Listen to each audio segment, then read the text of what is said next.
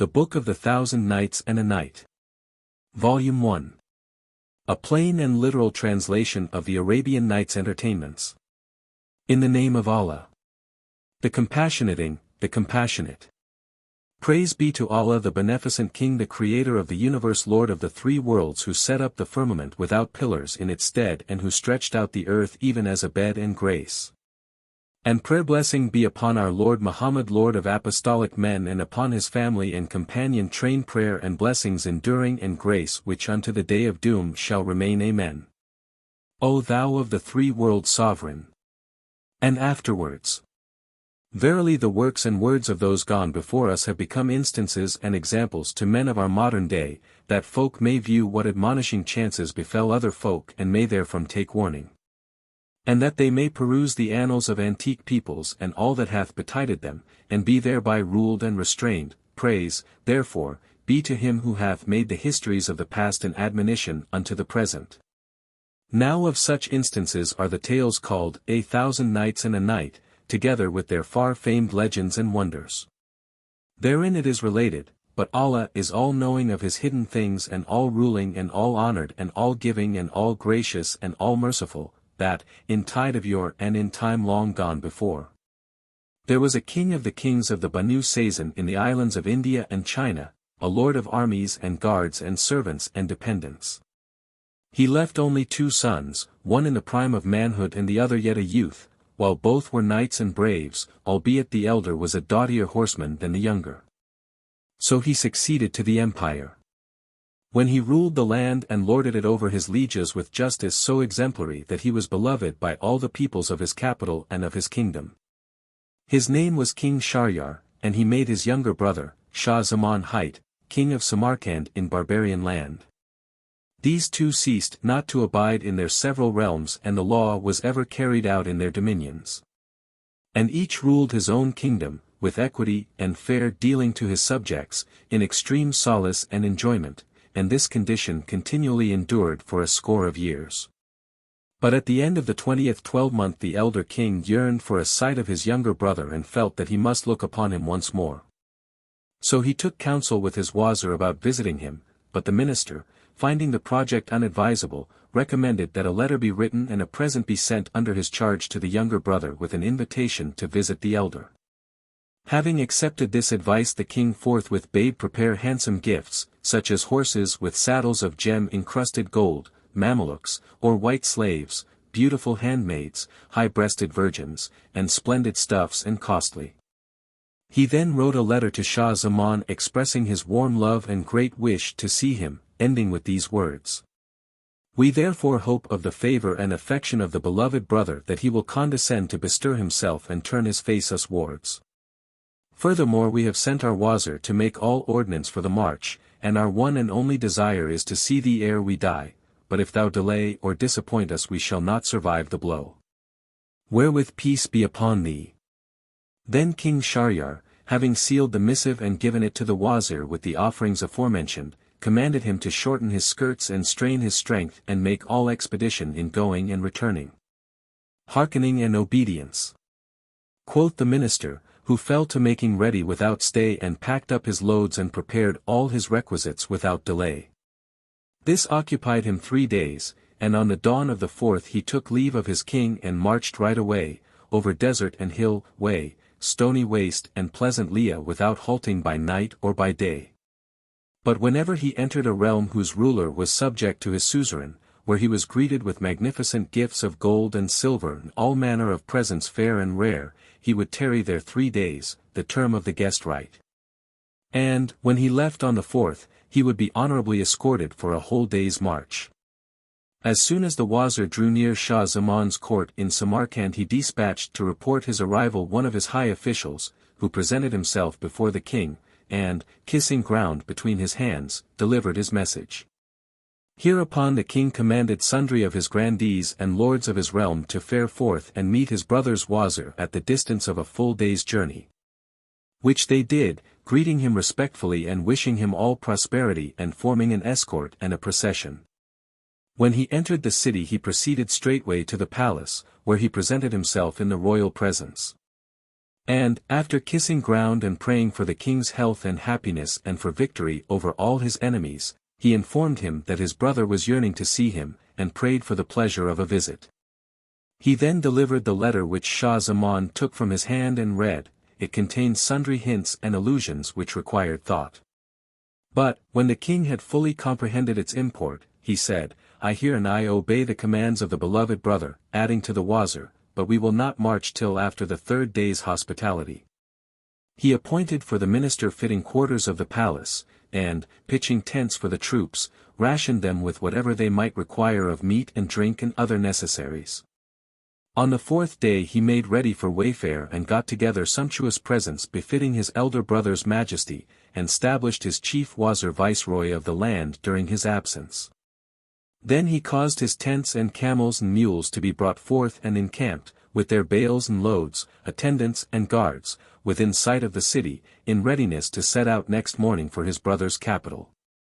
But when the night was half spent he bethought him that he had forgotten in his palace somewhat which he should have brought with him, so he returned privily and entered his apartments, where he found the queen, his wife, asleep on his own carpet bed, embracing with both arms a black cook of loathsome aspect and foul with kitchen grease and grime.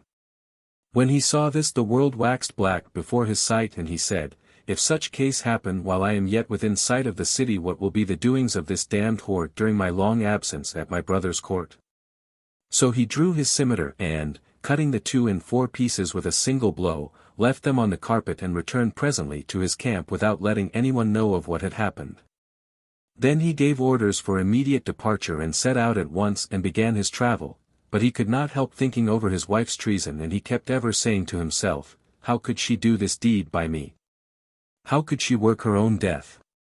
Till excessive grief seized him, his color changed to yellow, his body waxed weak and he was threatened with a dangerous malady, such an one as bringeth men to die. So the wazir shortened his stages and tarried long at the watering stations and did his best to solace the king. Now when Shah Zaman drew near the capital of his brother he dispatched vaunt couriers and messengers of glad tidings to announce his arrival, and Shahryar came forth to meet him with his wazirs and emirs and lords and grandees of his realm, and saluted him and joyed with exceeding joy and caused the city to be decorated in his honor. When, however, the brothers met, the elder could not but see the change of complexion in the younger and questioned him of his case, whereto he replied, "'Tis caused by the travails of wayfare and my case needs care. For I have suffered from the change of water and air. But Allah be praised for reuniting me with a brother so dear and so rare." On this wise he dissembled and kept his secret, adding, "O king of the time and caliph of the tide, only toil and moil have tinged my face yellow with bile and hath made my eyes sink deep in my head." Then the two entered the capital in all honor. And the elder brother lodged the younger in a palace overhanging the pleasure garden, and, after a time, seeing his condition still unchanged, he attributed it to his separation from his country and kingdom. So he let him wend his own ways and asked no questions of him till one day when he again said, "O my brother, I see thou art grown weaker of body and yellower of color." "O my brother," replied Shah Zaman, "I have an internal wound." Still he would not tell him what he had witnessed in his wife. Thereupon Shahryar summoned doctors and surgeons and bade them treat his brother according to the rules of art, which they did for a whole month. But their sherbets and potions not availed, for he would dwell upon the deed of his wife, and despondency, instead of diminishing, prevailed, and leech-craft treatment utterly failed. One day his elder brother said to him, "I am going forth to hunt and course and to take my pleasure and pastime, maybe this would lighten thy heart." Shah Zaman, however, refused, saying, "My brother, my soul yearneth for naught of this sort, and I entreat thy favor to suffer me tarry quietly in this place, being wholly taken up with my malady." So King Shah Zaman passed his night in the palace and, next morning, when his brother had fared forth, he removed from his room and sat him down at one of the lattice windows overlooking the pleasure grounds. And there he abode thinking with saddest thought over his wife's betrayal, and burning sighs issued from his tortured breast. And as he continued in this case, lo!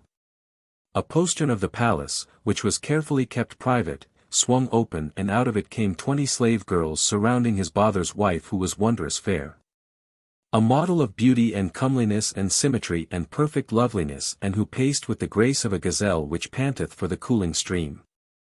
Thereupon Shah Zaman drew back from the window, but he kept the bevy in sight, espying them from a place whence he could not be espied.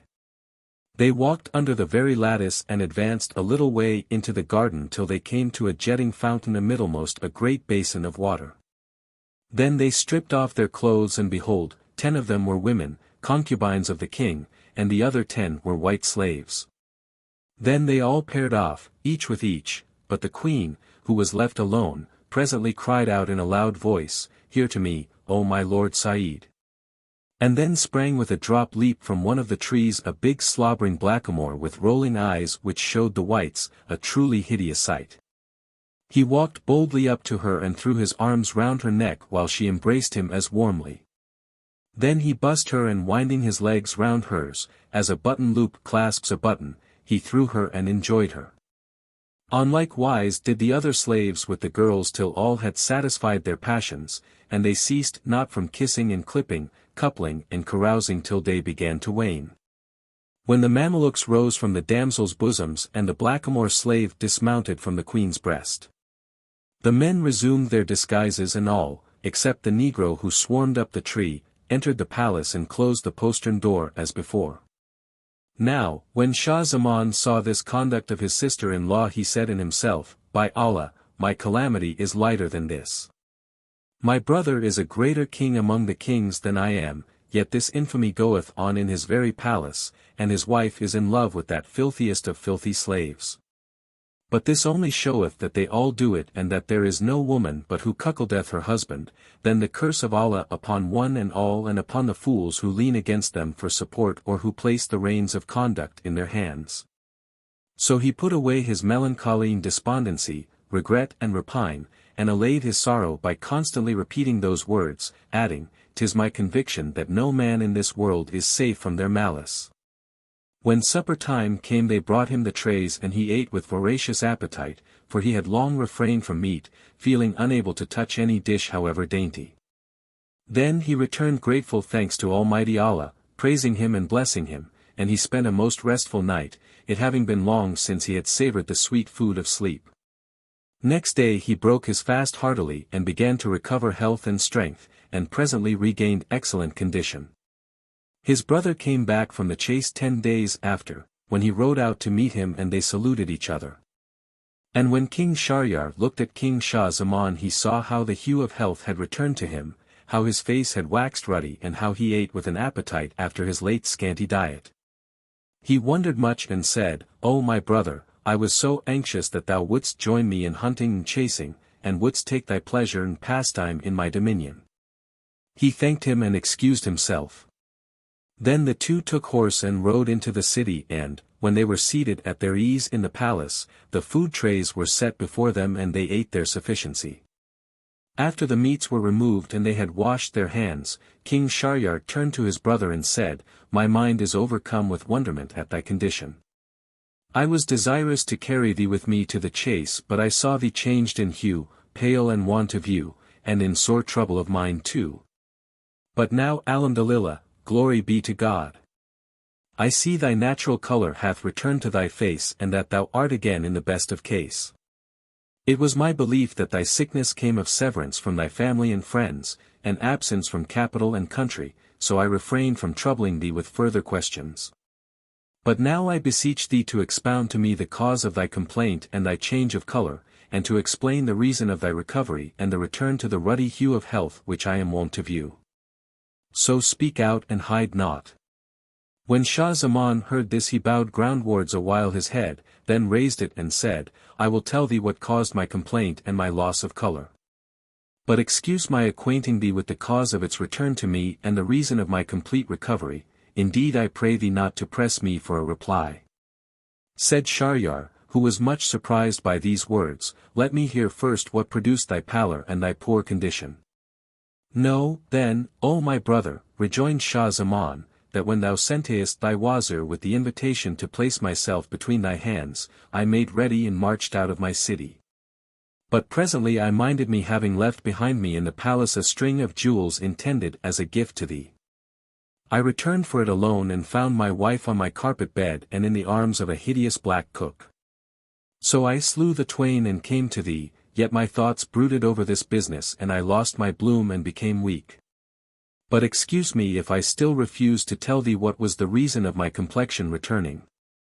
Shahryar shook his head, marveling with extreme marvel, and with the fire of wrath flaming up from his heart, he cried, Indeed, the malice of woman is mighty.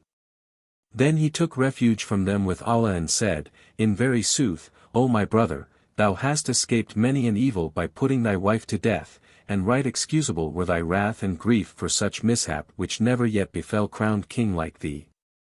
By Allah, had the case been mine, I would not have been satisfied without slaying 1,000 women in that way madness lies. But now praise be to Allah who hath tempered to thee thy tribulation, and needs must thou acquaint me with that which so suddenly restored to thee complexion and health, and explain to me what causeth this concealment. O King of the age, again I pray thee excuse my so doing. Nay, but thou must. I fear, O my brother, lest the recital cause thee more anger and sorrow than afflicted me. That were but a better reason, quoth Shahryar, for telling me the whole history, and I conjure thee by Allah not to keep back aught from me. Thereupon Shah Zaman told him all he had seen, from commencement to conclusion, ending with these words, When I beheld thy calamity in the treason of thy wife, O my brother. And I reflected that thou art in years my senior and in sovereignty my superior, mine own sorrow was belittled by the comparison, and my mind recovered tone and temper, so throwing off melancholy and despondency. I was able to eat and drink and sleep, and thus I speedily regained health and strength. Such is the truth and the whole truth. When King Shahryar heard this he waxed wroth with exceeding wrath, and rage was like to strangle him. But presently he recovered himself and said, O my brother, I would not give thee the lie in this matter, but I cannot credit it till I see it with mine own eyes. And thou wouldst look upon thy calamity, quoth Shah Zaman, rise at once and make ready again for hunting and coursing. And then hide thyself with me, so shalt thou witness it and thine eyes shall verify it. True, quoth the king. Whereupon he let make proclamation of his intent to travel, and the troops and tents fared forth without the city, camping within sight, and Shahryar sallied out with them and took seat amidmost his host, bidding the slaves admit no man to him. When night came on he summoned his wazir and said to him, Sit thou in my stead and let none wot of my absence till the term of 3 days. Then the brothers disguised themselves and returned by night with all secrecy to the palace, where they passed the dark hours, and at dawn they seated themselves at the lattice overlooking the pleasure grounds. When presently the queen and her handmaids came out as before, and passing under the windows made for the fountain. Here they stripped, 10 of them being men to 10 women, and the king's wife cried out, Where art thou, O Saeed? The hideous blackamoor dropped from the tree straightway. And, rushing into her arms without stay or delay, cried out, I am Sa'ad al-Din Saud. The lady laughed heartily, and all fell to satisfying their lusts, and remained so occupied for a couple of hours. When the white slaves rose up from the handmaidens' breasts and the blackamoor dismounted from the queen's bosom, then they went into the basin and, after performing the ghusl, or complete ablution, donned their dresses and retired as they had done before. When King Shahryar saw this infamy of his wife and concubines he became as one distraught and he cried out, Only in utter solitude can man be safe from the doings of this vile world. By Allah, life is naught but one great wrong. Presently he added, Do not thwart me, O my brother, in what I propose, and the other answered, I will not. So he said, Let us up as we are and depart forthright hence, for we have no concern with kingship, and let us overwander Allah's earth, worshipping the Almighty till we find someone to whom the like calamity hath happened. And if we find none then will death be more welcome to us than life. So the 2 brothers issued from a second private postern of the palace. And they never stinted wayfaring by day and by night, until they reached a tree amiddle of a meadow hard by a spring of sweet water on the shore of the salt sea. Both drank of it and sat down to take their rest. And when an hour of the day had gone by, lo! They heard a mighty roar and uproar in the middle of the main as though the heavens were falling upon the earth. And the sea brake with waves before them, and from it towered a black pillar, which grew and grew till it rose skywards and began making for that meadow. Seeing it, they waxed fearful exceedingly and climbed to the top of the tree, which was a lofty, whence they gazed to see what might be the matter. And behold, it was a Jinni, huge of height and burly of breast and bulk, broad of brow and black of blee, bearing on his head a coffer of crystal. He strode to land, wading through the deep, and coming to the tree whereupon were the two kings, seated himself beneath it. He then set down the coffer on its bottom, and out it drew a casket, with 7 padlocks of steel, which he unlocked with 7 keys of steel he took from beside his thigh, and out of it a young lady to come was seen. White-skinned and of winsomest mien, of stature fine and thin, and bright as though a moon of the 14th night she had been, or the sun raining lively sheen. Even so the poet Utiah hath excellently said. She rose like the morn as she shone through the night, and she gilded the grove with her gracious sight. From her radiance the sun taketh increase when she unveileth and shameth the moonshine. Bright. Bow down all beings between her hands as she showeth charms with her veil undight. And she floodeth cities with torrent tears when she flasheth her look of laven light. The Jinni seated her under the tree by his side, and looking at her said, O choicest love of this heart of mine!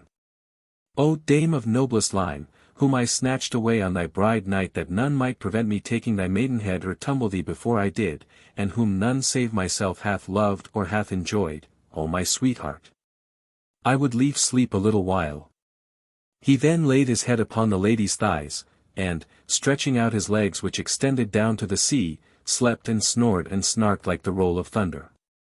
Presently she raised her head towards the tree top and saw the two kings perched near the summit. Then she softly lifted off her lap the Jinni's pate which she was tired of supporting, and placed it upon the ground. Then standing upright under the tree signed to the kings, Come ye down, ye two, and fear naught from this Ifrit. They were in a terrible fright when they found that she had seen them, and answered her in the same manner, Allah upon thee and by thy modesty, O lady, excuse us from coming down. But she rejoined by saying, Allah upon you both, that ye come down forthright, and if ye come not, I will rouse upon you my husband, this Ifrit, and he shall do you to die by the ilest of deaths. And she continued making signals to them. So, being afraid, they came down to her, and she rose before them and said, Stroke me a strong stroke, without stay or delay, otherwise will I arouse and set upon you this Ifrit who shall slay you straightway. They said to her, O our lady, we conjure thee by Allah, let us off this work, for we are fugitives from such and in extreme dread and terror of this thy husband. How then can we do it in such a way as thou desirest? Leave this talk, it needs must be so, quoth she, and she swore them by him who raised the skies on high, without prop or pillar, that, if they worked not her will, she would cause them to be slain and cast into the sea. Whereupon out of fear King Shahryar said to King Shah Zaman, My brother, do thou what she biddeth thee do, but he replied, I will not do it till thou do it before I do. And they began disputing about footering her. Then quoth she to the twain, How is it I see you disputing and demurring? If ye do not come forward like men and do the deed of kind ye two, I will arouse upon you the Ifrit. At this, by reason of their sore dread of the Jinni, both did by her what she bade them do, and, when they had dismounted from her, she said, Well done. She then took from her pocket a purse and drew out a knotted string, whereon were strung 570 seal rings, and asked, Know ye what be these? They answered her saying, We know not. Then quoth she, These be the signets of 570 men who have all footered me upon the horns of this fowl, this foolish, this filthy Ifrit, so give me also your 2 seal rings, ye pair of brothers. When they had drawn their 2 rings from their hands and given them to her, she said to them, Of a truth this Ifrit bore me off on my bride night. And put me into a casket and set the casket in a coffer, and to the coffer he affixed 7 strong padlocks of steel, and deposited me on the deep bottom of the sea that raves, dashing and clashing with waves. And guarded me so that I might remain chaste and honest, quotha! That none save himself might have connection with me. But I have lain under as many of my kind as I please, and this wretched Jinni wotteth not that destiny may not be averted nor hindered by aught, and that whatso woman willeth the same she fulfilleth however man nilleth. Even so saith one of them. Rely not on women, trust not to their hearts. Whose joys and whose sorrows are hung to their parts. Lying love they will swear thee whence guile ne'er departs. Take Yusuf for sample, where slights and where smarts. Iblis ousted Adam, see ye not? Through their arts. And another saith. Stint thy blame, man. 'Twill drive to a passion without bound, my fault is not so heavy as fault in it hast found. If true lover I become, then to me there cometh not save what happened unto many in the bygone stound. For wonderful is he and right worthy of our praise who from wiles of female wits kept him safe and kept him sound. Hearing these words they marvelled with exceeding marvel, and she went from them to the Ifrit and, taking up his head on her thigh as before, said to them softly, Now wend your ways and bear yourselves beyond the bounds of his malice. So they fared forth saying either to other, Allah. Allah, and there be no majesty and there be no might save in Allah, the glorious, the great, and with him we seek refuge from women's malice and slight, for of a truth it hath no mate in might. Consider, O my brother, the ways of this marvelous lady with an Ifrit who is so much more powerful than we are. Now since there hath happened to him a greater mishap than that which befell us and which should bear us abundant consolation, so return we to our countries and capitals.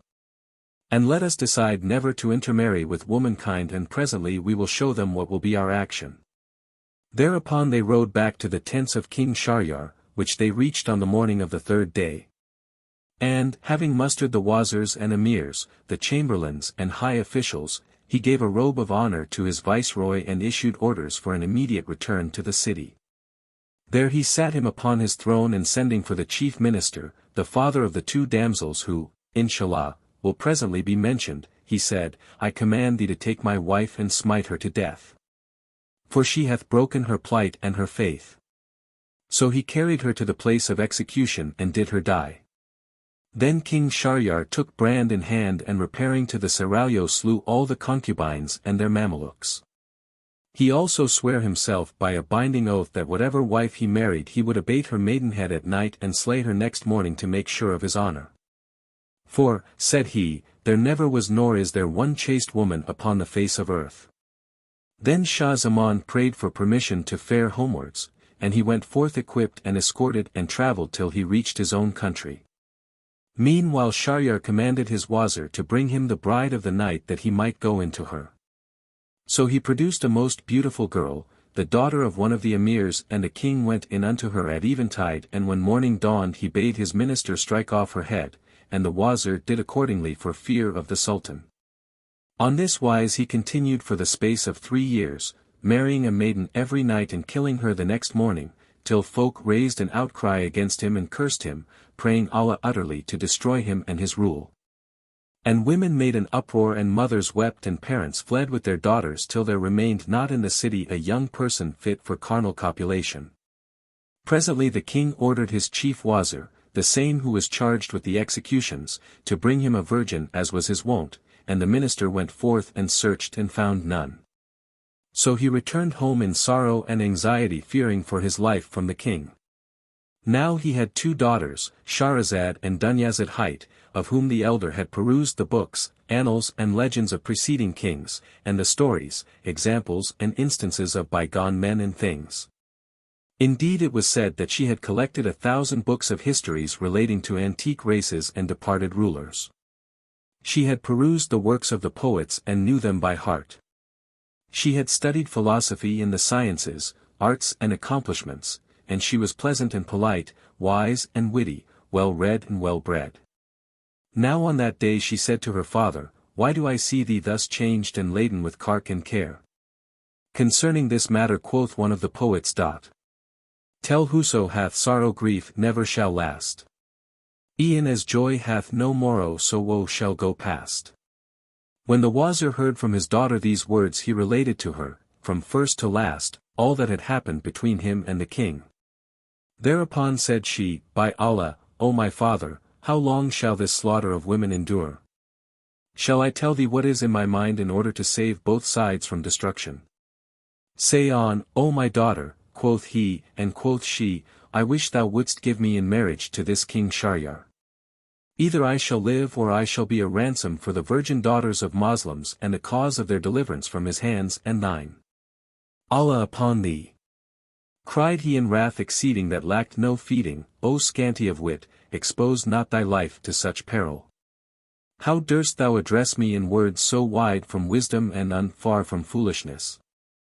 Know that one who lacketh experience in worldly matters readily falleth into misfortune, and whoso considereth not the end keepeth not the world to friend, and the vulgar say, I was lying at mine ease, not but my officiousness brought me unease. Needs must thou, she broke in, make me a doer of this good deed, and let him kill me and he will, I shall only die a ransom for others. O my daughter, asked he, and how shall that profit thee when thou shalt have thrown away thy life? And she answered, O my father, it must be, come of it what will. The wazir was again moved to fury and blamed and reproached her, ending with, in very deed, I fear lest the same befall thee which befell the bull and the ass with the husbandman. And what, asked she, befell them, O my father? Whereupon the wazir began the tale of the bull and the ass. Know, O my daughter, that there was once a merchant who owned much money and many men, and who was rich in cattle and camels. He had also a wife and family, and he dwelt in the country, being experienced in husbandry and devoted to agriculture. Now Allah Most High had endowed him with understanding the tongues of beasts and birds of every kind, but under pain of death if he divulged the gift to any. So he kept it secret for very fear. He had in his cow house a bull and an ass, each tethered in his own stall, one hard by the other. As the merchant was sitting near hand one day with his servants and his children were playing about him, he heard the bull say to the ass, Hail and health to thee, O father of waking!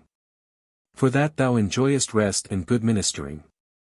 All under thee is clean swept and fresh sprinkled, men wait upon thee and feed thee, and thy provaunt is sifted barley and thy drink pure spring water, while I, unhappy creature, am led forth in the middle of the night, when they set on my neck the plough and a something called yoke, and I tire at cleaving the earth from dawn of day till set of sun. I am forced to do more than I can and to bear all manner of ill treatment from night to night, after which they take me back with my sides torn, my neck flayed, my legs aching and mine eyelids sored with tears. Then they shut me up in the byre and throw me beans and crushed straw, mixed with dirt and chaff, and I lie in dung and filth and foul stinks through the livelong night. But thou art ever in a place swept and sprinkled and cleansed, and thou art always lying at ease, save when it happens, and seldom enough, that the master hath some business, when he mounts thee and rides thee to town and returns with thee forthright. So it happens that I am toiling and distressed while thou takest thine ease and thy rest, thou sleepest while I am sleepless. I hunger still while thou eatest thy fill, and I win contempt while thou winnest goodwill. When the bull ceased speaking, the ass turned towards him and said, O broad, O brow, O thou lost one! He lied not who dubbed thee bull head, for thou, O father of a bull, hast neither forethought nor contrivance, thou art the simplest of simpletons, and thou knowest naught of good advisers. Hast thou not heard the saying of the wise? For others these hardships and labors I bear, and theirs is the pleasure and mine is the care. As the bleacher who blacketh his brow in the sun to whiten the raiment which other men wear. But thou, O fool, art full of zeal, and thou toilest and moilest before the master, and thou tearest and wearest and slayest thyself for the comfort of another. Hast thou never heard the saw that saith, none to guide and from the way go wide? Thou wendest forth at the call to dawn prayer, and thou returnest not till sundown, and through the livelong day thou endurest all manner hardships, to wit, beating and belaboring in bad language. Now hearken to me, Sir Bull. When they tie thee to thy stinking manger, thou pawest the ground with thy forehand and lashest out with thy hind hoofs and pushest with thy horns and bellowest aloud, so they deem thee contented. And when they throw thee thy fodder thou fallest on it with greed and hastenest to line thy fair fat paunch. But if thou accept my advice it will be better for thee, and thou wilt lead an easier life even than mine. When thou goest afield and they lay the thing called yoke on thy neck, lie down and rise not again though haply they swinge thee, and, if thou rise, lie down a second time. And when they bring thee home and offer thee thy beans, fall backwards and only sniff at thy meat and withdraw thee and taste it not, and be satisfied with thy crushed straw and chaff. And on this wise feign thou art sick, and cease not doing thus for a day or 2 days or even 3 days, so shalt thou have rest from toil and moil. When the bull heard these words he knew the ass to be his friend and thanked him, saying, Right is thy rede, and prayed that all blessings might requite him, and cried, O Father Wakener! Thou hast made up for my failings. Now the merchant, O my daughter, understood all that passed between them. Next day the driver took the bull, and settling the plough on his neck, made him work as wont.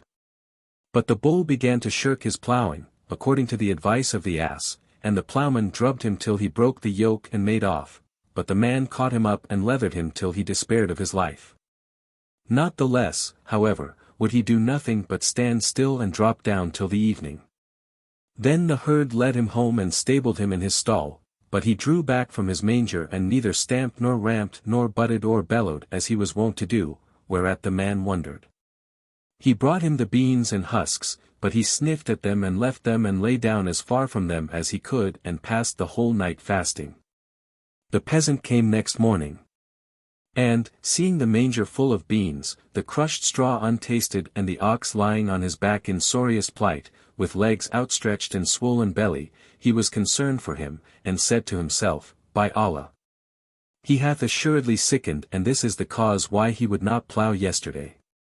Then he went to the merchant and reported, O my master, the bull is ailing, he refused his fodder last night, nay more, he hath not tasted a scrap of it this morning. Now the merchant farmer understood what all this meant, because he had overheard the talk between the bull and the ass, so quoth he, Take that rascal donkey, and set the yoke on his neck, and bind him to the plough and make him do bull's work.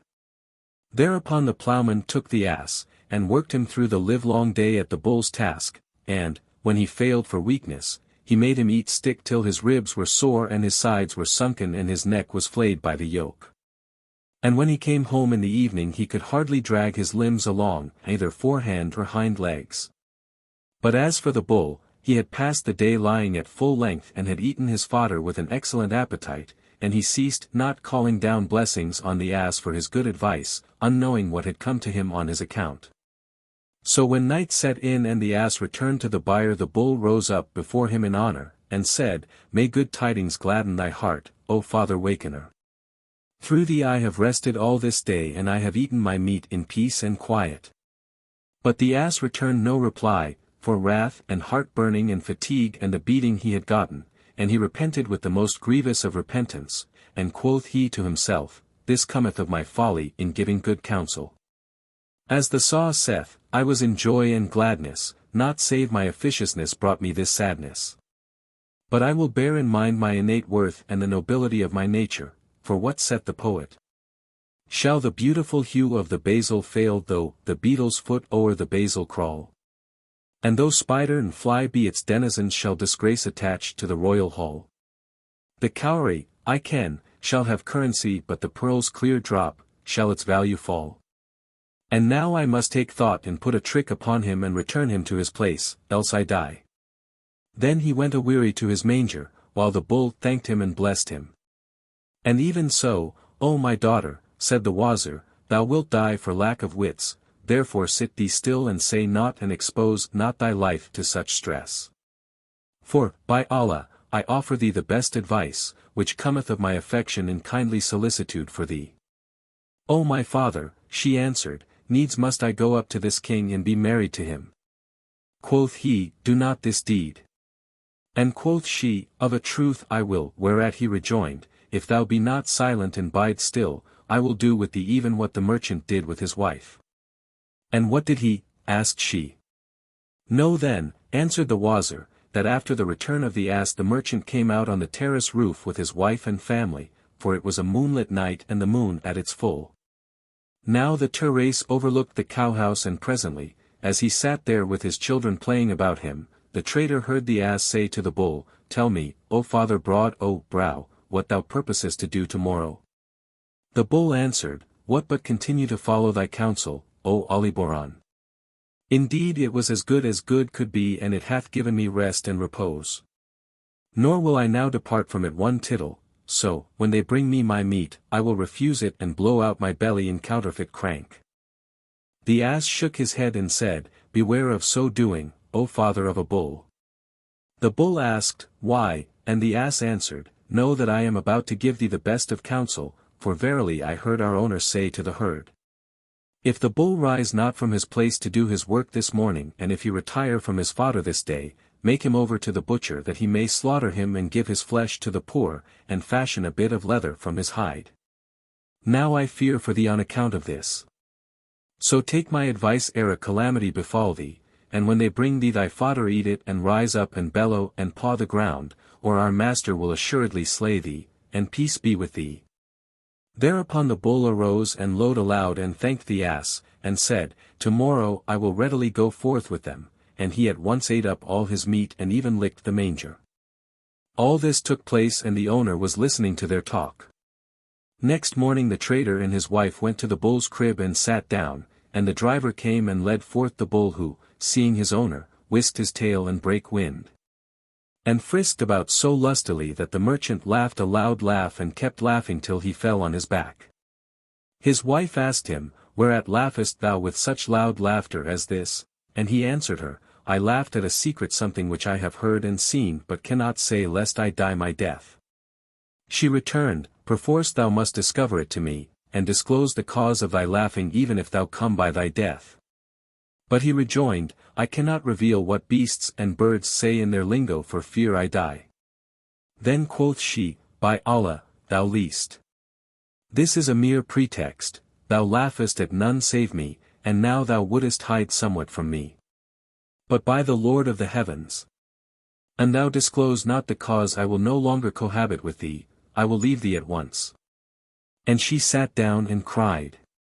Whereupon quoth the merchant, Woe betide thee! What means thy weeping? Fear Allah and leave these words and query me no more questions. Needs must thou tell me the cause of that laugh, said she, and he replied, Thou wottest that when I prayed Allah to vouchsafe me understanding of the tongues of beasts and birds, I made a vow never to disclose the secret to any under pain of dying on the spot. No matter, cried she, tell me what secret passed between the bull and the ass, and die this very hour an thou be so minded, and she ceased not to importune him till he was worn out and clean distraught. So at last he said, Summon thy father and thy mother and our kith and kin and sundry of our neighbors, which she did, and he sent for the Qazi and his assessors, intending to make his will and reveal to her his secret and die the death. For he loved her with love exceeding because she was his cousin, the daughter of his father's brother, and the mother of his children, and he had lived with her a life of 120 years. Then, having assembled all the family and the folk of his neighborhood, he said to them, By me there hangeth a strange story, and 'tis such that if I discover the secret to any, I am a dead man. Therefore quoth every one of those present to the woman, Allah upon thee, leave this sinful obstinacy and recognize the right of this matter, lest haply thy husband and the father of thy children die. But she rejoined, I will not turn from it till he tell me, even though he come by his death. So they ceased to urge her. And the trader rose from amongst them and repaired to an outhouse to perform wuzu ablution, and he purposed thereafter to return and to tell them his secret and to die. Now, daughter Shahryar, that merchant had in his outhouses some 50 hens under one cock, and whilst making ready to farewell his folk he heard one of his many farm dogs thus address in his own tongue the cock, who was flapping his wings and crowing lustily and jumping from one hen's back to another and treading all in turn, saying, O Chanticleer! How mean is thy wit and how shameless is thy conduct! Be he disappointed who brought thee up! Art thou not ashamed of thy doings on such a day as this? And what, asked the rooster, hath occurred this day? When the dog answered, Dost thou not know that our master is this day making ready for his death? His wife is resolved that he shall disclose the secret taught to him by Allah, and the moment he so doeth he shall surely die. We dogs are all a mourning, but thou clappest thy wings and clarionest thy loudest and treadest hen after hen. Is this an hour for pastime and pleasuring? Art thou not ashamed of thyself? Then by Allah, quoth the cock, is our master a lack-wit and a man scanty of sense, if he cannot manage matters with a single wife, his life is not worth prolonging. Now I have some 50 dame partlets. And I please this and provoke that and starve one and stuff another, and through my good governance they are all well under my control. This our master pretendeth to wit and wisdom, and he hath but one wife, and yet knoweth not how to manage her. Ask the dog, what then, O cock, should the master do to win clear of his strait? He should arise forthright, answered the cock, and take some twigs from yon mulberry tree and give her a regular back basting and rib roasting till she cry, I repent, O my lord. I will never ask thee a question as long as I live. Then let him beat her once more and soundly, and when he shall have done this he shall sleep free from care and enjoy life. But this master of ours owns neither sense nor judgment. Now, daughter Shahrazad, continued the Wazir, I will do to thee as did that husband to that wife. Said Shahrazad, and what did he do? He replied, when the merchant heard the wise words spoken by his cock to his dog, he arose in haste and sought his wife's chamber, after cutting for her some mulberry twigs and hiding them there. And then he called to her, Come into the closet that I may tell thee the secret while no one seeth me and then die. She entered with him and he locked the door and came down upon her with so sound a beating of back and shoulders, ribs, arms and legs, saying the while, Wilt thou ever be asking questions about what concerneth thee not? That she was well nigh senseless. Presently she cried out, I am of the repentant. By Allah, I will ask thee no more questions, and indeed I repent sincerely and wholesomely. Then she kissed his hand and feet and he led her out of the room submissive as a wife should be. Her parents and all the company rejoiced and sadness and mourning were changed into joy and gladness. Thus the merchant learnt family discipline from his cock and he and his wife lived together the happiest of lives until death. And thou also, O my daughter. Continued the Wazir, unless thou turn from this matter I will do by thee what that traitor did to his wife. But she answered him with much decision, I will never desist, O my father, nor shall this tale change my purpose. Leave such talk and tattle. I will not listen to thy words and, if thou deny me, I will marry myself to him despite the nose of thee. And first I will go up to the king myself and alone and I will say to him, I prayed my father to wive me with thee, but he refused being resolved to disappoint his lord, grudging the like of me to the like of thee. Her father asked, Must this needs be, and she answered, Even so. Hereupon the Wazir being weary of lamenting and contending, persuading and dissuading her, all to no purpose, went up to King Shahryar and after blessing him and kissing the ground before him, told him all about his dispute with his daughter from first to last and how he designed to bring her to him that night. The king wondered with exceeding wonder, for he had made an especial exception of the Wazir's daughter, and said to him, O most faithful of counselors, how is this? Thou wottest that I have sworn by the raiser of the heavens that after I have gone into her this night I shall say to thee on the morrow's morning, Take her and slay her. And, if thou slay her not, I will slay thee in her stead without fail. Allah guide thee to glory and lengthen thy life, O King of the age, answered the Wazir, it is she that hath so determined, all this have I told her and more. But she will not hearken to me and she persisteth in passing this coming night with the king's majesty. So Shahryar rejoiced greatly and said, 'Tis well, go get her ready and this night bring her to me. The Wazir returned to his daughter and reported to her the command saying, Allah make not thy father desolate by thy loss.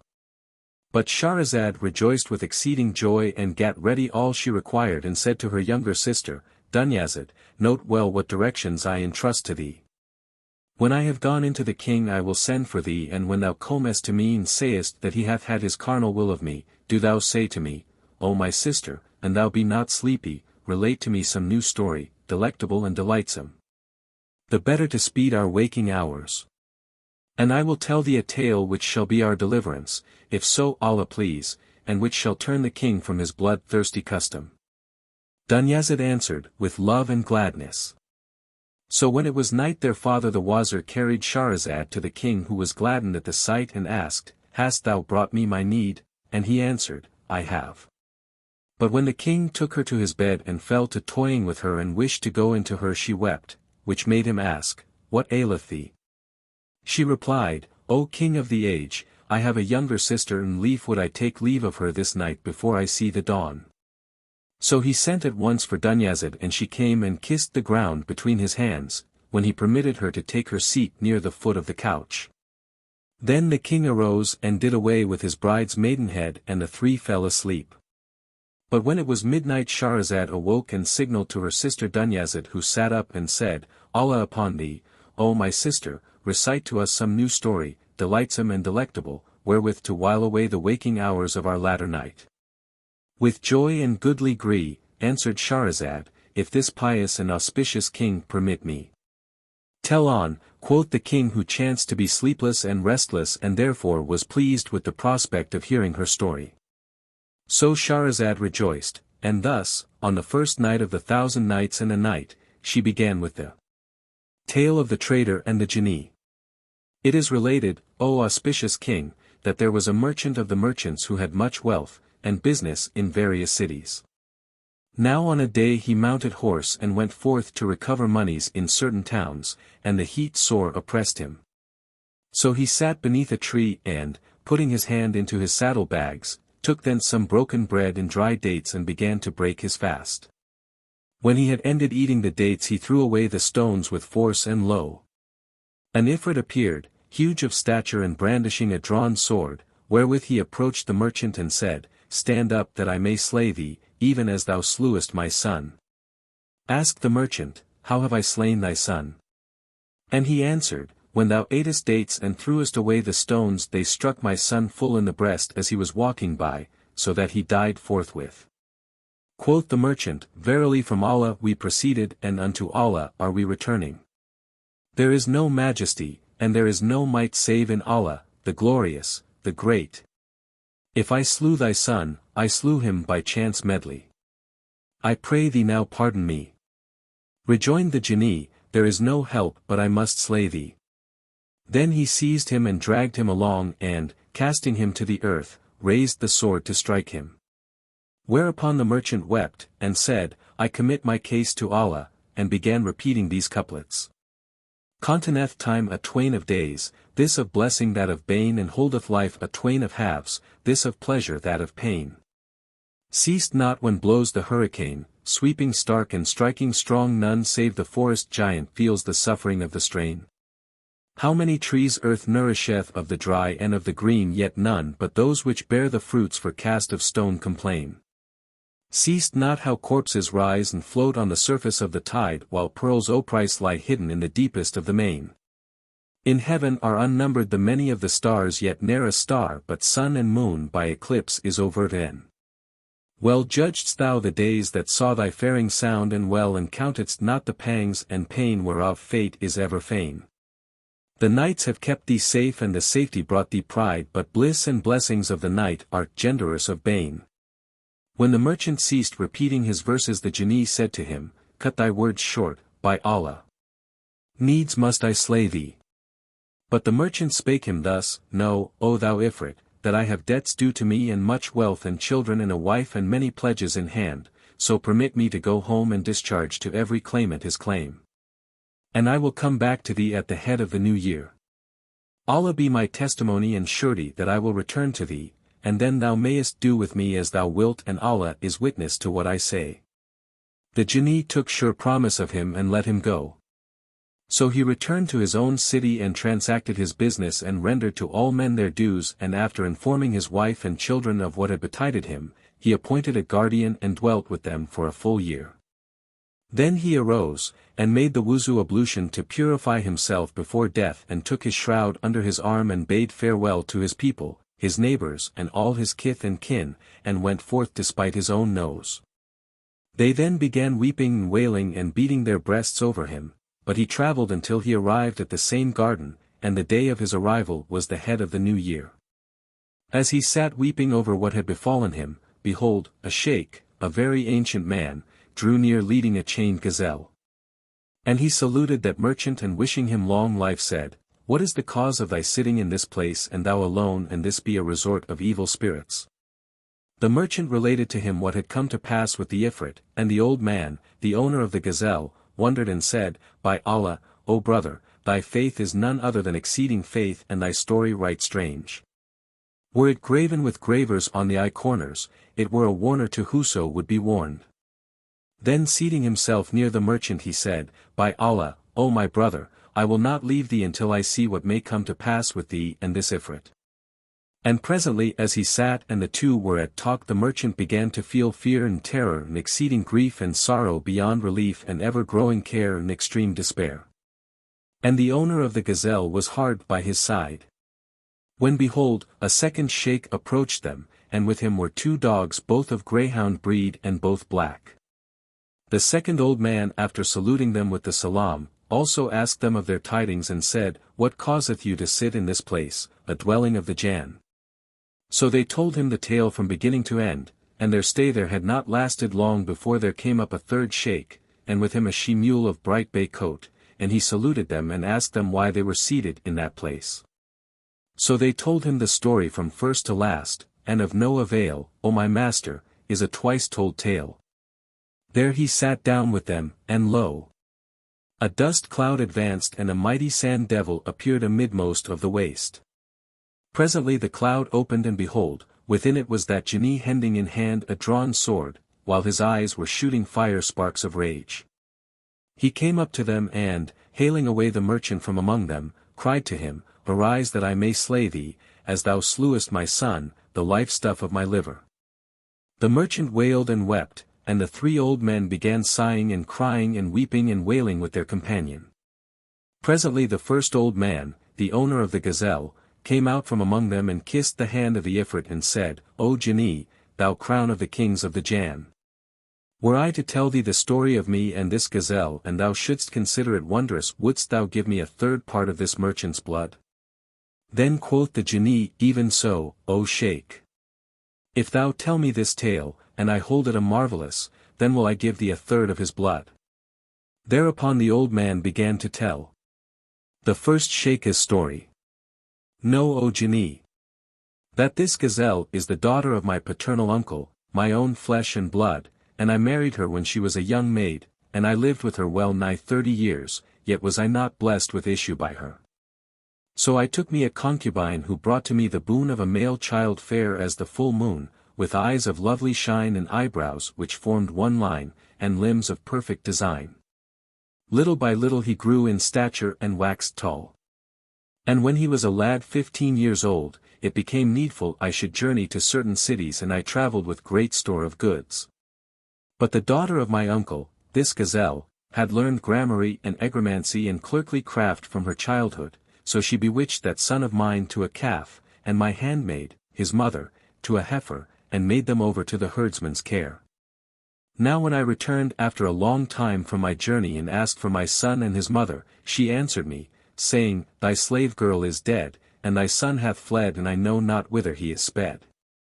So I remained for a whole year with grieving heart, and streaming eyes until the time came for the great festival of Allah. Then sent I to my herdsman bidding him choose for me a fat heifer. And he brought me one which was the damsel, my handmaid, whom this gazelle had ensorcelled. I tucked up my sleeves and skirt and, taking a knife, proceeded to cut her throat, but she lowed aloud and wept bitter tears. Thereat I marveled and pity seized me and I held my hand, saying to the herd, Bring me other than this. Then cried my cousin, Slay her, for I have not a fatter nor a fairer. Once more I went forward to sacrifice her, but she again lowed aloud, upon which in ruth I refrained and commanded the herdsman to slay her and flay her. He killed her and skinned her but found in her neither fat nor flesh, only hide and bone. And I repented when penitence availed me not. I gave her to the herdsman and said to him, Fetch me a fat calf, so he brought my son ensorcelled. When the calf saw me, he brake his tether and ran to me, and fawned upon me and wailed and shed tears, so that I took pity on him and said to the herdsman, Bring me a heifer and let this calf go. Thereupon my cousin, this gazelle, called aloud at me, saying, Needs must thou kill this calf, this is a holy day and a blessed, whereon naught is slain save what be perfect pure, and we have not amongst our calves any fatter or fairer than this. Quoth I, Look thou upon the condition of the heifer which I slaughtered at thy bidding, and how we turned from her in disappointment, and she profited us on no wise. And I repent with an exceeding repentance of having killed her, so this time I will not obey thy bidding for the sacrifice of this calf. Quoth she, By Allah the most great, the compassionating, the compassionate. There is no help for it. Thou must kill him on this holy day, and if thou kill him not to me thou art no man and I to thee am no wife. Now when I heard those hard words, not knowing her object I went up to the calf, knife in hand, and Shahrazad perceived the dawn of day and ceased to say her permitted say.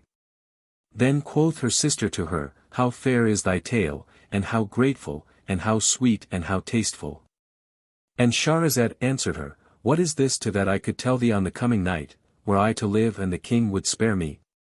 Then said the king in himself, By Allah, I will not slay her, until I shall have heard the rest of her tale. So they slept the rest of that night in mutual embrace till day fully break. Then the king went forth to his audience hall and the wazir went up with his daughter's shroud under his arm. The king issued his orders, and promoted this and deposed that, until the end of the day. And he told the wazir no whit of what had happened. But the minister wondered thereat with exceeding wonder, and when the court broke up King Shahryar entered his palace. When it was the second night, said Dunyazad to her sister Shahrazad, O my sister, finish for us that story of the merchant and the JINNI, and she answered, With joy and goodly gree, if the king permit me. Then quoth the king, Tell thy tale. And Shahrazad began in these words, It hath reached me, O auspicious king and heaven-directed ruler, that when the merchant purposed the sacrifice of the calf but saw it weeping, his heart relented and he said to the herdsman, Keep the calf among my cattle. All this the old sheikh told the JINNI who marveled much at these strange words. Then the owner of the gazelle continued, O lord of the kings of the Jann, this much took place and my uncle's daughter, this gazelle, looked on and saw it, and said, Butcher me this calf, for surely it is a fat one. But I bade the herdsman take it away and he took it and turned his face homewards. On the next day as I was sitting in my own house, lo! The herdsman came and, standing before me said, O my master, I will tell thee a thing which shall gladden thy soul, and shall gain me the gift of good tidings. I answered, Even so. Then said he, O merchant, I have a daughter, and she learned magic in her childhood from an old woman who lived with us. Yesterday when thou gavest me the calf, I went into the house to her, and she looked upon it and veiled her face. Then she wept and laughed alternately and at last she said, O my father, hath mine honor become so cheap to thee that thou bringest into me strange men? I asked her, Where be these strange men and why wast thou laughing, and crying? And she answered, Of a truth this calf which is with thee is the son of our master, the merchant, but he is ensorcelled by his stepdame who bewitched both him and his mother, such is the cause of my laughing. Now the reason of his weeping is his mother, for that his father slew her unawares. Then I marveled at this with exceeding marvel and hardly made sure that day had dawned before I came to tell thee. When I heard, O JINNI, my herdsman's words, I went out with him, and I was drunken without wine, from the excess of joy and gladness which came upon me, until I reached his house. There his daughter welcomed me and kissed my hand, and forthwith the calf came and fawned upon me as before. Quoth I to the herdsman's daughter, Is this true that thou sayest of this calf? Quoth she, Yea, O my master, he is thy son, the very core of thy heart. I rejoiced and said to her, O maiden, if thou wilt release him thine shall be whatever cattle and property of mine are under thy father's hand. She smiled and answered, O my master, I have no greed for the goods nor will I take them save on two conditions.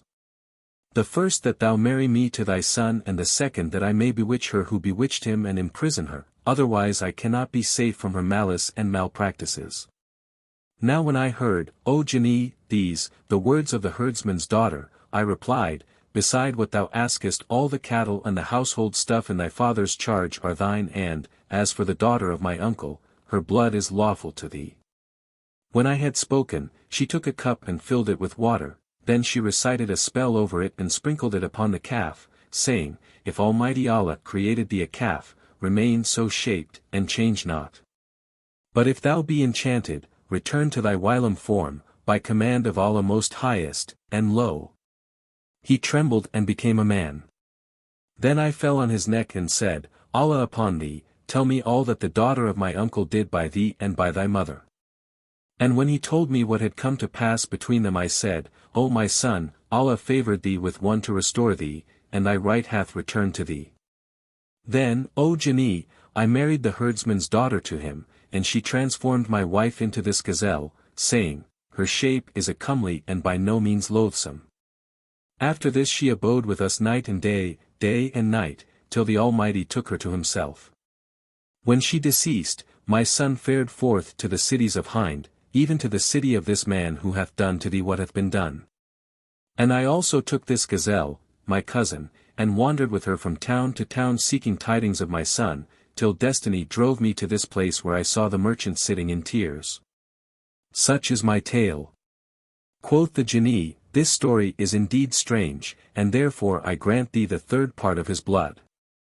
Thereupon the second old man, who owned the 2 greyhounds, came up and said, O Jinni, if I recount to thee what befell me from my brothers, these 2 hounds. And thou see that it is a tale even more wondrous and marvellous than what thou hast heard, wilt thou grant to me also the third of this man's blood? Replied the Jinni, thou hast my word for it, if thine adventures be more marvellous and wondrous. Thereupon he thus began. The second Sheikh's story. Know, O Lord of the kings of the Jann, that these 2 dogs are my brothers and I am the third. Now when our father died and left us a capital of 3,000 gold pieces, I opened a shop with my share, and bought and sold therein, and in like guise did my 2 brothers, each setting up a shop. But I had been in business no long while before the elder sold his stock for 1,000 dinars, and after buying outfit and merchandise, went his ways to foreign parts. He was absent 1 whole year with the caravan. But one day as I sat in my shop, behold, a beggar stood before me asking alms, and I said to him, Allah opened thee another door. Whereupon he answered, weeping the while, Am I so changed that thou knowest me not? Then I looked at him narrowly, and lo! It was my brother, so I rose to him and welcomed him, then I seated him in my shop and put questions concerning his case. Ask me not, answered he, my wealth is a waste and my state hath waxed unstated. So I took him to the hammam bath and clad him in a suit of my own and gave him lodging in my house. Moreover, after looking over the accounts of my stock in trade and the profits of my business, I found that industry had gained me 1,000 dinars, while my principal, the head of my wealth, amounted to 2,000. So I shared the whole with him saying, Assume that thou hast made no journey abroad but hast remained at home, and be not cast down by thine ill luck. He took the share in great glee and opened for himself a shop.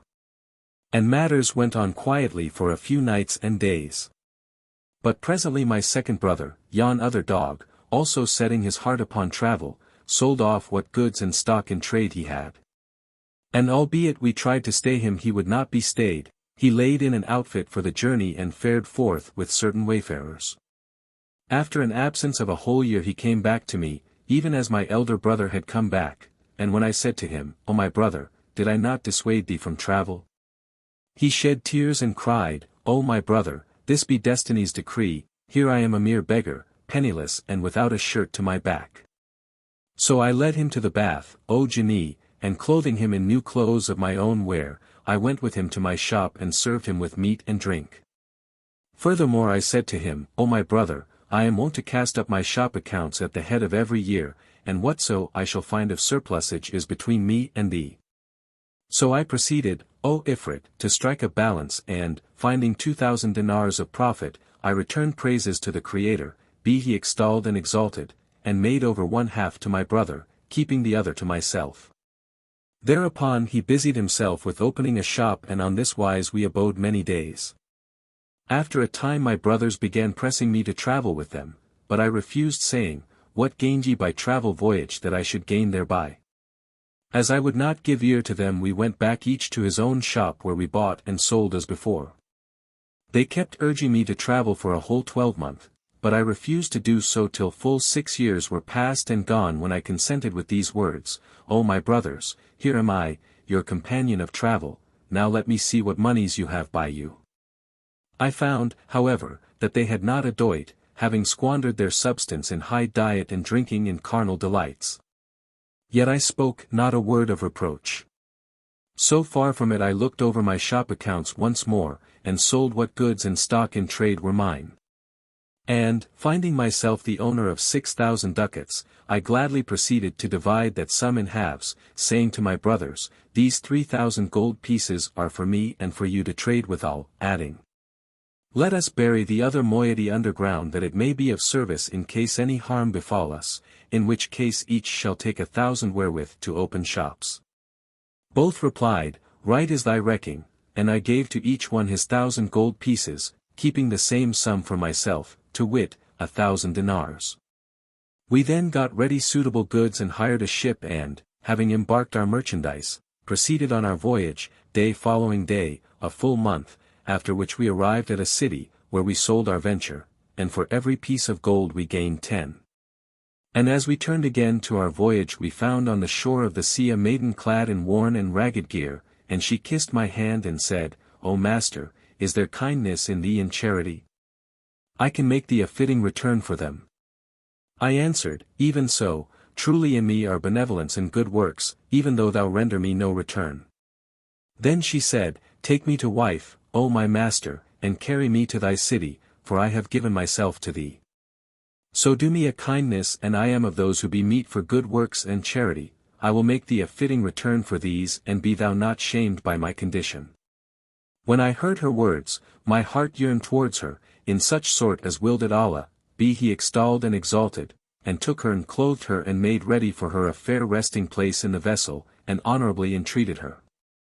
So we voyaged on, and my heart became attached to her with exceeding attachment, and I was separated from her neither night nor day, and I paid more regard to her than to my brothers. Then they were estranged from me, and waxed jealous of my wealth and the quantity of merchandise I had, and their eyes were opened covetously upon all my property. So they took counsel to murder me and seize my wealth, saying, let us slay our brother and all his monies will be ours, and Satan made this deed seem fair in their sight. So when they found me in privacy, and I sleeping by my wife's side, they took us both up and cast us into the sea. My wife awoke startled from her sleep and, forthright becoming an Ifrita, she bore me up and carried me to an island and disappeared for a short time. But she returned in the morning and said, here am I, thy faithful slave, who hath made thee due recompense, for I bore thee up in the waters and saved thee from death by command of the Almighty. Know, that I am a JINNI, and as I saw thee my heart loved thee by will of the Lord, for I am a believer in Allah and in his apostle, whom heaven bless and preserve. Thereupon I came to thee conditioned as thou sawest me and thou didst marry me, and see now I have saved thee from sinking.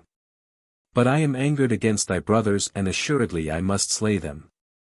When I heard her story I was surprised and, thanking her for all she had done, I said, but as to slaying my brothers this must not be. Then I told her the tale of what had come to pass with them from the beginning of our lives to the end, and on hearing it quoth she, this night will I fly as a bird over them and will sink their ship and slay them. Quoth I, Allah upon thee, do not thus, for the proverb saith, O thou who doest good to him that doth evil, leave the evildoer to his evil deeds. Moreover they are still my brothers.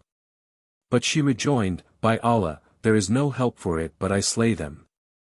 I humbled myself before her for their pardon, whereupon she bore me up and flew away with me till at last she set me down on the terrace roof of my own house. I opened the doors and took up what I had hidden in the ground, and after I had saluted the folk I opened my shop and bought me merchandise. Now when night came on I went home, and there I saw these two hounds tied up. And, when they sighted me, they arose and whined and fawned upon me, but ere I knew what happened my wife said, these two dogs be thy brothers. I answered, and who hath done this thing by them? And she rejoined, I sent a message to my sister and she entreated them on this wise, nor shall these two be released from their present shape till 10 years shall have passed. And now I have arrived at this place on my way to my wife's sister that she may deliver them from this condition, after their having endured it for 60 years. As I was wending onwards I saw this young man, who acquainted me with what had befallen him, and I determined not to fare hence until I should see what might occur between thee and him. Such is my tale. Then said the Jinni, surely this is a strange story, and therefore I give thee the third portion of his blood and his crime. Thereupon quoth the third sheikh, the master of the mare mule, to the Jinni, I can tell thee a tale more wondrous than these two, so thou grant me the remainder of his blood and of his offense. And the Jinni answered, so be it. Then the old man began. The third sheikh's story. Know, O Sultan and head of the Jann, that this mule was my wife. Now it so happened that I went forth and was absent 1 whole year. And when I returned from my journey I came to her by night, and saw a black slave lying with her on the carpet bed, and they were talking, and dallying, and laughing, and kissing and playing the close buttock game. When she saw me, she rose and came hurriedly at me with a gugglet of water, and, muttering spells over it, she besprinkled me and said, Come forth from this thy shape into the shape of a dog, and I became on the instant a dog. She drove me out of the house, and I ran through the doorway nor ceased running until I came to a butcher's stall, where I stopped and began to eat what bones were there. When the stall owner saw me, he took me and led me into his house, but as soon as his daughter had sight of me she veiled her face from me, crying out, Dost thou bring men to me, and dost thou come in with them to me? Her father asked, Where is the man? And she answered, This dog is a man whom his wife hath ensorcelled, and I am able to release him. When her father heard her words, he said, Allah upon thee, O my daughter, release him. So she took a gugglet of water and, after uttering words over it, sprinkled upon me a few drops, saying, Come forth from that form into thy former form. And I returned to my natural shape. Then I kissed her hand and said, I wish thou wouldest transform my wife even as she transformed me. Thereupon she gave me some water, saying, As soon as thou see her asleep, sprinkle this liquid upon her and speak what words thou heardest me utter, so shall she become whatsoever thou desirest. I went to my wife and found her fast asleep. And, while sprinkling the water upon her, I said, Come forth from that form into the form of a mare mule. So she became on the instant a she-mule, and she it is whom thou sayest with thine eyes, O Sultan and head of the kings of the Jann. Then the Jinni turned towards her and said, Is this sooth? And she nodded her head and replied by signs, Indeed, 'tis the truth, for such is my tale and this is what hath befallen me. Now when the old man had ceased speaking the Jinni shook with pleasure and gave him the third of the merchant's blood. And Shahrazad perceived the dawn of day and ceased saying her permitted say. Then quoth Dunyazad, O my sister, how pleasant is thy tale, and how tasteful, how sweet and how grateful. She replied, And what is this compared with that I could tell thee, the night to come, if I live and the king spare me? Then thought the king, By Allah, I will not slay her until I hear the rest of her tale, for truly it is wondrous. So they rested that night in mutual embrace until the dawn. After this the king went forth to his hall of estate, and the wazir and the troops came in and the court was crowded, and the king gave orders and judged and appointed and deposed, bidding and forbidding during the rest of the day. Then the divan broke up, and King Shahryar entered his palace. When it was the third night, and the king had had his will of the wazir's daughter, Dunyazad, her sister, said to her, Finish for us that tale of thine. And she replied, with joy and goodly gree. It hath reached me, O auspicious king, that when the third old man told a tale to the Jinni more wondrous than the two preceding, the Jinni marveled with exceeding marvel, and, shaking with delight, cried, Lo! I have given thee the remainder of the merchant's punishment, and for thy sake have I released him. Thereupon the merchant embraced the old men and thanked them, and these sheikhs wished him joy on being saved and fared forth each one for his own city. Yet this tale is not more wondrous than the fisherman's story. Asked the king, What is the fisherman's story? And she answered by relating the tale of the fisherman and the Jinni. It hath reached me, O auspicious king, that there was a fisherman well stricken in years who had a wife and 3 children, and withal was of poor condition. Now it was his custom to cast his net every day 4 times, and no more. On a day he went forth about noontide to the sea shore, where he laid down his basket, and, tucking up his shirt and plunging into the water, made a cast with his net and waited till it settled to the bottom.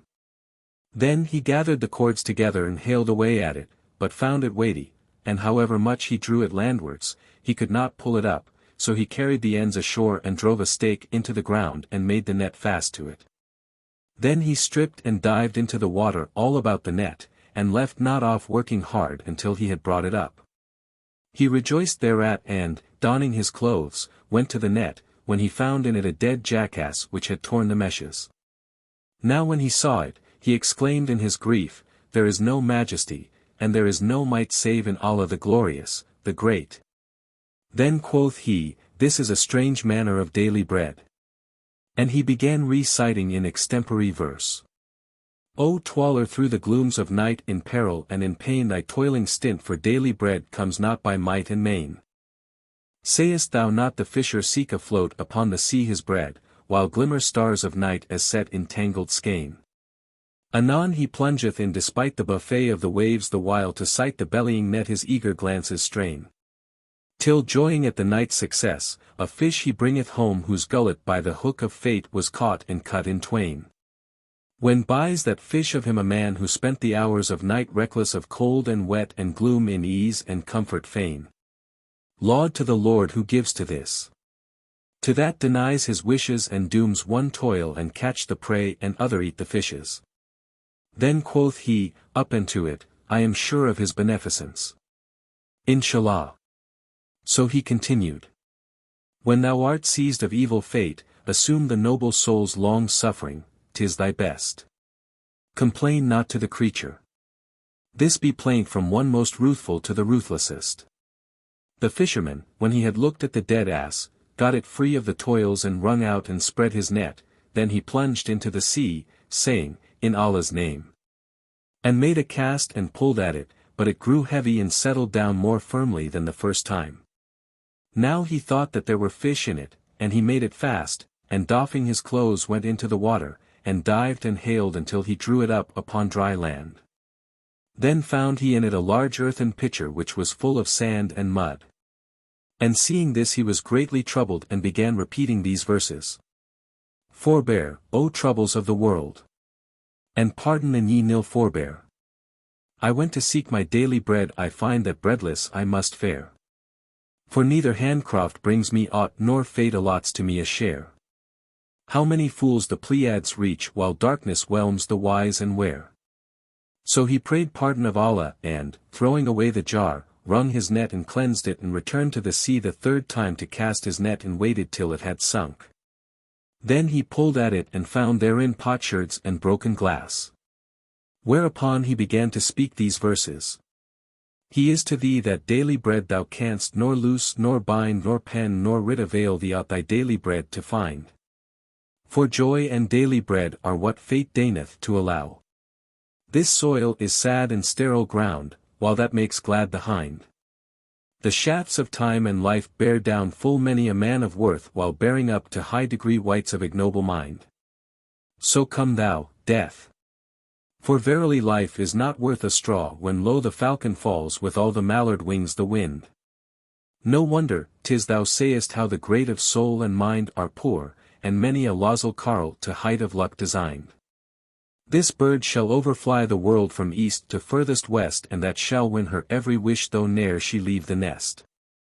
Then raising his eyes heavenwards he said, O my God! Verily thou wottest that I cast not my net each day save 4 times, the third is done and as yet thou hast vouchsafed me nothing. So this time, O my God, deign give me my daily bread. Then, having called on Allah's name, he again threw his net and waited it sinking and settling, whereupon he haled at it but could not draw it in for that it was entangled at the bottom. He cried out in his vexation, There is no majesty and there is no might save in Allah. And he began reciting. Fie on this wretched world. And so it be I must be whelmed by grief and misery. Though gladsome be man's lot when dawns the morn he drains the cup of woe ere eve he see. Yet was I one of whom the world when asked, whose lot is happiest? Oft would say, 'tis he.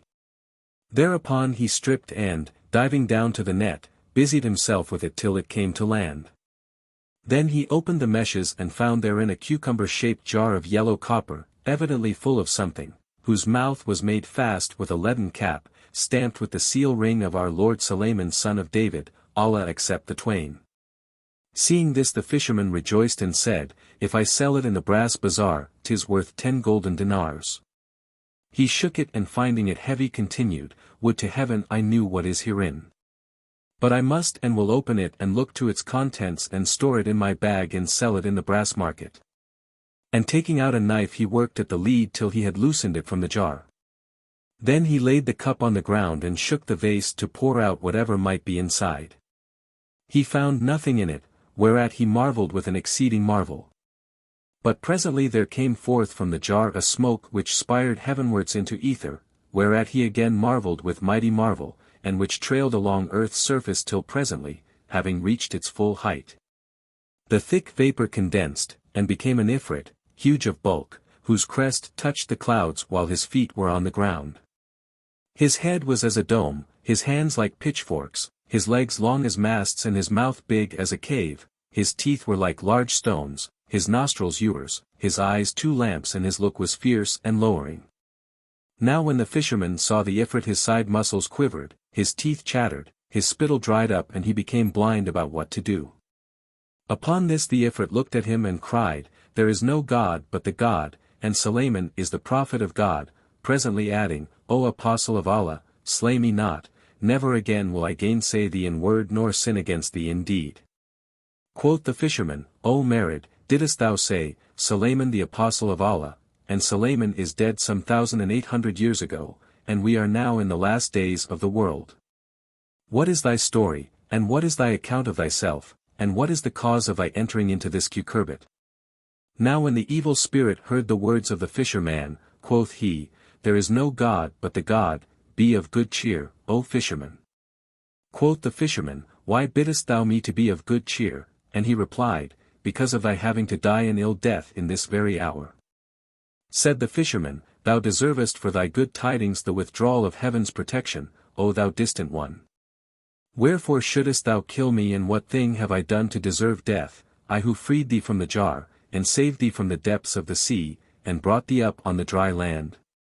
Replied the Ifrit, Ask of me only what mode of death thou wilt die, and by what manner of slaughter shall I slay thee? Rejoined the fisherman, What is my crime and wherefore such retribution? Quoth the Ifrit, Hear my story, O fisherman. And he answered, Say on, and be brief in thy saying, for of very sooth my life breath is in my nostrils.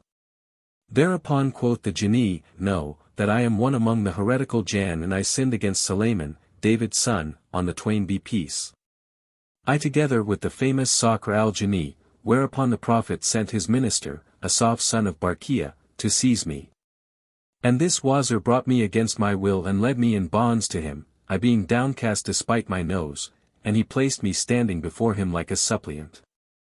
When Sulayman saw me, he took refuge with Allah and bade me embrace the true faith and obey his behests. But I refused, so sending for this cucurbit he shut me up therein, and stopped it over with lead, whereon he impressed the Most High name, and gave his orders to the Jann who carried me off, and cast me into the midmost of the ocean. There I abode 100 years, during which I said in my heart, Whoso shall release me, him will I enrich for ever and ever. But the full century went by and, when no one set me free, I entered upon the second 50, saying, Whoso shall release me, for him I will open the hordes of the earth. Still no one set me free, and thus 400 years passed away. Then quoth I, Whoso shall release me, for him will I fulfill 3 wishes. Yet no one set me free. Thereupon I waxed wroth with exceeding wrath and said to myself, Whoso shall release me from this time forth, him will I slay, and I will give him choice of what death he will die. And now, as thou hast released me, I give thee full choice of deaths. The fisherman, hearing the words of the Ifrit, said, O Allah! The wonder of it that I have not come to free thee save in these days. Adding, Spare my life, so Allah spare thine, and slay me not, lest Allah set one to slay thee. Replied the contumacious one, There is no help for it, die thou must, so ask me by way of boon what manner of death thou wilt die. Albeit thus certified, the fisherman again addressed the Ifrit, saying, "Forgive me this my death as a generous reward for having freed thee," and the Ifrit, "Surely I would not slay thee save on account of that same release." "O chief of the Ifrits," said the fisherman, "I do thee good and thou requitest me with evil. In very sooth the old saw leeth not when it saith, we wrought them weal, they met our weal with ill, such, by my life, is every bad man's labour. To him who benefits unworthy wights shall hap what inapt to Amir's neighbour." Now when the Ifrit heard these words he answered, "No more of this talk, needs must I kill thee." Upon this the fisherman said to himself, "This is a JINNI, and I am a man to whom Allah hath given a passably cunning wit, so I will now cast about to compass his destruction by my contrivance and by mine intelligence." Even as he took counsel only of his malice and his frowardness. He began by asking the Ifrit, "Hast thou indeed resolved to kill me?" And, receiving for all answer, "Even so," he cried, "Now in the most great name, graven on the seal ring of Sulayman the son of David, peace be with the holy twain, and I question thee on a certain matter, wilt thou give me a true answer?" The Ifrit replied, "Yea, but," hearing mention of the most great name, his wits were troubled and he said with trembling, "Ask and be brief." Quoth the fisherman, "How didst thou fit into this bottle which would not hold thy hand? No, nor even thy foot, and how came it to be large enough to contain the whole of thee?" Replied the Ifrit, "What? Dost not believe that I was all there?" And the fisherman rejoined, "Nay. I will never believe it until I see thee inside with my own eyes." And Shahrazad perceived the dawn of day and ceased to say her permitted say. When it was the fourth night, her sister said to her, "Please finish us this tale, and thou be not sleepy." So she resumed, "It hath reached me, O auspicious king, that when the fisherman said to the Ifrit, I will never and nowise believe thee until I see thee inside it with mine own eyes, the evil spirit on the instant shook and became a vapor, which condensed, and entered the jar little and little, till all was well inside, when lo! The fisherman in hot haste took the leaden cap with the seal and stoppered therewith the mouth of the jar and called out to the Ifrit, saying, "Ask me by way of boon what death thou wilt die. By Allah, I will throw thee into the sea before us, and here will I build me a lodge. And whoso cometh hither I will warn him against fishing and will say, In these waters abideth an Ifrit who giveth as a last favour a choice of deaths and fashion of slaughter to the man who saveth him." Now when the Ifrit heard this from the fisherman and saw himself in limbo, he was minded to escape, but this was prevented by Solomon's seal. So he knew that the fisherman had cousined and outwitted him, and he waxed lowly and submissive and began humbly to say, "I did but jest with thee." But the other answered, "Thou least, O vilest of the Ifrits, and meanest and filthiest." And he set off with the bottle for the sea side, the Ifrit calling out, "Nay. Nay," and he calling out, "I. I." Thereupon the evil spirit softened his voice and smoothed his speech and abased himself, saying, "What wouldest thou do with me, O fisherman?" "I will throw thee back into the sea," he answered, "where thou hast been housed and homed for 1,800 years, and now I will leave thee therein till judgment day. Did I not say to thee, Spare me and Allah shall spare thee, and slay me not lest Allah slay thee? Yet thou spurnedst my supplication and hadst no intention save to deal ungraciously by me, and Allah hath now thrown thee into my hands and I am cunninger than thou." Quoth the Ifrit, "Open for me and I may bring thee weal." Quoth the fisherman, "Thou least, thou accursed. My case with thee is that of the Wazir of King Yunnan with the sage Duban." And who was the Wazir of King Yunnan and who was the sage Duban, and what was the story about them? Quoth the Ifrit, whereupon the fisherman began to tell the tale of the Wazir and the sage Duban. Know, O thou Ifrit, that in days of yore and in ages long gone before, a king called Yunnan reigned over the city of Fars of the land of the Rum. He was a powerful ruler and a wealthy, who had armies and guards and allies of all nations of men, but his body was afflicted with a leprosy which leeches and men of science failed to heal. He drank potions and he swallowed powders and he used unguents, but naught did him good and none among the host of physicians availed to procure him a cure. At last there came to his city a mighty healer of men and one well stricken in years, the sage Duban hight. This man was a reader of books, Greek, Persian, Roman, Arabian, and Syrian.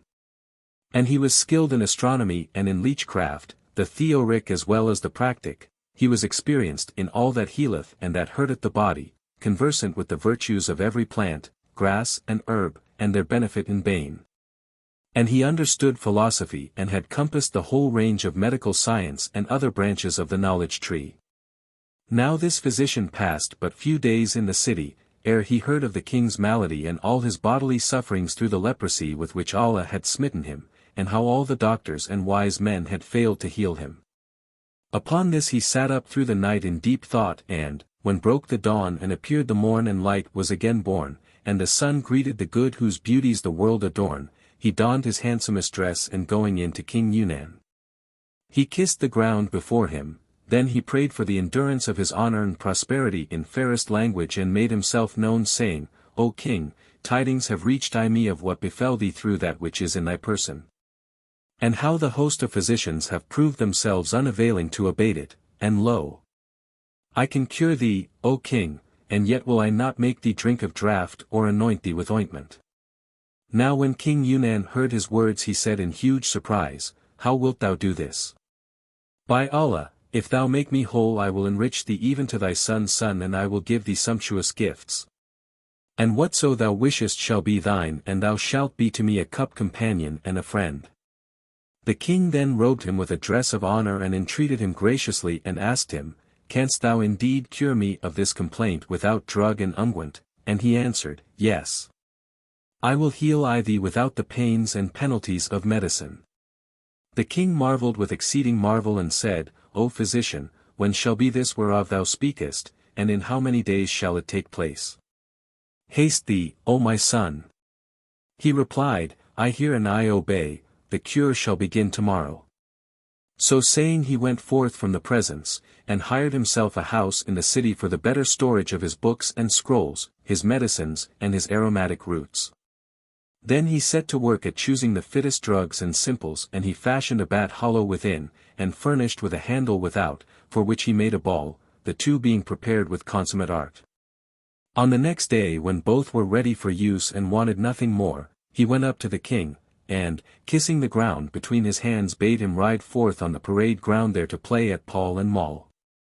He was accompanied by his suite, emirs and chamberlains, wazirs and lords of the realm and, ere he was seated, the sage Duban came up to him, and handing him the bat said, Take this maul and grip it as I do, so.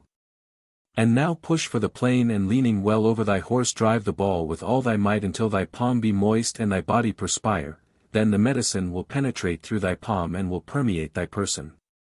When thou hast done with playing and thou feelest the effects of the medicine, return to thy palace, and make the ghusl ablution in the hammam bath, and lay thee down to sleep, so shalt thou become whole, and now peace be with thee.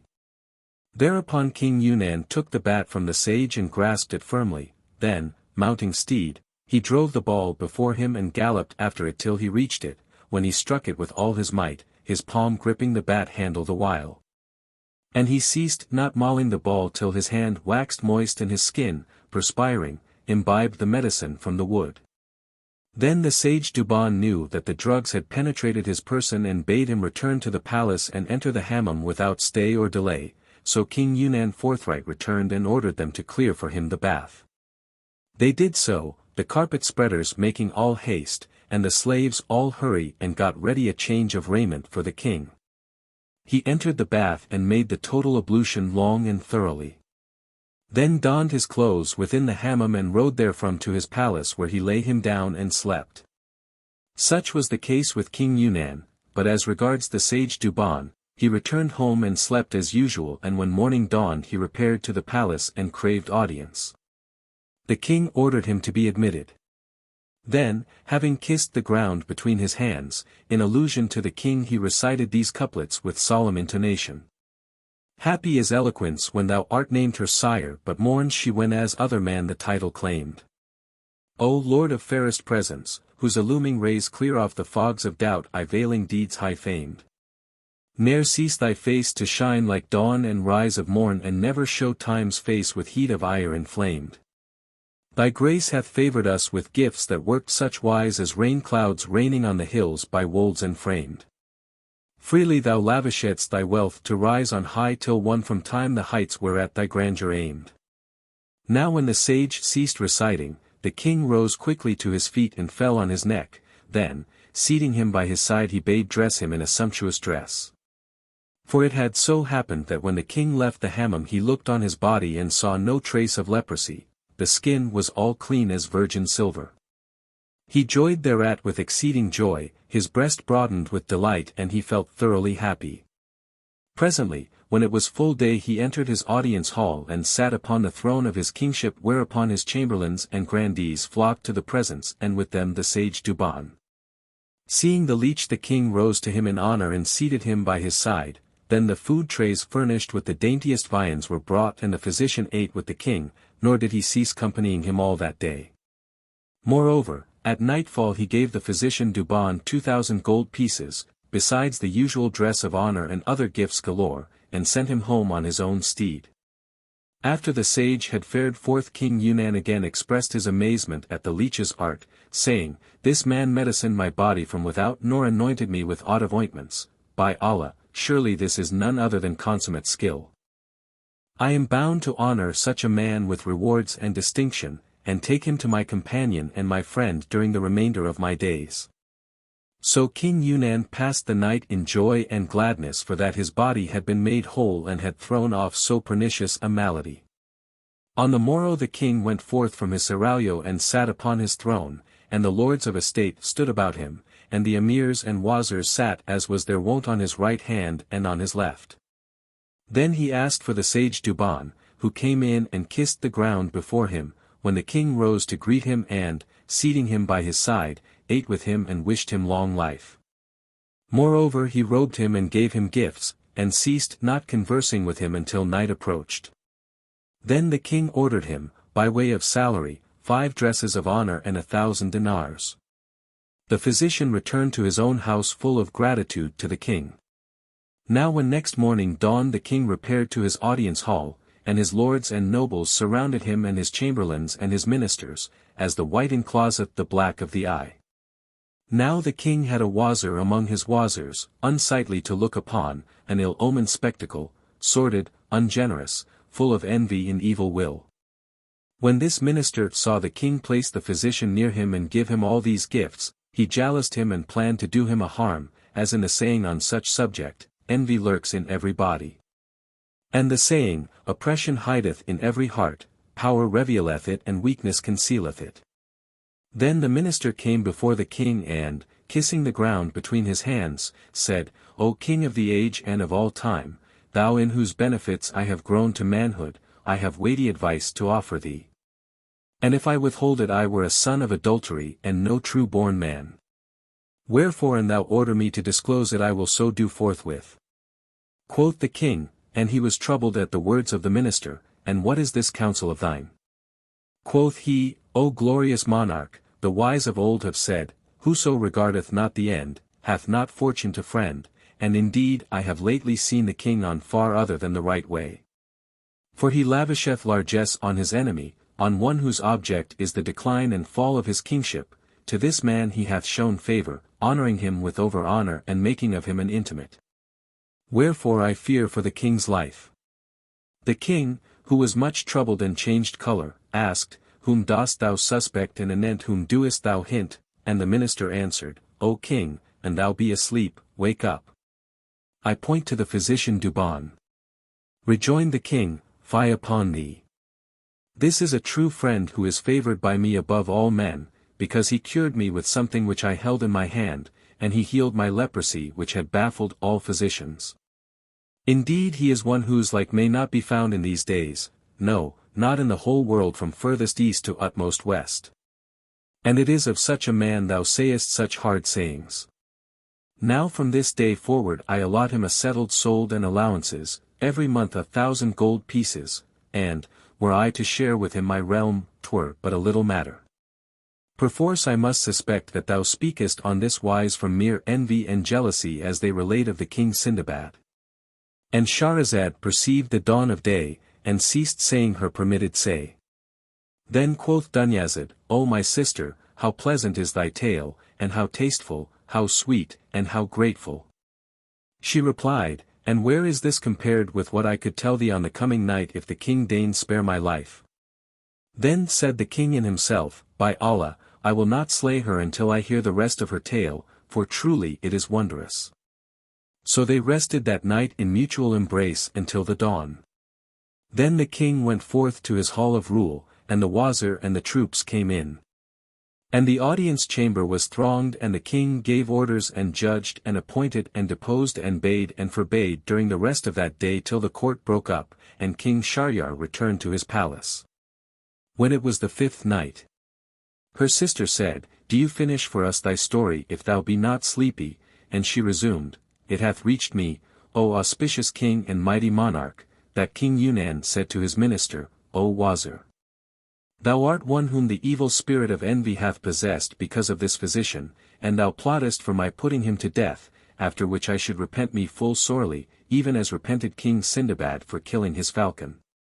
Quoth the wazir, Pardon me, O king of the age, how was that? So the king began the story of King Sindbad and his falcon. It is said, but Allah is all-knowing, that there was a king of the kings of Fars, who was fond of pleasuring in diversion, especially coursing and hunting.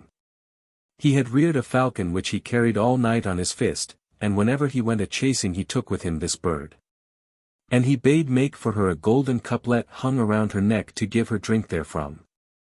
One day as the king was sitting quietly in his palace, behold, the high falconer of the household suddenly addressed him, O king of the age, this is indeed a day fit for birding. The king gave orders accordingly and set out taking the hawk on fist, and they fared merrily forwards till they made a wady where they planted a circle of nets for the chase, when lo! A gazelle came within the toils and the king cried, Whoso alloweth yon gazelle to spring over his head and lesseth her, that man will I surely slay. They narrowed the nets about the gazelle when she drew near the king's station. And, planting herself on her hind quarter, crossed her forehand over her breast, as if about to kiss the earth before the king. He bowed his brow low in acknowledgment to the beast, when she bounded high over his head and took the way of the waist. Thereupon the king turned towards his troops and seeing them winking and pointing at him, he asked, O wazir, what are my men saying? And the minister answered, They say thou didst proclaim that whoso alloweth the gazelle to spring over his head, that man shall be put to death. Quoth the king, Now, by the life of my head, I will follow her up till I bring her back. So he set off galloping on the gazelle's trail and gave not over tracking till he reached the foothills of a mountain chain where the quarry made for a cave. Then the king cast off at it the falcon which presently caught it up and, swooping down, drove her talons into its eyes, bewildering and blinding it, and the king drew his mace and struck a blow which rolled the game over. He then dismounted. And, after cutting the antelope's throat and flaying the body, hung it to the pommel of his saddle. Now the time was that of the siesta and the wold was parched and dry, nor was any water to be found anywhere. And the king thirsted in his horse also, so he went about searching till he saw a tree dropping water, as it were melted butter, from its boughs. Thereupon the king who wore gauntlets of skin to guard him against poisons took the cup from the hawk's neck, and filling it with the water set it before the bird, and lo! The falcon struck it with her pounces and upset the liquid. The king filled it a second time with the dripping drops, thinking his hawk was thirsty, but the bird again struck at the cup with her talons and overturned it. Then the king waxed wroth with the hawk and filling the cup a third time offered it to his horse, but the hawk upset it with a flirt of wings. Quoth the king, Allah confound thee, thou unluckiest of flying things. Thou keepest me from drinking, and thou deprivest thyself also, and the horse. So he struck the falcon with his sword and cut off her wing, but the bird raised her head and said by signs, Look at that which hangeth on the tree. The king lifted up his eyes accordingly and caught sight of a brood of vipers, whose poison drops he mistook for water. Thereupon he repented him of having struck off his falcon's wing, and mounting horse, fared on with the dead gazelle, till he arrived at the camp, his starting place.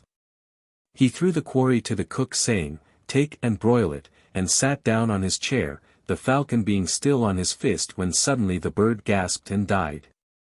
Whereupon the king cried out in sorrow and remorse for having slain that falcon which had saved his life. Now this is what occurred in the case of King Sindbad. And I am assured that were I to do as thou desirest I should repent even as the man who killed his parrot. Quoth the Wazir, and how was that? And the king began to tell the tale of the husband and the parrot. A certain man and a merchant to boot had married a fair wife, a woman of perfect beauty and grace, symmetry and loveliness, of whom he was mad jealous, and who contrived successfully to keep him from travel. At last an occasion compelling him to leave her, he went to the bird market and bought him for 100 gold pieces a she-parrot which he set in his house to act as duenna, expecting her to acquaint him on his return with what had passed during the whole time of his absence. For the bird was kenning and cunning and never forgot what she had seen and heard. Now his fair wife had fallen in love with a young Turk, who used to visit her, and she feasted him by day and lay with him by night. When the man had made his journey and won his wish he came home, and, at once causing the parrot be brought to him, questioned her concerning the conduct of his consort whilst he was in foreign parts. Quoth she, Thy wife hath a man friend who passed every night with her during thine absence. Thereupon the husband went to his wife in a violent rage and bashed her with a bashing severe enough to satisfy any body. The woman, suspecting that one of the slave girls had been tattling to the master, called them together and questioned them upon their oaths, when all swore that they had kept the secret, but that the parrot had not, adding, And we heard her with our own ears. Upon this the woman bade one of the girls to set a hand mill under the cage and grind therewith, and a second to sprinkle water through the cage roof, and a third to run about, right and left, flashing a mirror of bright steel through the livelong night. Next morning when the husband returned home after being entertained by one of his friends, he bade bring the parrot before him and asked what had taken place whilst he was away. Pardon me, O my master, quoth the bird, I could neither hear nor see aught by reason of the exceeding murk and the thunder and lightning which lasted throughout the night. As it happened to be the summer tide, the master was astounded and cried, But we are now in mid-Tammuz, and this is not the time for rains and storms. I, by Allah, rejoined the bird, I saw with these eyes what my tongue hath told thee. Upon this the man, not knowing the case nor smoking the plot, waxed exceeding wroth. And, holding that his wife had been wrongly accused, put forth his hand and pulling the parrot from her cage dashed her upon the ground with such force that he killed her on the spot. Some days afterwards one of his slave girls confessed to him the whole truth, yet would he not believe it till he saw the young Turk, his wife's lover, coming out of her chamber, when he bared his blade and slew him by a blow on the back of the neck. And he did the same by the adulteress, and thus the twain, laden with mortal sin, went straightways to eternal fire. Then the merchant knew that the parrot had told him the truth anent all she had seen, and he mourned grievously for her loss, when mourning availed him not. The minister, hearing the words of King Yunan, rejoined, O monarch, high in dignity, and what harm have I done him, or what evil have I seen from him that I should compass his death? I would not do this thing, save to serve thee, and soon shalt thou sight that it is right, and if thou accept my advice thou shalt be saved, otherwise thou shalt be destroyed, even as a certain Wazir who acted treacherously by the young prince. Asked the king, how was that, and the minister thus began. The tale of the prince and the ogress.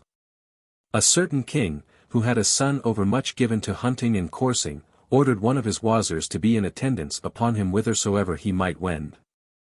One day the youth set out for the chase accompanied by his father's minister. And, as they jogged on together, a big wild beast came in sight. Cried the Wazir to the king's son, Up and at yon noble quarry. So the prince followed it until he was lost to every eye, and the chase got away from him in the waste. Whereby he was confused and he knew not which way to turn, when lo! A damsel appeared ahead and she was in tears. The king's son asked, Who art thou? And she answered, I am daughter to a king among the kings of Hind, and I was traveling with a caravan in the desert when drowsiness overcame me, and I fell from my beast unwittingly, whereby I am cut off from my people and sore bewildered. The prince, hearing these words, pitted her case and, mounting her on his horse's crupper, travelled until he passed by an old ruin, when the damsel said to him, O my master, I wish to obey a call of nature. He therefore set her down at the ruin where she delayed so long that the king's son thought that she was only wasting time. So he followed her without her knowledge, and behold, she was a gullah, a wicked ogress, who was saying to her brood, O my children, this day I bring you a fine fat youth, for dinner. Whereto they answered, Bring him quick to us, O our mother, that we may browse upon him our bellies full. The prince, hearing their talk, made sure of death, and his side muscles quivered in fear for his life, so he turned away and was about to fly. The gullah came out, and seeing him in sore affright, for he was trembling in every limb, cried, Wherefore art thou afraid? And he replied, I have hit upon an enemy whom I greatly fear. Asked the gullah, Didst thou not say, I am a king's son? And he answered, Even so. Then quoth she, Why dost not give thine enemy something of money and so satisfy him? Quoth he, He will not be satisfied with my purse but only with my life, and I mortally fear him and am a man under oppression. She replied, If thou be so distressed, as thou deemest, ask aid against him from Allah, who will surely protect thee from his ill-doing and from the evil whereof thou art afraid. Then the prince raised his eyes heavenwards and cried, O thou who answerest the necessitous when he calleth upon thee and dispellest his distress, O my God! Grant me victory over my foe and turn him from me, for thou over all things art almighty. The gullah, hearing his prayer, turned away from him, and the prince returned to his father, and told him the tale of the wazir, whereupon the king summoned the minister to his presence and then and there slew him. Thou likewise, O king, if thou continue to trust this leech, shalt be made to die the worst of deaths. He verily thou madest much of, and whom thou entreatedest as an intimate, will work thy destruction. Sayest thou not how he healed the disease from outside thy body by something grasped in thy hand? Be not assured that he will not destroy thee by something held in like manner. Replied King Yunan, Thou hast spoken sooth, O wazir, it may well be as thou hintest, O my well-advising minister, and belike this sage hath come as a spy searching to put me to death. For assuredly if he cured me by a something held in my hand, he can kill me by a something given me to smell. Then asked King Yunan, O minister, what must be done with him?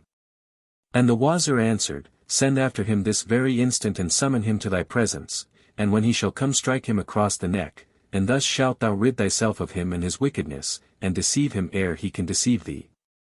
Thou hast again spoken sooth, O wazir, said the king, and sent one to call the sage, who came in joyful mood, for he knew not what had appointed for him the compassionate.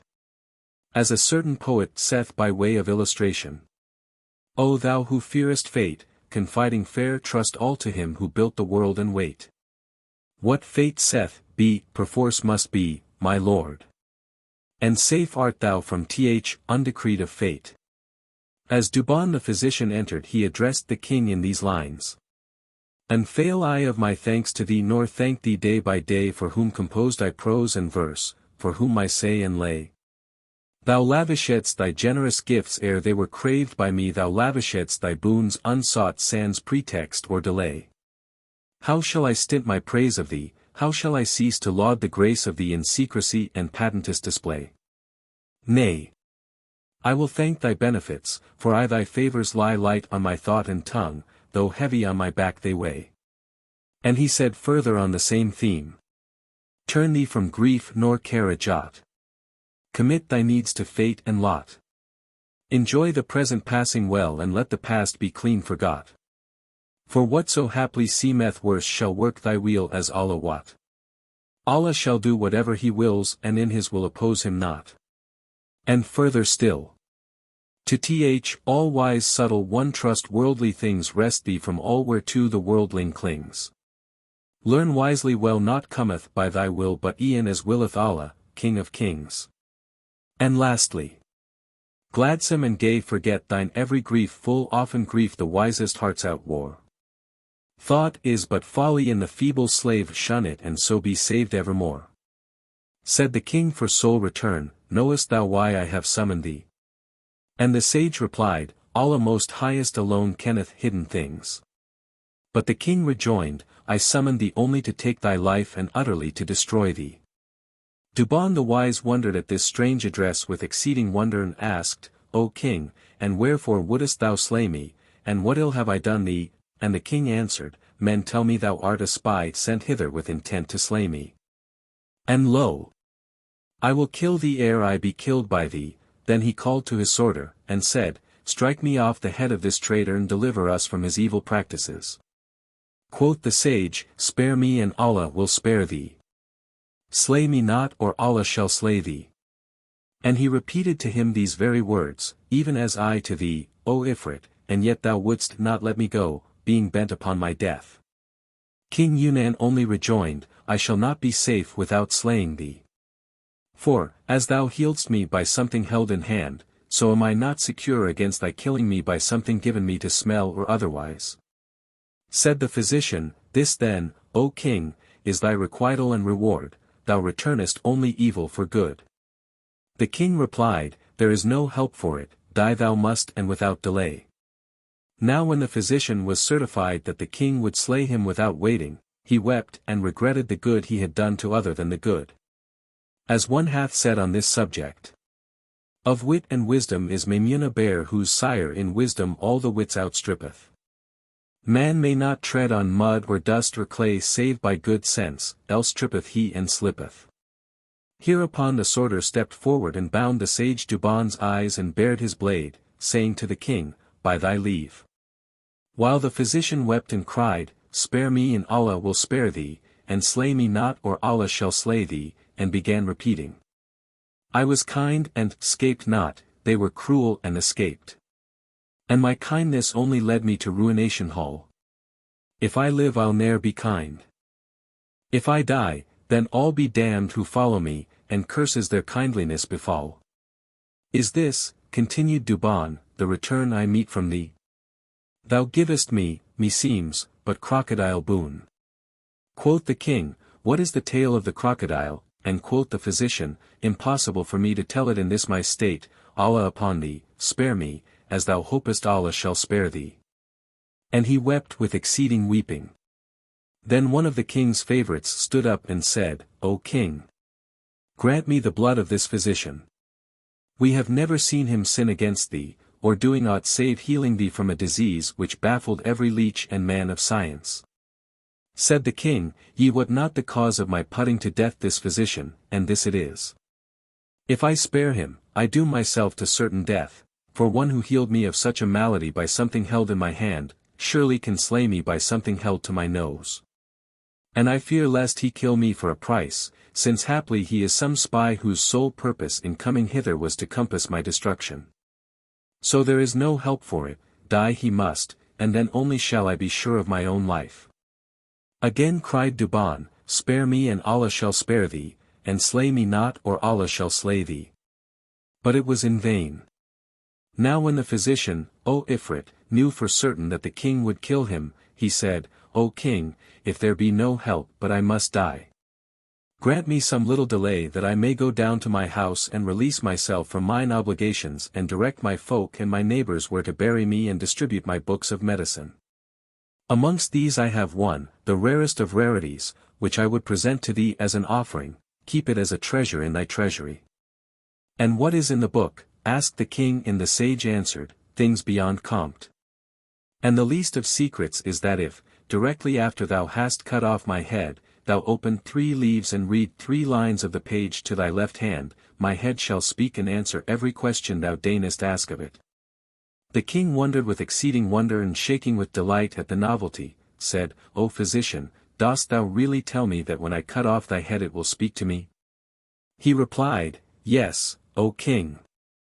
Quoth the king, This is indeed a strange matter, and forthwith sent him closely guarded to his house, and Duban then and there settled all his obligations.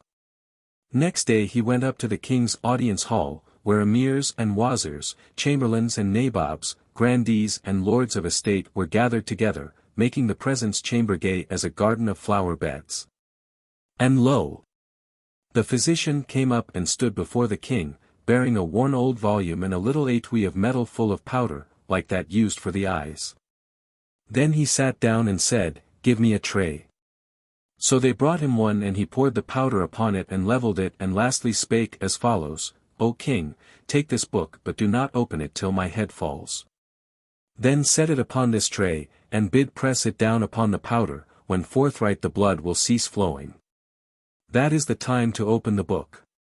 The king thereupon took the book and made a sign to the sworder, who arose and struck off the physician's head, and placing it on the middle of the tray, pressed it down upon the powder.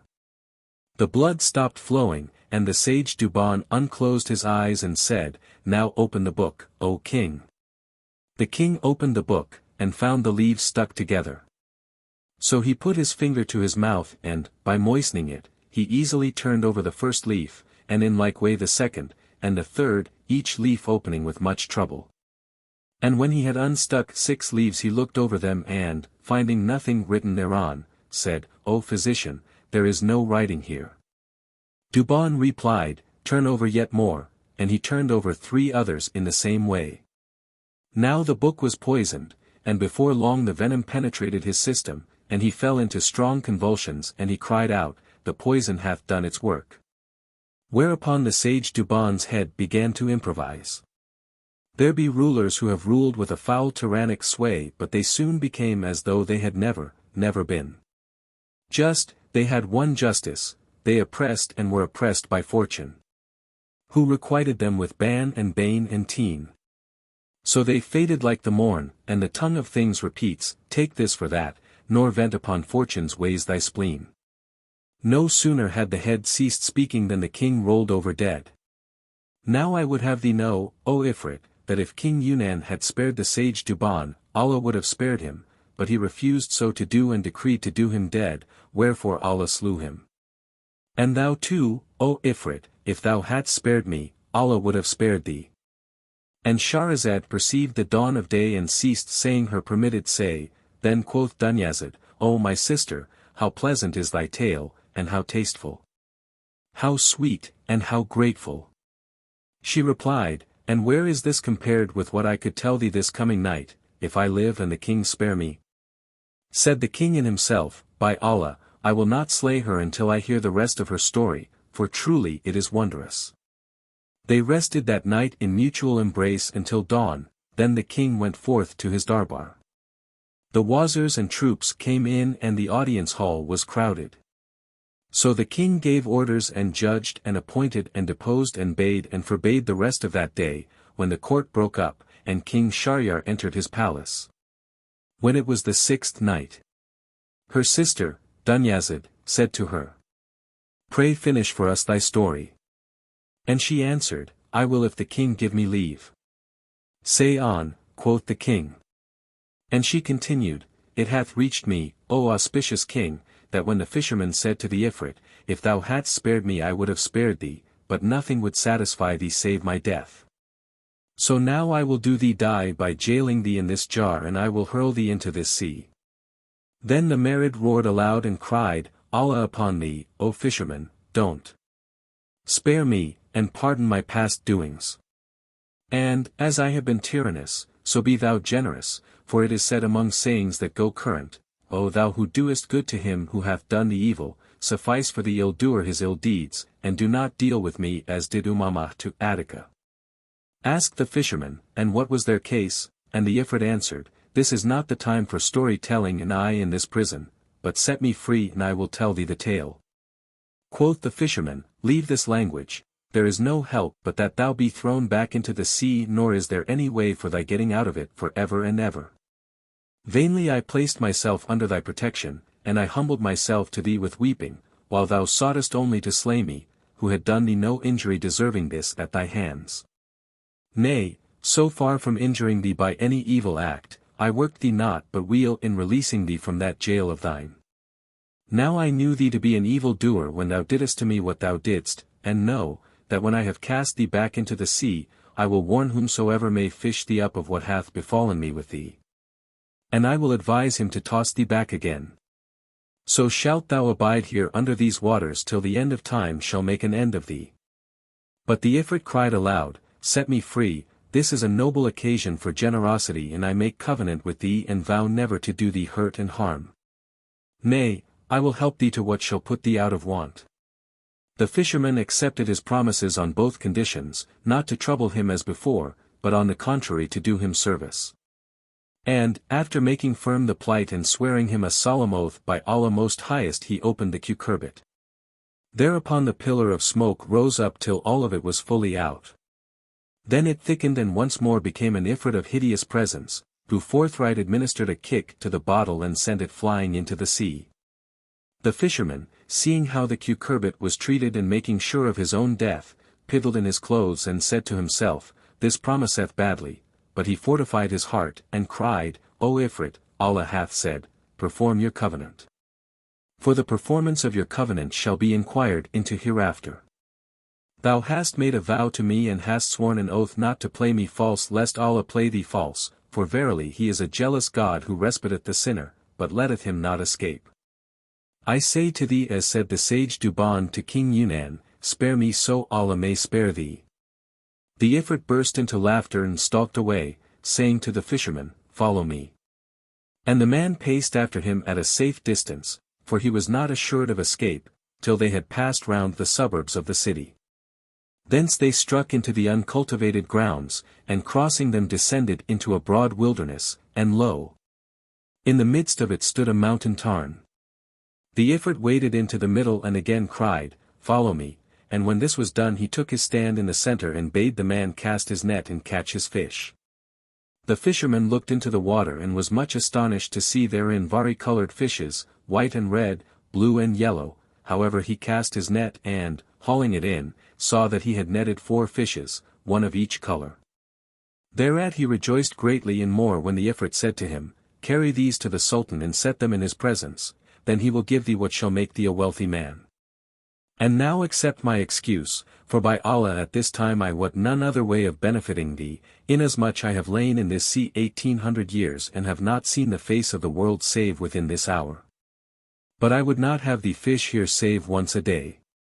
The Ifrit then gave him Godspeed, saying, "Allah grant we meet again," and struck the earth with one foot, whereupon the ground clove asunder and swallowed him up. The fisherman, much marveling at what had happened to him with the Ifrit, took the fish and made for the city, and as soon as he reached home he filled an earthen bowl with water and therein threw the fish, which began to struggle and wriggle about. Then he bore off the bowl upon his head and repairing to the king's palace, even as the Ifrit had bidden him, laid the fish before the presence. And the king wondered with exceeding wonder at the sight, for never in his lifetime had he seen fishes like these in quality or in conformation.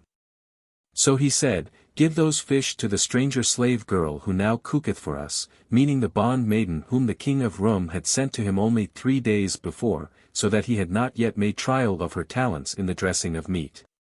Thereupon the wazir carried the fish to the cook and bade her fry them, saying, "O damsel, the king sendeth this say to thee, I have not treasured thee, O tear, O me, save for stress time of me. Approve, then, to us this day thy delicate handiwork and thy savory cooking, for this dish of fish is a present sent to the Sultan and evidently a rarity." The wazir, after he had carefully charged her, returned to the king, who commanded him to give the fisherman 400 dinars, he gave them accordingly. And the man took them to his bosom and ran off home, stumbling and falling and rising again and deeming the whole thing to be a dream. However, he bought for his family all they wanted, and lastly he went to his wife in huge joy and gladness. So far concerning him. But as regards the cookmaid, she took the fish and cleansed them and set them in the frying pan, basting them with oil till one side was dressed. Then she turned them over and, behold, the kitchen wall clave asunder, and therefrom came a young lady, fair of form, oval of face, perfect in grace, with eyelids which kohl lines and chase. Her dress was a silken head kerchief fringed and tasselled with blue, a large ring hung from either ear, a pair of bracelets adorned her wrists, rings with bezels of priceless gems were on her fingers. And she hent in hand a long rod of rattan cane which she thrust into the frying pan, saying, "O fish! O fish! Be ye constant to your covenant." When the cook maiden saw this apparition she swooned away. The young lady repeated her words a second time and a third time, and at last the fishes raised their heads from the pan, and saying in articulate speech, "Yes, yes," began with one voice to recite. Come back and so will I. Keep faith and so will I.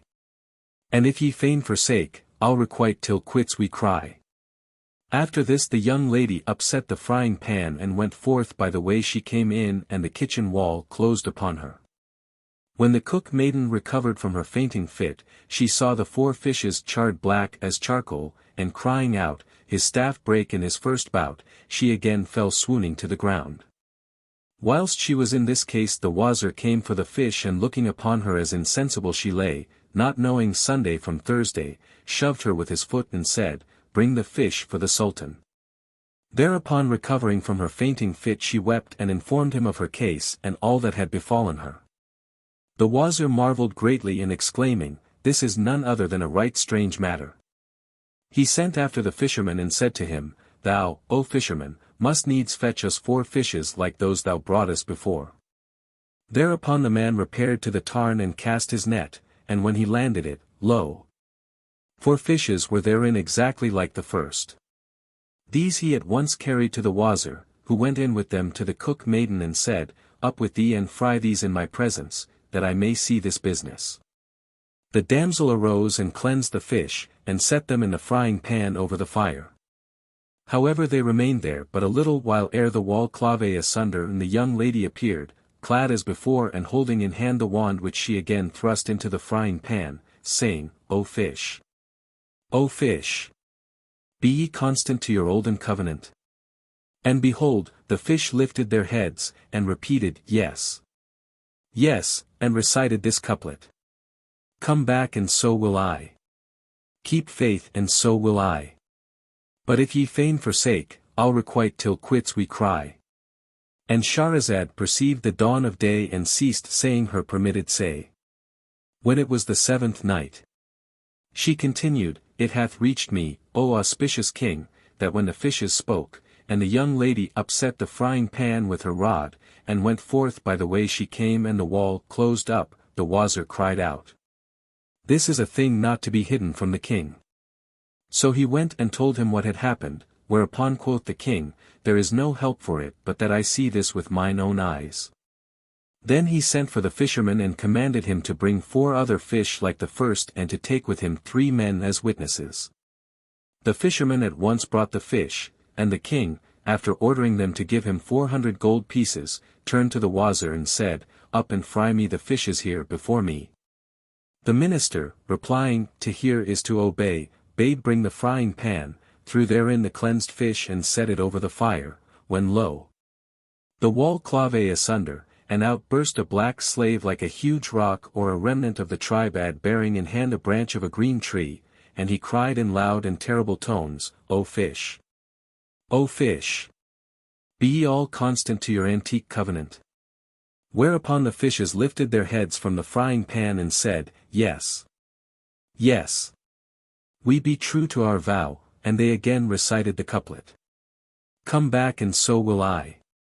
Keep faith and so will I. But if ye fain forsake, I'll requite till quits we cry. Then the huge blackamoor approached the frying pan and upset it with the branch and went forth by the way he came in. When he vanished from their sight the king inspected the fish. And finding them all charred black as charcoal, was utterly bewildered and said to the wazir, Verily this is a matter wherein silence cannot be kept, and as for the fishes, assuredly some marvelous adventure connects with them. So he bade bring the fisherman and asked him, saying, Fie on thee, fellow! Whence came these fishes? And he answered, From a tarn between 4 heights lying behind this mountain which is in sight of thy city. Quoth the king, How many days' march? Quoth he, O our lord the Sultan, a walk of half hour.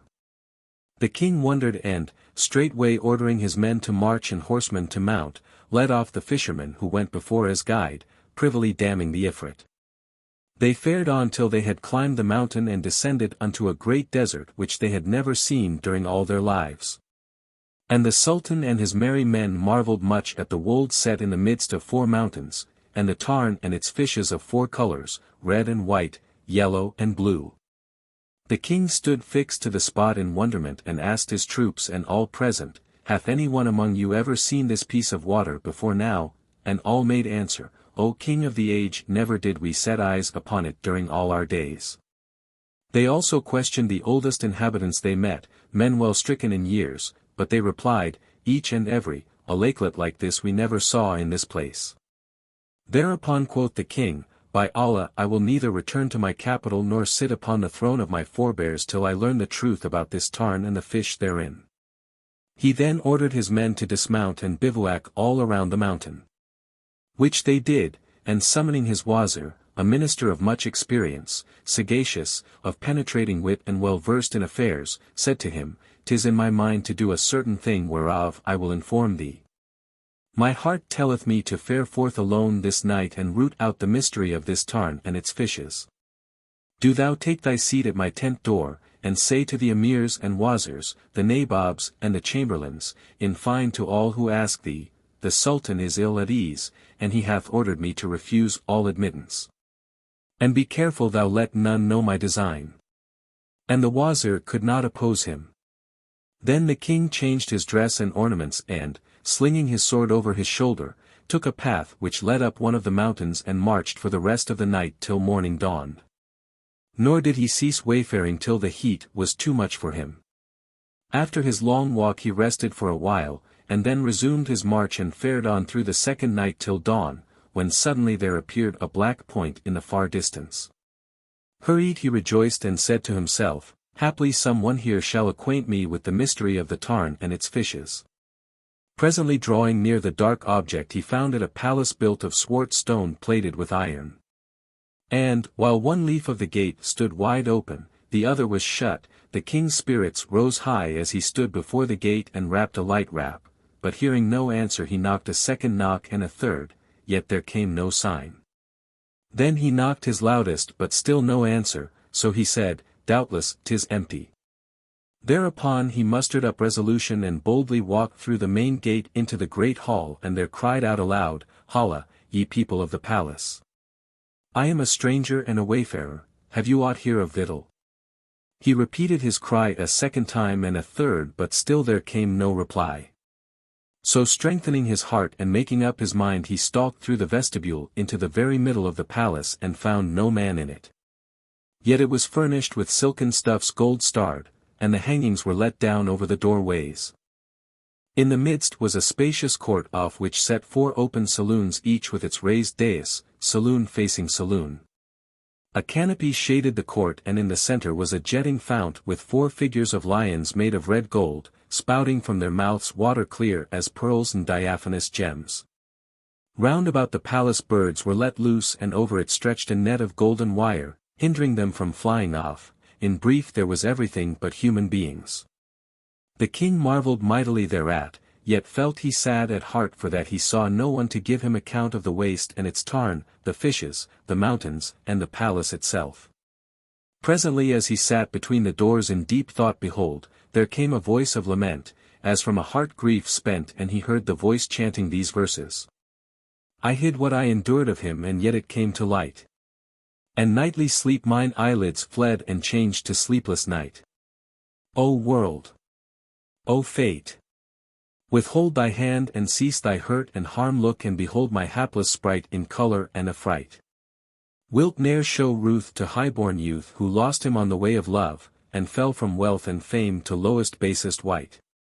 Jealous of Zephyr's breath was I as on your form he breathed but when as destiny descends she blindeth human sight.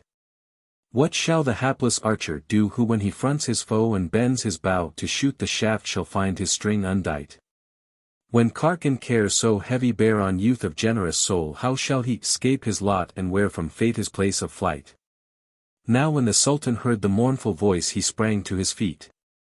And, following the sound, found a curtain let down over a chamber door. He raised it and saw behind it a young man sitting upon a couch about a cubit above the ground, and he fair to the sight, a well-shaped wight, with eloquence dight. His forehead was flower white, his cheek rosy bright, and a mole on his cheek breadth like an ambergris might, even as the poet doth indite. A youth slim-waisted from whose locks and brow the world in blackness and in light is set. Throughout creation's round no fairer show no rarer sight thine eye hath ever met. A nut-brown mole sits throned upon a cheek of rosiest red beneath an eye of jet. The king rejoiced and saluted him, but he remained sitting in his caftan of silken stuff purfled with Egyptian gold and his crown studded with gems of sorts, but his face was sad with the traces of sorrow. He returned the royal salute in most courteous wise adding, My lord, thy dignity demandeth my rising to thee, and my sole excuse is to crave thy pardon. Quoth the king, Thou art excused, O youth. So look upon me as thy guest come hither on an especial object. I would thou acquaint me with the secrets of this tarn and its fishes and of this palace and thy loneliness therein and the cause of thy groaning and wailing. When the young man heard these words he wept with sore weeping, till his bosom was drenched with tears and began reciting. Say him who careless sleeps what while the shaft of fortune flies how many cloth this shifting world lay low and raise to rise. Although thine eye be sealed in sleep, sleep not th Almighty's eyes and who hath found time ever fair, or fate in constant guise. Then he sighed a long-fetched sigh and recited. Confide thy case to him, the Lord who made mankind. Quit cark and care and cultivate content of mind. Ask not the past or how or why it came to pass, all human things by fate and destiny were designed. The king marveled and asked him, What mocketh thee weep, O young man? And he answered, How should I not weep, when this is my case? Thereupon he put out his hand and raised the skirt of his garment, when lo! The lower half of him appeared stone down to his feet while from his navel to the hair of his head he was man. The king, seeing this his plight, grieved with sore grief and of his compassion cried, Alack and well away. In very sooth, O youth, thou heapest sorrow upon my sorrow.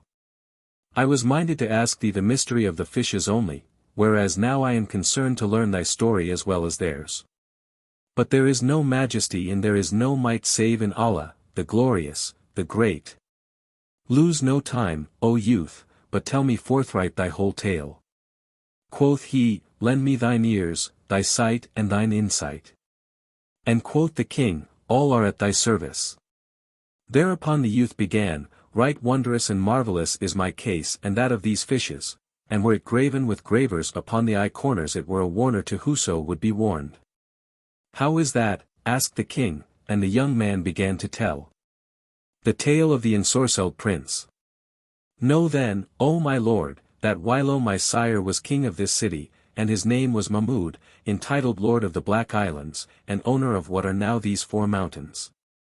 He ruled 70 years, after which he went to the mercy of the Lord and I reigned as sultan in his stead. I took to wife my cousin, the daughter of my paternal uncle, and she loved me with such abounding love that whenever I was absent she ate not and she drank not until she saw me again. She cohabited with me for 5 years till a certain day when she went forth to the hammam bath, and I bade the cook hasten to get ready all requisites for our supper. And I entered this palace and lay down on the bed where I was wont to sleep and bade 2 damsels to fan my face, one sitting by my head and the other at my feet. But I was troubled and made restless by my wife's absence and could not sleep. For although my eyes were closed my mind and thoughts were wide awake.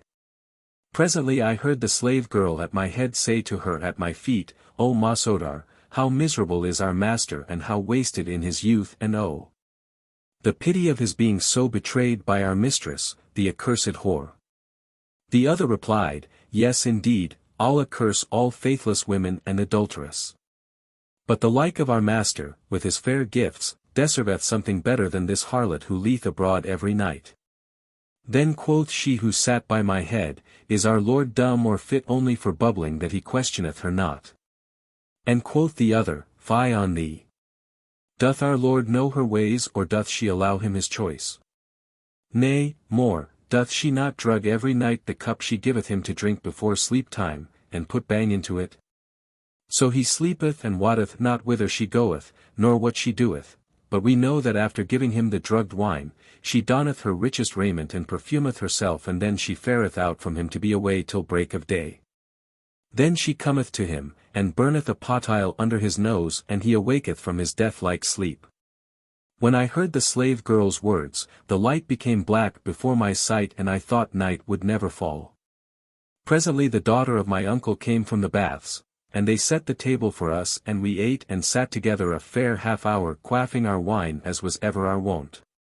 Then she called for the particular wine I used to drink before sleeping and reached me the cup, but, seeming to drink it according to my wont, I poured the contents into my bosom, and, lying down, let her hear that I was asleep. Then, behold, she cried, "Sleep out the night, and never wake again, by Allah, I loathe thee and I loathe thy whole body, and my soul turneth in disgust from cohabiting with thee, and I see not the moment when Allah shall snatch away thy life." Then she rose and donned her fairest dress and perfumed her person and slung my sword over her shoulder, and, opening the gates of the palace, went her ill way. I rose and followed her as she left the palace and she threaded the streets until she came to the city gate, where she spoke words I understood not, and the padlocks dropped of themselves as if broken and the gate leaves opened. She went forth, and I after her without her noticing aught, till she came at last to the outlying mounds and a reed fence built about a round-roofed hut of mud bricks. As she entered the door, I climbed upon the roof which commanded a view of the interior, and lo! My fair cousin had gone into a hideous negro slave with his upper lip like the cover of a pot, and his lower like an open pot. Lips which might sweep up sand from the gravel floor of the cot. He was to boot a leper and a paralytic, lying upon a strew of sugar cane trash and wrapped in an old blanket and the foulest rags and tatters. She kissed the earth before him, and he raised his head so as to see her and said, "Woe to thee! What call hadst thou to stay away all this time?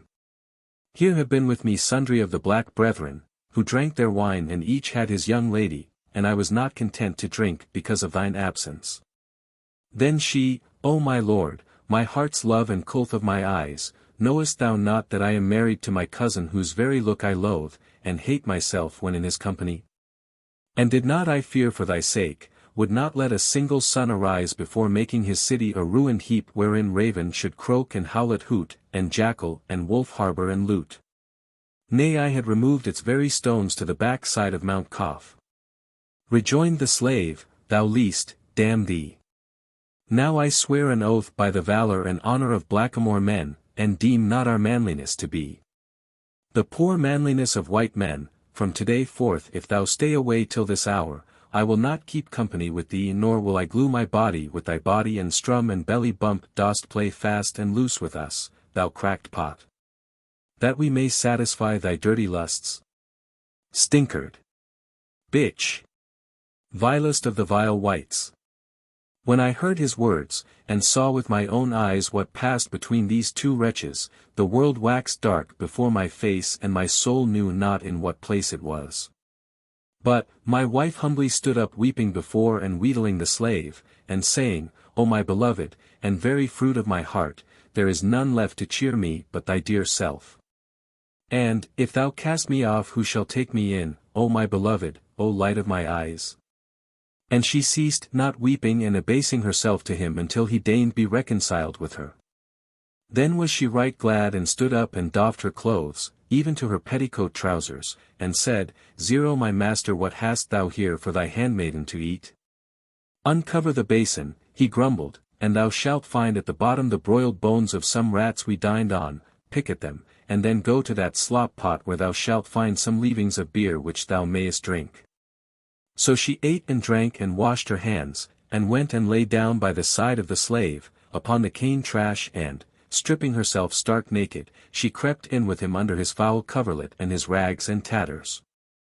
When I saw my wife, my cousin, the daughter of my uncle, do this deed I clean lost my wits, and climbing down from the roof, I entered and took the sword which she had with her and drew it, determined to cut down the twain. I first struck at the slave's neck and thought that the death decree had fallen on him, and Shahrazad perceived the dawn of day and ceased to say her permitted say. When it was the 8th night, she continued, "It hath reached me, O auspicious king, that the young ensorcelled prince said to the king, when I smote the slave with intent to strike off his head, I thought that I had slain him. For he groaned a loud hissing groan, but I had cut only the skin and flesh of the gullet and the 2 arteries. It awoke the daughter of my uncle, so I sheathed the sword and fared forth for the city. And, entering the palace, lay upon my bed and slept till morning, when my wife aroused me and I saw that she had cut off her hair and had donned mourning garments. Quoth she, O son of my uncle, blame me not for what I do. It hath just reached me that my mother is dead, and my father hath been killed in holy war, and of my brothers one hath lost his life by a snake sting and the other by falling down some precipice, and I can and should do naught save weep and lament. When I heard her words I refrained from all reproach and said only, Do as thou list, I certainly will not thwart thee. She continued sorrowing, weeping and wailing 1 whole year from the beginning of its circle to the end, and when it was finished she said to me, I wish to build me in thy palace a tomb with a cupola, which I will set apart for my mourning and will name the House of Lamentations. Quoth I again, Do as thou list. Then she builded for herself a cenotaph wherein to mourn, and set on its center a dome under which showed a tomb like a Santon's sepulchre. Thither she carried the slave and lodged him. But he was exceeding weak by reason of his wound, and unable to do her love service, he could only drink wine, and from the day of his hurt he spake not a word, yet he lived on because his appointed hour was not come. Every day, morning and evening, my wife went to him and wept and wailed over him and gave him wine and strong soups, and left not off doing after this manner a 2nd year, and I bore with her patiently and paid no heed to her. One day, however, I went in to her unawares, and I found her weeping and beating her face and crying, Why art thou absent from my sight, O my heart's delight? Speak to me, O my life, talk with me, O my love. Then she recited these verses. For your love my patience fails, and albeit you forget I may not, nor to other love my heart can make reply. Bear my body. Bear my soul wheresoever you may fare, and where you pitch the camp let my body buried lie. Cry my name above my grave, and an answer shall return the moaning of my bones responsive to your cry. Then she recited, weeping bitterly the while. The day of my delight is the day when draw you near, and the day of mine affright is the day you turn away. Though I tremble through the night in my bitter dread of death, when I hold you in my arms I am free from all affray. Once more she began reciting. Though a morn I may awake with all happiness in hand, though the world all be mine and like Kisra kings I reign. To me they had the worth of the winglet of the gnat when I fail to see thy form, when I look for thee in vain. When she had ended for a time her words in her weeping I said to her, O my cousin, let this thy mourning suffice. For in pouring forth tears there is little profit. Thwart me not, answered she, in aught I do, or I will lay violent hands on myself. So I held my peace and left her to go her own way, and she ceased not to cry and keen and indulge her affliction for yet another year. At the end of the 3rd year I waxed aweary of this longsome mourning, and one day I happened to enter the cenotaph when vexed and angry with some matter which had thwarted me, and suddenly I heard her say, O my lord! I never hear thee vouchsafe a single word to me. Why dost thou not answer me, O my master? And she began reciting. O thou tomb! O, thou tomb! Be his beauty set in shade? Hast thou darkened that countenance all sheeny as the noon?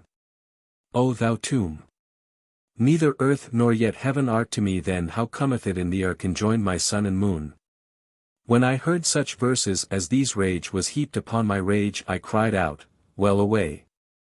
How long is this sorrow to last? And I began repeating. O thou tomb! O thou tomb! Be his horrors set in blight? Hast thou darkened his countenance that sickeneth the soul? O thou tomb! Neither cesspool nor pipkin art to me, then how cometh it in thee are conjoined soil and coal? When she heard my words she sprang to her feet crying, Fie upon thee, thou cur! All this is of thy doings. Thou hast wounded my heart's darling and thereby worked me sore woe, and thou hast wasted his youth so that these 3 years he hath lain abed more dead than alive. In my wrath I cried, O thou foulest of harlots and filthiest of whores ever footed by negro slaves who are hired to have at thee. Yes indeed it was I who did this good deed, and snatching up my sword I drew it and made at her to cut her down. But she laughed my words and mine intent to scorn, crying, To heel, hound that thou art! Alas for the past which shall no more come to pass, nor shall any one avail the dead to raise. Allah hath indeed now given into my hand him who did to me this thing, a deed that hath burned my heart with a fire which died not and a flame which might not be quenched. Then she stood up. And, pronouncing some words to me unintelligible, she said, By virtue of my egromancy become thou half stone and half man, whereupon I became what thou sayest, unable to rise or to sit, and neither dead nor alive. Moreover she ensorcelled the city with all its streets and garths, and she turned by her gramarye the 4 islands into 4 mountains around the tarn whereof thou questionest me. And the citizens, who were of 4 different faiths, Moslem, Nazarene, Jew, and Magian, she transformed by her enchantments into fishes. The Moslems are the white, the Magians red, the Christians blue and the Jews yellow. And every day she tortureth me and scourgeth me with 100 stripes, each of which draweth floods of blood and cutteth the skin of my shoulders to strips. And lastly she clotheth my upper half with a haircloth and then throweth over them these robes. Hereupon the young man again shed tears and began reciting. In patience, O my God, I endure my lot and fate. I will bear at will of thee whatsoever be my state. They oppress me, they torture me. They make my life a woe, yet haply heaven's happiness shall compensate my strait. Yea, straitened is my life by the bane and hate, O foes, but Mustafa and Murtaza shall ope me heaven's gate. After this the Sultan turned towards the young prince and said, O youth, thou hast removed one grief only to add another grief, but now, O my friend, where is she, and where is the mausoleum wherein lieth the wounded slave? The slave lieth under yon dome, quoth the young man, and she sitteth in the chamber fronting yonder door. And every day at sunrise she cometh forth, and first strippeth me, and whippeth me with 100 strokes of the leathern scourge, and I weep and shriek, but there is no power of motion in my lower limbs to keep her off me. After ending her tormenting me she visiteth the slave, bringing him wine and boiled meats. And tomorrow at an early hour she will be here. Quoth the king, By Allah, O youth, I will assuredly do thee a good deed which the world shall not willingly let die, and an act of daring do which shall be chronicled long after I am dead and gone by. Then the king sat him by the side of the young prince and talked till nightfall, when he lay down and slept. But, as soon as the false dawn showed, he arose and doffing his outer garments bared his blade and hastened to the place wherein lay the slave. Then was he ware of lighted candles and lamps, and the perfume of incenses and unguents, and directed by these.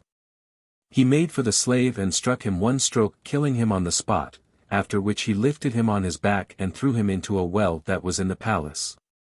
Presentry he returned and, donning the slave's gear, lay down at length within the mausoleum with the drawn sword laid close to and along his side.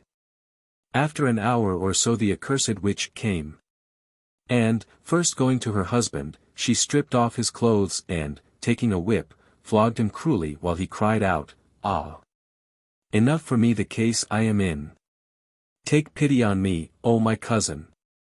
But she replied, Didst thou take pity on me and spare the life of my true love on whom I coated? Then she drew the cilice over his raw and bleeding skin and threw the robe upon all and went down to the slave with a goblet of wine and a bowl of meat broth in her hands. She entered under the dome weeping and wailing, well away. And crying, O my lord! Speak a word to me. O my master!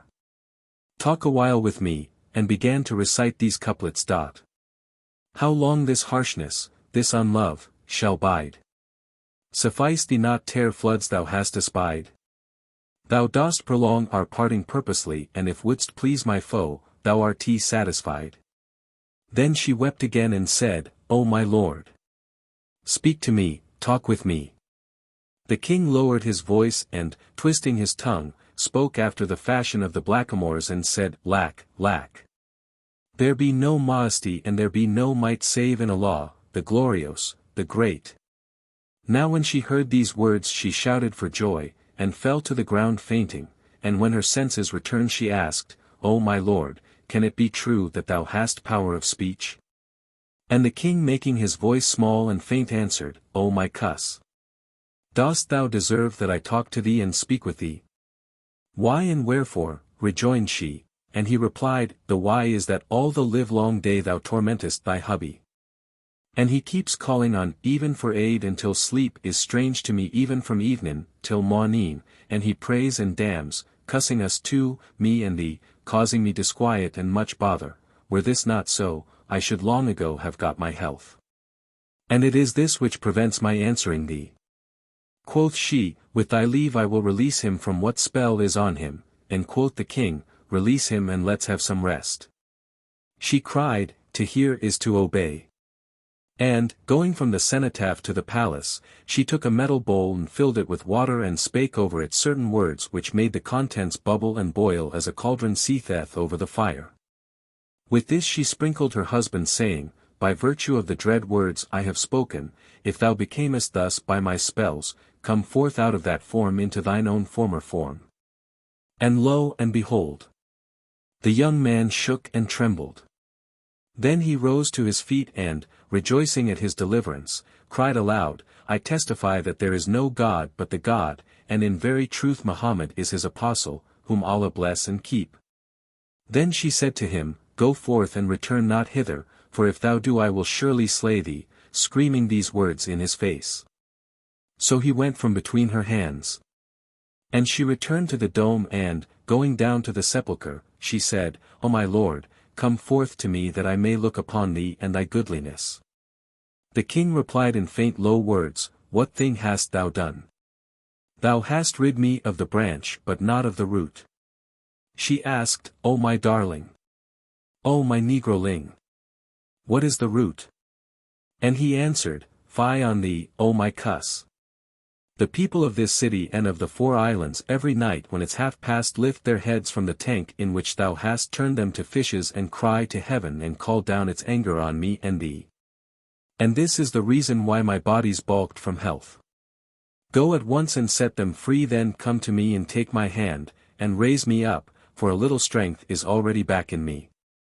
When she heard the king's words, and she still supposed him to be the slave, she cried joyously, O my master, on my head and on my eyes be thy command, Bismillah. So she sprang to her feet and, full of joy and gladness, ran down to the tarn and took a little of its water in the palm of her hand, and Shahrazad perceived the dawn of day and ceased to say her permitted say. When it was the 9th night, she said, It hath reached me, O auspicious king, that when the young woman, the sorceress, took in hand some of the tarn water and spake over it words not to be understood, the fishes lifted their heads and stood up on the instant like men, the spell on the people of the city having been removed. What was the lake again became a crowded capital, the bazaars were thronged with folk who bought and sold, each citizen was occupied with his own calling, and the 4 hills became islands as they were whilome.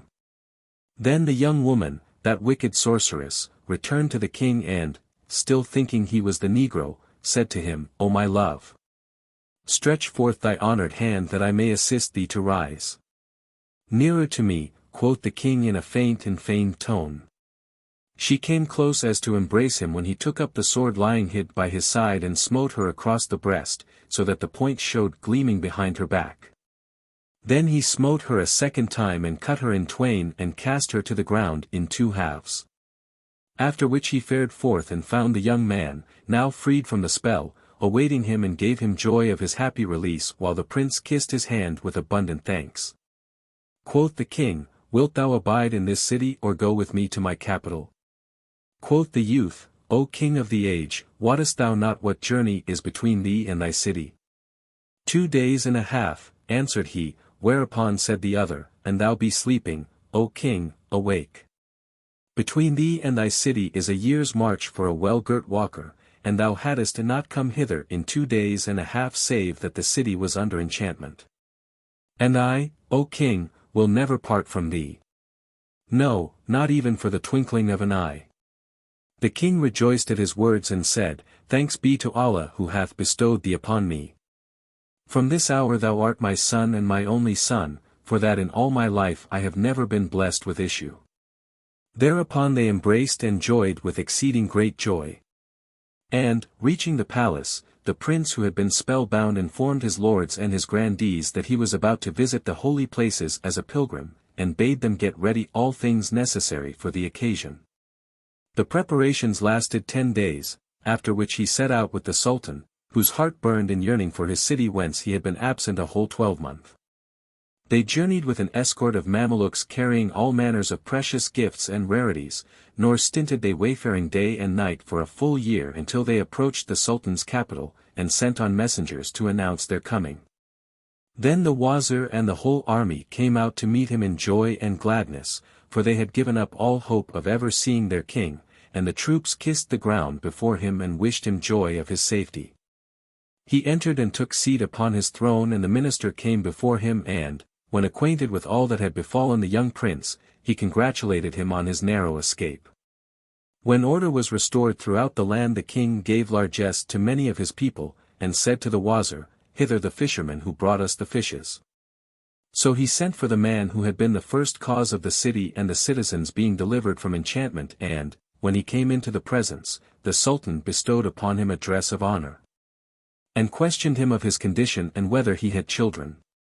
The fisherman gave him to know that he had 2 daughters and a son, so the king sent for them and, taking one daughter to wife, gave the other to the young prince and made the son his head treasurer.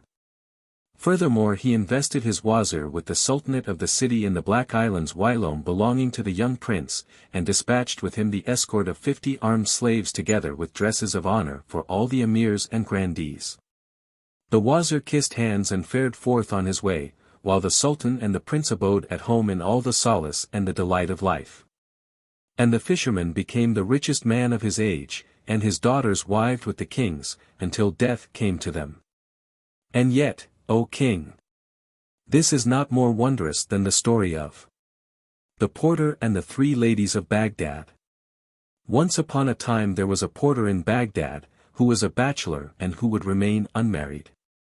It came to pass on a certain day, as he stood about the street leaning idly upon his crate, behold, there stood before him an honorable woman in a mantilla of Mosul silk, broidered with gold and bordered with brocade. Her walking shoes were also purfled with gold, and her hair floated in long plaits. She raised her face veil and, showing 2 black eyes fringed with jetty lashes, whose glances were soft and languishing and whose perfect beauty was ever blandishing, she accosted the porter and said in the suavest tones and choicest language, "Take up thy crate and follow me." The porter was so dazzled he could hardly believe that he heard her aright, but he shouldered his basket in hot haste, saying in himself, "O day of good luck! O day of Allah's grace," and walked after her till she stopped at the door of a house. There she rapped, and presently came out to her an old man, a Nazarene, to whom she gave a gold piece, receiving from him in return what she required of strained wine clear as olive oil, and she set it safely in the hamper, saying, "Lift and follow." Quoth the porter, "This, by Allah, is indeed an auspicious day, a day propitious for the granting of all a man wisheth."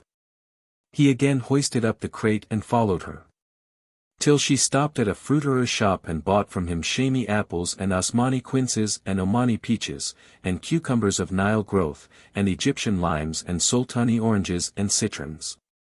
Besides Alpine jasmine, scented myrtle berries, Damascene nenuphars, flower of privet and chamomile, blood-red anemones, violets, and pomegranate bloom, eglantine and narcissus, and set the whole in the porter's crate, saying, "Up with it." So he lifted and followed her till she stopped at a butcher's booth and said, "Cut me off 10 pounds of mutton."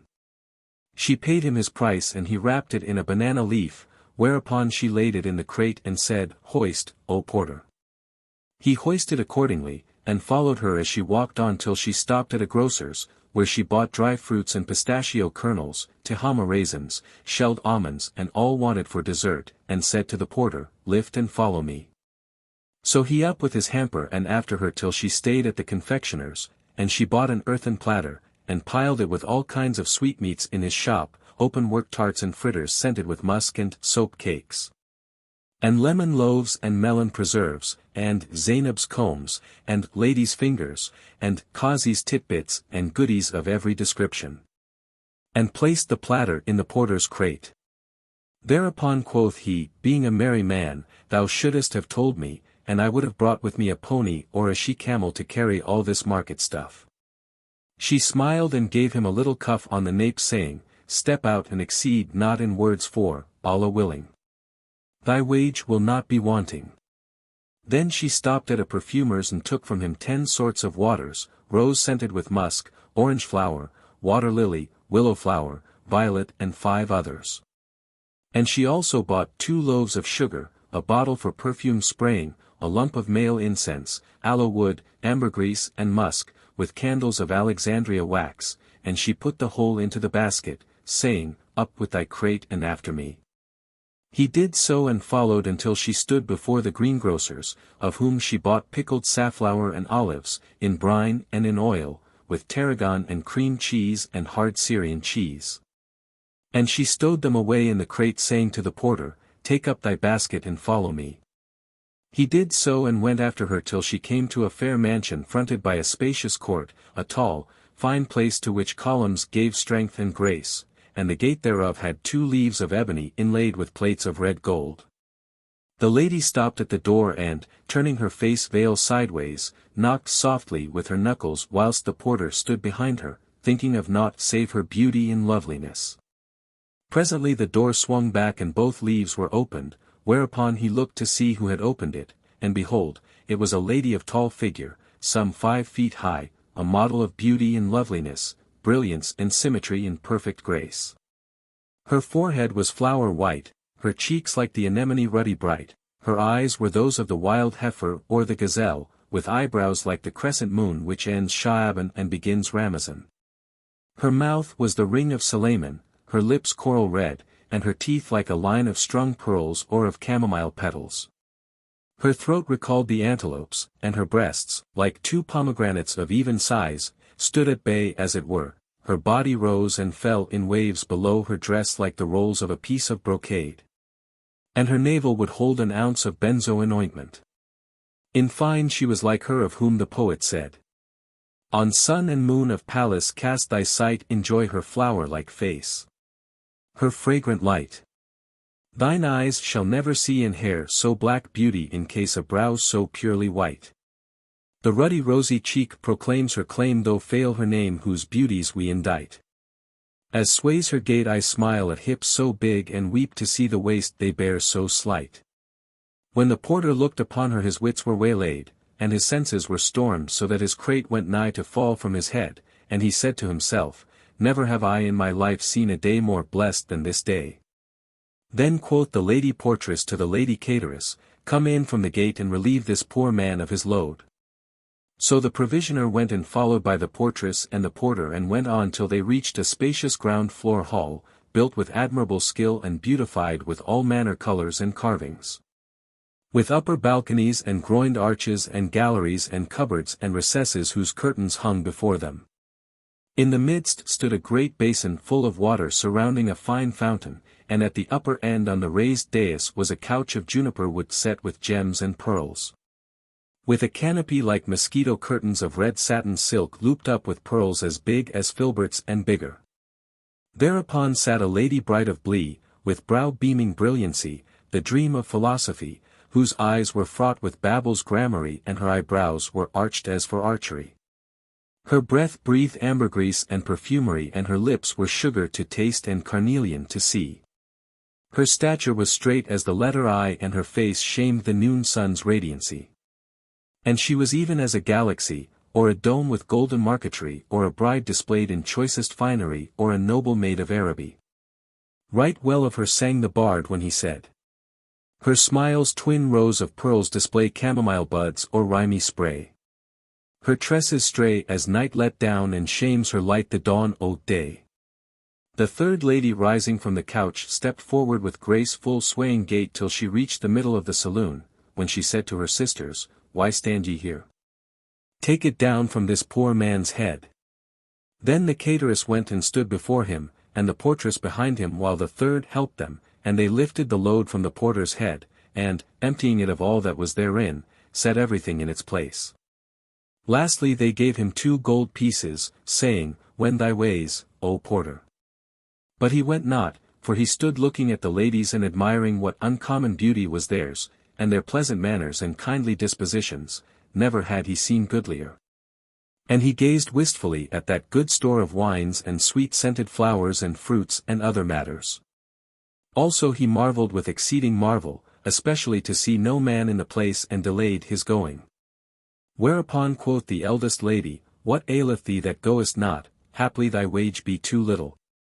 And, turning to her sister the cateress, she said, Give him another dinar. But the porter answered, By Allah, my lady, it is not for the wage.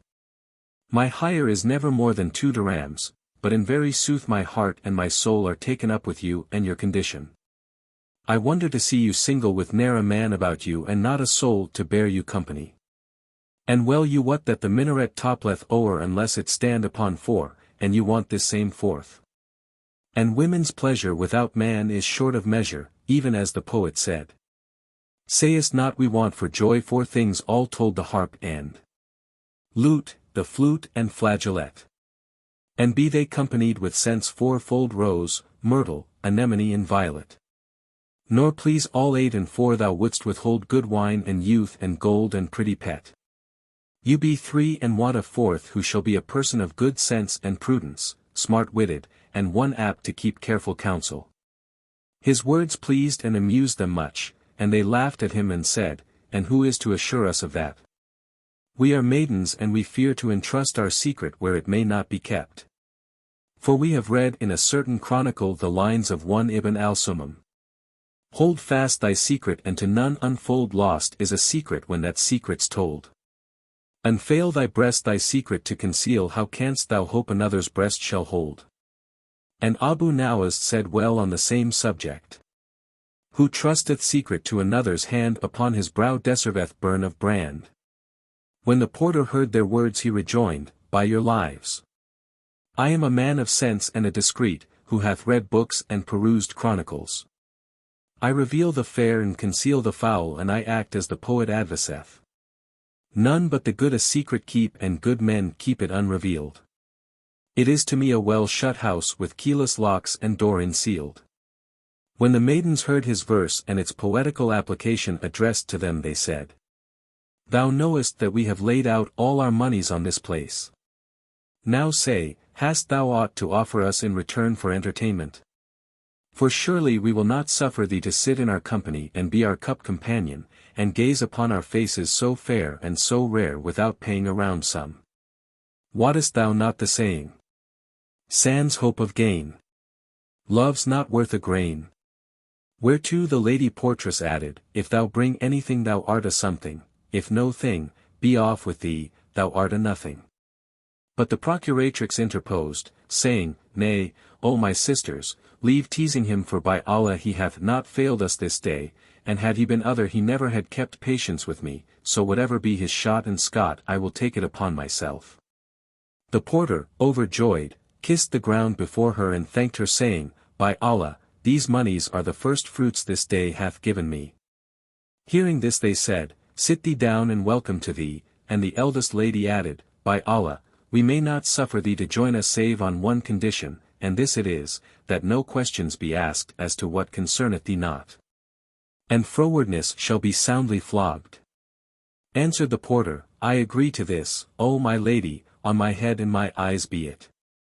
Lookee, I am dumb, I have no tongue.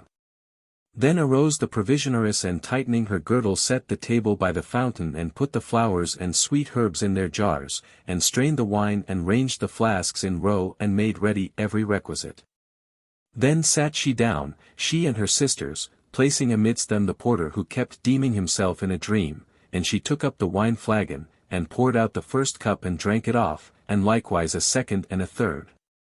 After this she filled a 4th cup which she handed to one of her sisters, and, lastly, she crowned a goblet and passed it to the porter, saying, Drink the dear draught, drink free and fain what healeth every grief and pain. He took the cup in his hand and, lauding low, returned his best thanks and improvised. Drain not the bowl save with a trusty friend, a man of worth whose good old blood all know. For wine, like wind, sucks sweetness from the sweet and stinks when over stench it haply blow. Adding, drain not the bowl. Save from dear hand like thine the cup, recall thy gifts, thou, gifts of wine. After repeating this couplet he kissed their hands and drank and was drunk and sat swaying from side to side and pursued. All drinks wherein is blood the law unclean doth hold save one, the blood shed of the vine. Fill. Fill. Take all my wealth bequeathed or one thou fawn. A willing ransom for those eyne. Then the cateress crowned a cup and gave it to the portress, who took it from her hand and thanked her and drank. Thereupon she poured again and passed to the eldest lady who sat on the couch, and filled yet another and handed it to the porter. He kissed the ground before them, and, after drinking and thanking them, he again began to recite. Here. Here. By Allah, here. Cups of the sweet, the dear. Fill me a brimming bowl the fount, O life I spear. Then the porter stood up before the mistress of the house and said, O lady, I am thy slave, thy Mameluke, thy white thrall, thy very bondsman. And he began reciting. A slave of slaves there standeth at thy door lauding thy generous boons and gifts galore. Beauty. May he come in a while to joy thy charms. For love and I part nevermore. She said to him, Drink. And health and happiness attend thy drink. So he took the cup and kissed her hand and recited these lines in sing-song. I gave her brave old wine that like her cheeks blushed red or flame from furnace flaring up. She bussed the brim and said with many a smile how durst thou deal folks cheek for folk to sup. Drink. Said I, these are tears of mine whose tinct is heart blood sighs have boiled in the cup. She answered him in the following couplet. And tears of blood for me, friend, thou hast shed suffer me sup them, by thy head and eyes. Then the lady took the cup, and drank it off to her sister's health, and they ceased not drinking, the porter being in the midst of them, and dancing and laughing and reciting verses and singing ballads and ritornellos. All this time the porter was carrying on with them, kissing, toying, biting, handling, groping, fingering, whilst one thrust a dainty morsel in his mouth, and another slapped him, and this cuffed his cheeks, and that threw sweet flowers at him. And he was in the very paradise of pleasure, as though he were sitting in the seventh sphere among the houris of heaven. They ceased not doing after this fashion until the wine played tricks in their heads and worsted their wits. And, when the drink got the better of them, the portress stood up and doffed her clothes till she was mother naked. However, she let down her hair about her body by way of shift, and throwing herself into the basin disported herself and dived like a duck and swam up and down, and took water in her mouth, and spurted it all over the porter, and washed her limbs. And between her breasts, and inside her thighs and all around her navel. Then she came up out of the cistern and throwing herself on the porter's lap said, O my lord, O my love, what callest thou this article, pointing to her slit, her solution of continuity. I call that thy cleft, quoth the porter, and she rejoined, Wah! Wah, art thou not ashamed to use such a word? And she caught him by the collar and soundly cuffed him. Said he again, Thy womb, thy vulva. And she struck him a second slap crying, O fie, this is another ugly word, is there no shame in thee? Quoth he, Thy coint, and she cried, O thou art wholly destitute of modesty, and thumped him and bashed him. Then cried the porter, Thy clitoris, whereat the eldest lady came down upon him with a yet sorer beating, and said, No.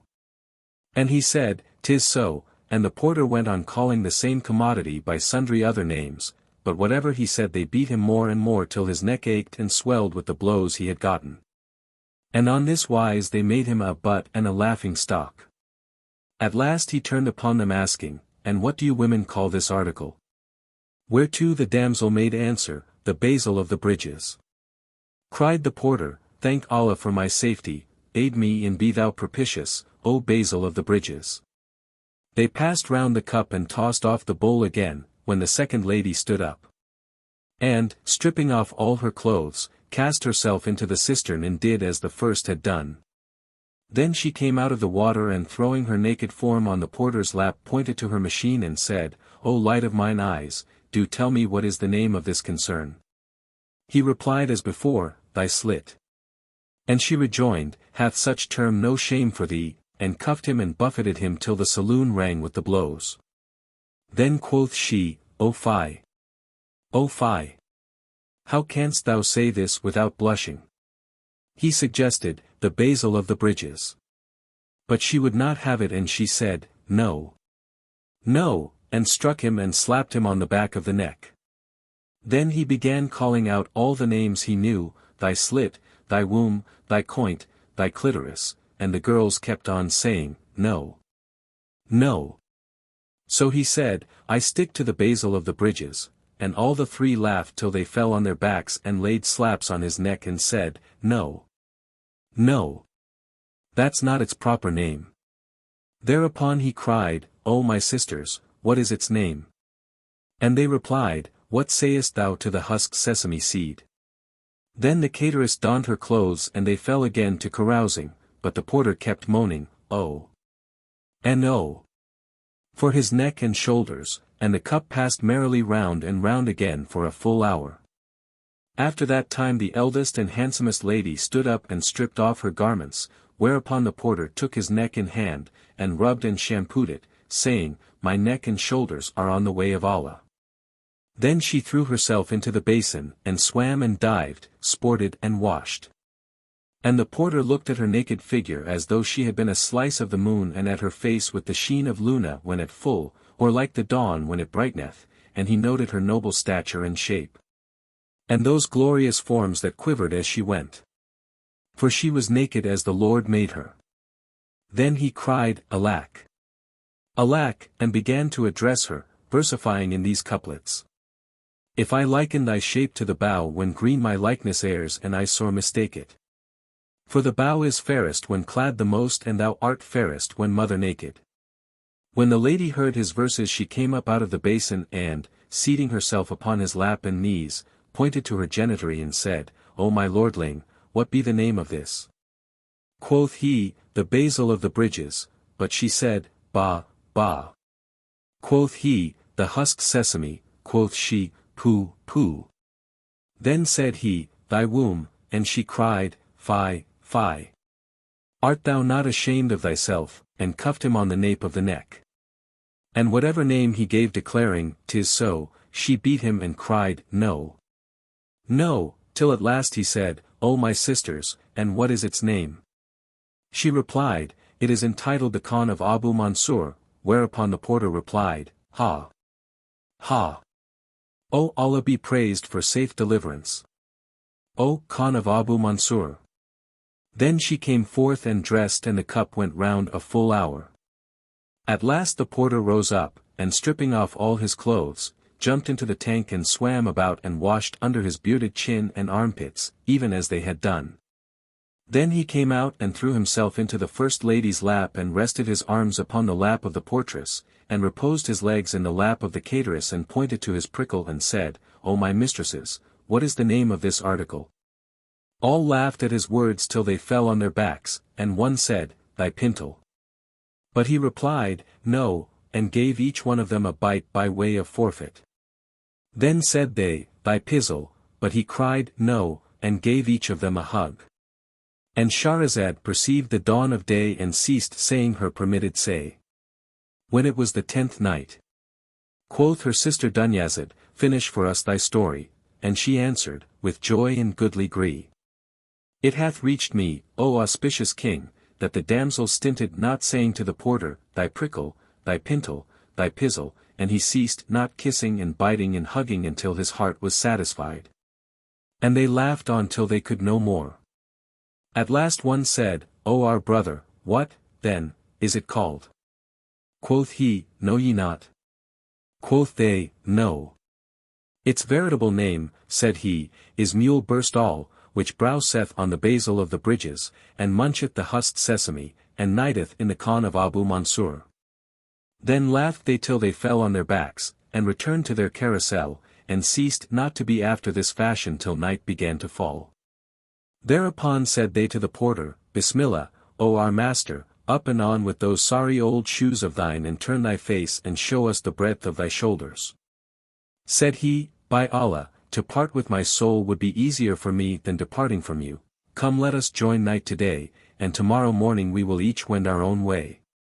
My life on you, said the procuratrix, suffer him to tarry with us, that we may laugh at him, we may live out our lives and never meet with his like, for surely he is a right merry rogue and a witty. So they said, Thou must not remain with us this night save on condition that thou submit to our commands, and that whatso thou sayest, thou ask no questions thereanent, nor inquire of its cause. All right, rejoined he, and they said, Go read the writing over the door. So he rose and went to the entrance, and there found written in letters of gold wash, Whoso speaketh of what concerneth him not, shall hear what pleaseth him not. The porter said, Be ye witnesses against me that I will not speak on whatso concerneth me not. Then the cateress arose, and set food before them and they ate. After which they changed their drinking place for another, and she lighted the lamps and candles and burned ambergris and aloes wood, and set on fresh fruit and a wine service, when they fell to carousing and talking of their lovers. And they ceased not to eat and drink and chat, nibbling dry fruits and laughing and playing tricks for the space of a full hour when lo! A knock was heard at the gate. The knocking in no wise disturbed the séance, but one of them rose and went to see what it was and presently returned, saying, Truly our pleasure for this night is to be perfect. How is that? Asked they. And she answered, At the gate be 3 Persian calendars with their beards and heads and eyebrows shaven, and all 3 blind of the left eye, which is surely a strange chance. They are foreigners from Rumland with the mark of travel plain upon them, they have just entered Baghdad, this being their first visit to our city, and the cause of their knocking at our door is simply because they cannot find a lodging. Indeed one of them said to me, Haply the owner of this mansion will let us have the key of his stable or some old outhouse wherein we may pass this night. For evening had surprised them and, being strangers in the land, they knew none who would give them shelter. And, O my sisters, each of them is a figure fun after his own fashion, and if we let them in we shall have matter to make sport of. She gave not over persuading them till they said to her, Let them in, and make thou the usual condition with them that they speak not of what concerneth them not, lest they hear what pleaseth them not. So she rejoiced and going to the door presently returned with the 3 monoculars whose beards and mustachios were clean shaven. They salaamed and stood afar off by way of respect. But the 3 ladies rose up to them and welcomed them and wished them joy of their safe arrival and made them sit down. The calendars looked at the room and saw that it was a pleasant place, clean swept and garnished with flowers. And the lamps were burning and the smoke of perfumes was spiring in air, and beside the dessert and fruits and wine, there were 3 fair girls who might be maidens, so they exclaimed with one voice, By Allah, 'tis good. Then they turned to the porter and saw that he was a merry-faced wight, albeit he was by no means sober and was sore after his slappings. So they thought that he was one of themselves and said, A mendicant like us. Whether Arab or foreigner. But when the porter heard these words, he rose up, and fixing his eyes fiercely upon them, said, Sit ye here without exceeding in talk. Have you not read what is writ over the door? Surely it befitteth not fellows who come to us like paupers to wag your tongues at us. We crave thy pardon, O fakir, rejoined they, and our heads are between thy hands. The ladies laughed consumedly at the squabble. And, making peace between the calendars and the porter, seated the new guests before meat and they ate. Then they sat together, and the portress served them with drink. And, as the cup went round merrily, quoth the porter to the askers, And you, O brothers mine, have ye no story or rare adventure to amuse us withal? Now the warmth of wine having mounted to their heads they called for musical instruments. And the portress brought them a tambourine of Mosul, and a lute of Iraq, and a Persian harp, and each mendicant took one and tuned it. This the tambourine and those the lute and the harp, and struck up a merry tune while the ladies sang so lustily that there was a great noise. And whilst they were carrying on, behold, some one knocked at the gate, and the portress went to see what was the matter there. Now the cause of that knocking, O king, quoth Shahryar, was this, the Caliph, Harun al-Rashid, had gone forth from the palace, as was his wont now and then, to solace himself in the city that night, and to see and hear what new thing was stirring. He was in merchant's gear, and he was attended by Ja'far, his wazir, and by Masrur his sword of vengeance. As they walked about the city, their way led them towards the house of the three ladies. Where they heard the loud noise of musical instruments and singing and merriment, so quoth the Caliph to Ja'far, I long to enter this house and hear those songs and see who sing them. Quoth Ja'far, O Prince of the Faithful! These folk are surely drunken with wine, and I fear some mischief betide us if we get amongst them. There is no help but that I go in there, replied the Caliph, and I desire thee to contrive some pretext for our appearing among them. Ja'far replied, I hear and I obey, and knocked at the door, whereupon the portress came out and opened. Then Ja'far came forward and kissing the ground before her said, O my lady, we be merchants from Tiberias town, we arrived at Baghdad 10 days ago, and, alighting at the merchant's caravanserai, we sold all our merchandise. Now a certain trader invited us to an entertainment this night, so we went to his house and he set food before us and we ate, then we sat at wine and wassail with him for an hour or so when he gave us leave to depart. And we went out from him in the shadow of the night and, being strangers, we could not find our way back to our khan. So haply of your kindness and courtesy you will suffer us to tarry with you this night, and heaven will reward you. The portress looked upon them and seeing them dressed like merchants and men of grave looks and solid, she returned to her sisters and repeated to them Ja'far's story, and they took compassion upon the strangers and said to her, Let them enter. She opened the door to them, when said they to her, Have we thy leave to come in? Come in, quoth she, and the Caliph entered followed by Ja'far and Masrur. And when the girls saw them they stood up to them in respect and made them sit down and look to their wants, saying, Welcome, and welcome and good cheer to the guests, but with one condition. What is that? Asked they, and one of the ladies answered, Speak not of what concerneth you not, lest ye hear what pleaseth you not. Even so, said they, and sat down to their wine and drank deep. Presently the Caliph looked on the three calendars and, seeing them each and every blind of the left eye, wondered at the sight, then he gazed upon the girls and he was startled and he marveled with exceeding marvel at their beauty and loveliness.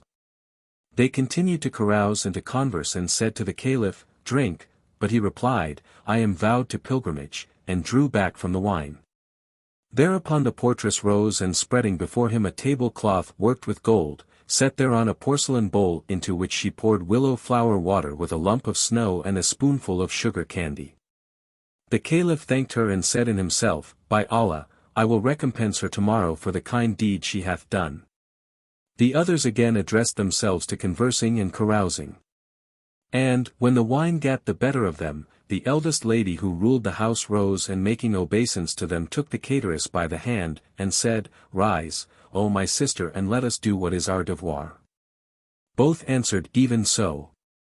Then the portress stood up and proceeded to remove the table service and the remnants of the banquet, and renewed the potiles and cleared the middle of the saloon. Then she made the calendars sit upon a sofa at the side of the estrade, and seated the Caliph and Ja'far and Masrur on the other side of the saloon, after which she called the porter, and said, How scanty is thy courtesy!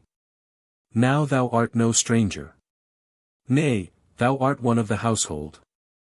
So he stood up and, tightening his waistcloth, asked, What would ye I do? And she answered, Stand in thy place. Then the procuratrix rose and set in the midst of the saloon a low chair and, opening a closet, cried to the porter, Come help me. So he went to help her and saw two black bitches with chains round their necks. And she said to him, Take hold of them, and he took them and led them into the middle of the saloon. Then the lady of the house arose and tucked up her sleeves above her wrists and, seizing a scourge, said to the porter, Bring forward one of the bitches. He brought her forward, dragging her by the chain, while the bitch wept, and shook her head at the lady who, however, came down upon her with blows on the sconce, and the bitch howled and the lady ceased not beating her till her forearm failed her. Then, casting the scourge from her hand, she pressed the bitch to her bosom and, wiping away her tears with her hands, kissed her head. Then she said to the porter, Take her away and bring the second. And, when he brought her, she did with her as she had done with the first. Now the heart of the Caliph was touched at these cruel doings, his chest straightened and he lost all patience in his desire to know why the two bitches were so beaten. He threw a wink at Ja'far wishing him to ask, but, the minister turning towards him said by signs, "Be silent." Then quoth the portress to the mistress of the house, "O my lady, arise and go to thy place that I in turn may do my devoir." She answered, "Even so," and, taking her seat upon the couch of juniper wood, pargeted with gold and silver, said to the portress and cateress, "Now do ye what ye have to do." Thereupon the portress sat upon a low seat by the couch side. But the procuratrix, entering a closet, brought out of it a bag of satin with green fringes and 2 tassels of gold. She stood up before the lady of the house and shaking the bag drew out from it a lute which she tuned by tightening its pegs. And when it was in perfect order, she began to sing these quatrains. Ye are the wish, the aim of me and when, O love, thy sight I see. The heavenly mansion openeth, but hell I see when lost thy sight. From thee comes madness. Nor the less comes highest joy, comes ecstasy. Nor in my love for thee I fear or shame and blame, or hate and spite. When love was throned within my heart I rent the veil of modesty. And stints not love to rend that veil gang disgrace on grace to alight. The robe of sickness then I donned but rent to rags was secrecy. Wherefore my love and longing heart proclaim your high supremest might. The tear-drop railing adown my cheek telleth my tale of ignominy. And all the hid was seen by all and all my riddle read aright. Heal then my malady, for thou art malady in remedy. But she whose cure is in thy hand shall ne'er be free of bane and blight. Burn me those eyne that radiance rain slay me the swords of fantasy. How many hath the sword of love laid low, their high degree despite? Yet will I never cease to pine nor to oblivion will I flee. Love is my health, my faith, my joy public and private, wrong or right. O happy eyes that sight thy charms that gaze upon thee at their gree. Yea, of my purest wish and will the slave of love I'll I be hight. When the damsel heard this elegy in quatrains she cried out, Alas! Alas! And rent her raiment, and fell to the ground fainting. And the caliph saw scars of the palm rod on her back and welts of the whip, and marveled with exceeding wonder. Then the portress arose and sprinkled water on her and brought her a fresh and very fine dress and put it on her. But when the company beheld these doings their minds were troubled, for they had no inkling of the case nor knew the story thereof, so the caliph said to Ja'far, Didst thou not see the scars upon the damsel's body? I cannot keep silence or be at rest till I learn the truth of her condition and the story of this other maiden and the secret of the 2 black bitches. But Ja'far answered, O our lord, they made it a condition with us that we speak not of what concerneth us not, lest we come to hear what pleaseth us not. Then said the portress, By Allah, O my sister, come to me and complete this service for me. Replied the procuratrix, with joy and goodly gree, so she took the lute. And leaned it against her breasts and swept the strings with her finger-tips. And began singing. Give back mine eyes their sleep long ravished and say me whither be my reason fled. I learnt that lending to thy love a place sleep to mine eyelids mortal foe was made. They said, We held thee righteous, who waylaid thy soul. Go ask his glorious eyes, I said. I pardon all my blood he pleased to spill owning his troubles drove him blood to shed. On my mind's mirror sun like sheen he cast whose keen reflection fire in vitals bred. Waters of life let Allah waste it will suffice my wage those lips of dewy red. And thou address my love thou ell to find a cause for plaint and tears or ruth or lustied. In water pure his form shall greet your eyne when fails the bowl nor need ye drink of wine. Then she quoted from the same ode. I drank, but the draught of his glance, not wine. And his swaying gait swayed to sleep these eyne. 'Twas not grape juice grips me but grasp of past 'twas not bowl o'erbold me but gifts divine. His coiling curl lets my soul enet and his cruel will all my wits outwitted. After a pause she resumed. If we plain of absence what shall we say? Or if pain afflict us where wend our way? And I hire a truchman to tell my tale the lover's plaint is not told for pay. If I put on patience, a lover's life after loss of love will not last a day. Naught is left me now but regret. Repine and tears flooding cheeks for ever and aye. O thou who the babes of these eyes hast fled, thou art homed in heart that shall never stray. Would heaven I what hast thou kept our pact long as streams shall flow, to have firmest fay? Or hast forgotten the weeping slave whom groans afflict and whom griefs waylay?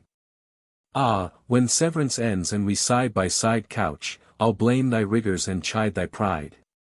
Now when the portress heard her second ode she shrieked aloud and said, By Allah, 'tis right good, and laying hands on her garments tore them, as she did the first time, and fell to the ground fainting.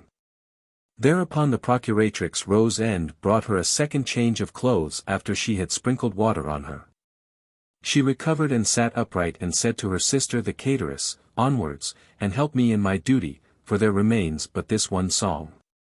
So the provisioneress again brought out the lute and began to sing these verses. How long shall last, how long this rigour rife of woe may not suffice thee, all these tears thou sayest flow?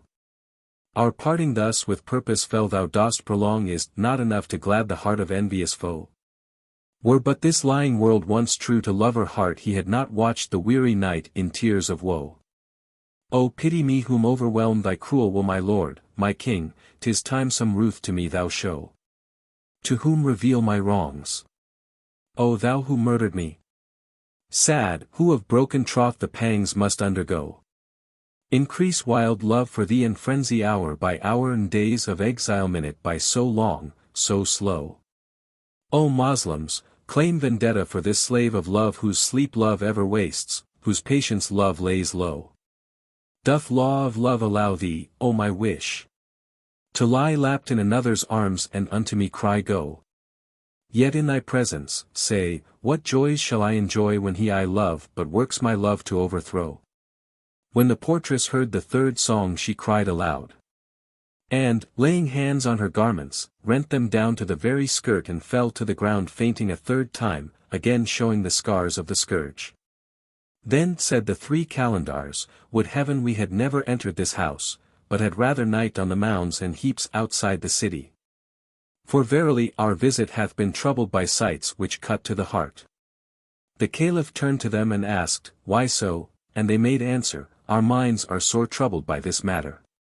Quoth the Caliph, Are ye not of the household? And quoth they, No. Nor indeed did we ever set eyes on the place till within this hour.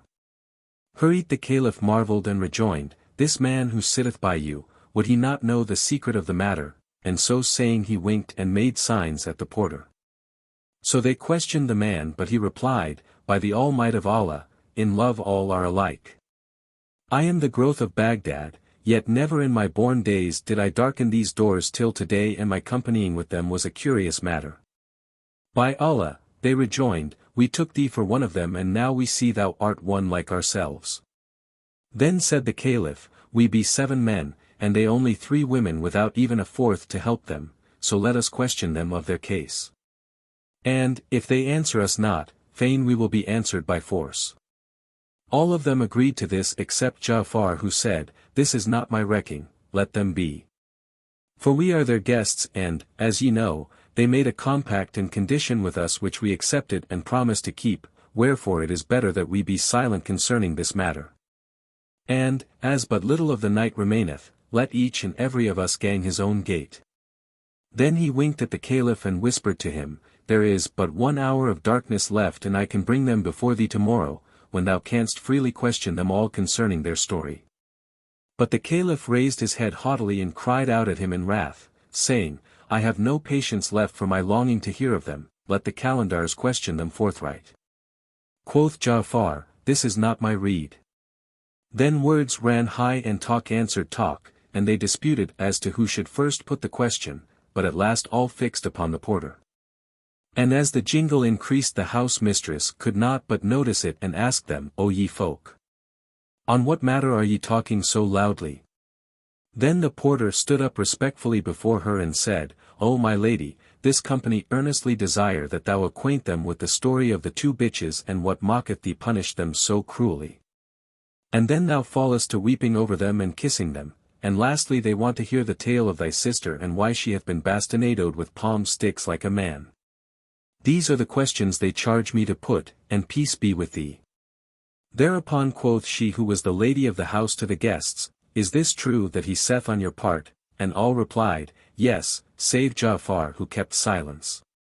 When she heard these words she cried, By Allah, ye have wronged us, O our guests. With grievous wronging, for when you came before us we made compact and condition with you, that whoso should speak of what concerneth him not should hear what pleaseth him not. Sufficeth ye not that we took you into our house and fed you with our best food? But the fault is not so much yours as hers who let you in. Then she tucked up her sleeves from her wrists and struck the floor thrice with her hand crying, Come ye quickly, and lo! A closet door opened and out of it came 7 negro slaves with drawn swords in hand to whom she said, Pin ye me those praetors' elbows and bind them each to each. They did her bidding and asked her, O veiled and virtuous, is it thy high command that we strike off their heads? But she answered, Leave them a while that I question them of their condition, before their necks feel the sword. By Allah, O my lady, cried the porter, slay me not for others' sin. All these men offended and deserve the penalty of crime save myself.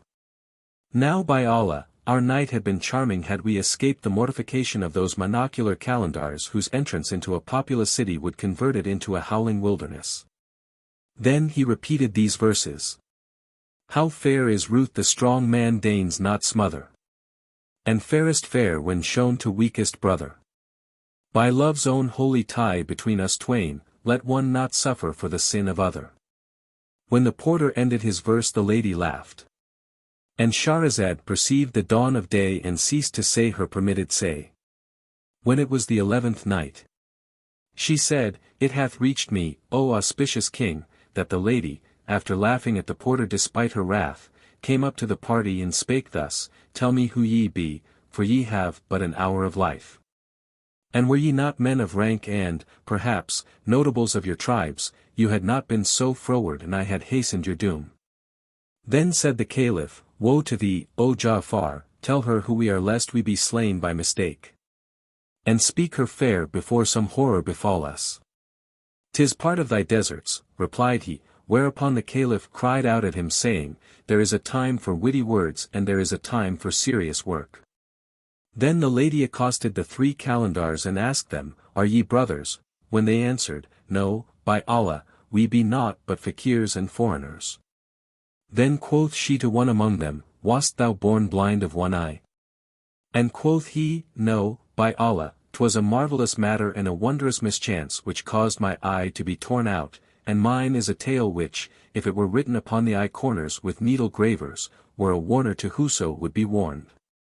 She questioned the 2nd and 3rd calendar. But all replied like the first, By Allah, O our mistress, each one of us cometh from a different country, and we are all 3 the sons of kings, sovereign princes ruling over suzerains and capital cities. Thereupon she turned towards them and said, Let each and every of you tell me his tale in due order and explain the cause of his coming to our place, and if his story please us let him stroke his head and wend his way. The first to come forward was the Hammal, the porter, who said, O my lady, I am a man and a porter. This dame, the cateress, hired me to carry a load and took me first to the shop of a vintner, then to the booth of a butcher. Thence to the stall of a fruiter, thence to a grocer who also sold dry fruits, thence to a confectioner and a perfumer cum druggist and from him to this place where there happened to me with you what happened. Such is my story and peace be on us all. At this the lady laughed and said, Rub thy head and wend thy ways, but he cried, By Allah, I will not stump it till I hear the stories of my companions. Then came forward one of the monoculars and began to tell her the first calendar's tale. Know, O my lady, that the cause of my beard being shorn and my eye being out torn was as follows. My father was a king and he had a brother who was a king over another city, and it came to pass that I and my cousin, the son of my paternal uncle, were both born on one and the same day. And years and days rolled on. And, as we grew up, I used to visit my uncle every now and then and to spend a certain number of months with him. Now my cousin and I were sworn friends, for he ever entreated me with exceeding kindness. He killed for me the fattest sheep and strained the best of his wines, and we enjoyed long conversing and carousing. One day when the wine had gotten the better of us, the son of my uncle said to me, O my cousin, I have a great service to ask of thee, and I desire that thou stay me not in whatso I desire to do. And I replied, with joy and goodly will. Then he made me swear the most binding oaths and left me, but after a little while he returned leading a lady veiled and richly apparelled with ornaments worth a large sum of money. Presently he turned to me, the woman being still behind him, and said, Take this lady with thee and go before me to such a burial ground, describing it, so that I knew the place. And enter with her into such a sepulchre and there await my coming. The oaths I swore to him made me keep silence and suffered me not to oppose him, so I led the woman to the cemetery and both I and she took our seats in the sepulchre. And hardly had we sat down when in came my uncle's son, with a bowl of water, a bag of mortar and an adze somewhat like a hoe.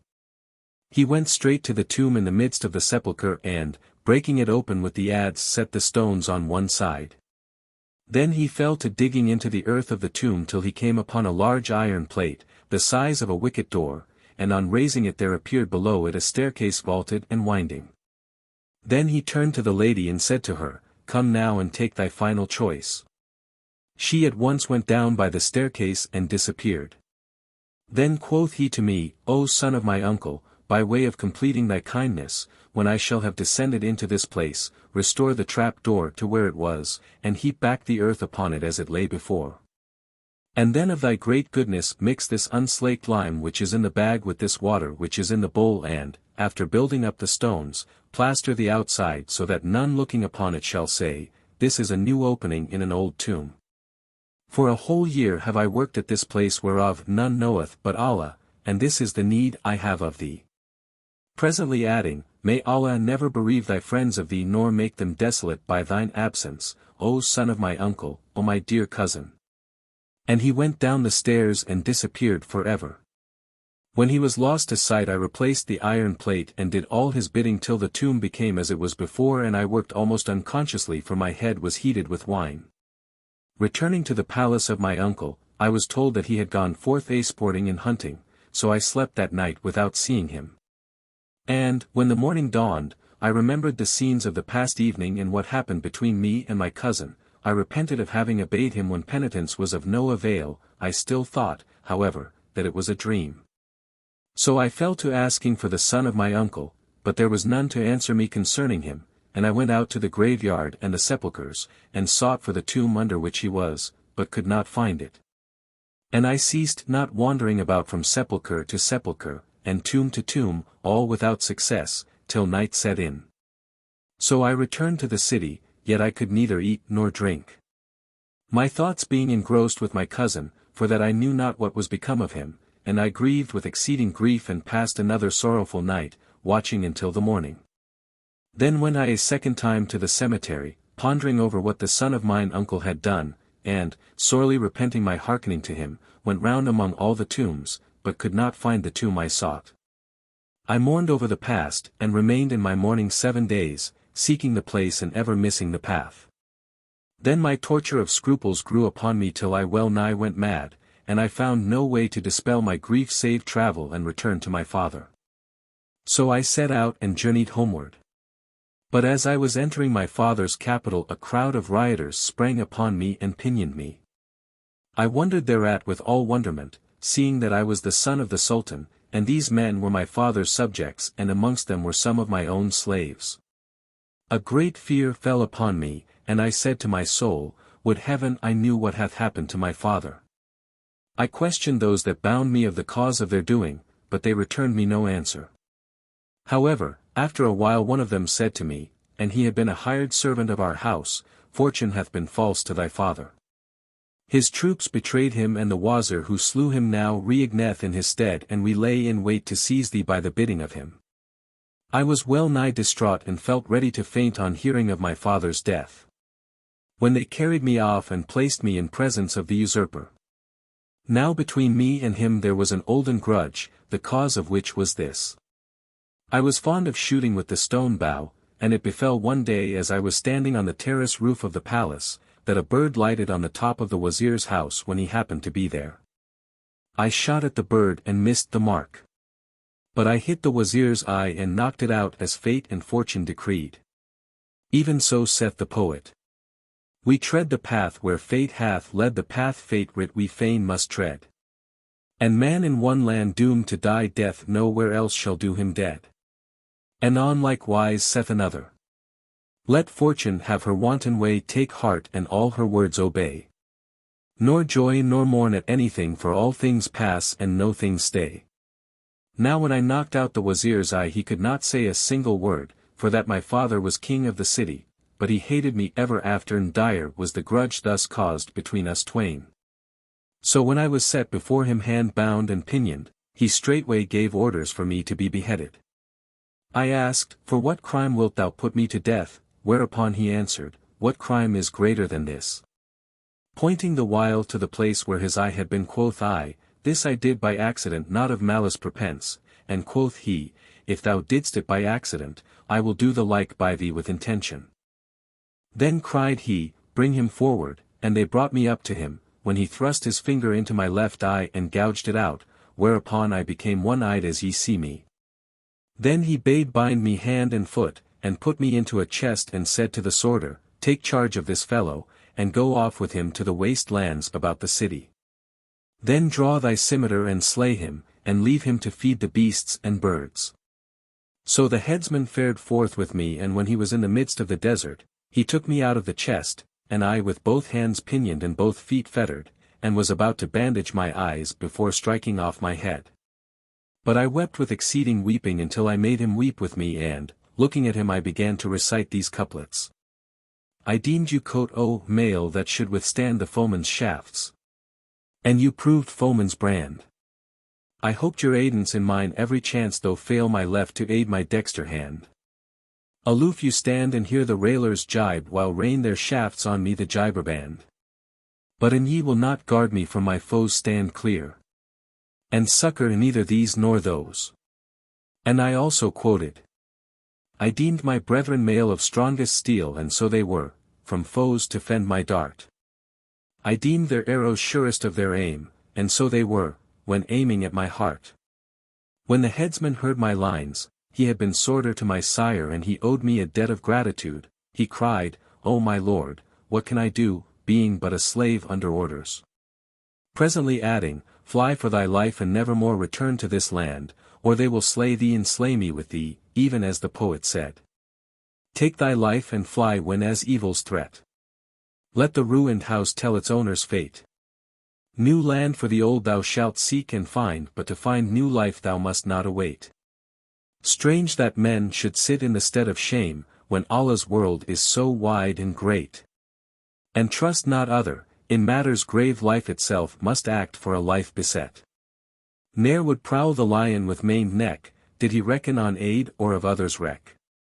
Hardly believing in my escape, I kissed his hand and thought the loss of my eye a light matter in consideration of my escaping from being slain. I arrived at my uncle's capital.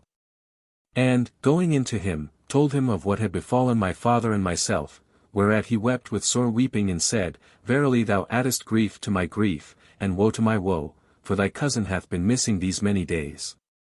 I wot not what hath happened to him, and none can give me news of him.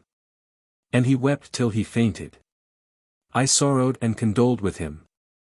And he would have applied certain medicaments to my eye, but he saw that it was become as a walnut with the shell empty. Then said he, O my son, better to lose eye and keep life. After that I could no longer remain silent about my cousin, who was his only son and one dearly loved, so I told him all that had happened. He rejoiced with extreme joyance to hear news of his son and said, Come now and show me the tomb. But I replied, By Allah, O my uncle, I know not its place, though I sought it carefully full many times, yet could not find the site. However, I and my uncle went to the graveyard and looked right and left, till at last I recognized the tomb, and we both rejoiced with exceeding joy. We entered the sepulchre and loosened the earth about the grave.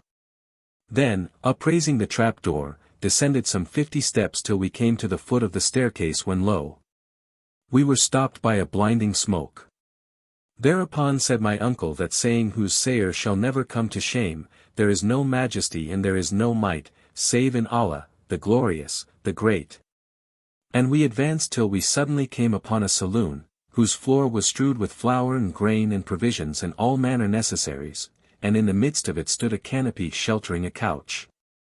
Thereupon my uncle went up to the couch and inspecting it found his son and the lady who had gone down with him into the tomb, lying in each other's embrace, but the twain had become black as charred wood.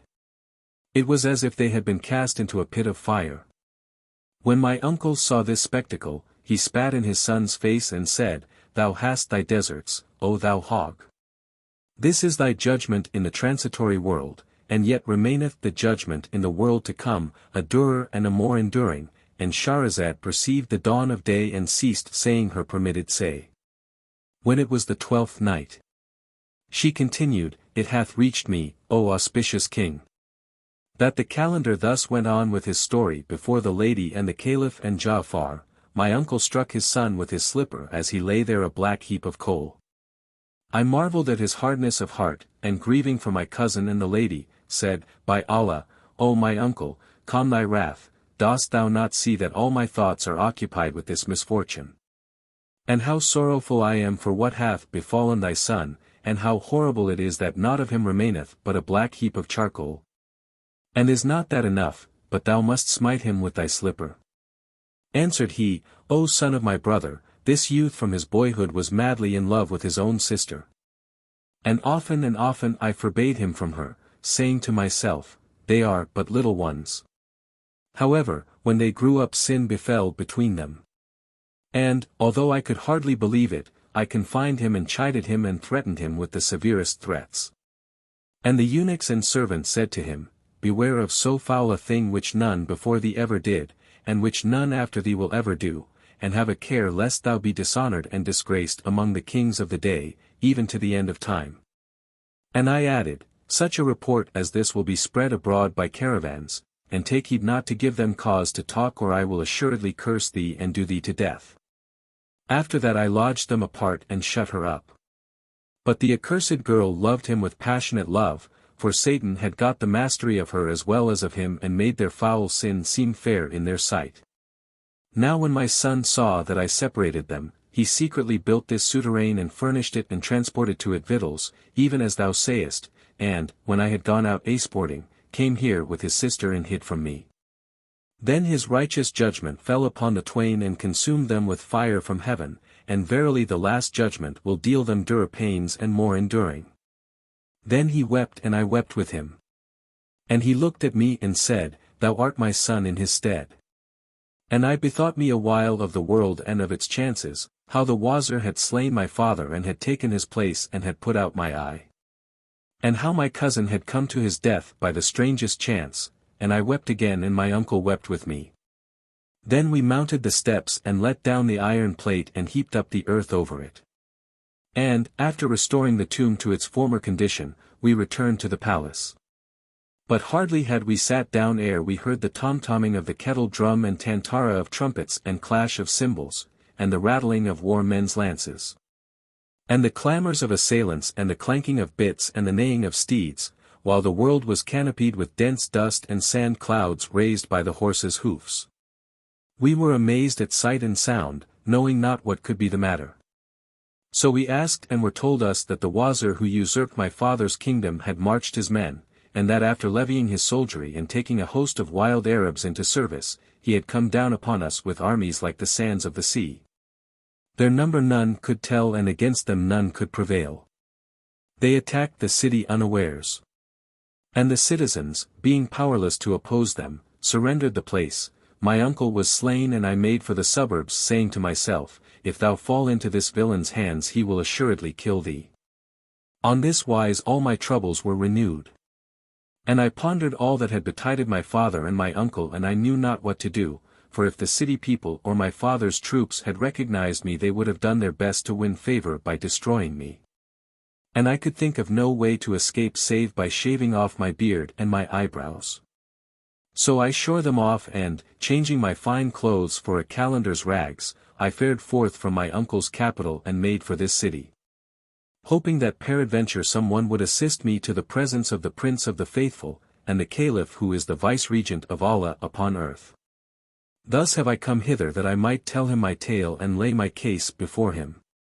I arrived here this very night, and was standing in doubt whither I should go, when suddenly I saw this second calendar, so I salaamed to him saying, I am a stranger, and he answered, I too am a stranger. And as we were conversing behold, up came our companion, this third calendar, and saluted us saying, I am a stranger. And we answered, we too be strangers. Then we three walked on and together till darkness overtook us and destiny crave us to your house. Such, then, is the cause of the shaving of my beard and mustachios and eyebrows, and the manner of my losing my right eye. They marveled much at this tale, and the Caliph said to Ja'far, By Allah, I have not seen nor have I heard the like of what hath happened to this calendar. Quoth the lady of the house, Rub thy head and wend thy ways. But he replied, I will not go, till I hear the history of the two others. Thereupon the second calendar came forward, and, kissing the ground, began to tell the second calendar's tale. Know, O my lady, that I was not born one-eyed, and mine is a strange story, and it were graven with needle graver on the eye corners, it were a warner to whoso would be warned. I am a king, son of a king, and was brought up like a prince. I learned intoning the Quran according the 7 schools, and I read all manner books, and held disputations on their contents with the doctors and men of science. Moreover I studied star lore and the fair sayings of poets, and I exercised myself in all branches of learning until I surpassed the people of my time, my skill in calligraphy exceeded that of all the scribes. And my fame was bruited abroad over all climes and cities, and all the kings learned to know my name.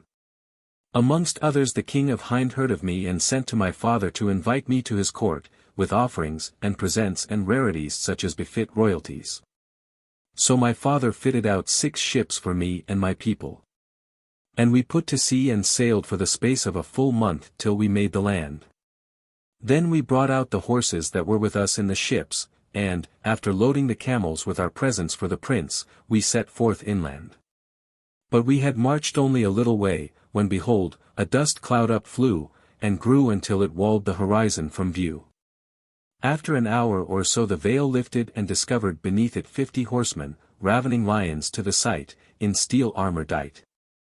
We observed them straightly and low.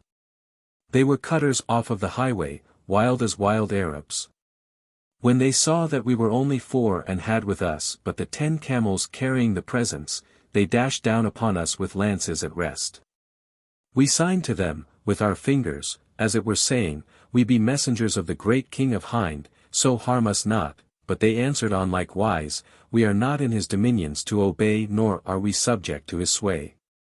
Then they set upon us and slew some of my slaves and put the lave to flight, and I also fled after I had gotten a wound, a grievous hurt, whilst the Arabs were taken up with the money and the presents which were with us.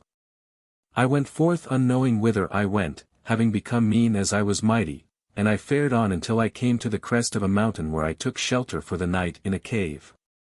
When day arose I set out again, nor ceased after this fashion till I arrived at a fair city and a well filled.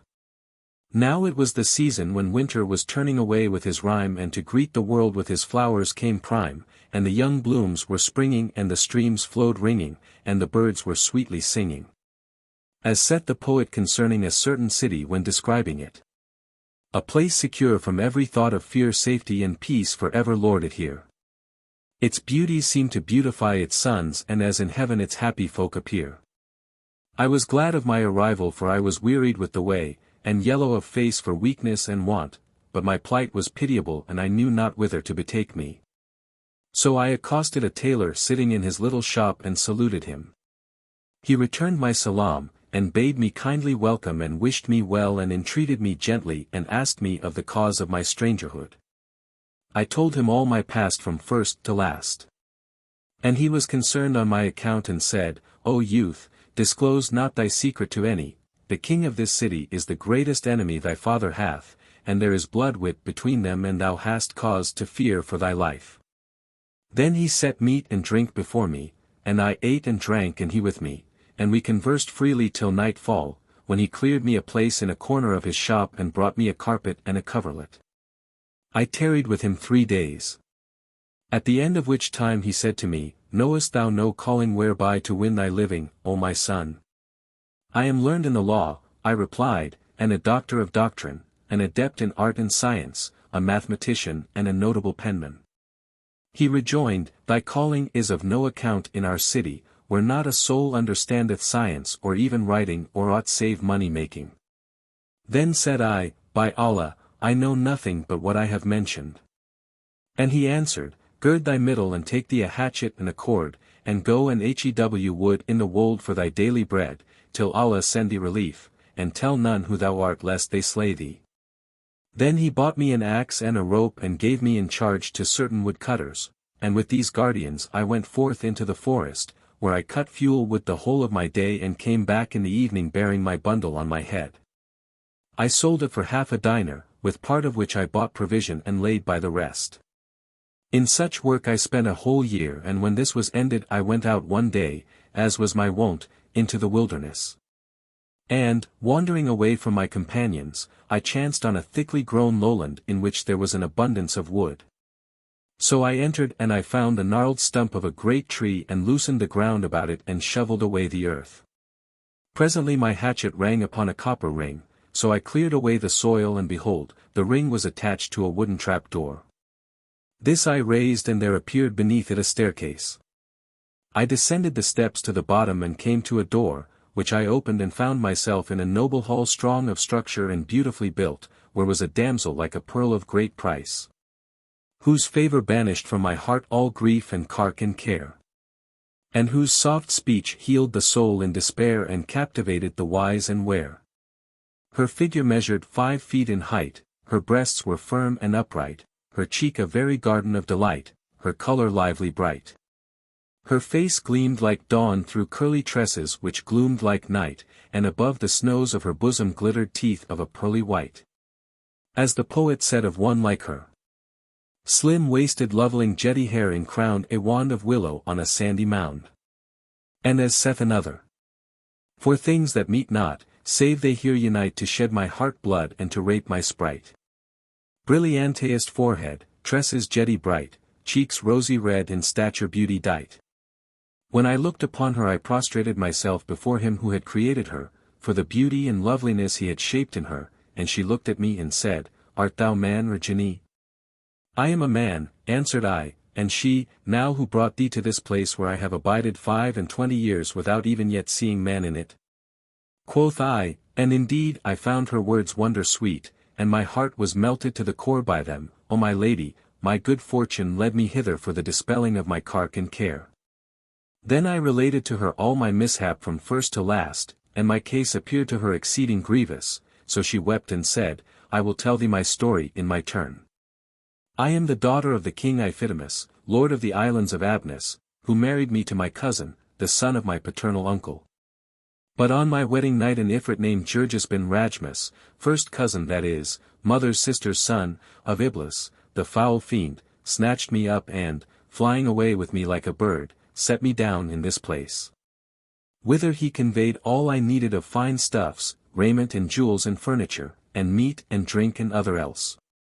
Once in every 10 days he comes here and lies a single night with me, and then wends his way, for he took me without the consent of his family. And he hath agreed with me that if ever I need him by night or by day, I have only to pass my hand over yonder 2 lines engraved upon the alcove, and he will appear to me before my fingers cease touching. For days have now passed since he was here, and, as there remain 6 days before he come again, say me, wilt thou abide with me 5 days, and go hence the day before his coming? I replied, yes, and yes again. O rare, if all this be not a dream. Hurried she was glad and, springing to her feet, seized my hand and carried me through an arched doorway to a hammam bath, a fair hall and richly decorate.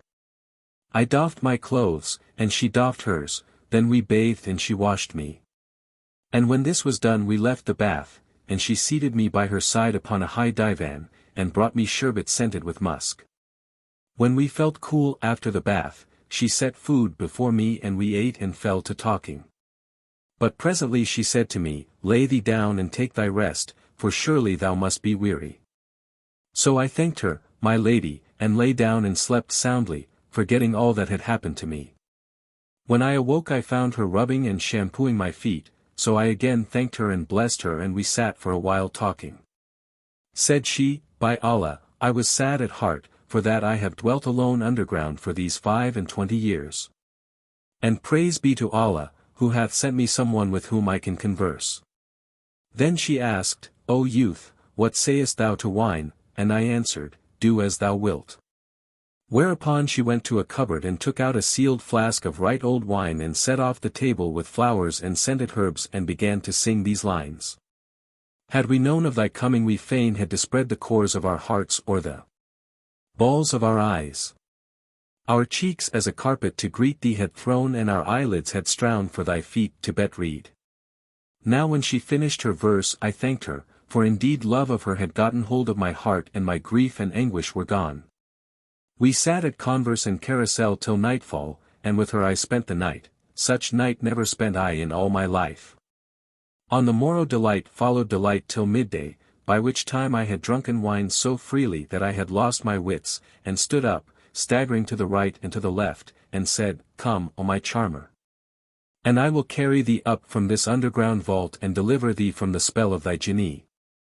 She laughed and replied, Content thee and hold thy peace, of every 10 days one is for the Ifrit and the other 9 are thine. Quoth I, and in good sooth drink had got the better of me, this very instant will I break down the alcove whereon is graven the talisman and summon the Ifrit that I may slay him, for it is a practice of mine to slay Ifrits. When she heard my words her color waxed wan and she said, By Allah, do not, and she began repeating. This is a thing wherein destruction lies, I read thee shun it and thy wits be wise. And these also. O thou who seekest severance, draw the rein of thy swift steed nor seek o'er advance. Ah stay! For treachery is the rule of life, and sweets of meeting end in severance. I heard her verse but paid no heed to her words, nay, I raised my foot and administered to the alcove a mighty kick. And Scheherazade perceived the dawn of day and ceased to say her permitted say. When it was the 13th night, she said, It hath reached me, O auspicious king, that the second calendar thus continued his tale to the lady, but when, my mistress, I kicked that alcove with a mighty kick, behold, the air starkened and darkened and thundered and lightened. The earth trembled and quaked and the world became invisible. At once the fumes of wine left my head, I cried to her, What is the matter? And she replied, The Ifrit is upon us. Did I not warn thee of this? By Allah, thou hast brought ruin upon me, but fly for thy life and go up by the way thou camest down. So I fled up the staircase, but, in the excess of my fear, I forgot sandals and hatchet. And when I had mounted 2 steps I turned to look for them, and lo! I saw the earth cleave asunder, and there arose from it an Ifrit, a monster of hideousness, who said to the damsel, What trouble and pother be this wherewith thou disturbest me? What mishap hath betided thee? No mishap hath befallen me, she answered, save that my breast was straitened and my heart heavy with sadness. So I drank a little wine to broaden it and to hearten myself. Then I rose to obey a call of nature, but the wine had gotten into my head and I fell against the alcove. Thou least, like the whore thou art, shrieked the Ifrit. And he looked around the hall right and left till he caught sight of my axe and sandals and said to her, What be these but the belongings of some mortal who hath been in thy society? She answered, I never set eyes upon them till this moment, they must have been brought by thee hither cleaving to thy garments. Quoth the Ifrit, These words are absurd, thou harlot. Thou strumpet. Then he stripped her stark naked and, stretching her upon the floor, bound her hands and feet to 4 stakes, like one crucified, and set about torturing and trying to make her confess. I could not bear to stand listening to her cries and groans. So I climbed the stair on the quake with fear, and when I reached the top I replaced the trap door and covered it with earth. Then repented I of what I had done with penitence exceeding. And thought of the lady in her beauty and loveliness, and the tortures she was suffering at the hands of the accursed Ifrit, after her quiet life of 25 years, and how all that had happened to her was for the cause of me. I bethought me of my father and his kingly estate and how I had become a woodcutter, and how, after my time had been a while serene, the world had again waxed turbid and troubled to me. So I wept bitterly and repeated this couplet. What time fate's tyranny shall most oppress thee perpend? One day shall joy thee, one distress thee. Then I walked till I reached the home of my friend, the tailor, whom I found most anxiously expecting me. Indeed he was, as the saying goes, on coals of fire for my account. And when he saw me he said, All night long my heart hath been heavy, fearing for thee from wild beasts or other mischances. Now praise be to Allah for thy safety. I thanked him for his friendly solicitude and, retiring to my corner, sat pondering and musing on what had befallen me, and I blamed and chided myself for my meddlesome folly and my frowardness in kicking the alcove.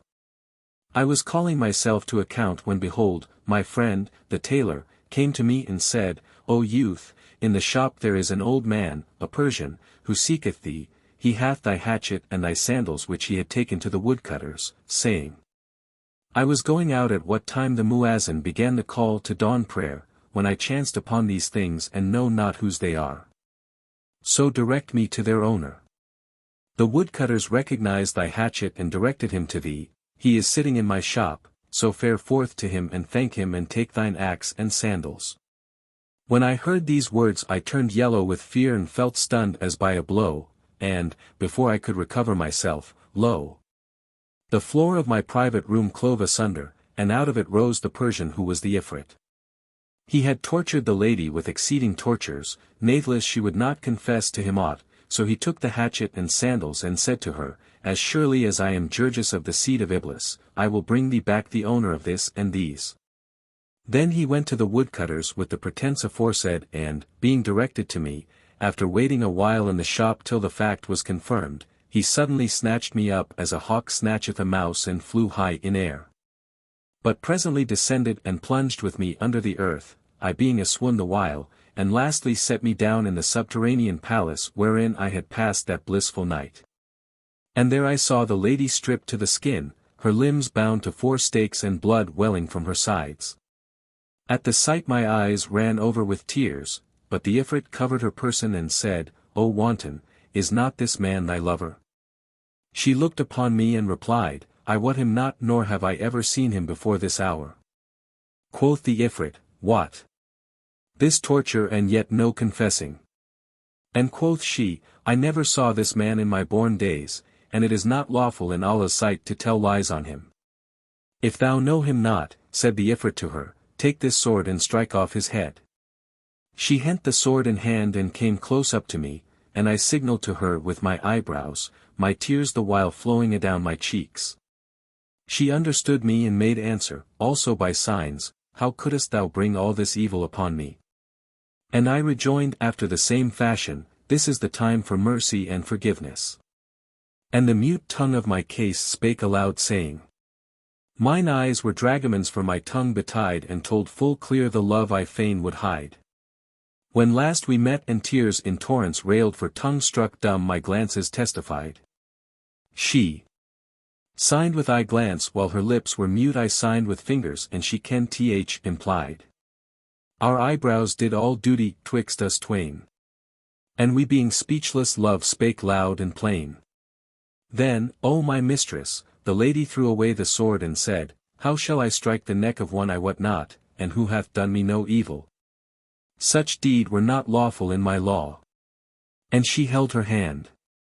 Said the Ifrit, 'Tis grievous to thee to slay thy lover, and, because he hath lain with thee, thou endurest these torments and obstinately refusest to confess. After this it is clear to me that only like loveth and pitieth like. Then he turned to me and asked me, O man, haply thou also dost not know this woman, whereto I answered, And pray who may she be? Assuredly I never saw her till this instant.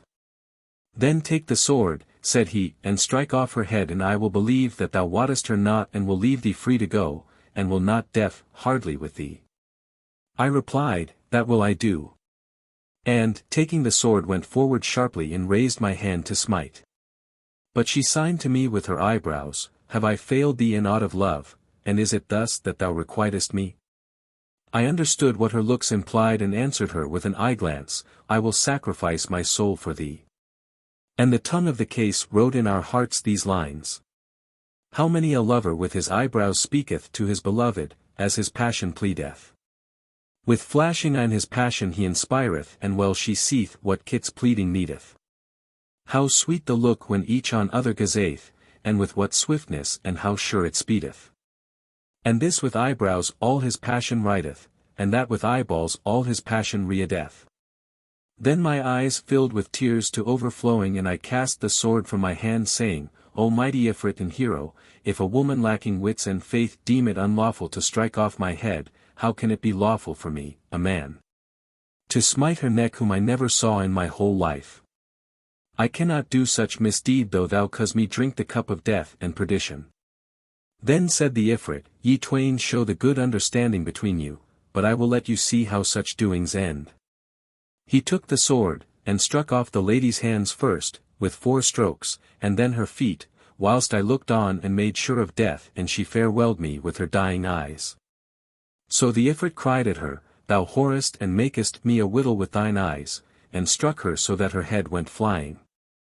Then he turned to me and said, O mortal, we have it in our law that, when the wife committeth advoutry it is lawful for us to slay her. As for this damsel I snatched her away on her bride night when she was a girl of 12 and she knew no one but myself. I used to come to her once every 10 days and lie with her the night, under the semblance of a man, a Persian. And when I was well assured that she had cuckolded me, I slew her. But as for thee I am not well satisfied that thou hast wronged me in her, nevertheless I must not let thee go unharmed, so ask a boon of me and I will grant it. Then I rejoiced, O my lady, with exceeding joy and said, What boon shall I crave of thee? He replied, Ask me this boon, into what shape I shall bewitch thee, wilt thou be a dog, or an ass or an ape? I rejoined, and indeed I had hoped that mercy might be shown me, by Allah, spare me, that Allah spare thee for sparing a Moslem and a man who never wronged thee. And I humbled myself before him with exceeding humility, and remained standing in his presence, saying, I am sore oppressed by circumstance. He replied, Talk me no long talk, it is in my power to slay thee, but I give thee instead thy choice. Quoth I, O thou Ifrit, it would besit thee to pardon me even as the envied pardoned the envier.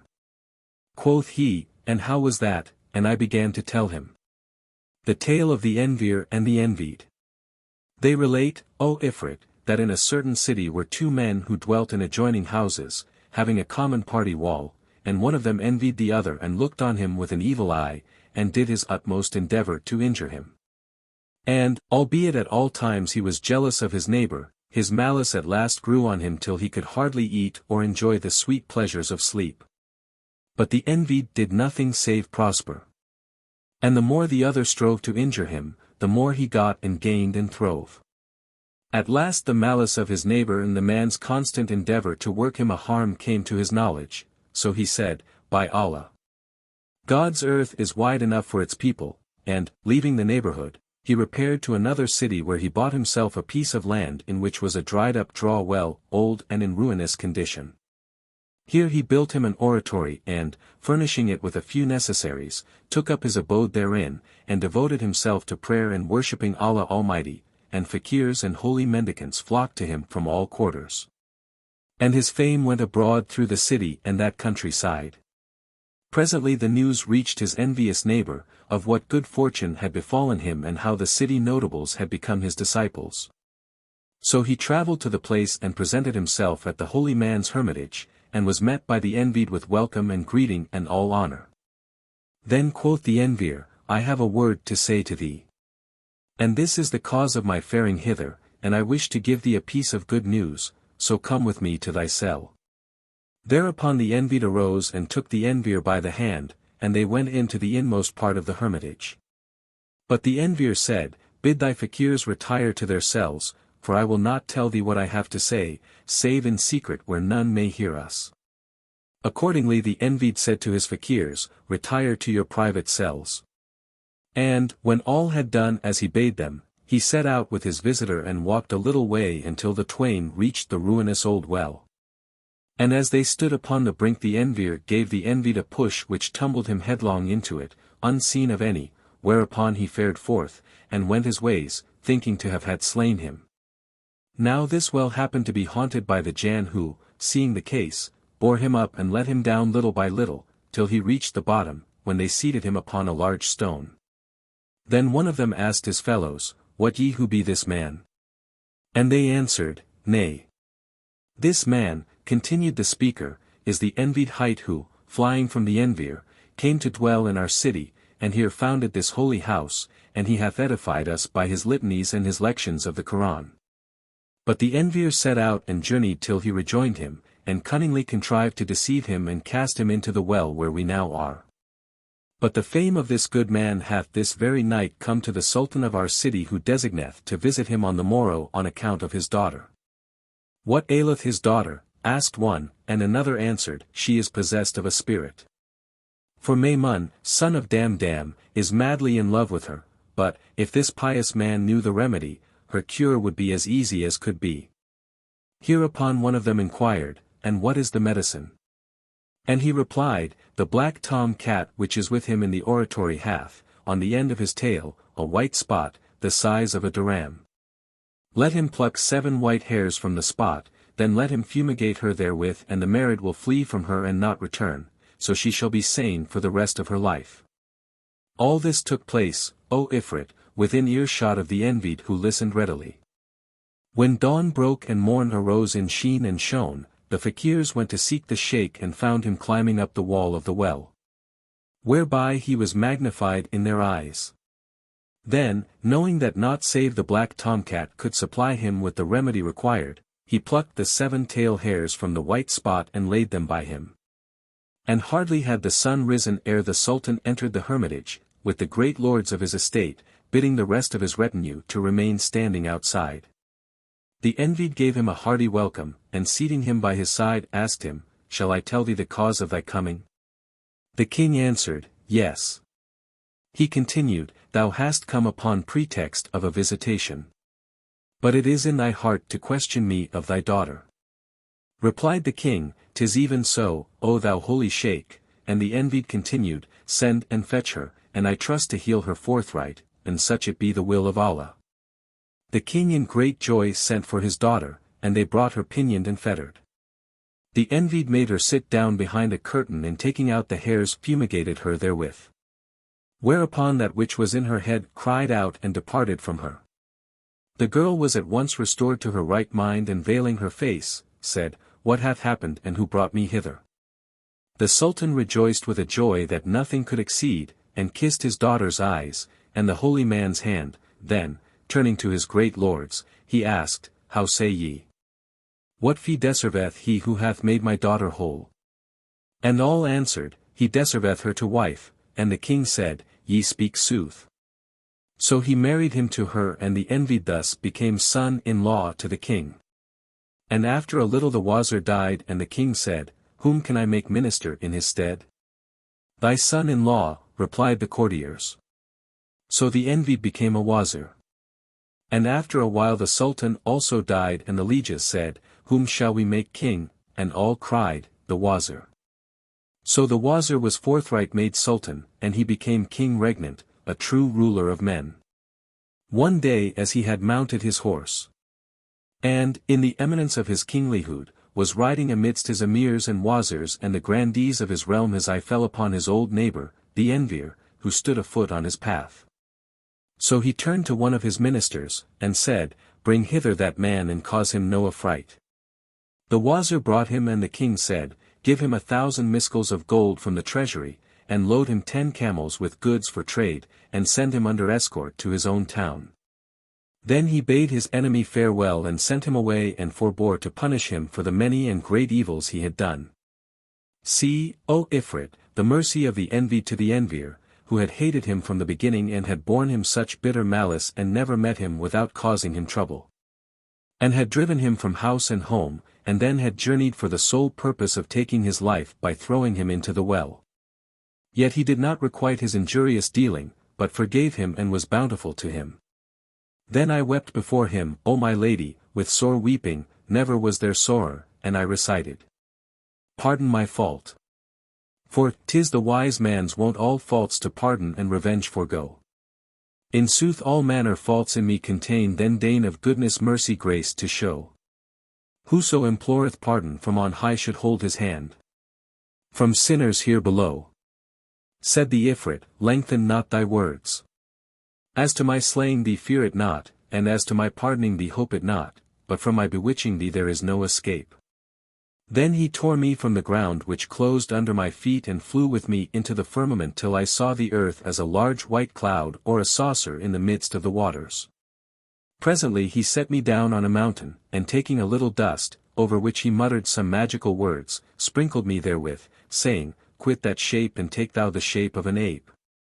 And on the instant I became an ape, a tailless baboon, the son of a century. Now when he had left me and I saw myself in this ugly and hateful shape, I wept for myself, but resigned my soul to the tyranny of time and circumstance, well weeting that fortune is fair and constant to no man. I descended the mountain and found at the foot a desert plain, long and broad, over which I travelled for the space of a month till my course brought me to the brink of the briny sea. After standing there a while, I was ware of a ship in the offing which ran before a fair wind making for the shore. I hid myself behind a rock on the beach and waited till the ship drew near, when I leaped on board. I found her full of merchants and passengers, and one of them cried, O captain, this ill-omened brute will bring us ill luck, and another said, Turn this ill-omened beast out from among us. The captain said, Let us kill it. Another said, Slay it with the sword, a third, Drown it, and a fourth, Shoot it with an arrow. But I sprang up and laid hold of the rice's skirt, and shed tears which poured down my chops. The captain took pity on me, and said, O merchants! This ape hath appealed to me for protection, and I will protect him. Henceforth he is under my charge, so let none do him aught hurt or harm, otherwise there will be bad blood between us. Then he entreated me kindly, and whatsoever he said I understood, and ministered to his every want and served him as a servant, albeit my tongue would not obey my wishes, so that he came to love me. The vessel sailed on, the wind being fair, for the space of 50 days, at the end of which we cast anchor under the walls of a great city wherein was a world of people, especially learned men, none could tell their number save Allah. No sooner had we arrived than we were visited by certain Mameluke officials from the king of that city, who, after boarding us, greeted the merchants and giving them joy of safe arrival said, Our king welcometh you, and sendeth you this roll of paper, whereupon each and every of you must write a line. For ye shall know that the king's minister, a calligrapher of renown, is dead, and the king hath sworn a solemn oath that he will make none wiser in his stead who cannot write as well as he could. He then gave us the scroll which measured 10 cubits long by a breadth of 1, and each of the merchants who knew how to write wrote a line thereon, even to the last of them. After which I stood up, still in the shape of an ape, and snatched the roll out of their hands. They feared lest I should tear it or throw it overboard. So they tried to stay me and scare me, but I signed to them that I could write, whereat all marveled, saying, We never yet saw an ape write. And the captain cried, Let him write. And if he scribble and scrabble we will kick him out and kill him, but if he write fair and scholarly I will adopt him as my son, for surely I never yet saw a more intelligent and well-mannered monkey than he. Would heaven my real son were his match in morals and manners. I took the reed, and stretching out my paw, dipped it in ink and wrote, in the hand used for letters, these 2 couplets. Time hath recorded gifts she gave the great, but none recorded thine which be far higher. Allah ne'er orphan men by loss of thee who be of goodness mother. Bounty's sire. And I wrote in Rehani or larger letters elegantly curved. Thou hast a reed of reed to every land, whose driving causeth all the world to thrive. Nil is the Nile of Misraim by thy boons who makest misery smile with fingers 5. Then I wrote in the soul's character. There be no writer who from death shall fleet, but what his hand hath writ men shall repeat. Write, therefore, naught save what shall serve thee when thou seat on judgment day, and so thou seat. Then I wrote in the character Nask. When to sore parting fate our love shall doom, to distant life by destiny decreed. We cause the inkhorn's lips to plain our pains, and tongue our utterance with the talking reed. And I wrote in the Tumor character. Kingdom with none endures, if thou deny this truth, where be the kings of earlier earth? Set trees of goodliness while rule endures, and when thou art fallen they shall tell thy worth. And I wrote in the character Mahakak. When Abed the inkhorn of thy wealth and fame take ink of generous heart and gracious hand. Write brave and noble deeds while write thou can and win thee praise from point of pen and brand. Then I gave the scroll to the officials and, after we all had written our line, they carried it before the king. When he saw the paper no writing pleased him save my writing. And he said to the assembled courtiers, Go seek the writer of these lines and dress him in a splendid robe of honor, then mount him on a she-mule, let a band of music precede him and bring him to the presence. At these words they smiled and the king was wroth with them and cried, O accursed! I give you an order and you laugh at me. O king, replied they, if we laugh, 'tis not at thee and not without a cause. And what is it? asked he. And they answered, O king, thou orderest us to bring to thy presence the man who wrote these lines. Now the truth is that he who wrote them is not of the sons of Adam, but an ape, a tailless baboon, belonging to the ship captain. Quoth he, Is this true that you say? Quoth they, Yea. By the rights of thy munificence. The king marveled at their words and shook with mirth and said, I am minded to buy this ape of the captain. Then he sent messengers to the ship with the mule, the dress, the guard and the state drums, saying, Not the less do you clothe him in the robe of honor and mount him on the mule and let him be surrounded by the guards and preceded by the band of music. They came to the ship and took me from the captain and robed me in the robe of honor and, mounting me on the she-mule, carried me in state procession through the streets, whilst the people were amazed and amused.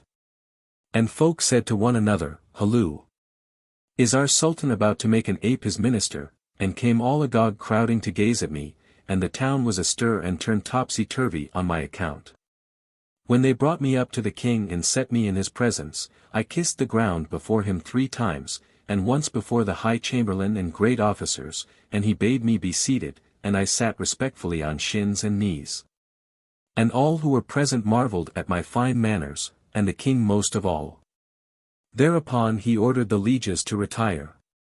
And, when none remained save the king's majesty, the eunuch on duty and a little white slave, he bade them set before me the table of food, containing all manner of birds, whatever hoppeth and fleeth and treadeth in nest. Such as quail and sand grouse. Then he signed me to eat with him, so I rose and kissed ground before him, then sat me down and ate with him. And when the table was removed I washed my hands in 7 waters and took the reed case and reed. And wrote instead of speaking these couplets. Wail for the little partridges on porringer and plate.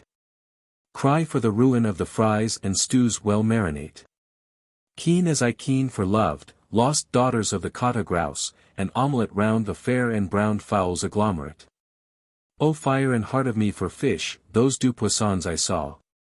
Bedded on new-made scones and cakes in piles to launeate. For thee, O vermicelli! Aches my very maw. I hold without thee every taste and joy are clean annihilate. Those eggs have rolled their yellow eyes in torturing pains of fire ere served with hash and fritters hot, that delicatest Kate. Praised be Allah for his baked and roast and ah! How good this pulse, these pot herbs steeped in oil with isil combinate. When hunger sated was, I elbow-propped fell back upon meat pudding wherein gleamed the bangles that my wits amadi. Then woke I sleeping appetite to eat as though in sport sweets from broached trays and kickshaws most elaborate. Be patient, soul of me.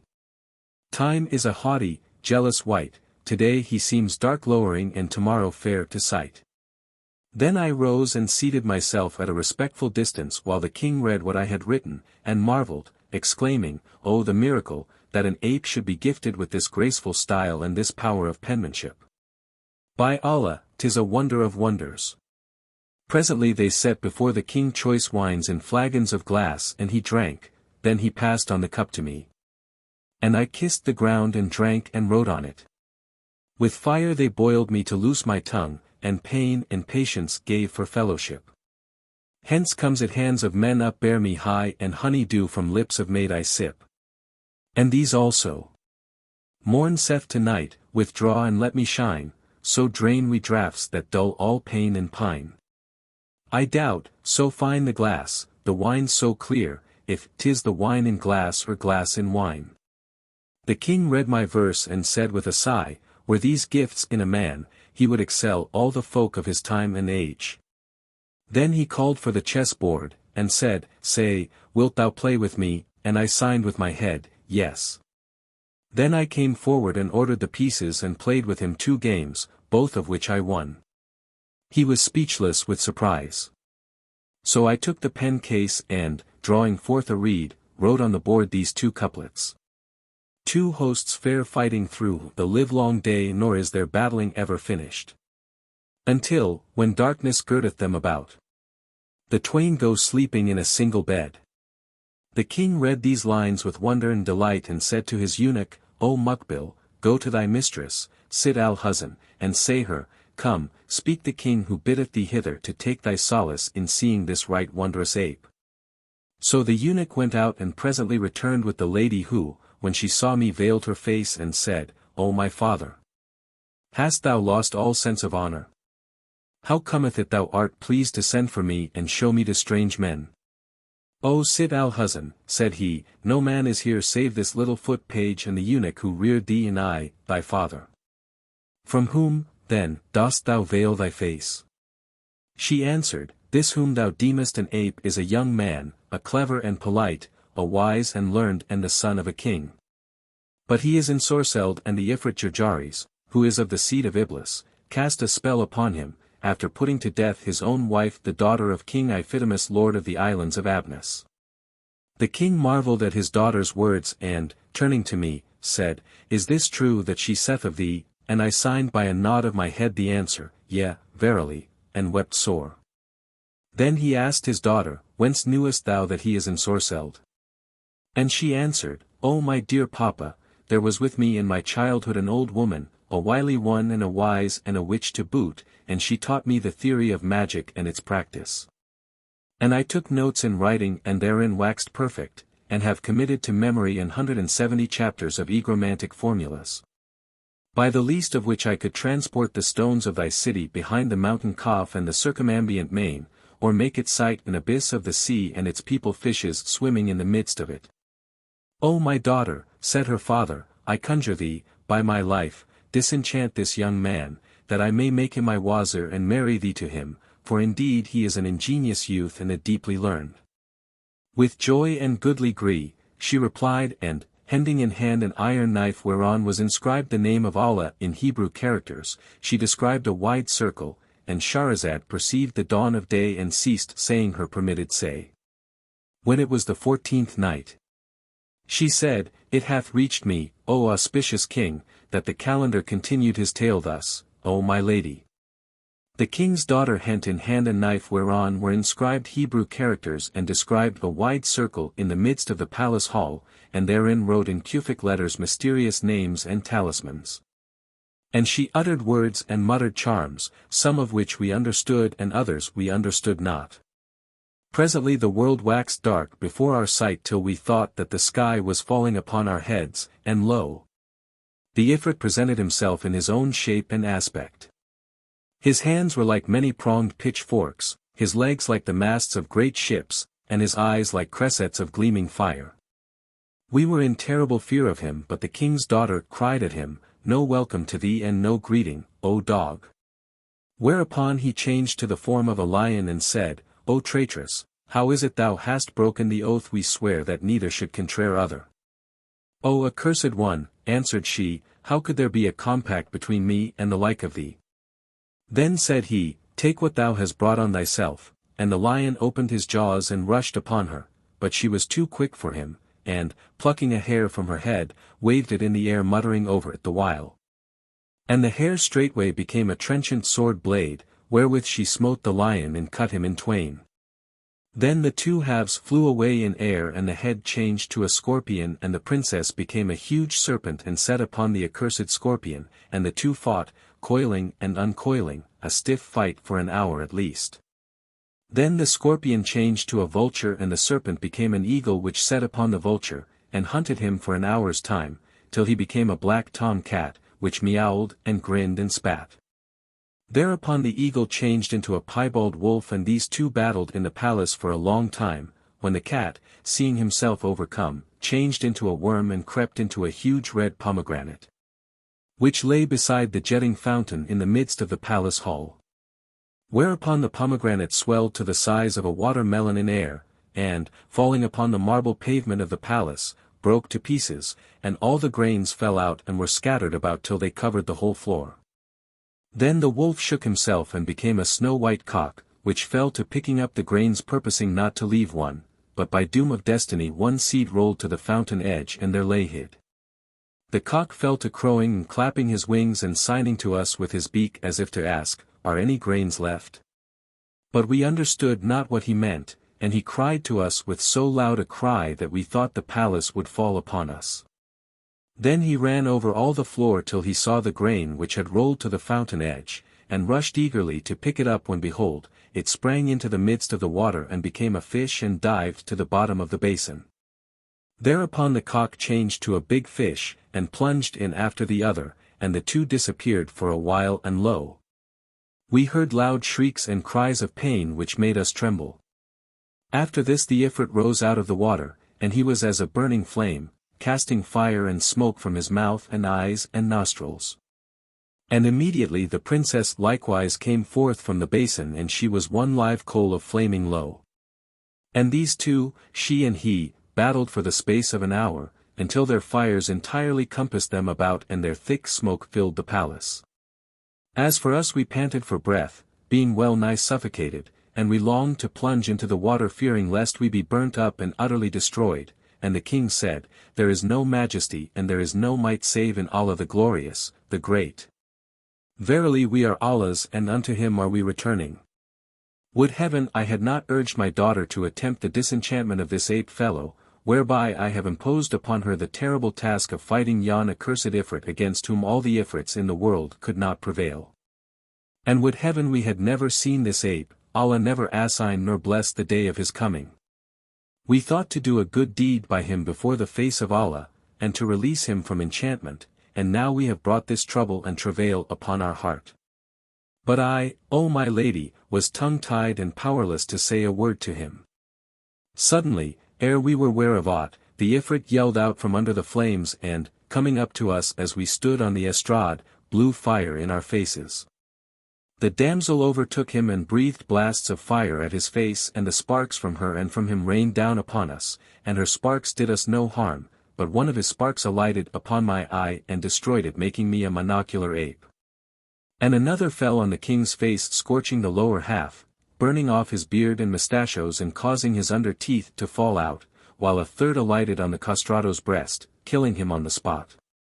So we despaired of life and made sure of death when lo! A voice repeated the saying, Allah is most highest. Allah is most highest. Aidance and victory to all who the truth believe. And disappointment and disgrace to all who the religion of Muhammad, the moon of faith, unbelieve. The speaker was the princess who had burnt the Ifrit, and he was become a heap of ashes. Then she came up to us and said, "Reach me a cup of water." They brought it to her and she spoke over it words we understood not, and sprinkling me with it cried, "By virtue of the truth, and by the most great name of Allah, I charge thee return to thy former shape." And behold, I shook, and became a man as before, save that I had utterly lost an eye. Then she cried out, "The fire! The fire! O my dear papa, an arrow from the accursed hath wounded me to the death, for I am not used to fight with the Jann. Had he been a man I had slain him in the beginning. I had no trouble till the time when the pomegranate burst and the grain scattered, but I overlooked the seed wherein was the very life of the JINNI. Had I picked it up he had died on the spot, but as fate and fortune decreed, I saw it not, so he came upon me all unawares and there befell between him and me a sore struggle under the earth and high in air and in the water. And, as often as I opened on him a gate, he opened on me another gate and a stronger, till at last he opened on me the gate of fire, and few are saved upon whom the door of fire openeth. But destiny willed that my cunning prevail over his cunning. And I burned him to death after I vainly exhorted him to embrace the religion of Al-Islam. As for me, I am a dead woman, Allah supply my place to you. Then she called upon heaven for help and ceased not to implore relief from the fire, when lo! A black spark shot up from her robed feet to her thighs, then it flew to her bosom and thence to her face. When it reached her face she wept and said, I testify that there is no God but the God and that Muhammad is the apostle of God. And we looked at her and saw naught but a heap of ashes by the side of the heap that had been the Ifrit. We mourned for her and I wished I had been in her place, so had I not seen her lovely face who had worked me such will become ashes. But there is no gainsaying the will of Allah. When the king saw his daughter's terrible death, he plucked out what was left of his beard and beat his face and rent his raiment, and I did as he did and we both wept over her. Then came in the chamberlains and grandees and were amazed to find 2 heaps of ashes and the sultan in a fainting fit, so they stood round him till he revived and told them what had befallen his daughter from the Ifrit. Whereat their grief was right grievous and the women and the slave girls shrieked and keened, and they continued their lamentations for the space of 7 days. Moreover the king bade build over his daughter's ashes a vast vaulted tomb, and burn therein wax tapers and sepulchral lamps, but as for the Ifrit's ashes they scattered them on the winds, speeding them to the curse of Allah. Then the sultan fell sick of a sickness that well nigh brought him to his death for a month's space. And, when health returned to him and his beard grew again and he had been converted by the mercy of Allah to Al-Islam, he sent for me and said, O youth, fate had decreed for us the happiest of lives, safe from all the chances and changes of time. Till thou camest to us, when troubles fell upon us. Would to heaven we had never seen thee and the foul face of thee. For we took pity on thee and thereby we have lost our all. I have on thy account first lost my daughter who to me was well worth 100 men, secondly I have suffered that which befell me by reason of the fire and the loss of my teeth, and my eunuch also was slain. I blame thee not, for it was out of thy power to prevent this, the doom of Allah was on thee as well as on us and thanks be to the Almighty for that my daughter delivered thee, albeit thereby she lost her own life. Go forth now, O my son, from this my city, and suffice thee what hath befallen us through thee, even although 'twas decreed for us. Go forth in peace, and if I ever see thee again I will surely slay thee. And he cried out at me. So I went forth from his presence, O my lady, weeping bitterly and hardly believing in my escape and knowing not whither I should wend.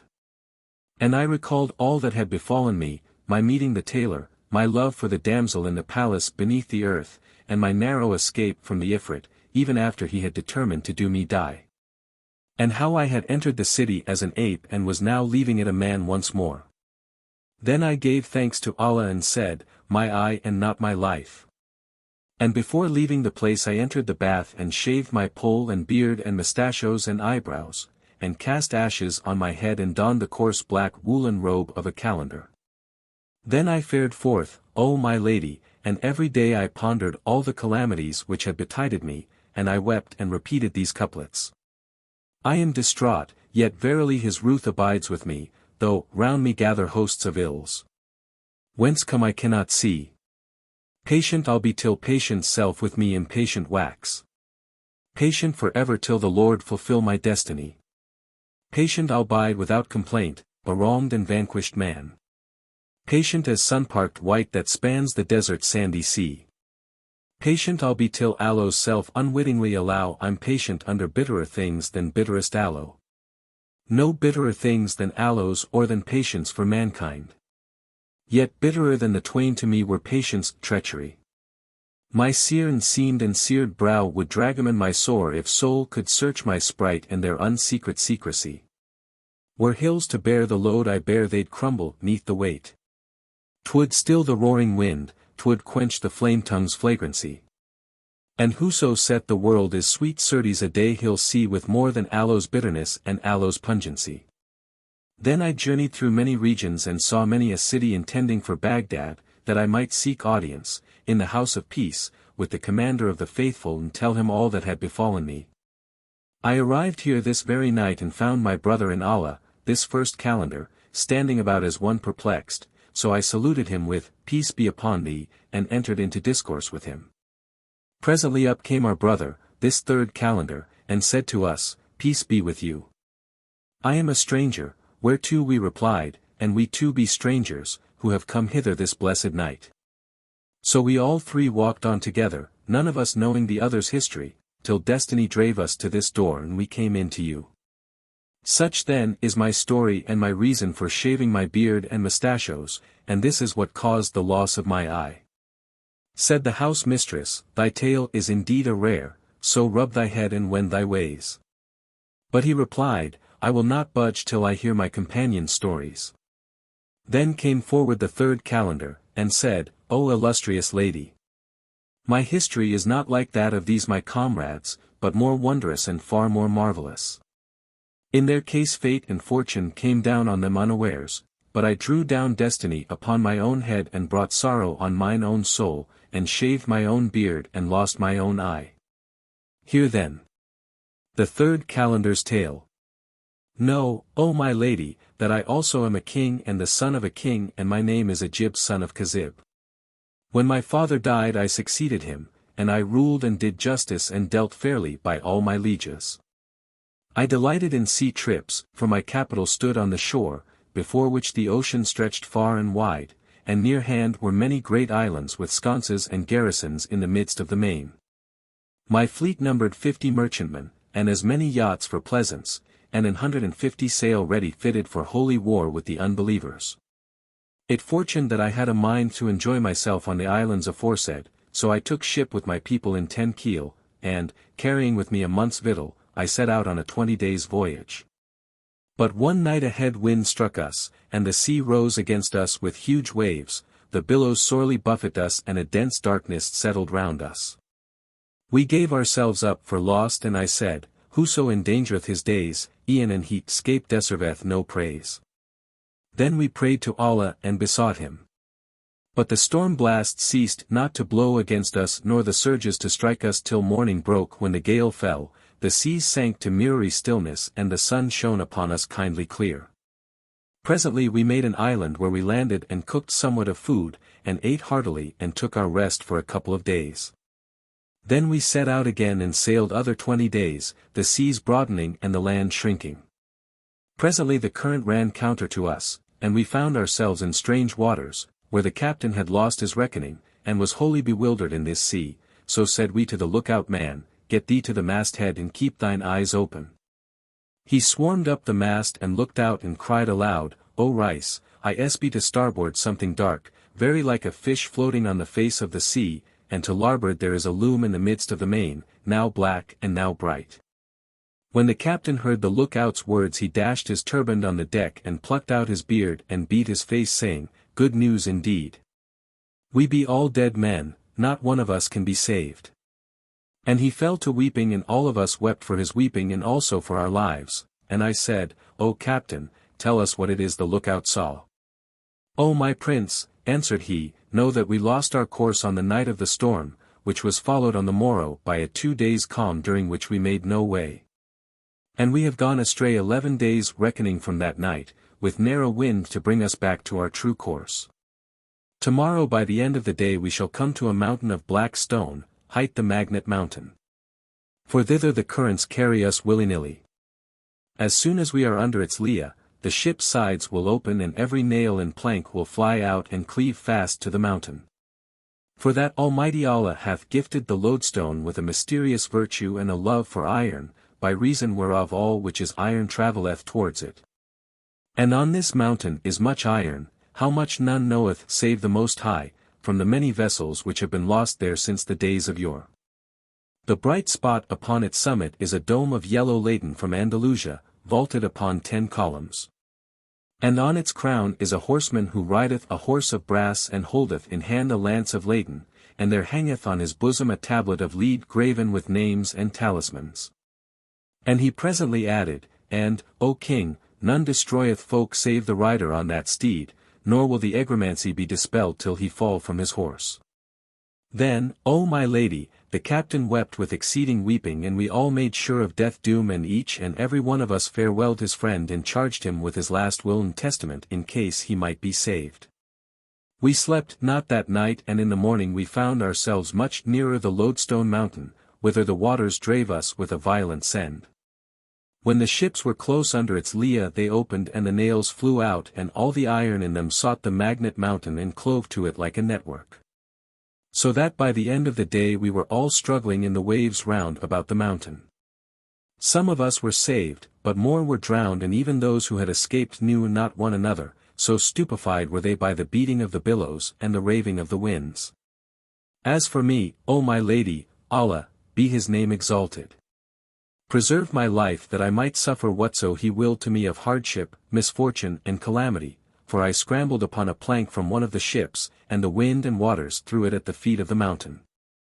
There I found a practicable path leading by steps carven out of the rock to the summit, and I called on the name of Allah Almighty, and Scheherazade perceived the dawn of day and ceased to say her permitted say.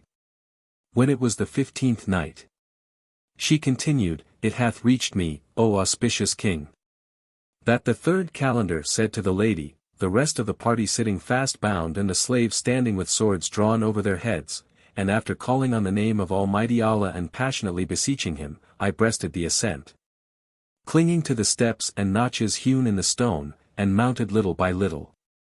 And the Lord stilled the wind and aided me in the ascent, so that I succeeded in reaching the summit. There I found no resting place save the dome, which I entered, joying with exceeding joy at my escape, and made the wuzu ablution and prayed a 2-bow prayer, a thanksgiving to God for my preservation. Then I fell asleep under the dome, and heard in my dream a mysterious voice saying, O son of Kazib, when thou wakest from thy sleep dig under thy feet and thou shalt find a bow of brass and 3 leaden arrows, inscribed with talismans and characts. Take the bow and shoot the arrows at the horseman on the dome top and free mankind from this sore calamity. When thou hast shot him he shall fall into the sea, and the horse will also drop at thy feet, then bury it in the place of the bow. This done, the main will swell and rise till it is level with the mountain head, and there will appear on it a skiff carrying a man of Layton, other than he thou shalt have shot, holding in his hand a pair of paddles. He will come to thee and do thou embark with him, but beware of saying Bismillah or of otherwise naming Allah Almighty. He will row thee for a space of 10 days, till he bring thee to certain islands called the Islands of Safety, and thence thou shalt easily reach a port and find those who will convey thee to thy native land. And all this shall be fulfilled to thee so thou call not on the name of Allah. Then I started up from my sleep in joy and gladness and, hastening to do the bidding of the mysterious voice, found the bow and arrows and shot at the horseman and tumbled him into the main, whilst the horse dropped at my feet. So I took it and buried it. Presently the sea surged up and rose till it reached the top of the mountain, nor had I long to wait ere I saw a skiff in the offing coming towards me. I gave thanks to Allah. And, when the skiff came up to me, I saw therein a man of brass with a tablet of lead on his breast inscribed with talismans and characts, and I embarked without uttering a word. The boatman rowed on with me through the first day and the second and the third, in all 10 whole days, till I caught sight of the Islands of Safety, whereat I joyed with exceeding joy and for stress of gladness exclaimed, Allah! Allah! In the name of Allah! There is no God but the God, and Allah is Almighty. Thereupon the skiff forthwith upset and cast me upon the sea, then it righted and sank deep into the depths. Now I am a fair swimmer, so I swam the whole day till nightfall, when my forearms and shoulders were numbed with fatigue and I felt like to die, so I testified to my faith, expecting naught but death. The sea was still surging under the violence of the winds, and presently there came a billow like a hillock, and, bearing me up high in air, threw me with a long cast on dry land, that his will might be fulfilled.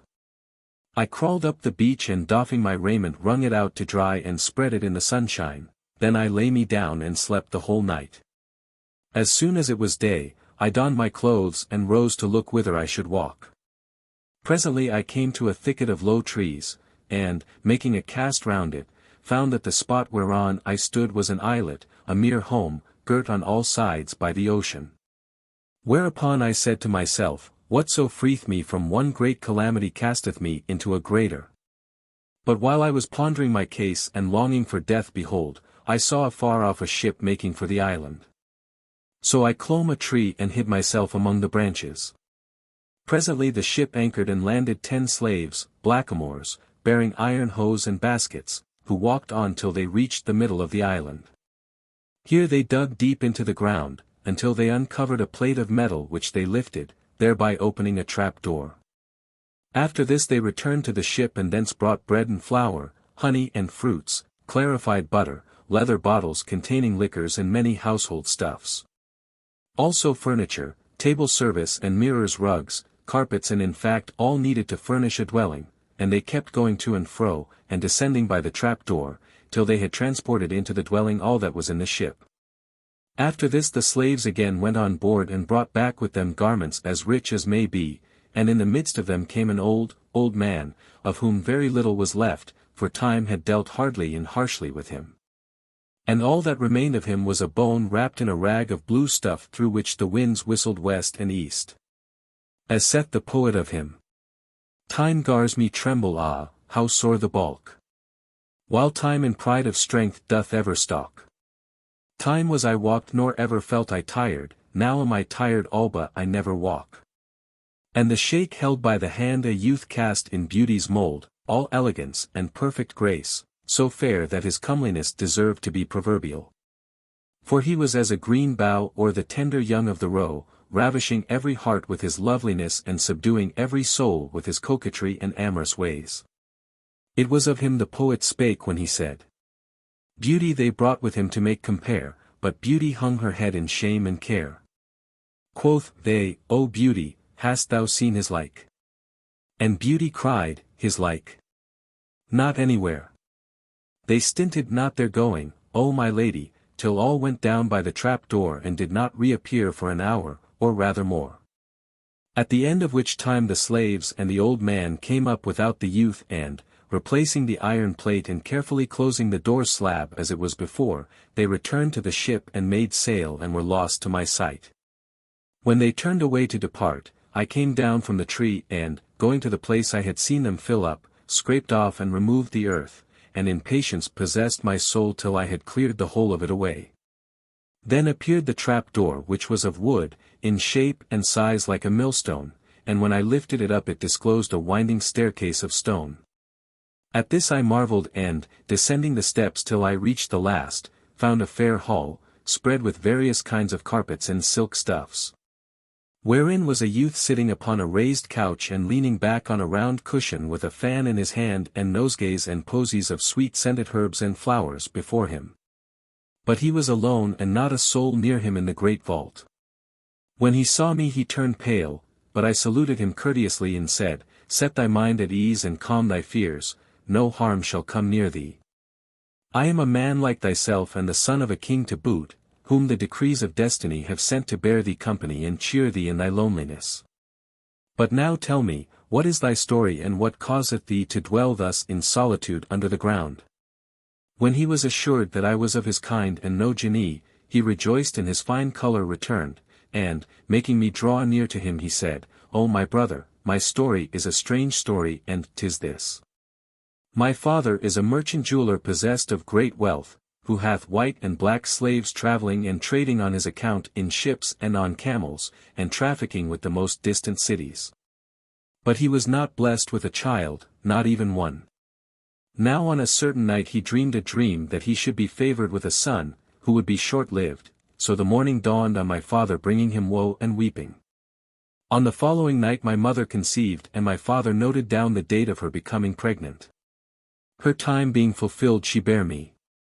Whereat my father rejoiced and made banquets and called together the neighbors and fed the fakirs and the poor, for that he had been blessed with issue near the end of his days. Then he assembled the astrologers and astronomers who knew the places of the planets, and the wizards and wise ones of the time, and men learned in horoscopes and nativities, and they drew out my birth scheme and said to my father, "Thy son shall live to 15 years, but in his 15th there is a sinister aspect. And he safely tied it over he shall attain a great age. And the cause that threateneth him with death is this. In the sea of peril standeth the mountain magnet height, on whose summit is a horseman of yellow laton seated on a horse also of brass and bearing on his breast a tablet of lead. 50 days after this rider shall fall from his steed thy son will die and his slayer will be he who shoots down the horseman, a prince named Ajib son of King Khazib. My father grieved with exceeding grief to hear these words. But reared me in tenderest fashion and educated me excellently well until my 15th year was told. 10 days ago news came to him that the horseman had fallen into the sea and he who shot him down was named Ajib son of King Khazib. My father thereupon wept bitter tears at the need of parting with me and became like one possessed of a jinni. However, being in mortal fear for me, he built me this place under the earth. And, stocking it with all required for the few days still remaining, he brought me hither in a ship and left me here. 10 are already past and, when the 40 shall have gone by without danger to me, he will come and take me away. For he hath done all this only in fear of Prince Ajib. Such, then, is my story and the cause of my loneliness. When I heard his history I marveled and said in my mind, I am the Prince Ajib who hath done all this. But as Allah is with me I will surely not slay him. So said I to him, O my Lord, far from thee be this hurt and harm and then, please Allah, thou shalt not suffer cark nor care nor aught disquietude, for I will tarry with thee and serve thee as a servant, and then wend my ways. And after having borne thee company during the 40 days, I will go with thee to thy home where thou shalt give me an escort of some of thy Mamelukes with whom I may journey back to my own city, and the Almighty shall requite thee for me. He was glad to hear these words, when I rose and lighted a large wax candle and trimmed the lamps and the 3 lanterns, and I set on meat and drink and sweetmeats. We ate and drank and sat talking over various matters till the greater part of the night was gone, when he lay down to rest and I covered him up and went to sleep myself. Next morning I arose and warmed a little water, then lifted him gently so as to awake him and brought him the warm water wherewith he washed his face and said to me, Heaven requite thee for me with every blessing, O youth. By Allah, if I get quit of this danger and am saved from him whose name is Ajib bin Khazib, I will make my father reward thee and send thee home healthy and wealthy, and, if I die, then my blessing be upon thee. I answered, May the day never dawn on which evil shall betide thee, and may Allah make my last day before thy last day. Then I set before him somewhat of food and we ate, and I got ready perfumes for fumigating the hall, wherewith he was pleased. Moreover I made him a mancala cloth. And we played and ate sweetmeats and we played again and took our pleasure till nightfall, when I rose and lighted the lamps, and set before him somewhat to eat, and sat telling him stories till the hours of darkness were far spent. Then he lay down to rest and I covered him up and rested also. And thus I continued to do, O my lady, for days and nights and affection for him took root in my heart and my sorrow was eased, and I said to myself, the astrologers lied when they predicted that he should be slain by Ajib bin Khazib, by Allah. I will not slay him. I ceased not ministering to him and conversing and carousing with him and telling him all manner tales for 39 days. On the 40th night the youth rejoiced and said, O my brother, Alhamdu Lillah. Praise be to Allah, who hath preserved me from death, and this is by thy blessing and the blessing of thy coming to me, and I pray God that he restore thee to thy native land. But now, O my brother, I would thou warm me some water for the ghusl ablution, and do thou kindly bathe me and change my clothes. I replied, with love and gladness. And I heated water in plenty and carrying it in to him washed his body all over the washing of health, with meal of lupins and rubbed him well and changed his clothes and spread him a high bed whereon he lay down to rest, being drowsy after bathing. Then said he, O my brother, cut me up a watermelon, and sweeten it with a little sugar candy. So I went to the store room and bringing out a fine watermelon I found there, set it on a platter and laid it before him saying, O my master, hast thou not a knife? Here it is, answered he, over my head upon the high shelf.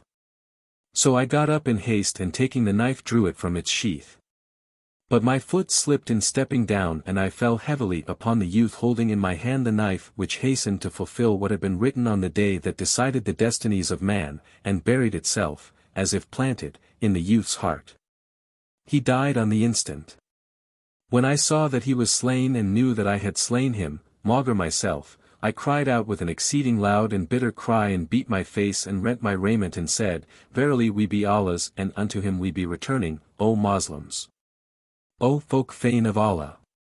There remained for this youth but one day of the 40 dangerous days which the astrologers and the learned had foretold for him, and the predestined death of this beautiful one was to be at my hand. Would heaven I had not tried to cut the watermelon! What dire misfortune is this I must bear leaf or loaf? What a disaster! What an affliction! O Allah mine, I implore thy pardon and declare to thee my innocence of his death. But what God willeth let that come to pass. And Shahrazad perceived the dawn of day and ceased to say her permitted say. When it was the 16th night, she said, It hath reached me, O auspicious king, that Ajib thus continued his tale to the lady, when I was certified that I had slain him. I arose and ascending the stairs replaced the trapdoor and covered it with earth as before. Then I looked out seawards and saw the ship cleaving the waters and making for the island, wherefore I was afeard and said, The moment they come and see the youth done to death, they will know 'twas I who slew him and will slay me without respite. So I climbed up into a high tree and concealed myself among its leaves. And hardly had I done so when the ship anchored and the slaves landed with the ancient man, the youth's father, and made direct for the place, and when they removed the earth they were surprised to see it soft. Then they raised the trap-door and went down and found the youth lying at full length, clothed in fair new garments, with a face beaming after the bath, and the knife deep in his heart. At the sight they shrieked and wept and beat their faces, loudly cursing the murderer, whilst a swoon came over the sheikh so that the slaves deemed him dead, unable to survive his son. At last they wrapped the slain youth in his clothes and carried him up and laid him on the ground covering him with a shroud of silk. Whilst they were making for the ship the old man revived. And, gazing on his son who was stretched out, fell on the ground and strewed dust over his head and smote his face and plucked out his beard, and his weeping redoubled as he thought of his murdered son and he swooned away once more. After a while a slave went and fetched a strip of silk whereupon they lay the old man and sat down at his head. All this took place and I was on the tree above them watching everything that came to pass. And my heart became hoary before my head waxed grey, for the hard lot which was mine, and for the distress and anguish I had undergone, and I fell to reciting. How many a joy by Allah's will hath fled with flight escaping sight of wisest head.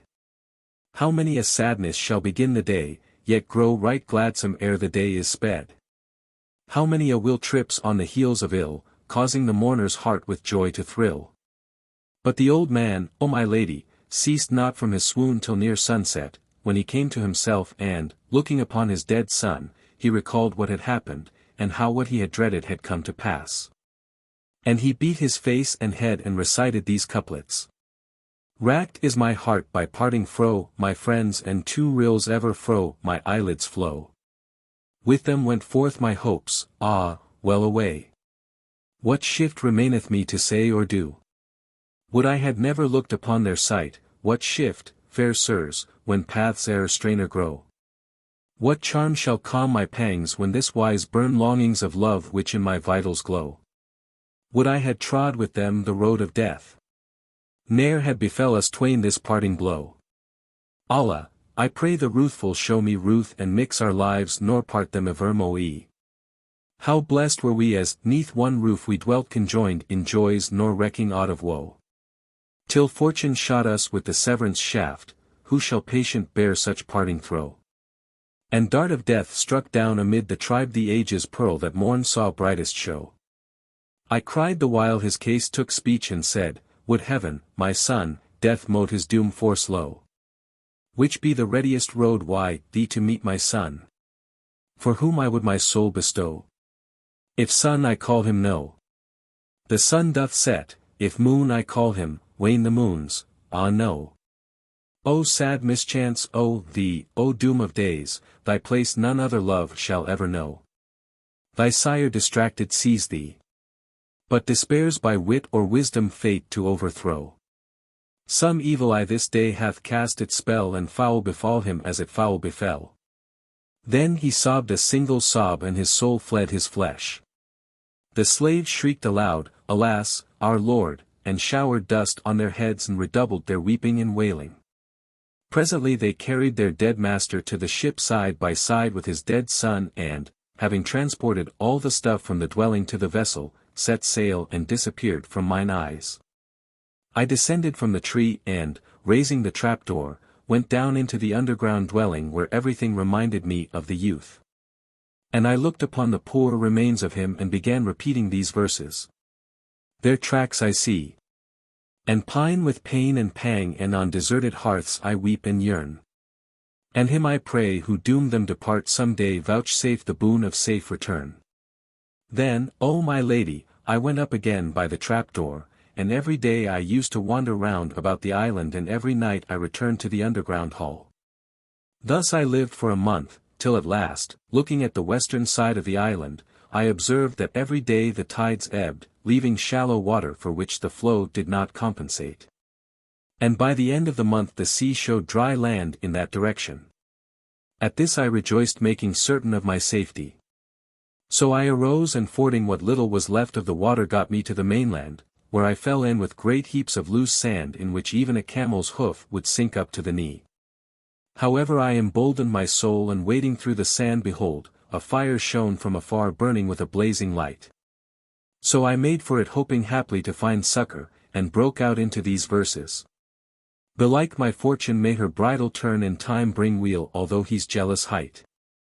Forward my hopes, and further all my needs, and past ills with present weals requite. And when I drew near the fire aforesaid, lo! It was a palace with gates of copper burnished red, which, when the rising sun shone thereon, gleamed and glistened from afar, showing what had seemed to me a fire. I rejoiced in the sight, and sat down over against the gate, but I was hardly settled in my seat before there met me 10 young men clothed in sumptuous gear, and all were blind of the left eye, which appeared as plucked out. They were accompanied by a sheikh, an old man, and much I marveled at their appearance, and their all being blind of the same eye. When they saw me, they saluted me with the salam and asked me of my case and my history. Whereupon I related to them all what had befallen me, and what full measure of misfortune was mine. Marveling at my tale, they took me to the mansion, where I saw ranged round the hall 10 couches, each with its blue bedding and coverlet of blue stuff, and amiddlemost stood a smaller couch furnished like them with blue and nothing else. As we entered, each of the youths took his seat on his own couch, and the old man seated himself upon the smaller one in the middle, saying to me, O youth, sit thee down on the floor, and ask not of our case nor of the loss of our eyes. Presently he rose up and set before each young man some meat in a charger and drink in a large mazer, treating me in like manner. And after that they sat questioning me concerning my adventures and what had betided me, and I kept telling them my tale till the night was far spent.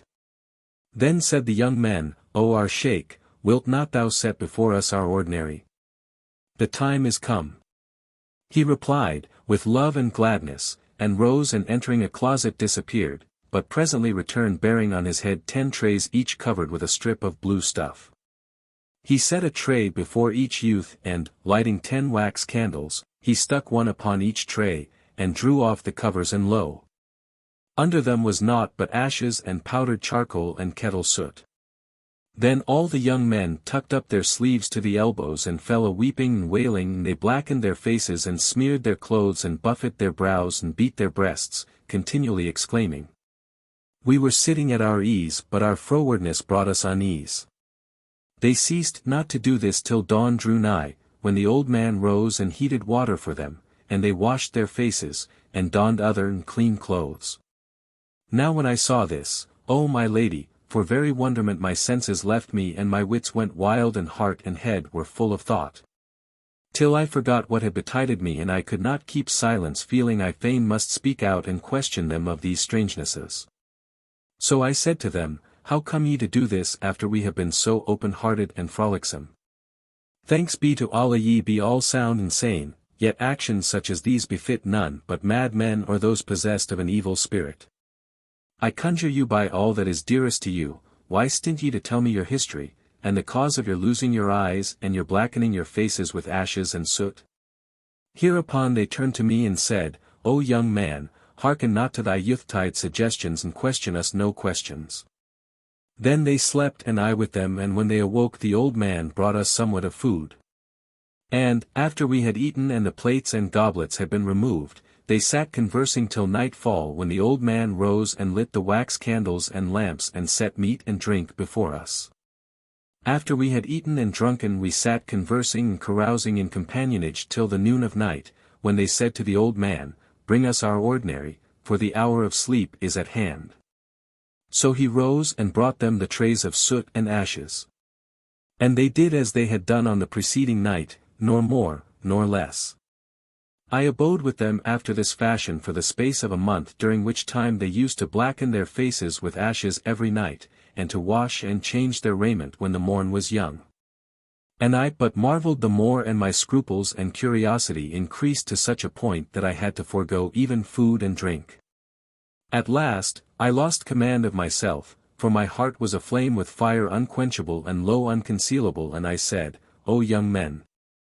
Will ye not relieve my trouble and acquaint me with the reason of thus blackening your faces and the meaning of your words? We were sitting at our ease, but our frowardness brought us unease."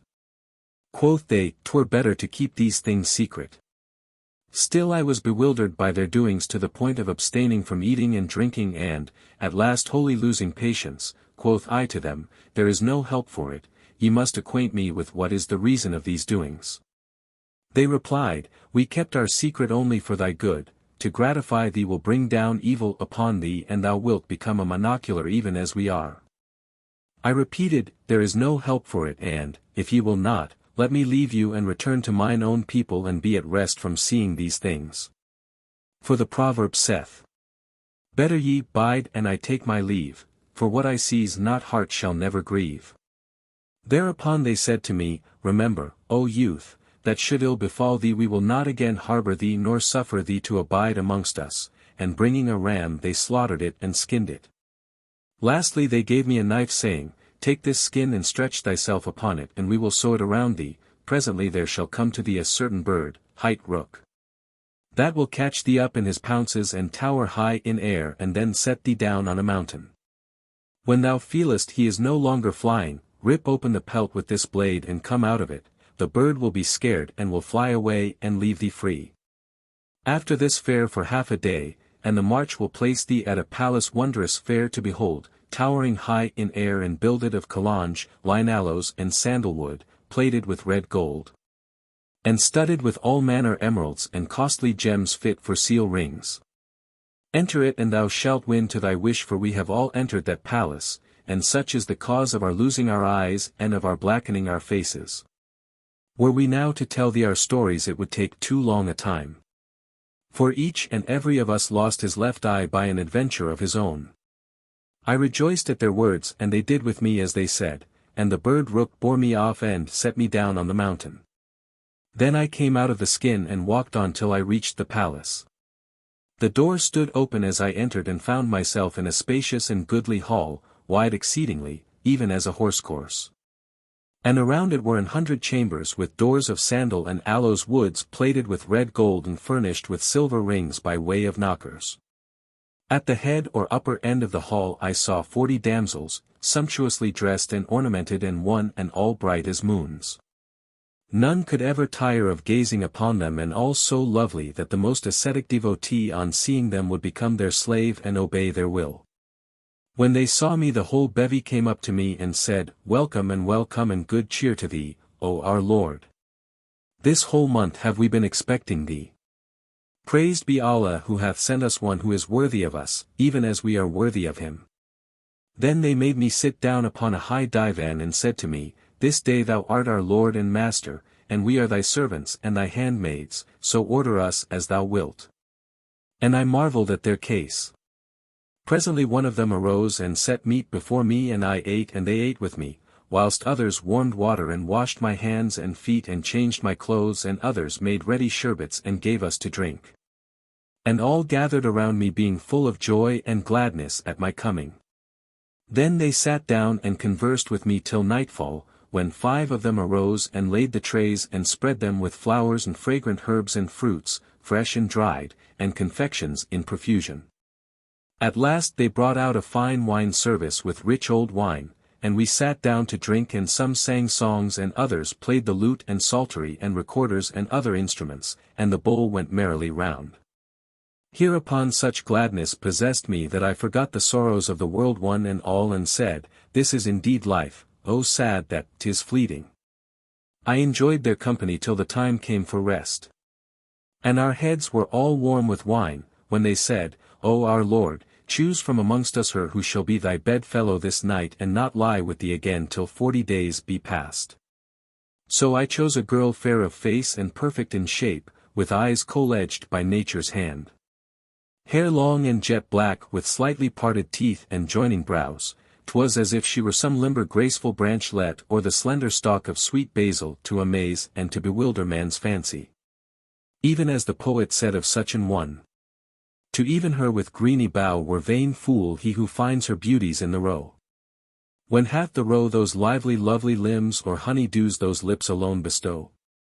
Those eyne, soul-piercing eyne, which slay with love, which bind the victim by their shafts laid low. My heart to second childhood they beguiled no wonder, love's sick man again is child. And I repeated to her the Maker's words who said, None other charms but thine shall greet mine eyes, nor other image can my heart surprise. Thy love, my lady, captives all my thoughts and on that love I'll die and I'll arise. So I lay with her that night, none fairer I ever knew, and, when it was morning, the damsels carried me to the hammam bath and bathed me and robed me in fairest apparel. Then they served up food, and we ate and drank and the cup went round till nightfall when I chose from among them one fair of form and face, soft-sided and a model of grace, such an one as the poet described when he said, On her fair bosom caskets twain I scanned, sealed fast with musk seals lovers to withstand. With arrowy glances stand on guard her eyes, whose shafts would shoot who dares put forth a hand. With her I spent a most goodly night. And, to be brief, O my mistress, I remained with them in all solace and delight of life, eating and drinking, conversing and carousing and every night lying with one or other of them. But at the head of the new year they came to me in tears and bade me farewell, weeping and crying out and clinging about me, whereat I wondered and said, What may be the matter? Verily you break my heart.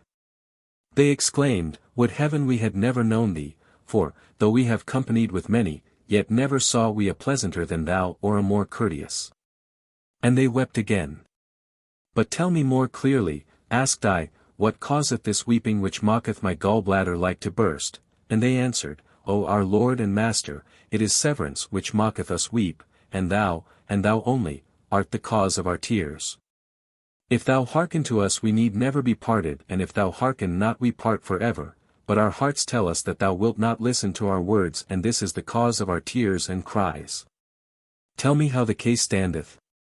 Know, O our Lord, that we are the daughters of kings who have met here and have lived together for years, and once in every year we are perforce absent for 40 days. And afterwards we return and abide here for the rest of the 12-month eating and drinking and taking our pleasure and enjoying delights, we are about to depart according to our custom. And we fear lest after we be gone thou contraire our charge and disobey our injunctions. Here now we commit to thee the keys of the palace which containeth 40 chambers and thou mayest open of these 39, but beware, and we conjure thee by Allah and by the lives of us. Lest thou open the 40th door, for therein is that which shall separate us forever. Quoth I, Assuredly I will not open it, if it contain the cause of severance from you. Then one among them came up to me and falling on my neck wept and recited these verses. If time unite us after absent while, the world harsh frowning on our lot shall smile. And if thy semblance deign adorn mine eyes, I'll pardon time past wrongs and bygone guile. And I recited the following. When drew she near to bid adieu with heart unstrung, while care and longing on that day her bosom wrung. Wet pearls she wept and mined like red carnelians rolled and, joined in sad riviere. Around her neck they hung. When I saw her weeping I said, By Allah I will never open that 40th door, never and no wise, and I bade her farewell.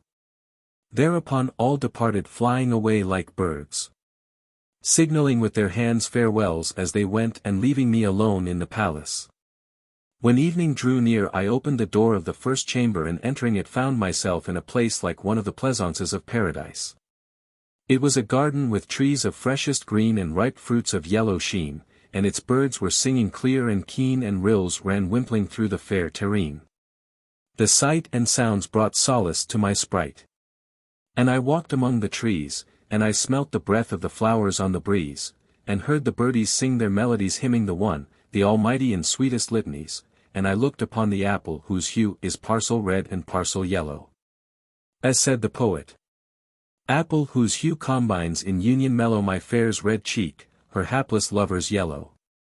Then I looked upon the quince, and inhaled its fragrance which putteth to shame musk and ambergris, even as the poet hath said. Quince every taste conjoins. In her are found gifts which for queen of fruits the quince have crowned. Her taste is wine, her scent the waft of musk, pure gold her hue, her shape the moon's fair round. Then I looked upon the pear whose taste surpasseth sherbet and sugar. And the apricot whose beauty strike the eye with admiration, as if she were a polished ruby. Then I went out of the place and locked the door as it was before. When it was the morrow I opened the second door.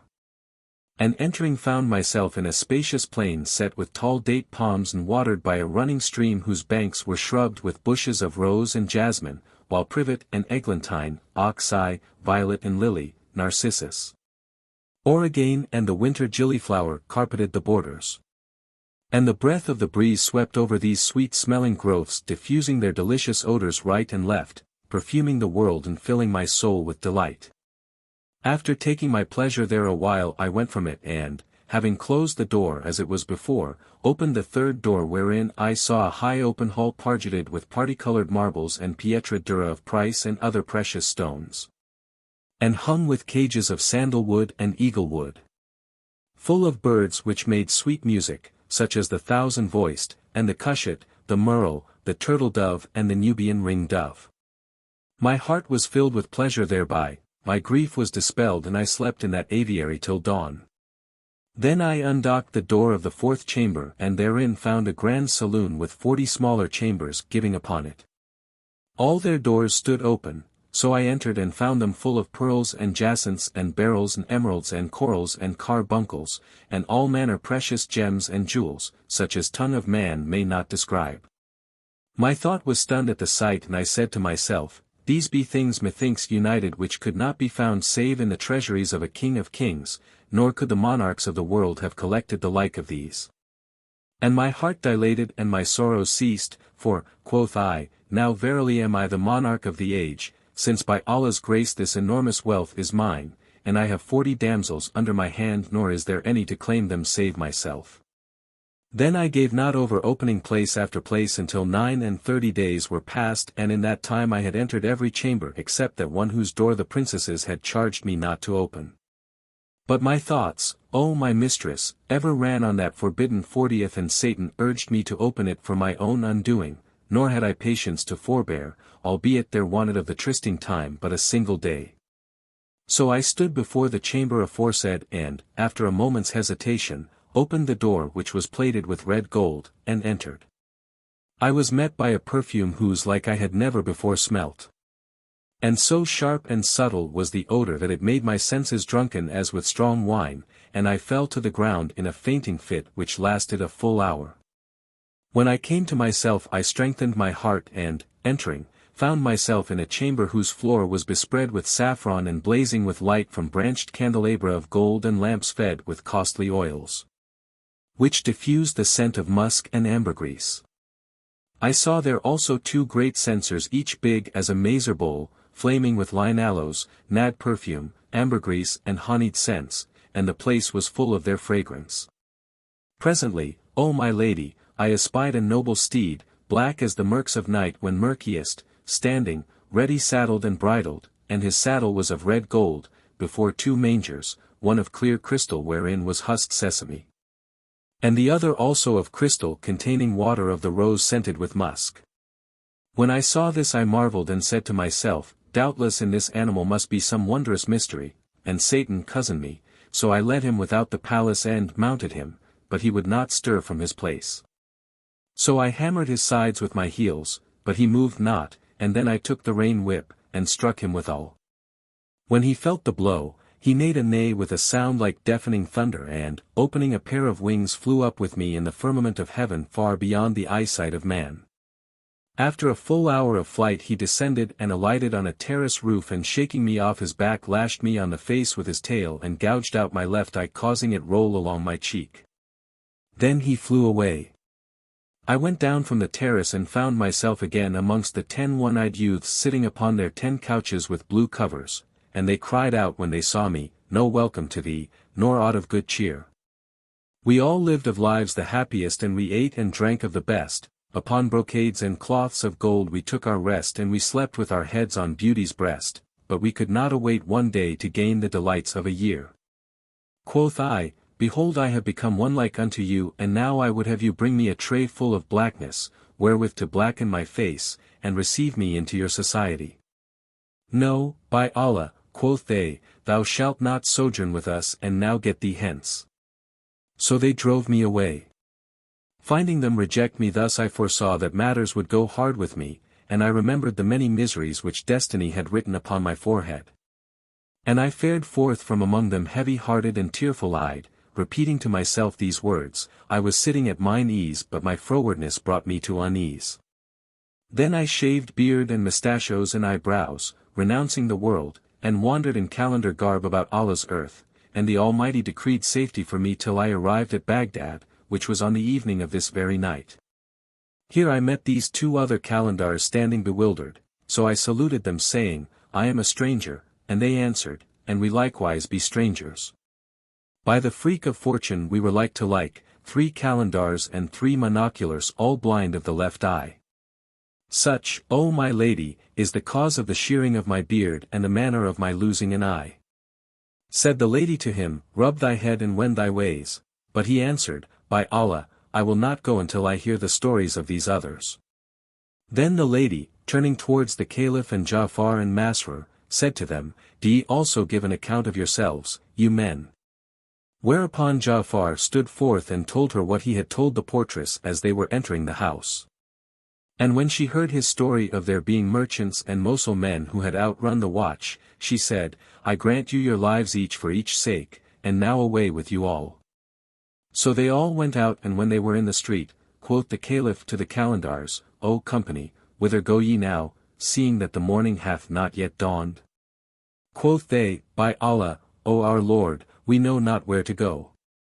"Come and pass the rest of the night with us," said the Caliph, and, turning to Ja'far, "Take them home with thee, and tomorrow bring them to my presence that we may chronicle their adventures."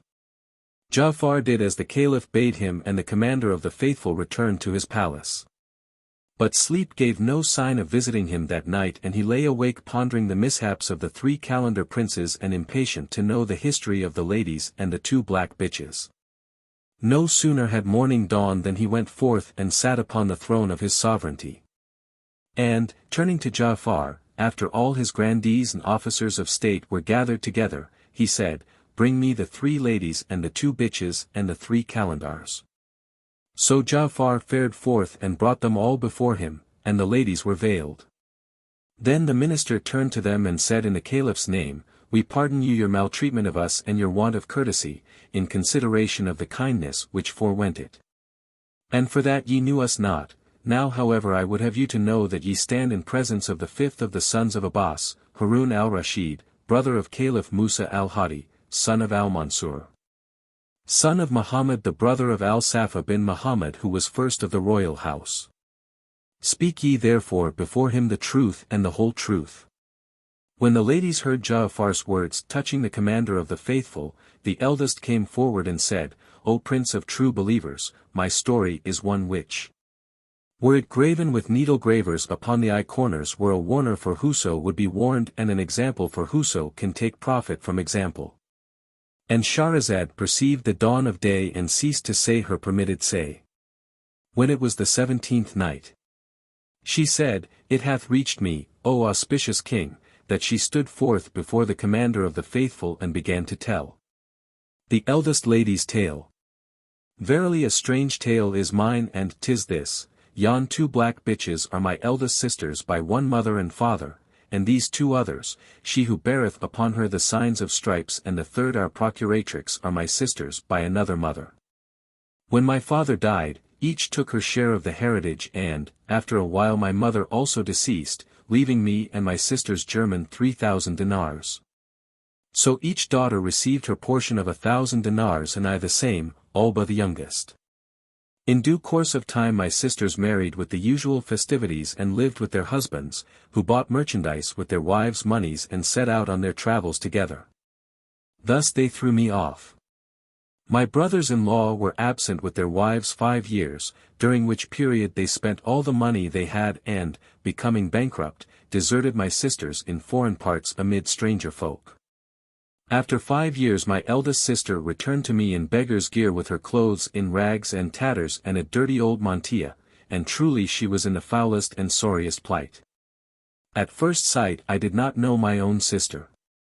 But presently I recognized her and said, "What state is this?" "O our sister," she replied, "words cannot undo the done, and the reed of destiny hath run through what Allah decreed." Then I sent her to the bath and dressed her in a suit of mine own, and boiled for her a bouillon and brought her some good wine and said to her, "My sister, thou art the eldest, who still standest to us in the stead of father and mother.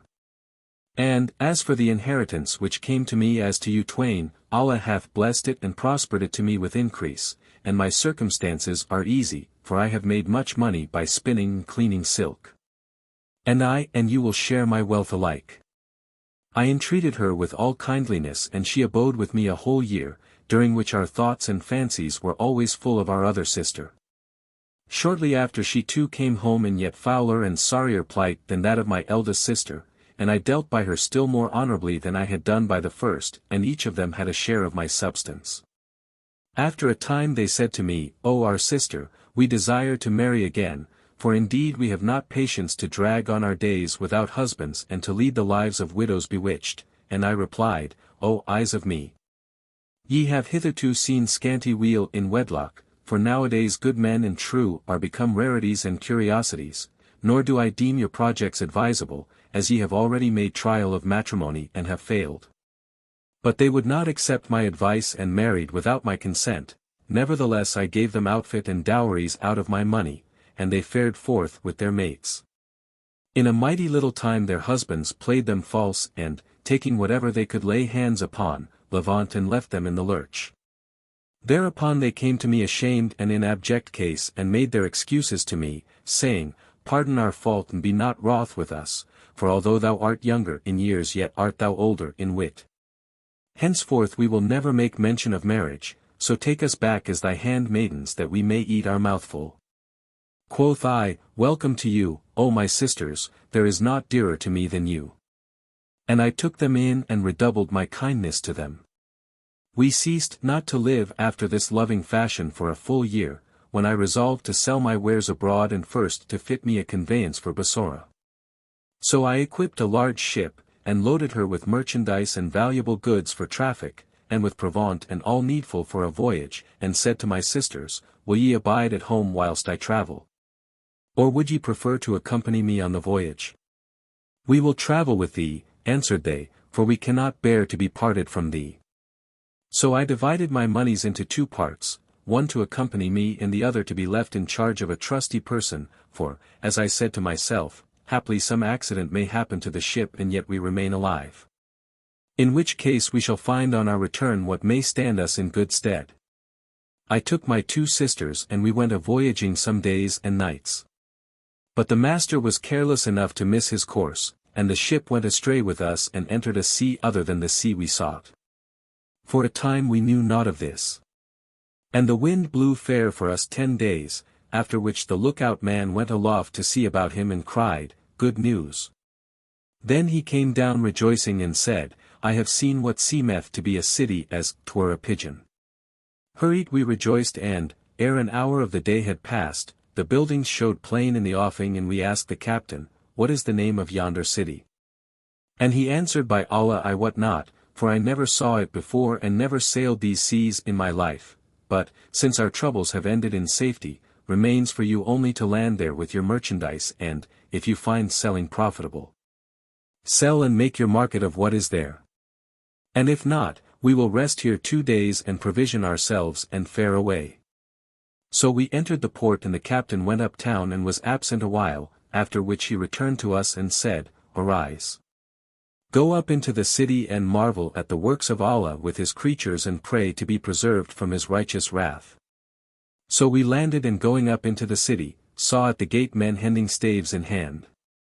But when we drew near them, behold, they had been translated by the anger of Allah and had become stones. Then we entered the city and found all who therein woned into black stones enstoned, not an inhabited house appeared to the espier, nor was there a blower of fire.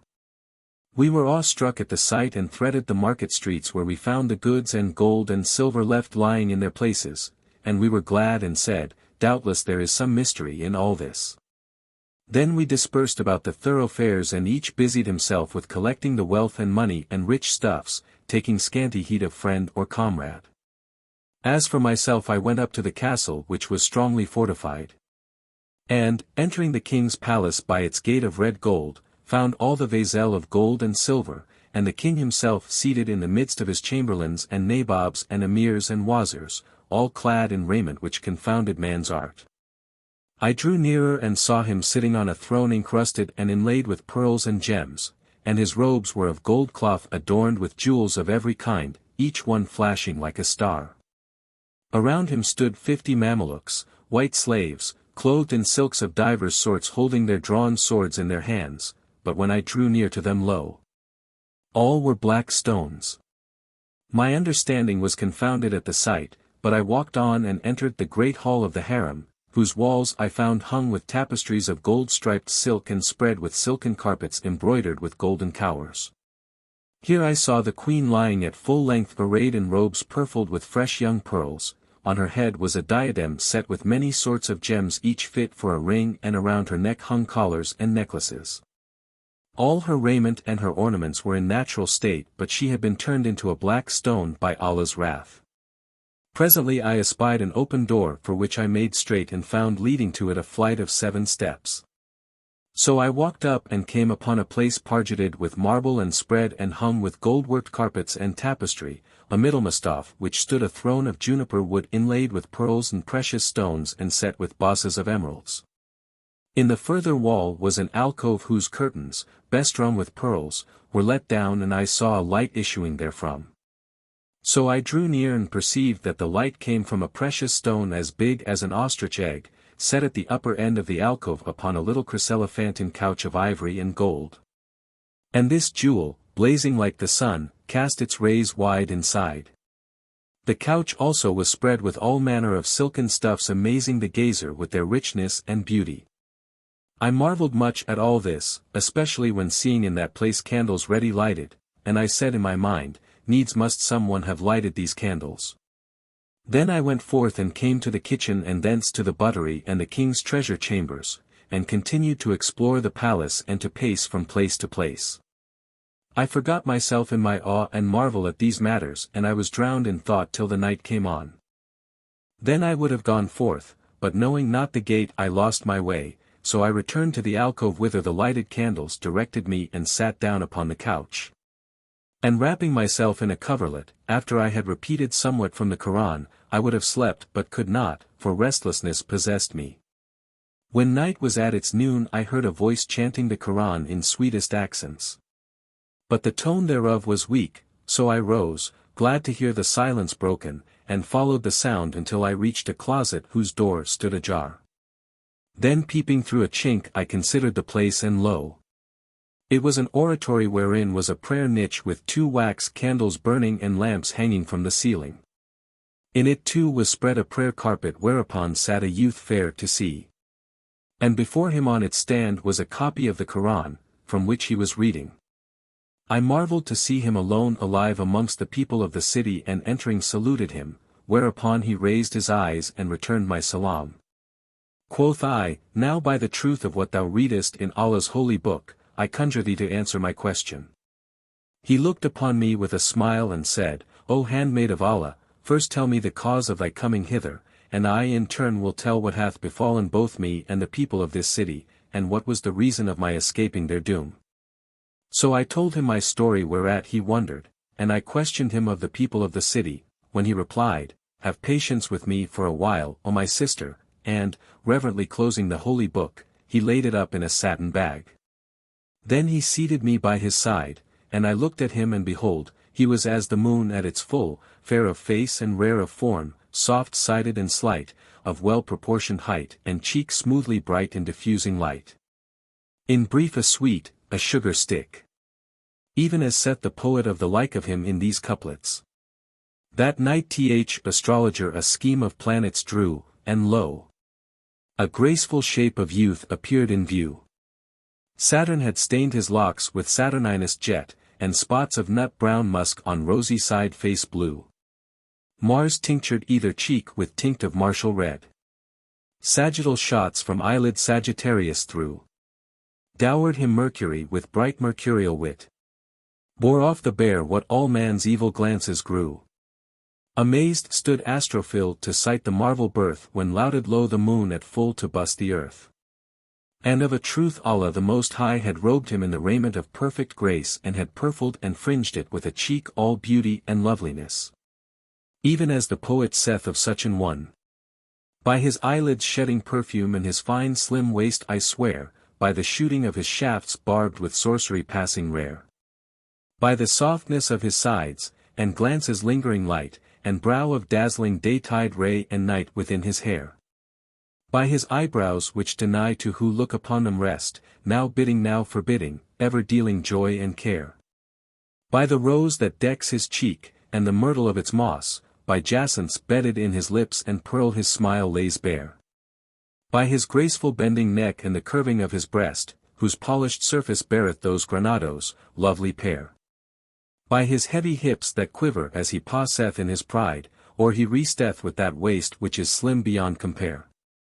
By the satin of his skin, by that fine unsullied sprite, by the beauty that containeth all things bright and debonair. By that ever open hand, by the candour of his tongue, by noble blood and high degree whereof he's hope and heir. Musk from him borrows muskiness she loveth to exhale and all the airs of ambergris through him perfume the air. The sun, methinks, the broad bright sun, before my love would pale and sans his splendour would appear a paring of his nail. I glanced at him with one glance of eyes which caused me 1,000 sighs. And my heart was at once taken captive wise, so I asked him, O my lord and my love, tell me that whereof I question thee, and he answered, hearing is obeying. Know, O handmaid of Allah, that this city was the capital of my father who is the king thou sawest on the throne transfigured by Allah's wrath to a black stone, and the queen thou foundest in the alcove is my mother. They and all the people of the city were Magians who fire adored in lieu of the omnipotent Lord and were wont to swear by low and heat and shade and light and the spheres revolving day and night. My father had ne'er a son till he was blessed with me ere the last of his days, and he reared me till I grew up and prosperity anticipated me in all things. Now it so fortuned that there was with us an old woman well stricken in years, a Moslemah who, inwardly believing in Allah and his apostle, conformed outwardly with the religion of my people. And my father placed thorough confidence in her for that he knew her to be trustworthy and virtuous, and he treated her with ever-increasing kindness believing her to be of his own belief. So when I was well nigh grown up my father committed me to her charge saying, Take him and educate him and teach him the rules of our faith, let him have the best instructions and cease not thy fostering care of him. So she took me and taught me the tenets of al-Islam with the divine ordinances of the wuzu ablution and the 5 daily prayers and she made me learn the Quran by rote, often repeating, Serve none save Allah Almighty. When I had mastered this much of knowledge she said to me, O my son, keep this matter concealed from thy sire and reveal not to him lest he slay thee. So I hid it from him and I abode on this wise for a term of days when the old woman died, and the people of the city redoubled in their impiety and arrogance and the error of their ways. One day, while they were as wont, behold, they heard a loud and terrible sound and a crier crying out with a voice like roaring thunder so every ear could hear, far and near, O folk of this city. Leave ye your fire worshipping and adore Allah the all-compassionate King. At this, fear and terror fell upon the citizens and they crowded to my father, he being king of the city, and asked him, What is this awesome voice we have heard, for it hath confounded us with the excess of its terror. And he answered, Let not a voice fright you nor shake your steadfast sprite nor turn you back from the faith which is right. Their hearts inclined to his words and they ceased not to worship the fire and they persisted in rebellion for a full year from the time they heard the first voice. And on the anniversary came a second cry, and a third at the head of the third year, each year once still they persisted in their malpractices till one day at break of dawn, judgment and the wrath of heaven descended upon them with all suddenness. And by the visitation of Allah all were metamorphosed into black stones, they and their beasts and their cattle. And none was saved save myself who at the time was engaged in my devotions. From that day to this I am in the case thou sayest, constant in prayer and fasting and reading and reciting the Quran. But I am indeed grown weary by reason of my loneliness, having none to bear me company.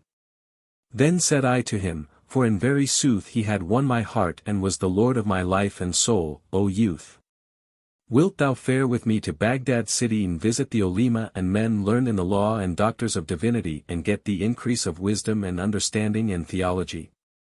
And know that she who standeth in thy presence will be thy handmaid, albeit she be head of her family and mistress over men and eunuchs and servants and slaves. Indeed my life was no life before it fell in with thy youth.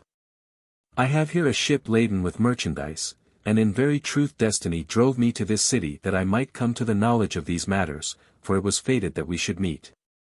And I ceased not to persuade him and speak him fair and use every art till he consented. And Shahrazad perceived the dawn of day and ceased to say her permitted say. When it was the 18th night, she continued, It hath reached me, O auspicious king, that the lady ceased not persuading with soft speech the youth to depart with her till he consented and said, Yes. She slept that night lying at his feet and hardly knowing where she was for excess of joy. As soon as the next morning dawned, she pursued, addressing the caliph, I arose and we entered the treasuries and took thence whatever was light in weight and great in worth. Then we went down side by side from the castle to the city, where we were met by the captain and my sisters and slaves who had been seeking for me. When they saw me they rejoiced and asked what had stayed me, and I told them all I had seen and related to them the story of the young prince and the transformation wherewith the citizens had been justly visited. Hurried all marveled, but when my two sisters, these two bitches, O commander of the faithful, saw me by the side of my young lover they jaloused me on his account and were wroth and plotted mischief against me. We awaited a fair wind and went on board rejoicing and ready to fly for joy by reason of the goods we had gotten, but my own greatest joyance was in the youth, and we waited a while till the wind blew fair for us and then we set sail and fared forth. Now as we sat talking, my sisters asked me, And what wilt thou do with this handsome young man? And I answered, I purpose to make him my husband. Then I turned to him and said, O my lord, I have that to propose to thee wherein thou must not cross me. And this it is that, when we reach Baghdad, my native city, I offer thee my life as thy handmaiden in holy matrimony, and thou shalt be to me baron and I will be femme to thee. He answered, I hear and I obey. Thou art my lady and my mistress and whatso thou doest I will not gainsay. Then I turned to my sisters and said, This is my gain.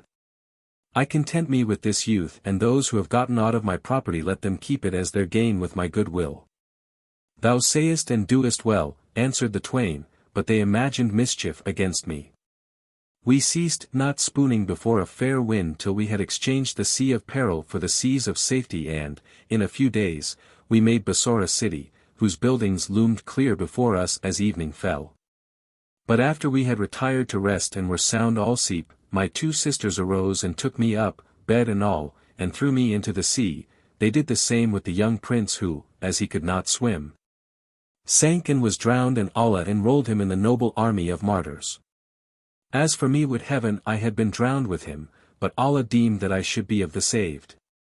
So when I awoke and found myself in the sea and saw the ship making off like a dash of lightning, he threw in my way a piece of timber which I bestrided, and the waves tossed me to and fro till they cast me upon an island coast, a high land and an uninhabited. I landed and walked about the island the rest of the night and, when morning dawned, I saw a rough track barely fit for child of Adam to tread, leading to what proved a shallow ford connecting island and mainland. As soon as the sun had risen I spread my garments to dry in its rays, and ate of the fruits of the island and drank of its waters. Then I set out along the foot track and ceased not walking till I reached the mainland.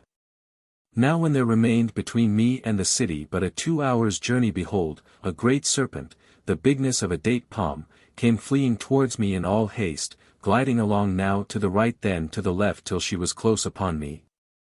Whilst her tongue lolled groundwards a span long and swept the dust as she went.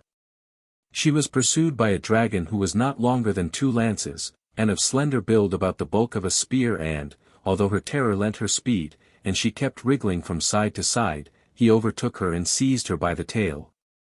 Whereat her tears streamed down and her tongue was thrust out in her agony.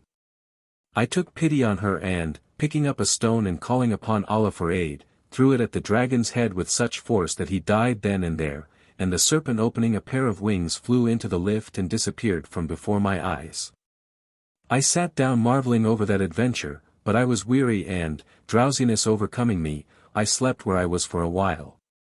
When I awoke I found a jet-black damsel sitting at my feet shampooing them.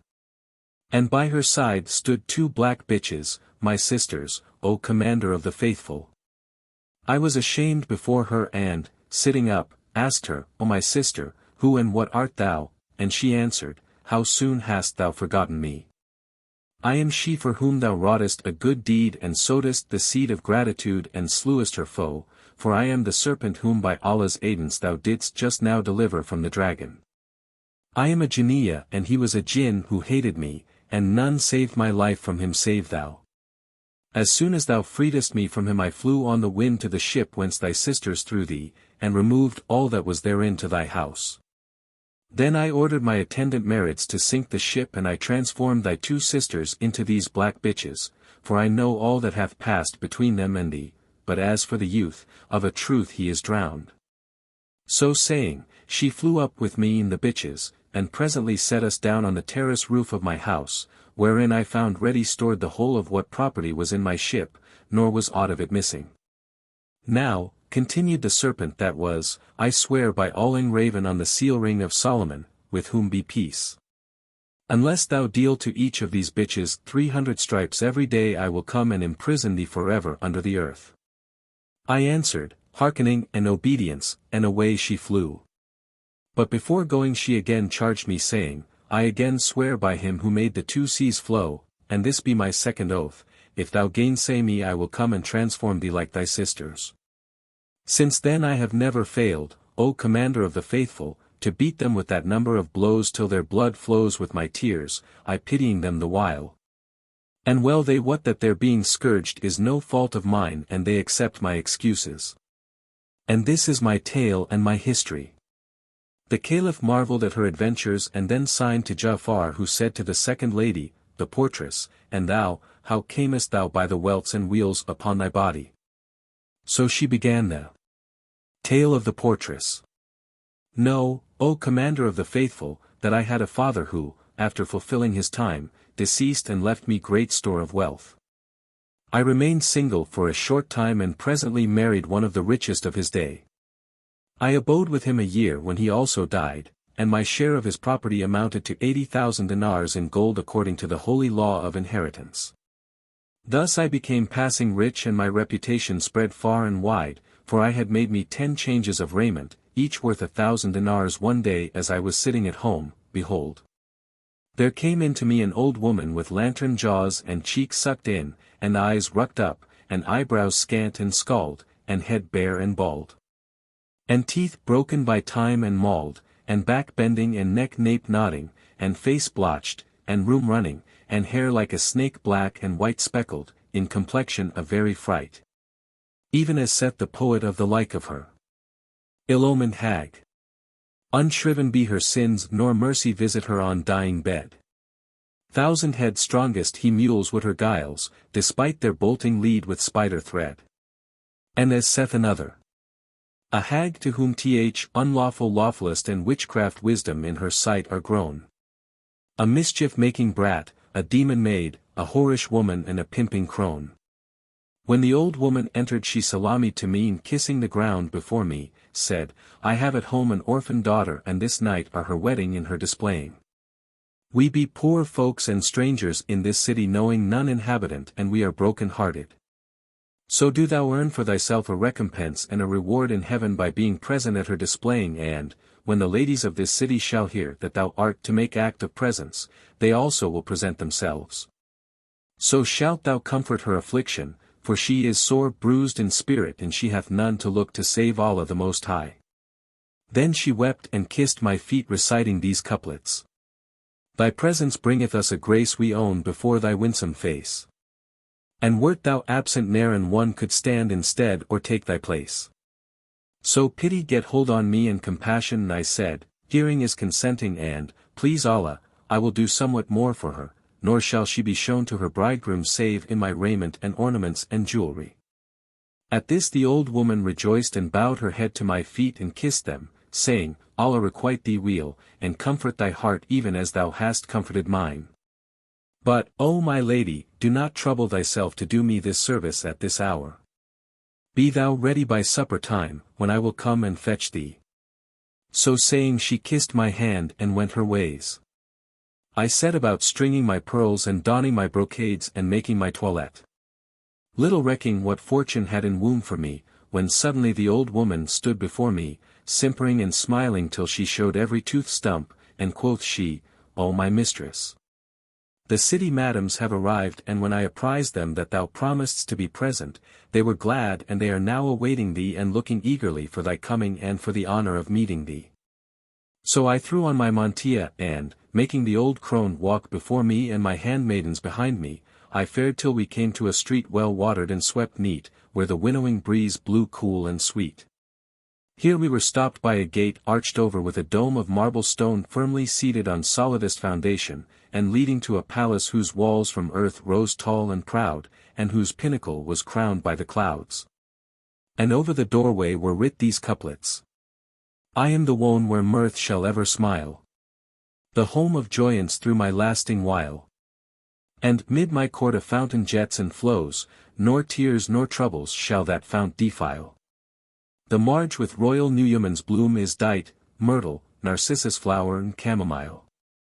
Arrived at the gate, before which hung a black curtain, the old woman knocked and it was opened to us. When we entered and found a vestibule spread with carpets and hung around with lamps all alight and wax candles in candelabra adorned with pendants of precious gems and noble ores. We passed on through this passage till we entered a saloon, whose like for grandeur and beauty is not to be found in this world. It was hung and carpeted with silken stuffs, and was illuminated with branches, sconces and tapers ranged in double row, an avenue abutting on the upper or noble end of the saloon, where stood a couch of juniper wood encrusted with pearls and gems and surmounted by a baldachin with mosquito curtains of satin looped up with margaritas. And hardly had we taken note of this when there came forth from the baldachin a young lady and I looked, O Commander of the Faithful, upon a face and form more perfect than the moon when fullest, with a favor brighter than the dawn gleaming with saffron-hued light, even as the poet sang when he said, Thou pacest the palace a marvel sight, a bride for a Kisra's or Kaisar's night. Wantons the rose on thy roseate cheek, O cheek as the blood of the dragon bright. Slim-waisted, languorous, sleepy-eyed, with charms which promise all love delight. And the tire which attires thy tiara'd brow is a night of woe on a morn's glad light. The fair young girl came down from the estrade and said to me, Welcome and good cheer to my sister, the dearly beloved, the illustrious, and 1,000 greetings. Then she recited these couplets. And but the house could know who cometh, 'twould rejoice, and kiss the very dust whereon thy foot was placed. And with the tongue of circumstance the walls would say, Welcome and hail to one with generous gifts engraced.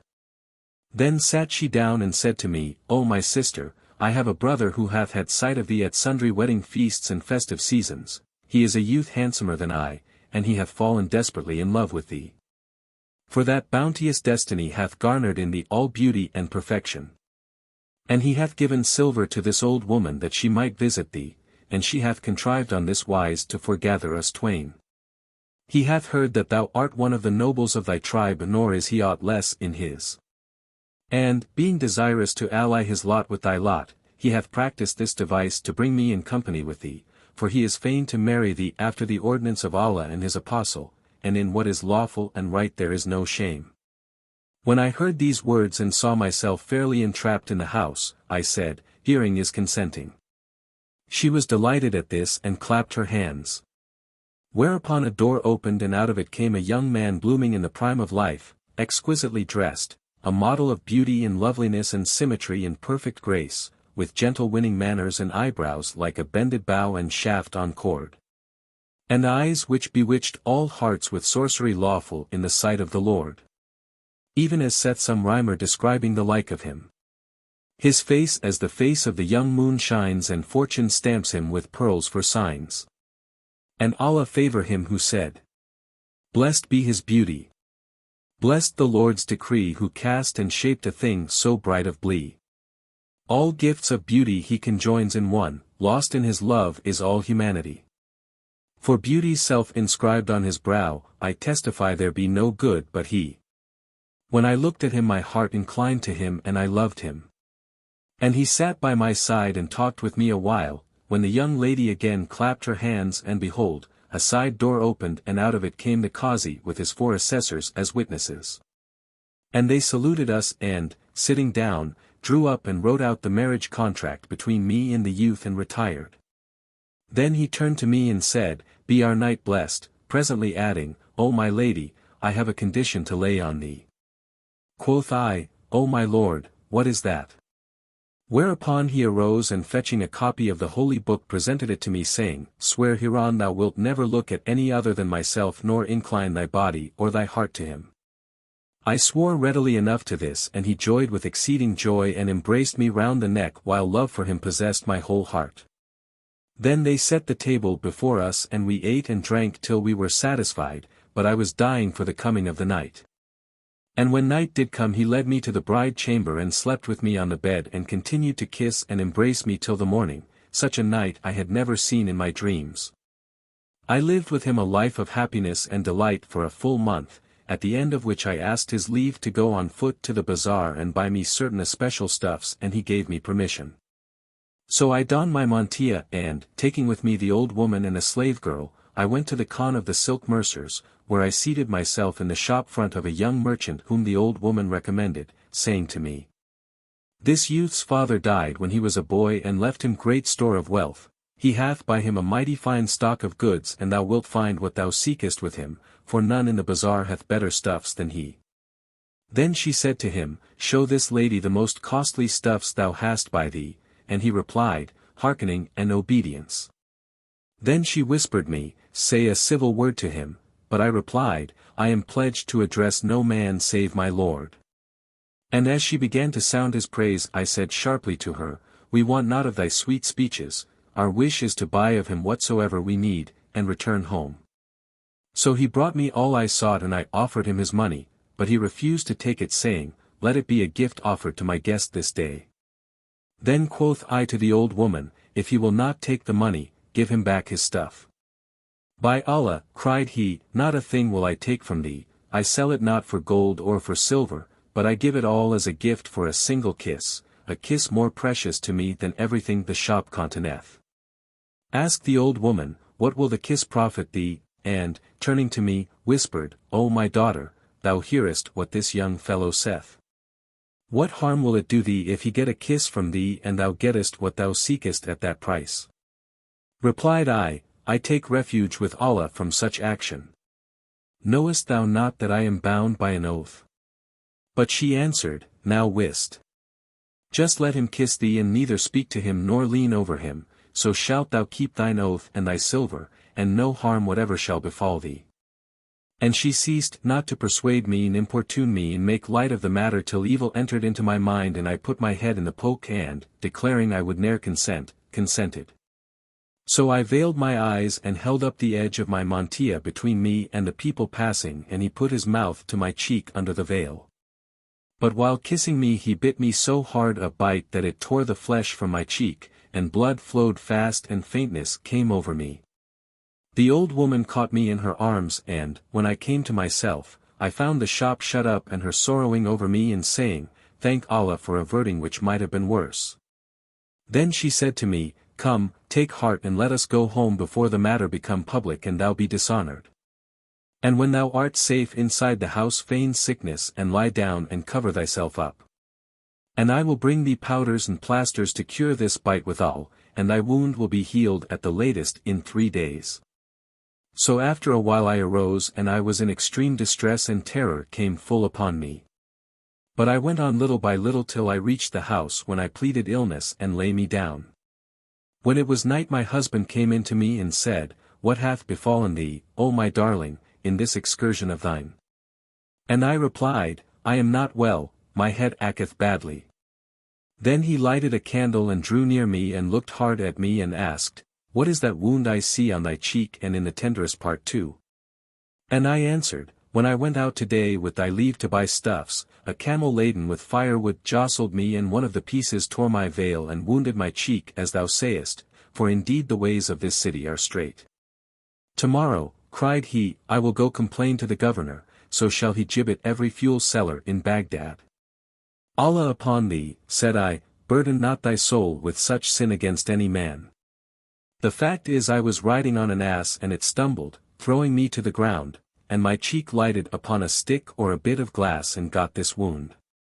Then, said he, tomorrow I will go up to Ja'far of the Barmaki and tell him the story, so shall he kill every donkey boy in Baghdad.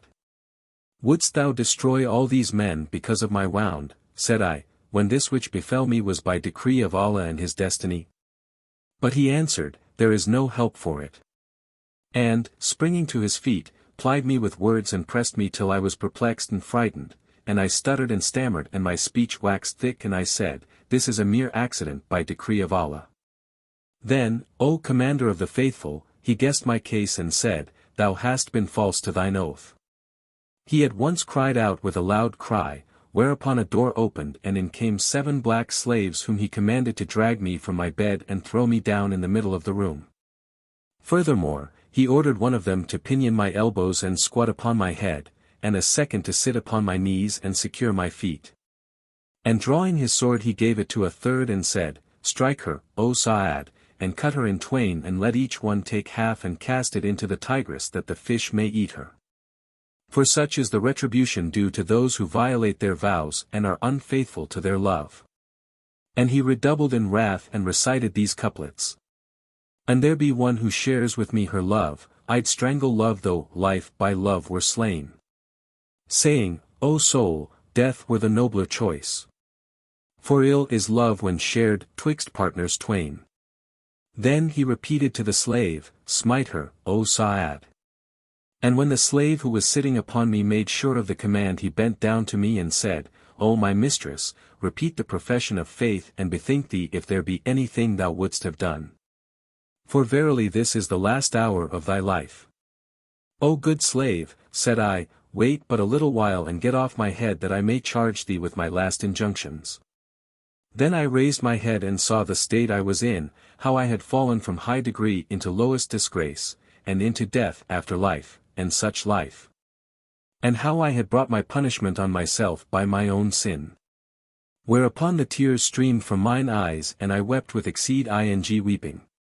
But he looked on me with eyes of wrath, and began repeating. Tell her who turneth from our love to work at injury sore, and taketh her a fine new love the old love tossing o'er. We cry enough O thee ere thou enough of us shalt cry. What passed between us doth suffice and haply something more. When I heard this, O Commander of the Faithful, I wept and looked at him and began repeating these couplets. To severance you doom my love and all unmoved remain. My tear-sore lids you sleepless make and sleep while I complain. You make firm friendship reign between mine eyes and insomny. Yet can my heart forget you not, nor tears can I restrain. You made me swear with many an oath my troth to hold for aye. But when you reigned my bosom's lord you wrought me traitor bane. I loved you like a silly child who wots not what is love, then spare the learner, let her not be by the master slain.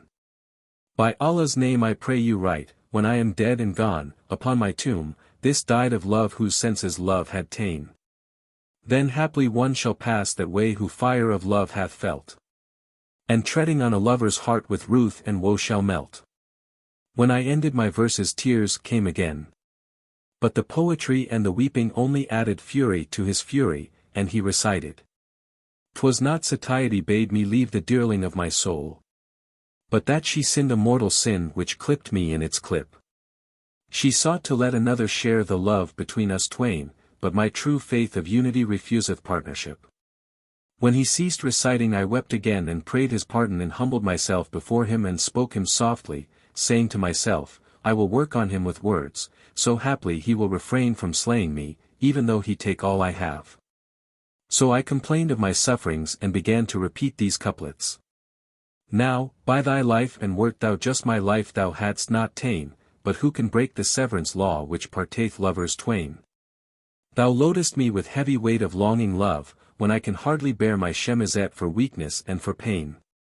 I marvel not to see my life and soul in ruin lain, I marvel much to see my frame such severance pang sustain. When I ended my verse I wept again, and he looked at me and reviled me in abusive language, repeating these couplets. Thou wast all taken up with love of other man, not me. 'Twas thine to show me severance face, 'twas only mine to see. I'll leave thee for that first thou wast of me to take thy leave and patient bear that parting blow thou borest so patiently. E'en as thou soughtest other love, so other love I'll seek, and make the crime of murdering love thine own atrocity. When he had ended his verses he again cried out to the slave, cut her in half and free us from her, for we have no profit of her. So the slave drew near me, O commander of the faithful, and I ceased bandying verses and made sure of death and, despairing of life, committed my affairs to Almighty Allah, when behold, the old woman rushed in and threw herself at my husband's feet and kissed them and wept and said, O my son, by the rights of my fosterage and by my long service to thee, I conjure thee pardon this young lady. For indeed she hath done nothing deserving such doom. Thou art a very young man and I fear lest her death be laid at thy door, for it is said, Whoso slayeth shall be slain. As for this wanton, since thou deemest her such, drive her out from thy doors, from thy love and from thy heart. And she ceased not to weep and importune him till he relented and said, I pardon her, but needs must I set on her my mark which shall show upon her all her life. Then he bade the slaves drag me along the ground and lay me out at full length, after stripping me of all my clothes. And when the slaves had so sat upon me that I could not move, he fetched in a rod of quince tree and came down with it upon my body, and continued beating me on the back and sides till I lost consciousness from excess of pain. And I despaired of life. Then he commanded the slaves to take me away as soon as it was dark, together with the old woman to show them the way and throw me upon the floor of the house wherein I dwelt before my marriage. They did their lord's bidding and cast me down in my old home and went their ways. I did not revive from my swoon till dawn appeared, when I applied myself to the dressing of my wounds with ointments and other medicaments. And I medicined myself, but my sides and ribs still showed signs of the rod as thou hast seen. I lay in weekly case and confined to my bed for 4 months before I was able to rise and health returned to me. At the end of that time I went to the house where all this had happened and found it a ruin, the street had been pulled down endlong and rubbish heaps rose where the building erst was, nor could I learn how this had come about. Then I betook myself to this my sister on my father's side and found her with these 2 black bitches. I saluted her and told her what had betided me and the whole of my story, and she said, O my sister, who is safe from the despite of time and secure? Thanks be to Allah who has brought thee off safely. And she began to say, Such is the world, so bear a patient heart when riches leave thee and when friends depart. Then she told me her own story, and what had happened to her with her 2 sisters and how matters had ended. So we abode together, and the subject of marriage was never on our tongues for all these years. After a while we were joined by our other sister, the procuratrix, who goeth out every morning and buyeth all we require for the day and night. And we continued in such condition till this last night. In the morning our sister went out, as usual, to make her market, and then befell us what befell from bringing the porter into the house and admitting these 3 calendar men. We entreated them kindly and honorably, and a quarter of the night had not passed ere 3 grave and respectable merchants from Mosul joined us and told us their adventures. We sat talking with them but on one condition which they violated, whereupon we treated them as sorted with their breach of promise, and made them repeat the account they had given of themselves. They did our bidding and we forgave their offense. So they departed from us, and this morning we were unexpectedly summoned to thy presence. And such is our story. The Caliph wondered at her words and bade the tale be recorded and chronicled and laid up in his muniment chambers. And Shahrazad perceived the dawn of day and ceased saying her permitted say.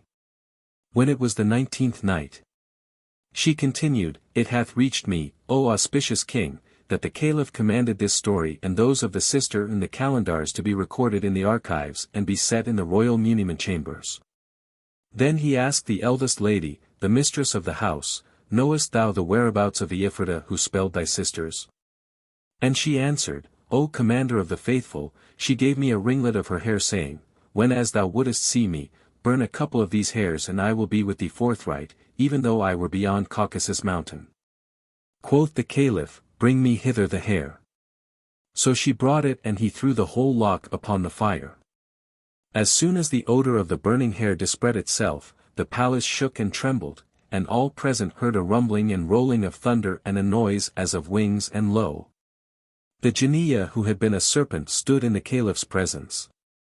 Now she was a Moslemah, so she saluted him and said, Peace be with thee, O Vicar of Allah, whereto he replied, And with thee also be peace and the mercy of Allah and his blessing.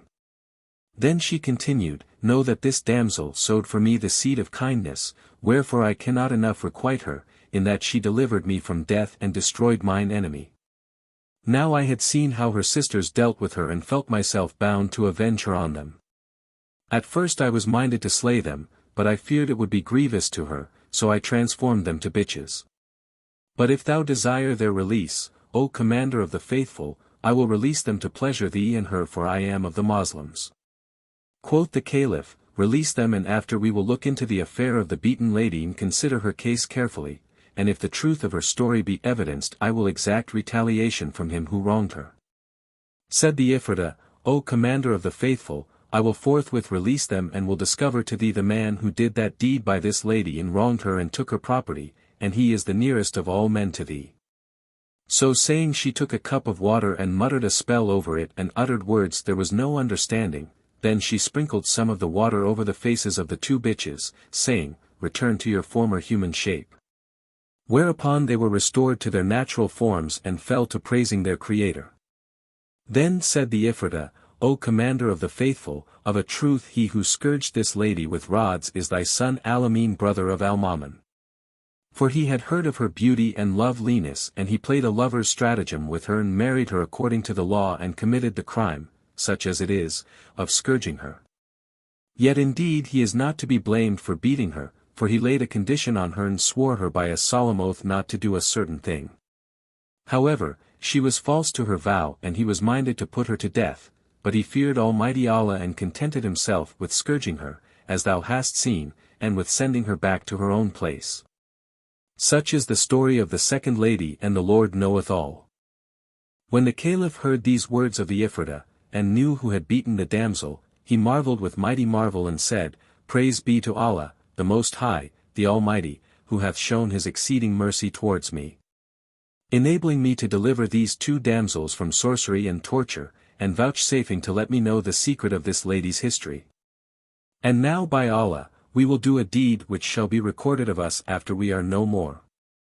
Then he summoned his son Al-Amin and questioned him of the story of the second lady, the portress, and he told it in the face of truth. Whereupon the Caliph bade call into presence the Qazis and their witnesses and the three calendars and the first lady with her sisters German who had been ensorcelled. And he married the three to the three calendars whom he knew to be princes and sons of kings, and he appointed them chamberlains about his person, assigning to them stipends and allowances and all that they required, and lodging them in his palace at Baghdad. He returned the beaten lady to his son, Al-Amin, renewing the marriage contract between them, and gave her great wealth and bade rebuild the house fairer than it was before. As for himself he took to wife the procuratrix and lay with her that night, and next day he set apart for her an apartment in his seraglio, with handmaidens for her service and a fixed daily allowance. And the people marveled at their caliph's generosity and natural beneficence and princely wisdom, nor did he forget to send all these histories to be recorded in his annals.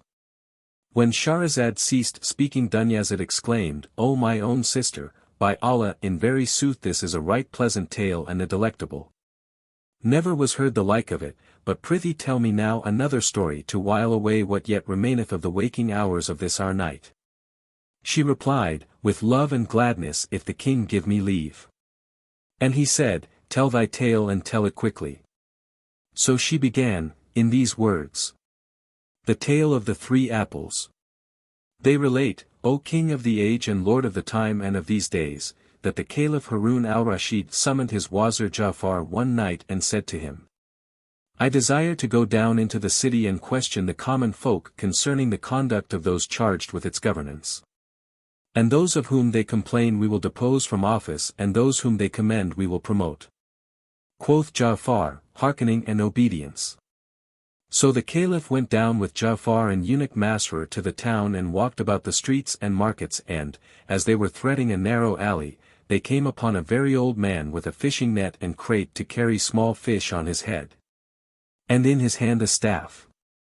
And, as he walked at a leisurely pace, he repeated these lines. They say me, Thou shinest a light to mankind with thy lore as the night which the moon doth uplight. I answer, a truce to your jests and your jibes. Without luck what is learning, a poor devil wight. If they take me to pawn with my lore in my pouch, with my volumes to read and my ink case to write. For one day's provision they never could pledge me. As likely on doomsday to draw a bill at sight. How poorly, indeed, doth it fare the poor, with his pauper existence and beggarly plight. In summer he faileth provision to find. In winter the firepot's his only delight. The street dogs with bite and with bark to him rise, and each losel receives him with bark and with bite. If he lift up his voice and complain of his wrong, none pities or heeds him. However he's right. And when sorrows and evils like these he must brave, his happiest homestead were down in the grave. When the Caliph heard his verses he said to Ja'far, See this poor man and note his verses, for surely they point to his necessities. Then he accosted him and asked, O Sheikh, what be thine occupation? And the poor man answered, O my lord, I am a fisherman with a family to keep, and I have been out between midday and this time. And not a thing hath Allah made my portion wherewithal to feed my family. I cannot even pawn myself to buy them a supper, and I hate and disgust my life, and I hanker after death. Quoth the Caliph, Say me, wilt thou return with us to Tigris' bank and cast thy net on my luck, and whatsoever turneth up I will buy of thee for 100 gold pieces? The man rejoiced when he heard these words and said, On my head be it. I will go back with you, and, returning with them riverwards, made a cast and waited a while, then he hauled in the rope and dragged the net ashore, and there appeared in it a chest padlocked and heavy. The Caliph examined it and lifted it, finding it weighty, so he gave the fisherman 200 dinars and sent him about his business, whilst Masrur, aided by the Caliph, carried the chest to the palace and set it down and lighted the candles. Ja'far and Masrur then broke it open and found therein a basket of palm leaves corded with red worsted. This they cut open and saw within it a piece of carpet, which they lifted out, and under it was a woman's mantilla folded in four, which they pulled out. And at the bottom of the chest they came upon a young lady, fair as a silver ingot, slain and cut into 19 pieces. When the Caliph looked upon her he cried, Alas! And tears ran down his cheeks, and turning to Ja'far he said, O dog of Wazirs, shall folk be murdered in our reign and be cast into the river to be a burden and a responsibility for us on the day of doom? By Allah, we must avenge this woman on her murderer, and he shall be made die the worst of deaths. And presently he added, Now, as surely as we are descended from the sons of Abbas, if thou bring us not him who slew her, that we do her justice on him, I will hang thee at the gate of my palace, thee and 40 of thy kith and kin by thy side. And the Caliph was wroth with exceeding rage. Quoth Ja'far, Grant me 3 days' delay, and quoth the Caliph, We grant thee this. So Ja'far went out from before him and returned to his own house, full of sorrow, and saying to himself, How shall I find him who murdered this damsel, that I may bring him before the Caliph? If I bring other than the murderer, it will be laid to my charge by the Lord, in very sooth I wot not what to do.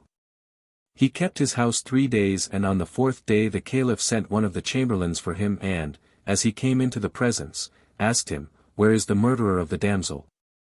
To which answered Ja'far, O Commander of the Faithful, am I inspector of murdered folk that I should ken who killed her? The Caliph was furious at his answer and bade hang him before the palace gate and commanded that a crier cry through the streets of Baghdad, whoso would see the hanging of Ja'far, the Barmaki, wazir of the Caliph, with 40 of the Barmecides, his cousins and kinsmen, before the palace gate, let him come and let him look. The people flocked out from all the quarters of the city to witness the execution of Ja'far and his kinsmen, not knowing the cause. Then they set up the gallows and made Ja'far and the others stand underneath in readiness for execution, but whilst every eye was looking for the Caliph's signal, and the crowd wept for Ja'far and his cousins of the Barmecides, lo, and behold!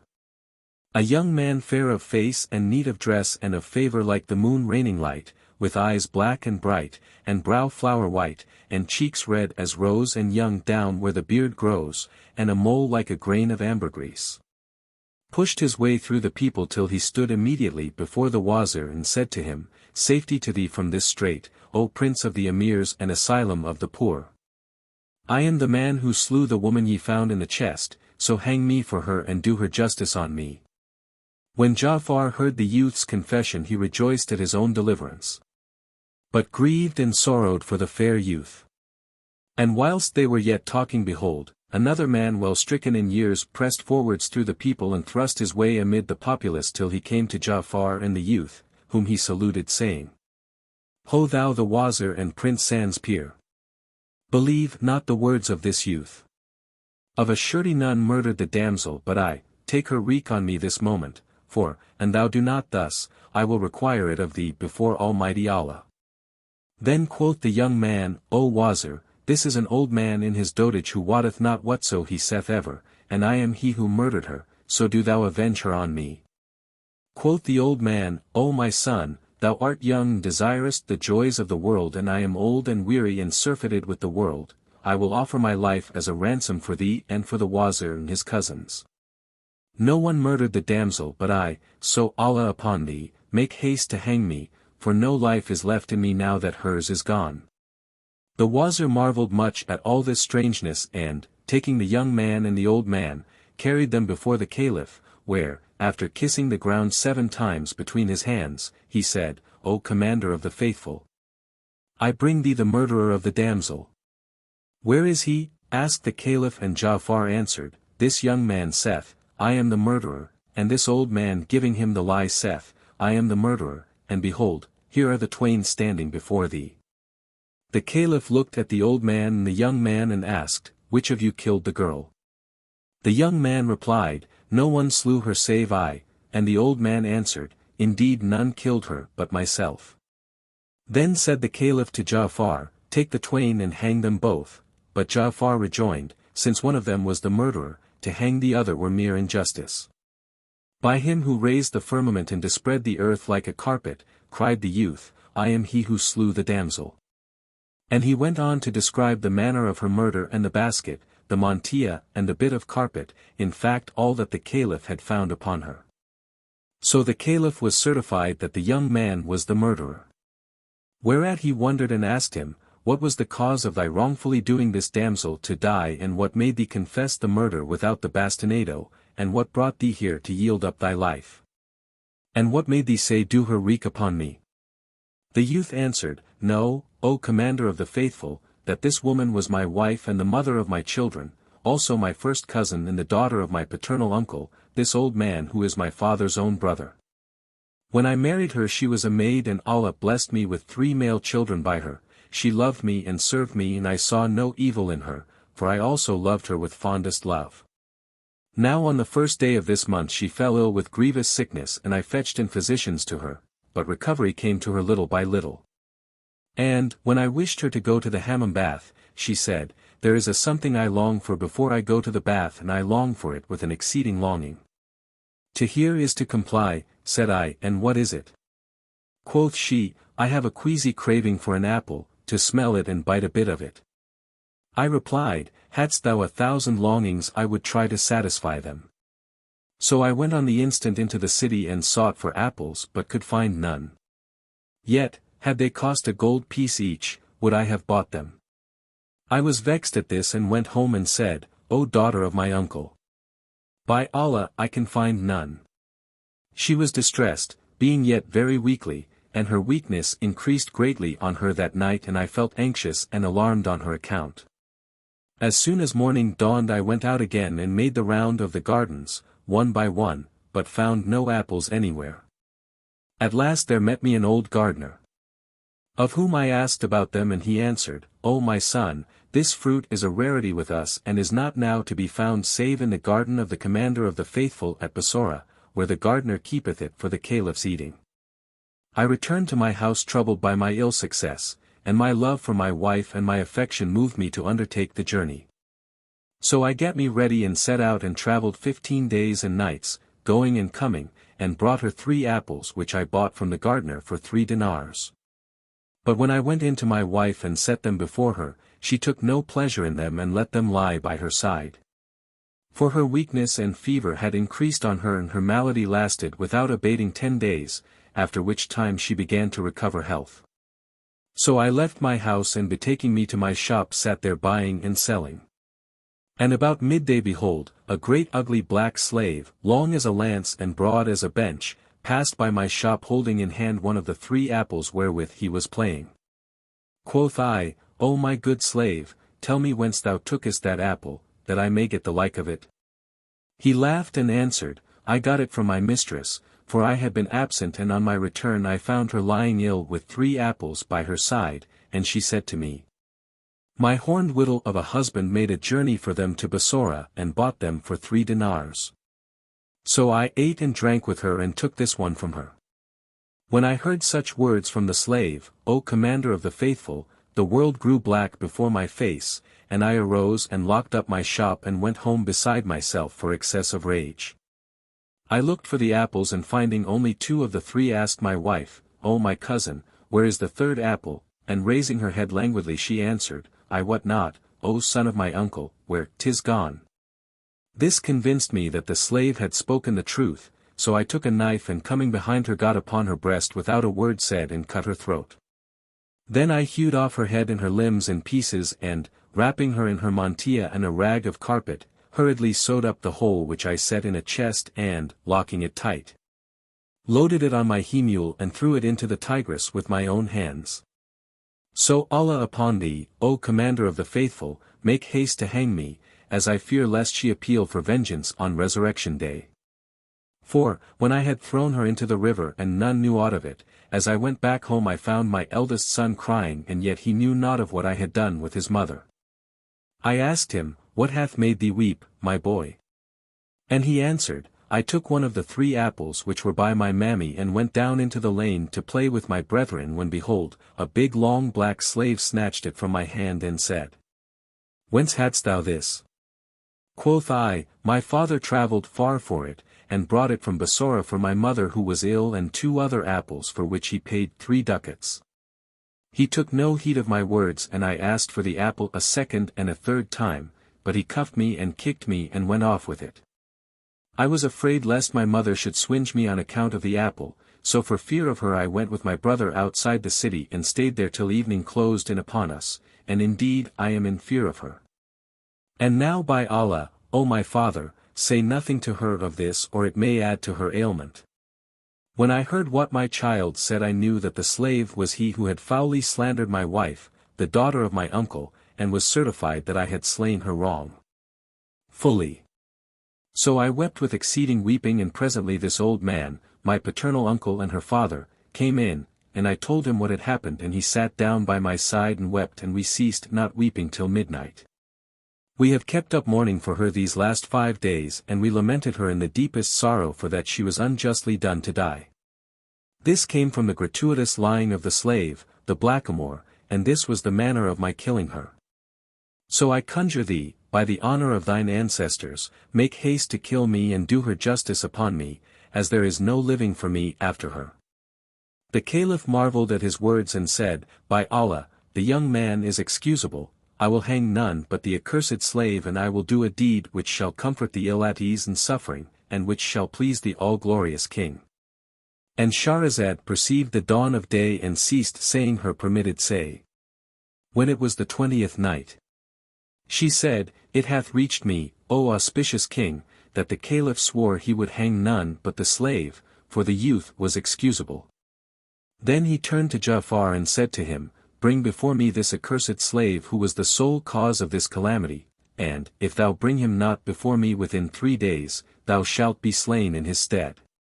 So Ja'far fared forth weeping and saying, 2 deaths have already beset me, nor shall the crock come of safe from every shock. In this matter craft and cunning are of no avail. But he who preserved my life the first time can preserve it a second time. By Allah, I will not leave my house during the 3 days of life which remain to me, and let the truth, whose perfection be praised, do e'en as he will. So he kept his house 3 days, and on the 4th day he summoned the qazis and legal witnesses and made his last will and testament, and took leave of his children weeping. Presently in came a messenger from the Caliph and said to him, The commander of the faithful is in the most violent rage that can be. And he sendeth to seek thee, and he sweareth that the day shall certainly not pass without thy being hanged unless the slave be forthcoming. When Ja'far heard this he wept, and his children and slaves and all who were in the house wept with him. After he had bidden adieu to everybody except his youngest daughter, he proceeded to farewell her. For he loved this wee one, who was a beautiful child, more than all his other children, and he pressed her to his breast and kissed her and wept bitterly at parting from her. When he felt something round inside the bosom of her dress and asked her, My little maid, what is in thy bosom pocket? O my father, she replied, It is an apple with the name of our lord the Caliph written upon it. Rayhan our slave brought it to me 4 days ago and would not let me have it till I gave him 2 dinars for it. When Ja'far heard speak of the slave and the apple, he was glad and put his hand into his child's pocket and drew out the apple and knew it and rejoiced, saying, O ready dispeller of trouble. Then he bade them bring the slave and said to him, Fie upon thee, Rayhan! Whence hadst thou this apple? By Allah, O my master, he replied, Though a lie may get a man once off, yet may truth get him off, and well off, again and again. I did not steal this apple from thy palace nor from the gardens of the commander of the faithful. The fact is that 5 days ago, as I was walking along one of the alleys of this city, I saw some little ones at play and this apple in hand of one of them. So I snatched it from him and beat him, and he cried and said, O youth, this apple is my mother's and she is ill. She told my father how she longed for an apple, so he traveled to Bassorah and bought her 3 apples for 3 gold pieces, and I took one of them to play withal. He wept again, but I paid no heed to what he said and carried it off and brought it here, and my little lady bought it of me for 2 dinars of gold. And this is the whole story.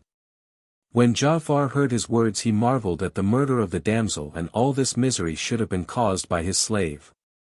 He grieved for the relation of the slave to himself, while rejoicing over his own deliverance, and he repeated these lines.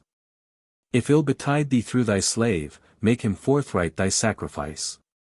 A many servants thou shalt find. But life comes once and never twice. Then he took the slave's hand and, leading him to the Caliph, related the story from first to last, and the Caliph marveled with extreme astonishment, and laughed till he fell on his back, and ordered that the story be recorded and be made public amongst the people. But Ja'far said, Marvel not, O commander of the faithful, at this adventure, for it is not more wondrous than the history of the Wazir Nur al-Din Ali of Egypt and his brother Shams al-Din Muhammad. Quoth the Caliph, Out with it. But what can be stranger than this story? And Ja'far answered, O commander of the faithful, I will not tell it thee, save on condition that thou pardon my slave. And the Caliph rejoined, If it be indeed more wondrous than that of the 3 apples, I grant thee his blood, and if not I will surely slay thy slave. So Ja'far began in these words the tale of Nur al-Din and his son. Know, O commander of the faithful, that in times of yore the land of Egypt was ruled by a sultan endowed with justice and generosity, one who loved the pious poor and companied with the ulema and learned men. And he had a wazir, a wise and an experienced, well versed in affairs and in the art of government. This minister, who was a very old man, had 2 sons, as they were 2 moons. Never man saw the like of them for beauty and grace, the elder called Shams al-Din Muhammad and the younger Nur al-Din Ali. But the younger excelled the elder in seemliness and pleasing semblance, so that folk heard his fame in far countries and men flocked to Egypt for the purpose of seeing him. In course of time their father, the wazir, died and was deeply regretted and mourned by the Sultan, who sent for his 2 sons and, investing them with dresses of honor, said to them, "Let not your hearts be troubled. For ye shall stand in your father's stead and be joint ministers of Egypt." At this they rejoiced and kissed the ground before him and performed the ceremonial mourning for their father during a full month.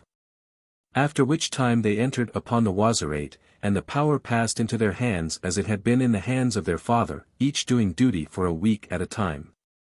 They lived under the same roof and their word was one. And whenever the Sultan desired to travel they took it by turns to be in attendance on him.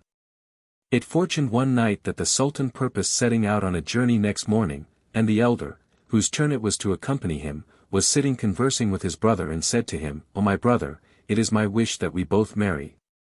I and thou, 2 sisters. And go into our wives on one and the same night."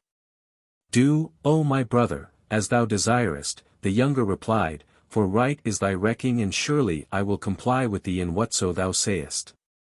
So they agreed upon this and quoth Shams al-Din, "If Allah decree that we marry 2 damsels and go into them on the same night, and they shall conceive on their bride nights and bear children to us on the same day. And by Allah's will thy wife bear thee a son and my wife bear me a daughter, let us wed them either to other, for they will be cousins." Quoth Nur al-Din, "O my brother, Shams al-Din, what dower wilt thou require from my son for thy daughter?" Quoth Shams al-Din, "I will take 3,000 dinars and 3 pleasure gardens and 3 farms. And it would not be seemly that the youth make contract for less than this." When Nur al-Din heard such demand he said, "What manner of dower is this thou wouldest impose upon my son? Wottest thou not that we are brothers and both by Allah's grace wazirs and equal in office? It behoveth thee to offer thy daughter to my son without marriage settlement. Or if one need be, it should represent a mere nominal value by way of show to the world, for thou knowest that the masculine is worthier than the feminine, and my son is a male and our memory will be preserved by him, not by thy daughter." "But what," said Shams al-Din, "is she to have?" And Nur al-Din continued, "Through her we shall not be remembered among the emirs of the earth. But I see thou wouldest do with me according to the saying, and thou wouldst bluff off a buyer, ask him high price and higher. Or as did a man who, they say, went to a friend and asked something of him being in necessity and was answered, Bismillah, in the name of Allah, I will do all what thou requirest but come tomorrow. Whereupon the other replied in this verse. When he who is asked a favor saith, tomorrow, the wise man wots 'tis vain to beg or borrow. Quoth Shams al-Din, Basta. I see thee fail in respect to me by making thy son of more account than my daughter, and 'tis plain that thine understanding is of the meanest and that thou lackest manners. Thou remindest me of thy partnership in the wazirate, when I admitted thee to share with me only in pity for thee, and not wishing to mortify thee, and that thou mightest help me as a manner of assistant. But since thou talkest on this wise, by Allah, I will never marry my daughter to thy son, no, not for her weight in gold. When Nur al-Din heard his brother's words he waxed wroth and said, And I too, I will never, never marry my son to thy daughter, no, not to keep from my lips the cup of death. Shams al-Din replied, I would not accept him as a husband for her, and he is not worth a paring of her nail. Were I not about to travel I would make an example of thee. However when I return thou shalt see, and I will show thee, how I can assert my dignity and vindicate my honor. But Allah doeth whatso he willeth. When Nur al-Din heard this speech from his brother, he was filled with fury and lost his wits for rage, but he hid what he felt and held his peace, and each of the brothers passed the night in a place far apart, wild with wrath against the other. As soon as morning dawned the Sultan fared forth in state and crossed over from Cairo to Giza and made for the pyramids, accompanied by the Wazir Shams al-Din, whose turn of duty it was, whilst his brother Nur al-Din, who passed the night in sore rage, rose with the light and prayed the dawn prayer. Then he betook himself to his treasury and, taking a small pair of saddlebags, filled them with gold, and he called to mind his brother's threats and the contempt wherewith he had treated him, and he repeated these couplets. Travel, and thou shalt find new friends for old ones left behind. Toil, for the sweets of human life by toil and moil are found. The stay at home no honor wins nor aught attains but want, so leave thy place of birth and wander all the world around. I've seen, and very oft I've seen, how standing water stinks, and only flowing sweetens it and trotting makes it sound. And were the moon forever full and ne'er to wax or wane, man would not strain his watchful eyes to see its gladsome round. Except the lion leave his lair he ne'er would fell his game. Except the arrow leave the bow ne'er had it reached its bound. Gold dust is dust the while it lies entraveled in the mine, and aloes wood mere fuel is upon its native ground. And gold shall win his highest worth when from his goal ungold. And aloes sent to foreign parts grows costlier than gold. When he ended his verse he bade one of his pages saddle him his Nubian mare-mule with her padded selle. Now she was a dapple grey, with ears like reed pens and legs like columns and a back high and strong as a dome builded on pillars. Her saddle was of gold cloth and her stirrups of Indian steel, and her housing of Ispahan velvet. She had trappings which would serve the Khosrows, and she was like a bride adorned for her wedding night. Moreover he bade lay on her back a piece of silk for a seat, and a pur carpet under which were his saddle-bags. When this was done he said to his pages and slaves, I purpose going forth a pleasuring outside the city on the road to Caliub town, and I shall lie 3 nights abroad, so let none of you follow me, for there is something straiteneth my breast. Then he mounted the mule in haste, and, taking with him some provaunt for the way, set out from Cairo and faced the open and uncultivated country lying around it. About noontide he entered Bilbay's city, where he dismounted and stayed a while to rest himself and his mule and ate some of his victual. He bought at Bilbay's all he wanted for himself and forage for his mule and then fared on the way of the waste.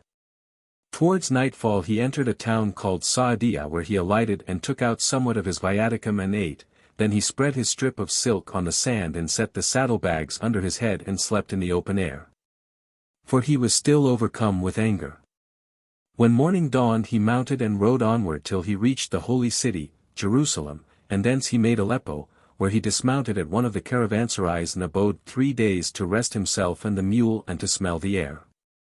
Then, being determined to travel afar and Allah having written safety in his fate, he set out again, wending without wotting whither he was going. And, having fallen in with certain couriers, he stinted not travelling till he had reached Bassorah city albeit he knew not what the place was. It was dark night when he alighted at the khan, so he spread out his pur carpet and took down the saddlebags from the back of the mule and gave her with her furniture in charge of the doorkeeper that he might walk her about. The man took her and did as he was bid. Now it so happened that the wazir of Bassorah, a man shot in years, was sitting at the lattice window of his palace opposite the khan and he saw the porter walking the mule up and down. He was struck by her trappings of price and thought her a nice beast fit for the riding of wazirs or even of royalties. And the more he looked the more was he perplexed till at last he said to one of his pages, Bring hither yon doorkeeper. The page went and returned to the wazir with the porter who kissed the ground between his hands, and the minister asked him, Who is the owner of yonder mule and what manner of man is he? And he answered, O my lord, the owner of this mule is a comely young man of pleasant manners, withal grave and dignified, and doubtless one of the sons of the merchants. When the wazir heard the doorkeeper's words he arose forthright. And, mounting his horse, rode to the khan and went in to Nur al-Din who, seeing the minister making towards him, rose to his feet and advanced to meet him and saluted him. The wazir welcomed him to Bassorah and dismounting, embraced him and made him sit down by his side and said, O my son, whence comest thou and what dost thou seek? O my lord, Nur al-Din replied, I have come from Cairo city of which my father was whilome wazir, but he hath been removed to the grace of Allah. And he informed him of all that had befallen him from beginning to end, adding, I am resolved never to return home before I have seen all the cities and countries of the world. When the wazir heard this, he said to him, O my son, hearken not to the voice of passion lest it cast thee into the pit, for indeed many regions be waste places and I fear for thee the turns of time. Then he let load the saddle-bags and the silk and fur carpets on the mule and carried Nur al-Din to his own house, where he lodged him in a pleasant place and entreated him honorably and made much of him. For he inclined to love him with exceeding love. After a while he said to him, O my son, here am I left a man in years and have no male children, but Allah hath blessed me with a daughter who event thee in beauty, and I have rejected all her many suitors, men of rank and substance. But affection for thee hath entered into my heart, say me, then, wilt thou be to her a husband? If thou accept this, I will go up with thee to the Sultan of Bassorah and will tell him that thou art my nephew, the son of my brother, and bring thee to be appointed wazir in my place that I may keep the house for, by Allah, O my son. I am stricken in years and aweary. When Nur al-Din heard the wazir's words, he bowed his head in modesty and said, To hear is to obey. At this the wazir rejoiced and bade his servants prepare a feast and decorate the great assembly hall, wherein they were wont to celebrate the marriages of emirs and grandees. Then he assembled his friends and the notables of the reign and the merchants of Bassorah, and when all stood before him he said to them, I had a brother who was wazir in the land of Egypt, and Allah Almighty blessed him with 2 sons, whilst to me, as well ye wot, he hath given a daughter. My brother charged me to marry my daughter to one of his sons, whereto I assented. And, when my daughter was of age to marry, he sent me one of his sons, the young man now present, to whom I purpose marrying her, drawing up the contract and celebrating the night of unveiling with due ceremony.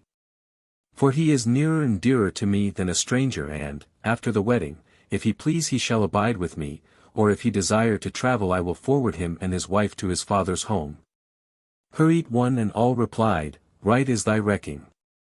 And they all looked at the bridegroom and were pleased with him.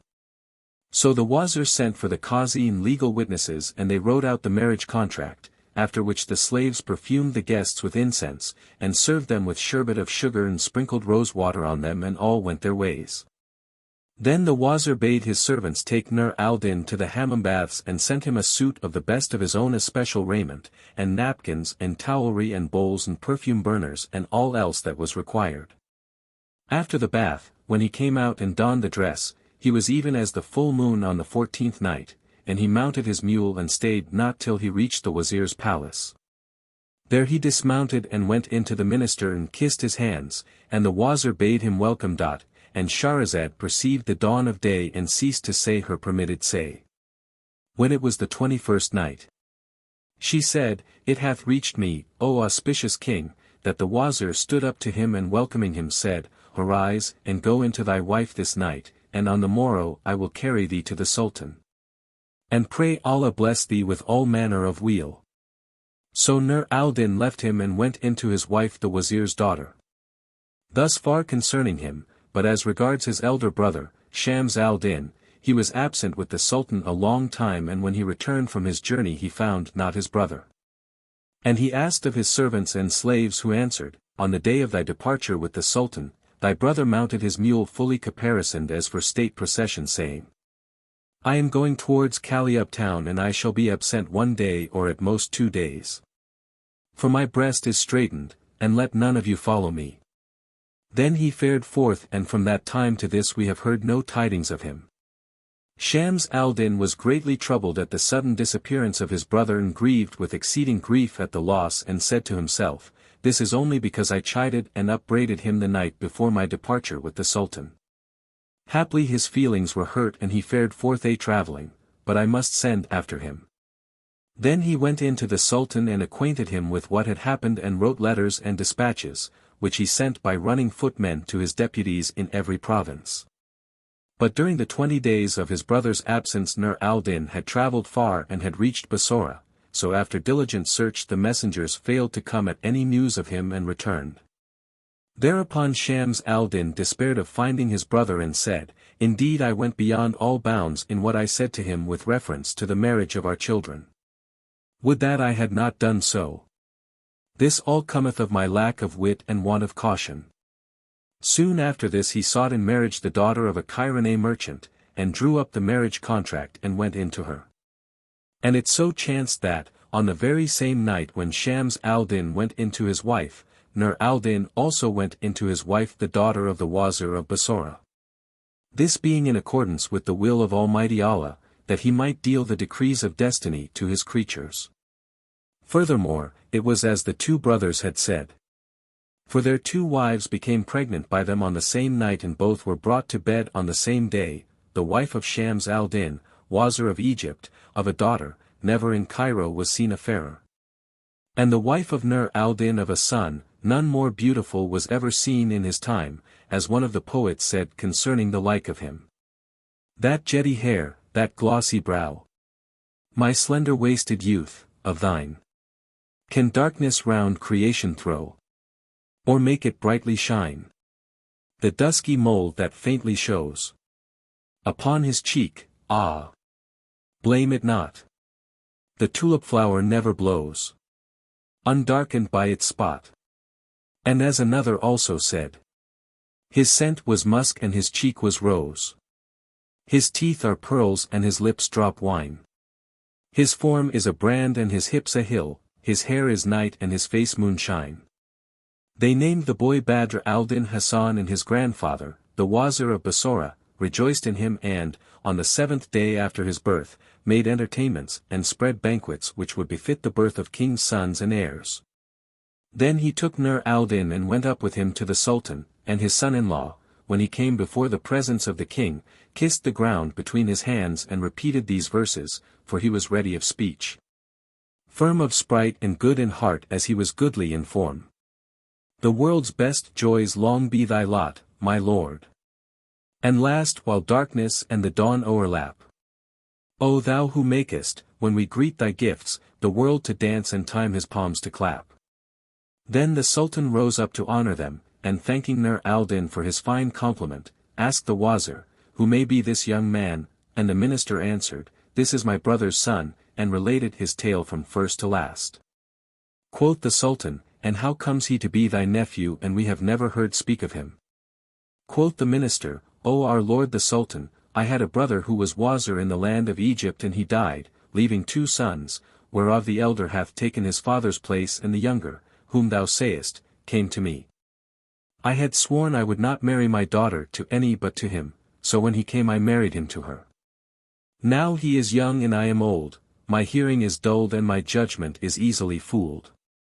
Wherefore I would solicit our lord the Sultan to set him in my stead, for he is my brother's son and my daughter's husband, and he is fit for the Wazirate, being a man of good counsel and ready contrivance. The Sultan looked at Nur al-Din and liked him, so he stablished him in office as the Wazir had requested and formally appointed him, presenting him with a splendid dress of honor and a she-mule from his private stud. And assigning to him solde, stipends and supplies. Nur al-Din kissed the Sultan's hand and went home, he and his father-in-law, joying with exceeding joy and saying, all this followeth on the heels of the boy Hassan's birth. Next day he presented himself before the king and, kissing the ground, began repeating. Grow thy weal and thy welfare day by day, and thy luck prevail o'er the envier's spite. And ne'er cease thy days to be white as day, and thy foeman's day to be black as night. The Sultan bade him be seated on the Wazir's seat, so he sat down and applied himself to the business of his office and went into the cases of the lieges and their suits, as is the wont of ministers. While the Sultan watched him and wondered at his wit and good sense, judgment and insight. Wherefore he loved him and took him into intimacy. When the divan was dismissed, Nur al-Din returned to his house and related what had passed to his father-in-law, who rejoiced. And thenceforward Nur al-Din ceased not so to administer the Wazirate that the Sultan would not be parted from him night or day. And increased his stipend and supplies until his means were ample and he became the owner of ships that made trading voyages at his command, as well as of Mamelukes and blackamoor slaves. And he laid out many estates and set up Persian wheels and planted gardens. When his son Hassan was 4 years of age, the old Wazir deceased and he made for his father-in-law a sumptuous funeral ceremony ere he was laid in the dust. Then he occupied himself with the education of this son and, when the boy waxed strong and came to the age of 7, he brought him a faqih, a doctor of law and religion, to teach him in his own house, and charged him to give him a good education and instruct him in politeness and good manners. So the tutor made the boy read and retain all varieties of useful knowledge, after he had spent some years in learning the Quran by heart. And he ceased not to grow in beauty and stature and symmetry, even as saith the poet. In his face sky shines the fullest moon, in his cheeks anemone glows the sun. He so conquered beauty that he hath won all charms of humanity one by one. The professor brought him up in his father's palace, teaching him reading, writing and ciphering, theology and belles lettres. His grandfather the old wazir had bequeathed to him the whole of his property when he was but 4 years of age. Now during all the time of his earliest youth he had never left the house, till on a certain day his father, the wazir Nur al-Din, clad him in his best clothes and, mounting him on a she-mule of the finest, went up with him to the sultan. The king gazed at Badr al-Din Hasan and marveled at his comeliness and loved him. As for the city folk, when he first passed before them with his father, they marveled at his exceeding beauty and sat down on the road expecting his return, that they might look their fill on his beauty and loveliness and symmetry and perfect grace. Even as the poet said in these verses. As the sage watched the stars, the semblance clear of a fair youth on S scroll he saw appear. Those jetty locks canopus o'er him threw, and tinged his temple curls a musky hue. Mars dyed his ruddy cheek, and from his eyes the archer star his glittering arrow flies. His wit from Hermes came, and Soha's care, the half-seen star that dimly haunts the bear, kept off all evil eyes that threaten and ensnare. The sage stood mazed to see such fortunes meet, and Luna kissed the earth beneath his feet. And they blessed him aloud as he passed and called upon Almighty Allah to bless him. The Sultan entreated the lad with a special favor and said to his father, O Wazir, thou must needs bring him daily to my presence. Whereupon he replied, I hear and I obey. Then the Wazir returned home with his son and ceased not to carry him to court till he reached the age of 20. At that time the minister sickened and, sending for Badr al-Din Hasan, said to him, Know, O my son, that the world of the present is but a house of mortality, while that of the future is a house of eternity. I wish, before I die, to bequeath thee certain charges, and do thou take heed of what I say and incline thy heart to my words. Then he gave him his last instructions as to the properest way of dealing with his neighbors and the due management of his affairs. After which he called to mind his brother and his home and his native land and wept over his separation from those he had first loved. Then he wiped away his tears and, turning to his son, said to him, Before I proceed, O my son, to my last charges and injunctions, know that I have a brother, and thou hast an uncle, Shams al-Din Hayt, the Wazir of Cairo, which whom I parted, leaving him against his will. Now take thee a sheet of paper and write upon it whatso I say to thee. Badr al-Din took a fair leaf and set about doing his father's bidding, and he wrote thereon a full account of what had happened to his sire first and last. The dates of his arrival at Bassorah and of his foregathering with the Wazir, of his marriage, of his going in to the minister's daughter and of the birth of his son. Brief, his life of 40 years from the date of his dispute with his brother, adding the words, And this is written at my dictation, and may Almighty Allah be with him when I am gone. Then he folded the paper and sealed it and said, O Hassan, my son, keep this paper with all care. For it will enable thee to establish thine origin and rank and lineage, and, if anything contrary befall thee, set out for Cairo and ask for thine uncle and show him this paper and say to him that I died a stranger far from mine own people and full of yearning to see him and them. So Badr al-Din Hasan took the document and folded it, and, wrapping it up in a piece of waxed cloth, sewed it like a talisman between the inner and outer cloth of his skullcap and wound his light turban round it. And he fell to weeping over his father and at parting with him, and he but a boy. Then Nur al-Din lapsed into a swoon, the forerunner of death. But presently recovering himself he said, O Hassan, O my son, I will now bequeath to thee 5 last behests. The first behest is, be over intimate with none, nor frequent any, nor be familiar with any, so shalt thou be safe from his mischief. For security lieth in seclusion of thought and a certain retirement from the society of thy fellows. And I have heard it said by a poet, in this world there is none thou mayst count upon to befriend thy case in the nick of need. So live for thyself, nursing hope of none. Such counsel I give thee, enow, take heed. The second behest is, O my son, deal harshly with none, lest fortune with thee deal hardly, for the fortune of this world is one day with thee and another day against thee, and all worldly goods are but a loan to be repaid. And I have heard a poet say, take thought nor haste to win the thing thou wilt, have ruth on man, for ruth thou mayst require. No hand is there but Allah's hand is higher, no tyrant but shall rue worse tyrant's ire. The third behest is, learn to be silent in society and let thine own faults distract thine attention from the faults of other men, for it is said, in silence dwelleth safety, and thereon I have heard the lines that tell us. Reserves a jewel. Silent safety is. When as thou speakest many a word withhold. For an of silence thou repent thee once, of speech thou shalt repent times manifold. The fourth behest, O my son, is beware of wine-bibbing, for wine is the head of all frowardness and a fine solvent of human wits. So shun, and again I say, shun mixing strong liquor. For I have heard a poet say, from wine I turn, and whoso wine cup swill, becoming one of those who deem it ill. Wine driveth man to miss salvation way, and opes the gateway wide to sins that kill. The fifth behest, O my son, is keep thy wealth and it will keep thee, guard thy money and it will guard thee, and waste not thy substance, lest haply thou come to want and must fare a begging from the meanest of mankind. Save thy dirhams and deem them the sovereignest salve for the wounds of the world. And here again I have heard that one of the poets said, when fails my wealth no friend will deign befriend, when wealth abounds all friends their friendship tender. How many friends lent aid my wealth to spend? But friends to lack of wealth no friendship render. On this wise Nur al-Din ceased not to counsel his son Badr al-Din Hasan till his hour came, and, sighing one sobbing sigh, his life went forth.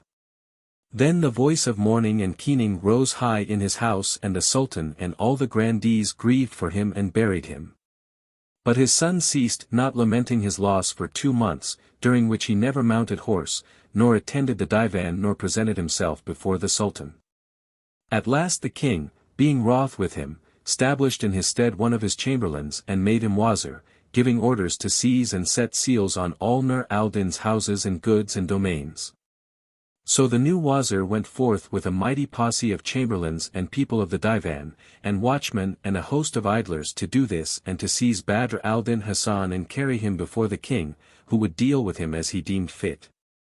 Now there was among the crowd of followers a Mamluk of the deceased wazir who, when he heard this order, urged his horse and rode at full speed to the house of Badr al-Din Hasan, for he could not endure to see the ruin of his old master's son.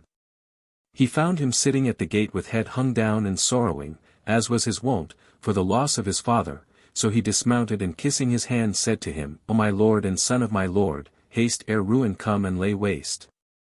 When Hasan heard this he trembled and asked, what may be the matter? And the man answered, the Sultan is angered with thee and hath issued a warrant against thee, and evil cometh hard upon my track, so flee with thy life. At these words Hasan's heart flamed with the fire of bale, and his rose-red cheek turned pale, and he said to the Mamluk, O my brother, is there time for me to go in and get me some worldly gear which may stand me in stead during my strangerhood? But the slave replied, O my lord, up at once and save thyself and leave this house, while it is yet time. And he quoted these lines. Escape with thy life, if oppression betide thee, and let the house of its builder's fate. Country for country thou wilt find, if thou seek it, life for life never, early or late. It is strange men should dwell in the house of abjection, when the plain of God's earth is so wide and so great. At these words of the Mamluk, Badr al-Din covered his head with the skirt of his garment and went forth on foot till he stood outside of the city, where he heard folk saying, the Sultan hath sent his new wazir to the house of the old wazir. Now no more, to seal his property and seize his son Badr al-Din Hasan and take him before the presence, that he may put him to death. And all cried, Alas for his beauty and his loveliness!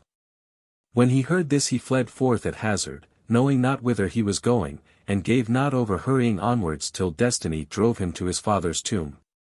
So he entered the cemetery and, threading his way through the graves, at last he reached the sepulchre where he sat down and let fall from his head the skirt of his long robe which was made of brocade with a gold-embroidered hem whereon were worked these couplets. O thou whose forehead, like the radiant east, tells of the stars of heaven and bounteous dews, endure thine honor to the latest day, and time thy growth of glory ne'er refuse. While he was sitting by his father's tomb behold, there came to him a Jew as he were a shroff, a money changer, with a pair of saddle-bags containing much gold, who accosted him and kissed his hand, saying, Whither bound, O my lord? 'Tis late in the day and thou art clad but lightly, and I read signs of trouble in thy face. I was sleeping within this very hour, answered Hasan, when my father appeared to me and chid me for not having visited his tomb. So I awoke trembling and came hither forthright lest the day should go by without my visiting him, which would have been grievous to me. O my lord, rejoined the Jew, thy father had many merchantmen at sea and, as some of them are now due, it is my wish to buy of thee the cargo of the first ship that cometh into port with this 1,000 dinars of gold. I consent, quoth Hasan, whereupon the Jew took out a bag full of gold and counted out 1,000 sequins which he gave to Hasan, the son of the Wazir, saying, Write me a letter of sale and seal it. So Hasan took a pen and paper and wrote these words in duplicate, the writer, Hasan Badr al-Din, son of Wazir Nur al-Din, hath sold to Isaac the Jew all the cargo of the first of his father's ships which cometh into port, for 1,000 dinars.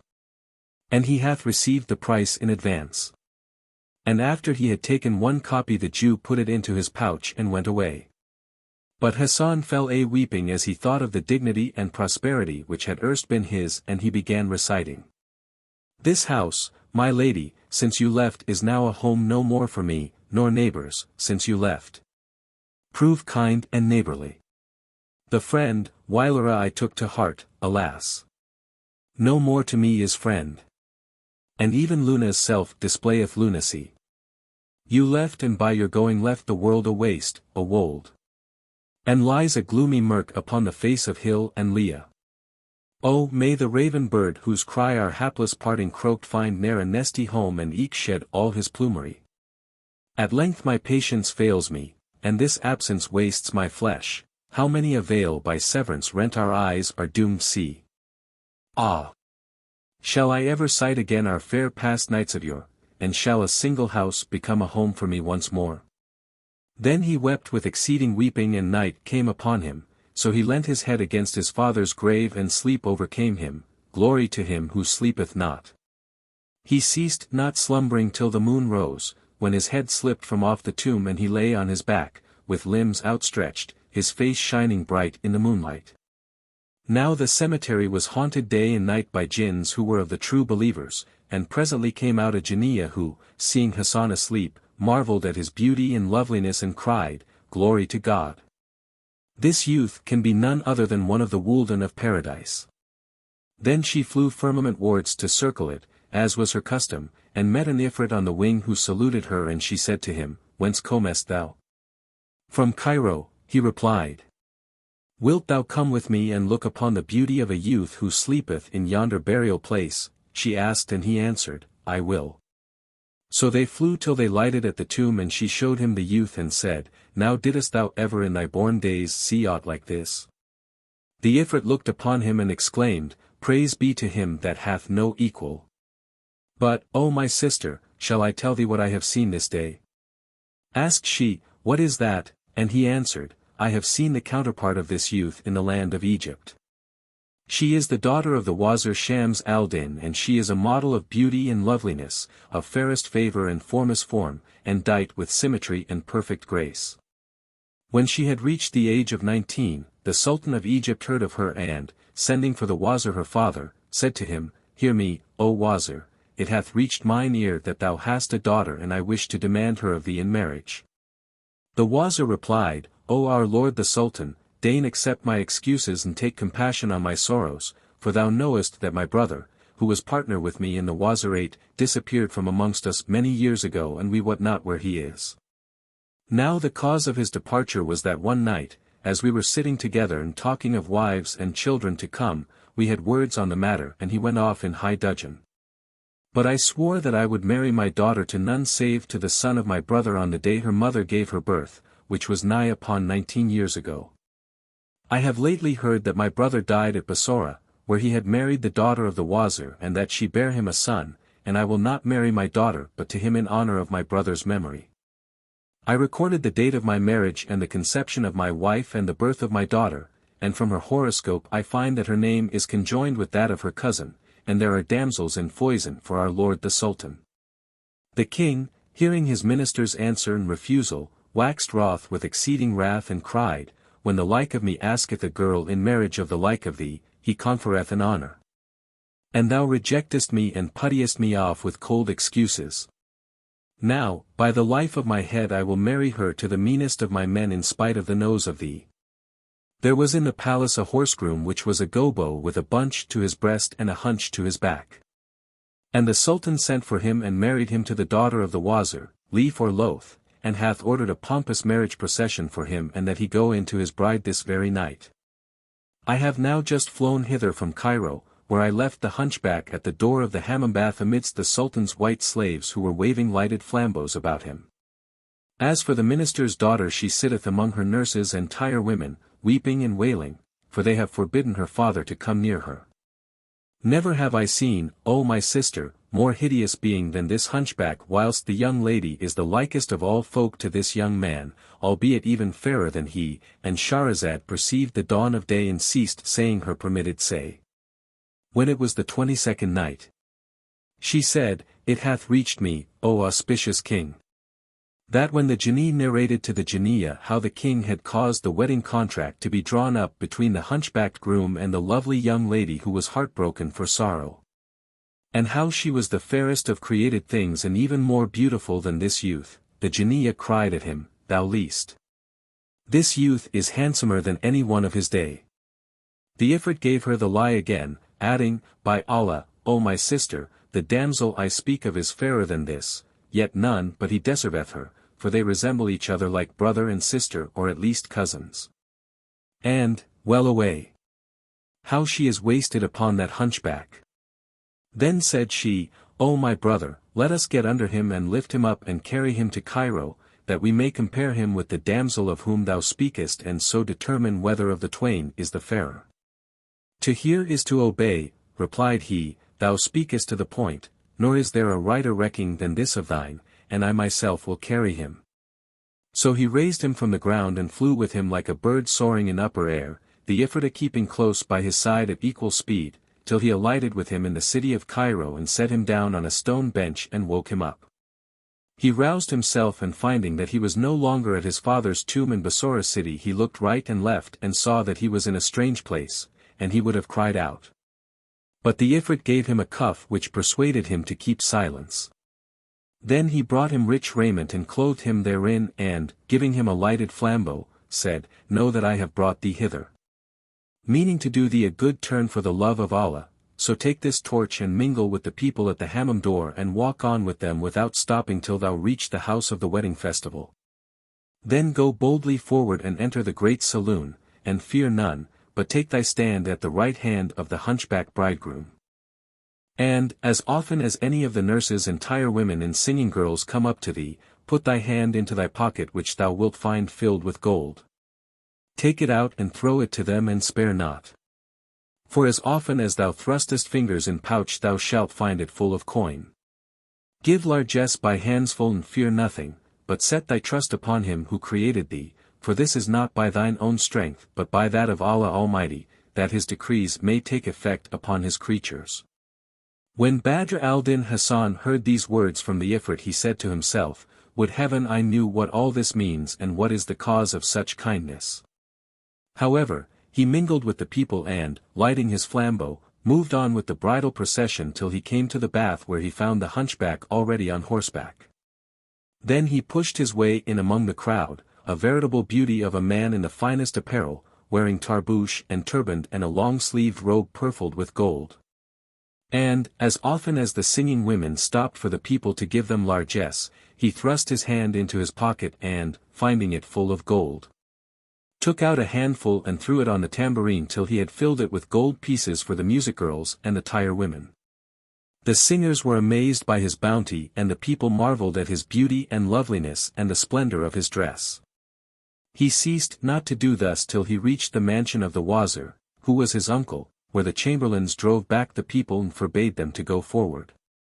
But the singing girls and the tire women said, "By Allah, we will not enter unless this young man enter with us, for he hath given us length o' life with his largesse, and we will not display the bride unless he be present."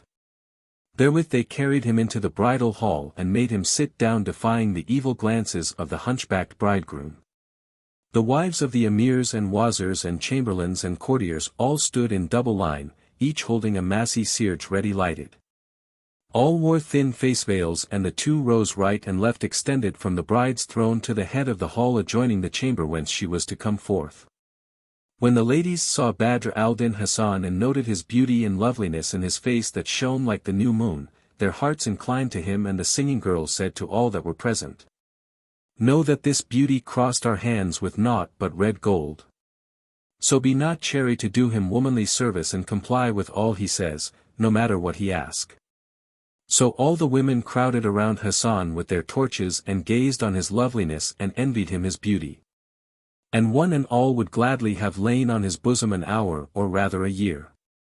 Their hearts were so troubled that they let fall their veils from before their faces and said, "Happy she who belongeth to this youth or to whom he belongeth."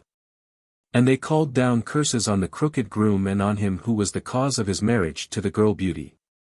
And as often as they blessed Badr al-Din Hasan they damned the hunchback, saying, "Verily this youth and none else deserveth our bride, ah, well away for such a lovely one with this hideous Quasimodo. Allah's curse light on his head and on the Sultan who commanded the marriage." Then the singing girls beat their tabrets and lullilud with joy, announcing the appearing of the bride. And the wazir's daughter came in surrounded by her tire women who had made her goodly to look upon, for they had perfumed her and incensed her and adorned her hair, and they had robed her in raiment and ornaments befitting the mighty Khosrow's kings. The most notable part of her dress was a loose robe worn over her other garments. It was diapered in red gold with figures of wild beasts, and birds whose eyes and beaks were of gems, and claws of red rubies and green beryl. And her neck was graced with a necklace of Yamani work, worth thousands of gold pieces, whose bezels were great round jewels of sorts, the like of which was never owned by Caesar or by Taba king. And the bride was as the full moon when at fullest on 14th night, and as she paced into the hall she was like one of the houris of heaven, praise be to him who created her in such splendor of beauty. The ladies encompassed her as the white contains the black of the eye, they clustering like stars whilst she shone amongst them like the moon when it eats up the clouds. Now Badr al-Din Hasan of Bassorah was sitting in full gaze of the folk, when the bride came forward with her graceful swaying and swimming gait, and her hunchbacked groom stood up to meet and receive her. She, however, turned away from the white and walked forward till she stood before her cousin Hasan, the son of her uncle. Whereat the people laughed. But when the wedding guests saw her thus attracted towards Badr al-Din they made a mighty clamor and the singing women shouted their loudest. Whereupon he put his hand into his pocket and, pulling out a handful of gold, cast it into their tambourines, and the girls rejoiced and said, "Could we win our wish this bride were thine." At this he smiled and the folk came round him, flambeaux in hand like the eyeball round the pupil, while the gobo bridegroom was left sitting alone much like a tailless baboon. For every time they lighted a candle for him it went out willy-nilly, so he was left in darkness and silence and looking at naught but himself. When Badr al-Din Hasan saw the bridegroom sitting lonesome in the dark, and all the wedding guests with their flambeaux and wax candles crowding around himself, he was bewildered and marveled much. But when he looked at his cousin, the daughter of his uncle, he rejoiced and felt an inward delight, he longed to greet her and gazed intently on her face which was radiant with light and brilliancy. Then the tire women took off her veil and displayed her in the first bridal dress which was of scarlet satin, and Hassan had a view of her which dazzled his sight and dazed his wits, as she moved to and fro, swaying with graceful gait. And she turned the heads of all the guests, women as well as men, for she was even as Seth the surpassing poet. A sun unwound in knoll of sand she showed clad in her cramoisy-hued chemisette. Of her lips honey-dew she gave me drink. And with her rosy cheeks quenched fire she set. Then they changed that dress and displayed her in a robe of azure, and she reappeared like the full moon when it riseth over the horizon, with her coal-black hair and cheeks delicately fair. And teeth shone in sweet smiling and breasts firm rising in crowning sides of the softest and waist of the roundest. And in this second suit she was as a certain master of high conceits saith of the like of her. She came apparelled in an azure vest, ultramarine, as skies are decked and dight. I viewed unparalleled sight, which showed my eyes a moon of summer on a winter night. Then they changed that suit for another and, veiling her face in the luxuriance of her hair, loosed her lovelocks, so dark, so long that their darkness and length outvied the darkest nights. And she shot through all hearts with the magical shaft of her eye babes. They displayed her in the third dress and she was as said of her the sayer. Veiling her cheeks with hair a morn she comes, and I her mischiefs with the cloud compare. Saying, thou veilest morn with night. Ah, no. Quoth she, I shroud full moon with darkling air. Then they displayed her in the fourth bridal dress and she came forward shining like the rising sun and swaying to and fro with lovesome grace and supple ease like a gazelle fawn. And she clave all hearts with the arrows of her eyelashes, even as saith one who described a charmer like her. The sun of beauty she to sight appears and, lovely coy, she mocks all loveliness. And when he fronts her favour and her smile a morn, the son of day in clouds must dress. Then she came forth in the fifth dress, a very light of loveliness like a wand of waving willow or a gazelle of the thirsty wold. Those locks which stung like scorpions along her cheeks were bent, and her neck was bowed in blandishment, and her hips quivered as she went. As saith one of the poets describing her in verse. She comes like fullest moon on happy night. Taper of waist, with shape of magic might. She hath an eye whose glances quell mankind, and ruby on her cheeks reflects his light. Enveils her hips the blackness of her hair, beware of curls that bite with viper bite. Her sides are silken soft. The while the heart mere rock behind that surface lurks from sight.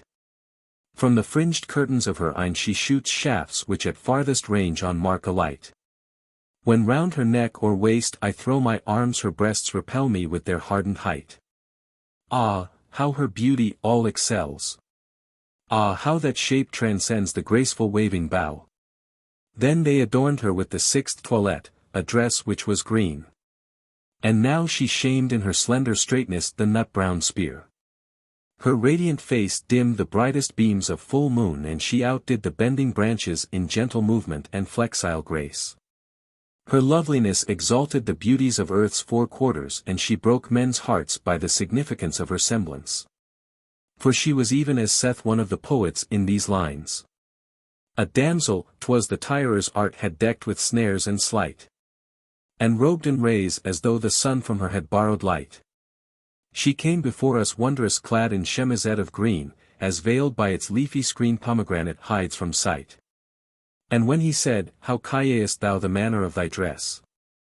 She answered us in pleasant way with double meaning dight. We call this garment krivker, and rightly is it height, for many a heart wide, this we broke and conquered many a sprite.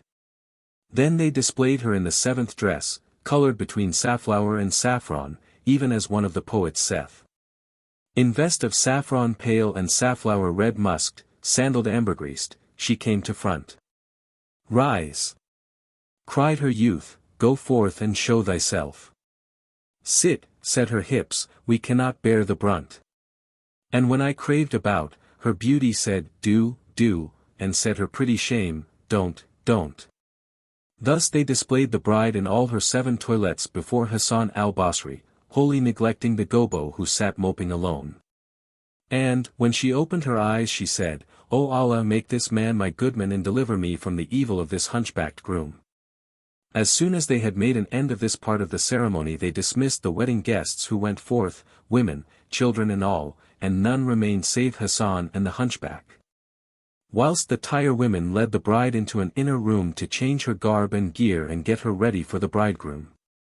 Thereupon Quasimodo came up to Badr al-Din Hasan and said, O my lord, thou hast cheered us this night with thy good company and overwhelmed us with thy kindness and courtesy, but now why not get thee up and go? Bismillah, he answered, in Allah's name so be it. And rising, he went forth by the door, where the Ifrit met him and said, Stay in thy stead, O Badr al-Din, and when the hunchback goes out to the closet of ease go in without losing time and seat thyself in the alcove. And when the bride comes say to her, 'Tis I am thy husband, for the king devised this trick only fearing for thee the evil eye, and he whom thou sawest is but a syce, a groom, one of our stablemen.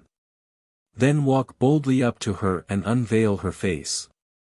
For jealousy hath taken us of this matter. While Hassan was still talking with the Ifrit behold, the groom fared forth from the hall and entering the closet of ease sat down on the stool. Hardly had he done this when the Ifrit came out of the tank, wherein the water was, in semblance of a mouse and squeaked out, Zeke. Quoth the hunchback, What ails thee? And the mouse grew and grew till it became a coal-black cat and caterwauled, Meo. Meo. Then it grew still more and more till it became a dog and barked out, Oh. Oh.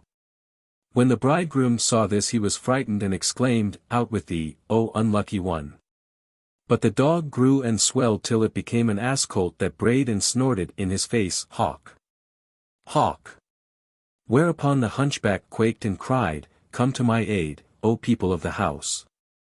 But behold, the ass-colt grew and became big as a buffalo and walled the way before him and spake with the voice of the sons of Adam, saying, Woe to thee, O thou bunchback, thou stinkard, O thou filthiest of grooms. Hearing this the groom was seized with a colic and he sat down on the jakes in his clothes with teeth chattering and knocking together.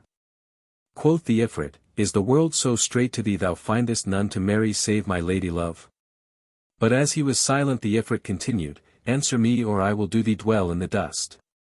By Allah, replied the Gobbo, O king of the buffaloes, this is no fault of mine, for they forced me to wed her.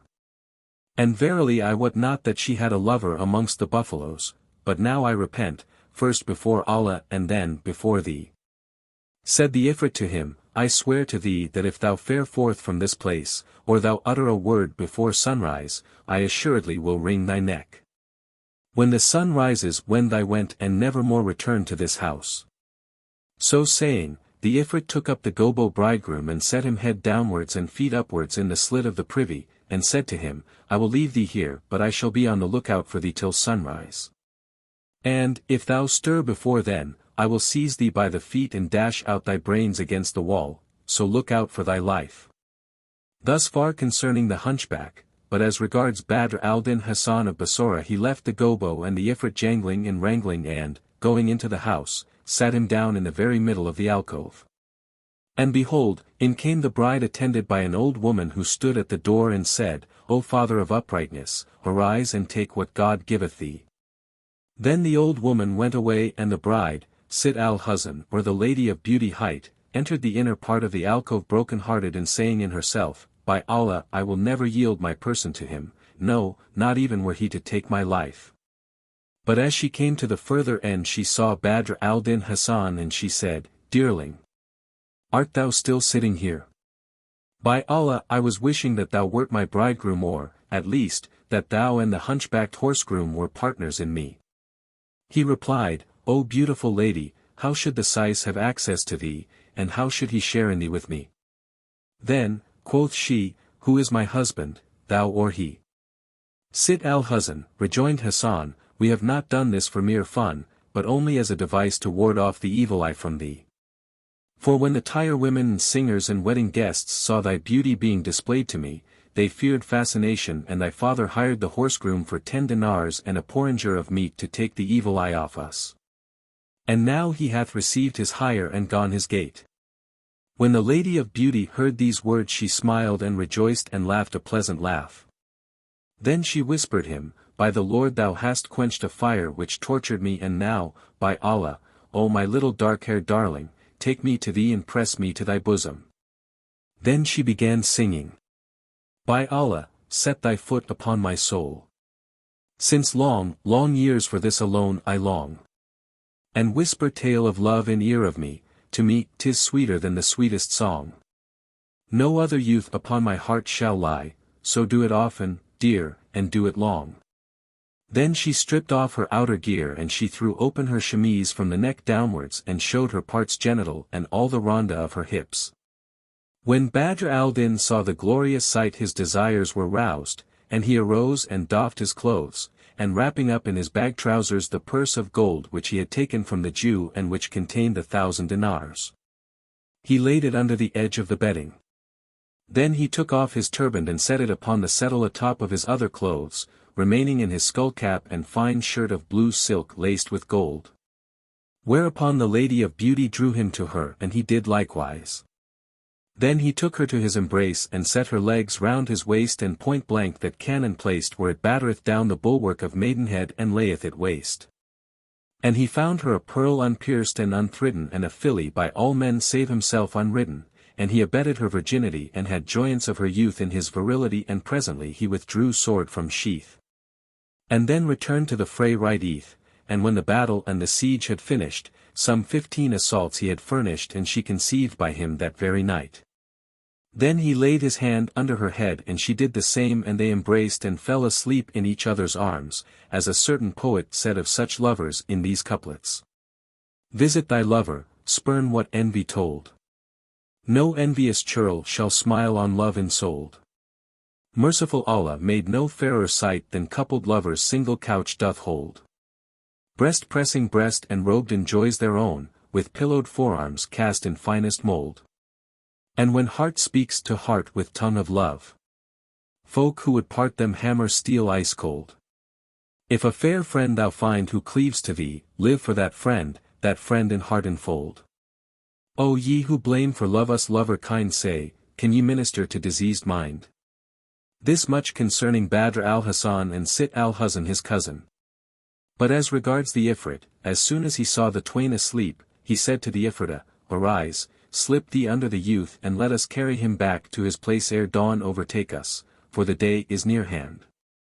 Thereupon she came forward and, getting under him as he lay asleep, took him up clad only in his fine blue shirt, leaving the rest of his garments.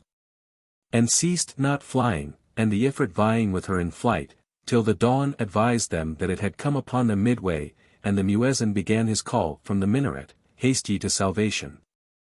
Haste ye to salvation.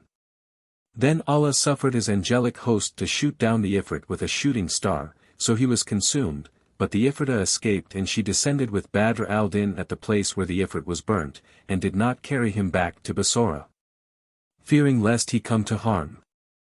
Now by the order of him who predestineth all things, they alighted at Damascus of Syria, and the Ifrita set down her burden at one of the city gates and flew away. When day arose and the doors were opened, the folks who came forth saw a handsome youth, with no other raiment but his blue shirt of gold-embroidered silk and skullcap, lying upon the ground drowned in sleep after the hard labor of the night which had not suffered him to take his rest. So the folk looking at him said, O her luck with whom this one spent the night. But would he had waited to don his garments. Quoth another, A sorry lot are the sons of great families. Haply he but now came forth of the tavern on some occasion of his own and his wine flew to his head, whereby he hath missed the place he was making for and strayed till he came to the gate of the city. And finding it shut lay him down and went to bye-bye. As the people were bandying guesses about him suddenly the morning breeze blew upon Badr al-Din and raising his shirt to his middle showed a stomach and navel with something below it, and legs and thighs clear as crystal and smooth as cream. Cried the people, By Allah he is a pretty fellow, and at the cry Badr al-Din awoke and found himself lying at a city gate with a crowd gathered around him. At this he greatly marveled and asked, Where am I, O good folk? And what causeth you thus to gather round me, and what have I had to do with you? And they answered, We found thee lying here asleep during the call to dawn prayer and this is all we know of the matter, but where didst thou lie last night? By Allah, O good people, replied he, I lay last night in Cairo. Said somebody, thou hast surely been eating hashish, and another, he is a fool, and a third, he is a citroe, and a fourth asked him, art thou out of thy mind? Thou sleepest in Cairo and thou wakest in the morning at the gate of Damascus city. Cried he, by Allah, my good people, one and all, I lie not to you, indeed I lay yesternight in the land of Egypt and yesternoon I was at Bassorah. Quoth one, well. Well, and quoth another, ho. Ho, and a third, so. So, and a fourth cried, this youth is mad, is possessed of the JINNI. So they clapped hands at him and said to one another, alas, the pity of it for his youth, by Allah a madman. And madness is no respecter of persons. Then they said to him, collect thy wits and return to thy reason. How couldst thou be in Bassorah yesterday and Cairo yesternight and withal awake in Damascus this morning? But he persisted, indeed I was a bridegroom in Cairo last night. Belike thou hast been dreaming, rejoined they, and sawest all this in thy sleep. So Hassan took thought for a while and said to them, by Allah, this is no dream, nor vision like doth it seem. I certainly was in Cairo where they displayed the bride before me, in presence of a third person, the hunchback groom who was sitting hard by. By Allah, O my brother, this be no dream, and if it were a dream, where is the bag of gold I bore with me and where are my turban and my robe, and my trousers? Then he rose and entered the city, threading its highways and byways and bazaar streets, and the people pressed upon him and jeered at him, crying out, madman! Madman, till he, beside himself with rage, took refuge in a cook's shop. Now that cook had been a trifle too clever, that is, a rogue and thief, but Allah had made him repent and turn from his evil ways and open a cook shop, and all the people of Damascus stood in fear of his boldness and his mischief. So when the crowd saw the youth enter his shop, they dispersed being afraid of him, and went their ways. The cook looked at Badr al-Din and, noting his beauty and loveliness, fell in love with him forthright and said, whence comest thou, O youth? Tell me at once thy tale, for thou art become dearer to me than my soul. So Hassan recounted to him all that had befallen him from beginning to end, but in repetition there is no fruition, and the cook said, O my lord Badr al-Din, doubtless thou knowest that this case is wondrous and this story marvelous. Therefore, O my son, hide what hath betided thee, till Allah dispel what ills be thine, and tarry with me here the meanwhile, for I have no child and I will adopt thee. Badr al-Din replied, be it as thou wilt, O my uncle. Whereupon the cook went to the bazaar and bought him a fine suit of clothes and made him don it, then fared with him to the Qazi, and formally declared that he was his son. So Badr al-Din Hassan became known in Damascus city as the cook's son, and he sat with him in the shop to take the silver, and on this wise he sojourned there for a time. Thus far concerning him. But as regards his cousin, the Lady of Beauty, when morning dawned she awoke and missed Badr al-Din Hassan from her side, but she thought that he had gone to the privy and she sat expecting him for an hour or so. When behold, entered her father Shams al-Din Muhammad, Wazir of Egypt. Now he was disconsolate by reason of what had befallen him through the Sultan, who had entreated him harshly and had married his daughter by force to the lowest of his menials, and he too a lump of a groom bunch-backed withal, and he said to himself, I will slay this daughter of mine if of her own free will she have yielded her person to this accursed carle. So he came to the door of the bride's private chamber and said, Ho!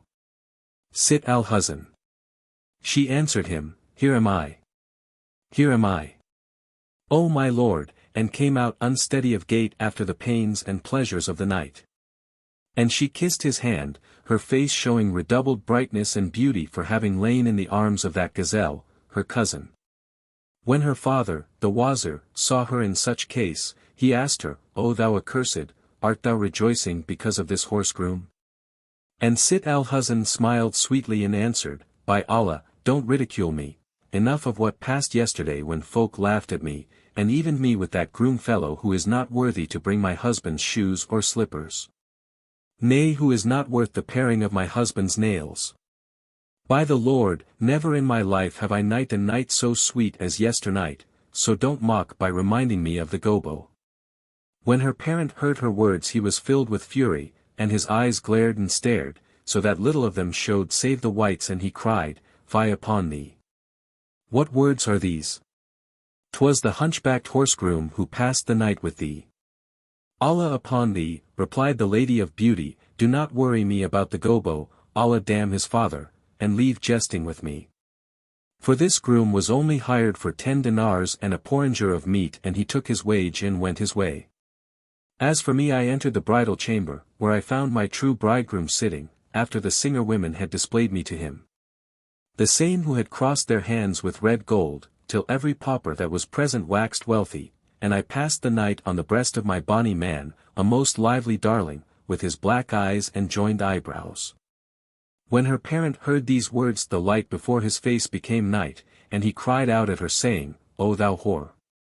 What is this thou tellest me? Where be thy wits? O my father, she rejoined, thou breakest my heart. Enough for thee that thou hast been so hard upon me. Indeed, my husband who took my virginity is but just now gone to the draught-house, and I feel that I have conceived by him. The wazir rose in much marvel and entered the privy, where he found the hunchbacked groom with his head in the hole, and his heels in the air. At this sight he was confounded and said, This is none other than he, the rascal hunchback. So he called to him, Ho hunchback! The gobo grunted out, Tag him, thinking it was the Ifrit spoke to him, so the wazir shouted at him and said, Speak out, or I'll strike off thy pate with this sword. Then quoth the hunchback, By Allah, O Sheikh of the Ifrits, ever since thou settest me in this place, I have not lifted my head, so Allah upon thee, take pity and entreat me kindly. When the wazir heard this, he asked, What is this thou sayest? I'm the bride's father and no Ifrit. Enough for thee that thou hast well nigh done me die, answered Quasimodo, now go thy ways before he come upon thee who hath served me thus. Could ye not marry me to any save the lady-love of buffaloes and the beloved of Ifrits? Allah curse her and curse him who married me to her and was the cause of this my case. And Scheherazade perceived the dawn of day, and ceased to say her permitted say.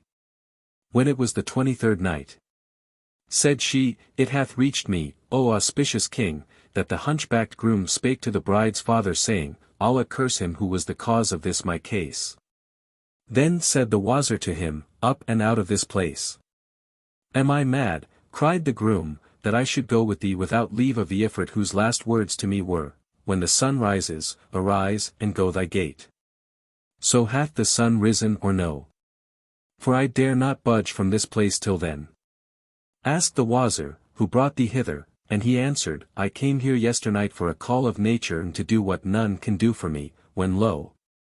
A mouse came out of the water, and squeaked at me and swelled and waxed gross till it was big as a buffalo, and spoke to me words that entered my ears. Then he left me here and went away, Allah curse the bride and him who married me to her. The wazir walked up to him and lifted his head out of the cesspool hole, and he fared forth running for dear life and hardly crediting that the sun had risen, and repaired to the Sultan, to whom he told all that had befallen him with the Ifrit. But the wazir returned to the bride's private chamber, sore troubled in spirit about her, and said to her, O my daughter, explain this strange matter to me. Quoth she, 'Tis simply this. The bridegroom to whom they displayed me yestereve lay with me all night, and took my virginity, and I am with child by him. He is my husband, and if thou believe me not, there are his turban, twisted as it was, lying on the settle, and his dagger in his trousers beneath the bed with a something, I wot not what, wrapped up in them. When her father heard this, he entered the private chamber and found the turban which had been left there by Badr al-Din Hassan, his brother's son, and he took it in hand and turned it over, saying, This is the turban worn by wazirs. Save that it is of Mosul stuff. So he opened it and, finding what seemed to be an amulet sewn up in the fez, he unsewed the lining and took it out. Then he lifted up the trousers wherein was the purse of the 1,000 gold pieces and, opening that also, found in it a written paper. This he read, and it was the sale receipt of the Jew in the name of Badr al-Din Hassan, son of Nur al-Din Ali, the Egyptian, and the 1,000 dinars were also there. No sooner had Shams al-Din read this than he cried out with a loud cry and fell to the ground fainting. And as soon as he revived and understood the gist of the matter, he marveled and said, There is no God, but the God, whose all might is over all things. Knowest thou, O my daughter, who it was that became the husband of thy virginity? No, answered she, and he said, Verily he is the son of my brother, thy cousin, and this 1,000 dinars is thy dowry. Praise be to Allah. And would I wot how this matter came about?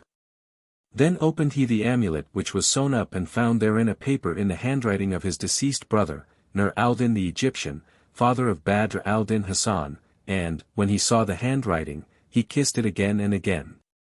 And he wept and wailed over his dead brother and improvised this lines. I see their traces and with pain I melt. And on their whilome homes I weep and yearn. And him I pray who dealt this parting blow some day he deign vouchsafe a safe return. When he ceased versifying, he read the scroll and found in it recorded the dates of his brother's marriage with the daughter of the Wazir of Bassorah, and of his going into her, and her conception. And the birth of Badr al-Din Hassan and all his brother's history and doings up to his dying day.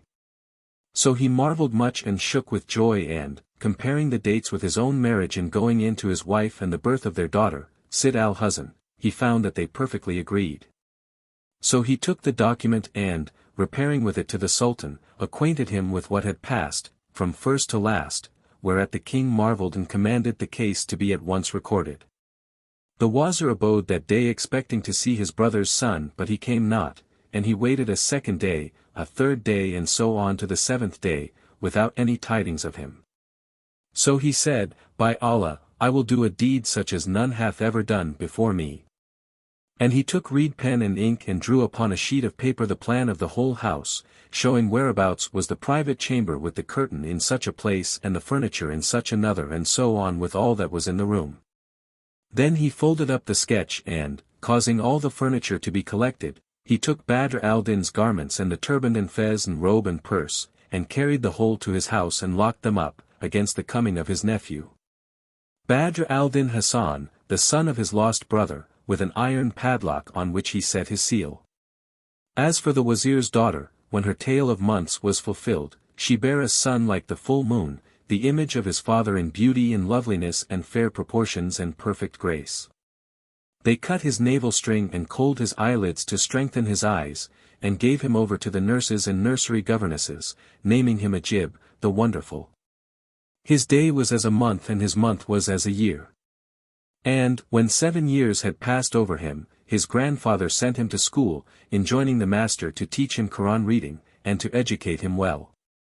He remained at the school 4 years, till he began to bully his schoolfellows and abuse them and bash them and thrash them and say, Who among you is like me? I am the son of Wazir of Egypt. At last the boys came in a body to complain to the monitor of what hard usage they were wont to have from Ajib, and he said to them, I will tell you somewhat you may do to him so that he shall leave off coming to the school, and it is this. When he enters tomorrow, sit ye down about him and say some one of you to some other, By Allah none shall play with us at this game except he tell us the names of his mamma and his papa. For he who knows not the names of his mother and his father is a bastard, a son of adultery, and he shall not play with us. When morning dawned the boys came to school, Ajib being one of them, and all flocked around him saying, We will play a game wherein none can join save he can tell the name of his mamma and his papa. And they all cried, By Allah, good. Then quoth one of them, My name is Majid and my mammy's name is Alawiya and my daddy's is Al-Din. Another spoke in like guise and yet a third, till Ajid's turn came, and he said, My name is Ajib, and my mother's is Sit al-Huzn, and my father's Shams al-Din, the Wazir of Cairo. By Allah, cried they, the Wazir is not thy true father. Ajib answered, The Wazir is my father in very deed. Then the boys all laughed and clapped their hands at him, saying, He does not know who is his papa, get out from among us, for none shall play with us except he know his father's name. Thereupon they dispersed from around him and laughed him to scorn, so his breast was straitened and he well nigh choked with tears and hurt feelings.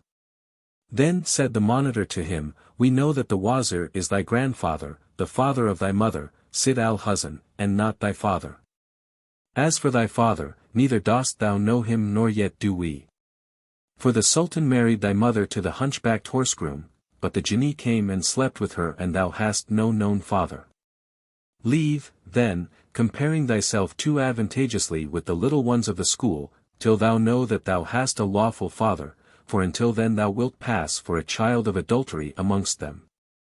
Sayest thou not that even a huckster's son knoweth his own sire? Thy grandfather is the Wazir of Egypt, but as for thy father we wot him not, and we say indeed that thou hast none. So return to thy sound senses. When Ajib heard these insulting words from the monitor and the schoolboys and understood the reproach they put upon him, he went out at once and ran to his mother, Sitt al-Huzn, to complain. But he was crying so bitterly that his tears prevented his speech for a while. When she heard his sobs and saw his tears her heart burned as though with fire for him, and she said, O my son, why dost thou weep? Allah keep the tears from thine eyes. Tell me what hath betided thee. So he told her all that he heard from the boys and from the monitor and ended with asking, And who, O my mother, is my father? She answered, Thy father is the Wazir of Egypt, but he said, Do not lie to me. The Wazir is thy father, not mine. Who then is my father? Except thou tell me the very truth I will kill myself with this hanger. When his mother heard him speak of his father she wept, remembering her cousin and her bridal night with him and all that occurred there and then, and she repeated these couplets. Love in my heart they lit and went their ways. And all I loved to furthest lands withdrew. And when they left me sufferance also left, and when we parted patience bade adieu. They fled and flying with my joys they fled. In very constancy my spirit flew. They made my eyelids flow with severance tears and to the parting pang these drops are due. And when I long to see reunion day, my groans prolonging sore for ruth I sue. Then in my heart of hearts their shapes I trace, and love and longing care and cark renew. O ye, whose names cling round me like a cloak, whose love yet closer than a shirt I drew. Beloved ones! How long this hard despite? How long this severance and this coy shy flight? Then she wailed and shrieked aloud and her son did the like. And behold, in came the Wazir whose heart burnt within him at the sight of their lamentations, and he said, What makes you weep? So the Lady of Beauty acquainted him with what had happened between her son and the schoolboys.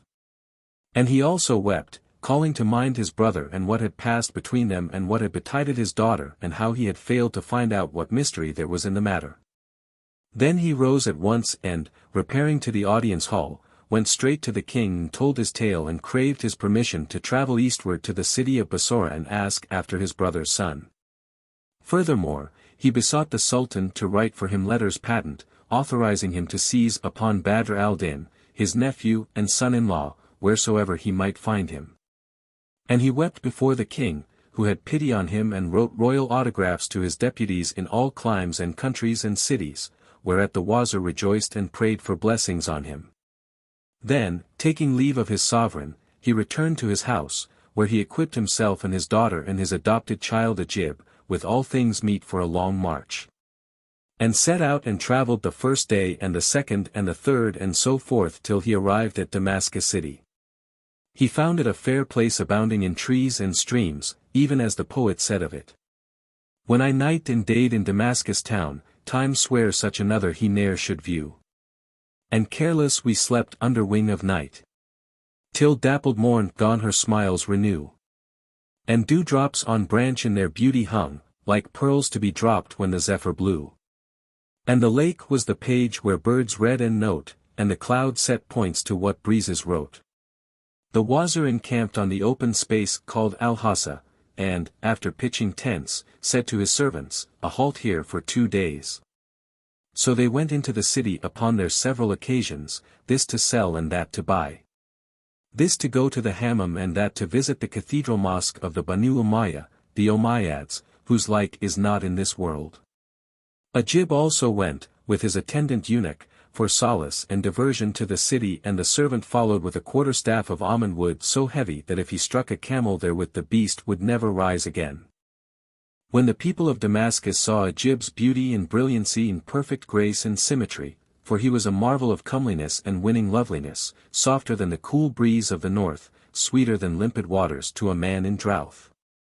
And pleasanter than the health for which sick man sueth, a mighty many followed him, whilst others ran on before, and sat down on the road until he should come up, that they might gaze on him, till, as destiny had decreed. The eunuch stopped opposite the shop of Ajib's father, Badr al-Din Hasan. Now his beard had grown long and thick and his wits had ripened during the 12 years which had passed over him, and the cook and ex-rogue having died, the so-called Hasan of Bassorah had succeeded to his goods and shop. For that he had been formally adopted before the Qazi and witnesses. When his son and the eunuch stepped before him he gazed on Ajib and, seeing how very beautiful he was, his heart fluttered and throbbed, and blood drew to blood and natural affection spake out and his bowels yearned over him. He had just dressed a conserve of pomegranate grains with sugar, and heaven-implanted love wrought within him. So he called to his son Ajib and said, O my lord, O thou who hast gotten the mastery of my heart and my very vitals and to whom my bowels yearn, say me, wilt thou enter my house and solace my soul by eating of my meat? Then his eyes streamed with tears which he could not stay, for he bethought him of what he had been and what he had become. When Ajib heard his father's words his heart also yearned himwards and he looked at the eunuch and said to him, Of a truth, O my good guard, my heart yearns to this cook. He is as one that hath a son far away from him, so let us enter and gladden his heart by tasting of his hospitality. Perchance for our so doing Allah may reunite me with my father. When the eunuch heard these words he cried, A fine thing this, by Allah! Shall the sons of wazirs be seen eating in a common cookshop? Indeed I keep off the folk from thee with this quarterstaff lest they even look upon thee. And I dare not suffer thee to enter this shop at all. When Hasan of Bassorah heard his speech he marveled and turned to the eunuch with the tears pouring down his cheeks, and Ajib said, Verily my heart loves him. But he answered, Leave this talk, thou shalt not go in. Thereupon the father turned to the eunuch and said, O worthy sir, why wilt thou not gladden my soul by entering my shop? O thou who art like a chestnut, dark without but white of heart within. O thou of the like of whom a certain poet said, the eunuch burst out laughing and asked, said what? Speak out by Allah and be quick about it. So Hasan the Bassorite began reciting these couplets. If not master of manners or aught but discreet in the household of kings no trust could he take. And then for the harem. What eunuch is he whom angels would serve for his service sake? The eunuch marveled and was pleased at these words, so he took Ajib by the hand and went into the cook's shop, whereupon Hasan the Bassorite ladled into a saucer some conserve of pomegranate grains wonderfully good, dressed with almonds and sugar.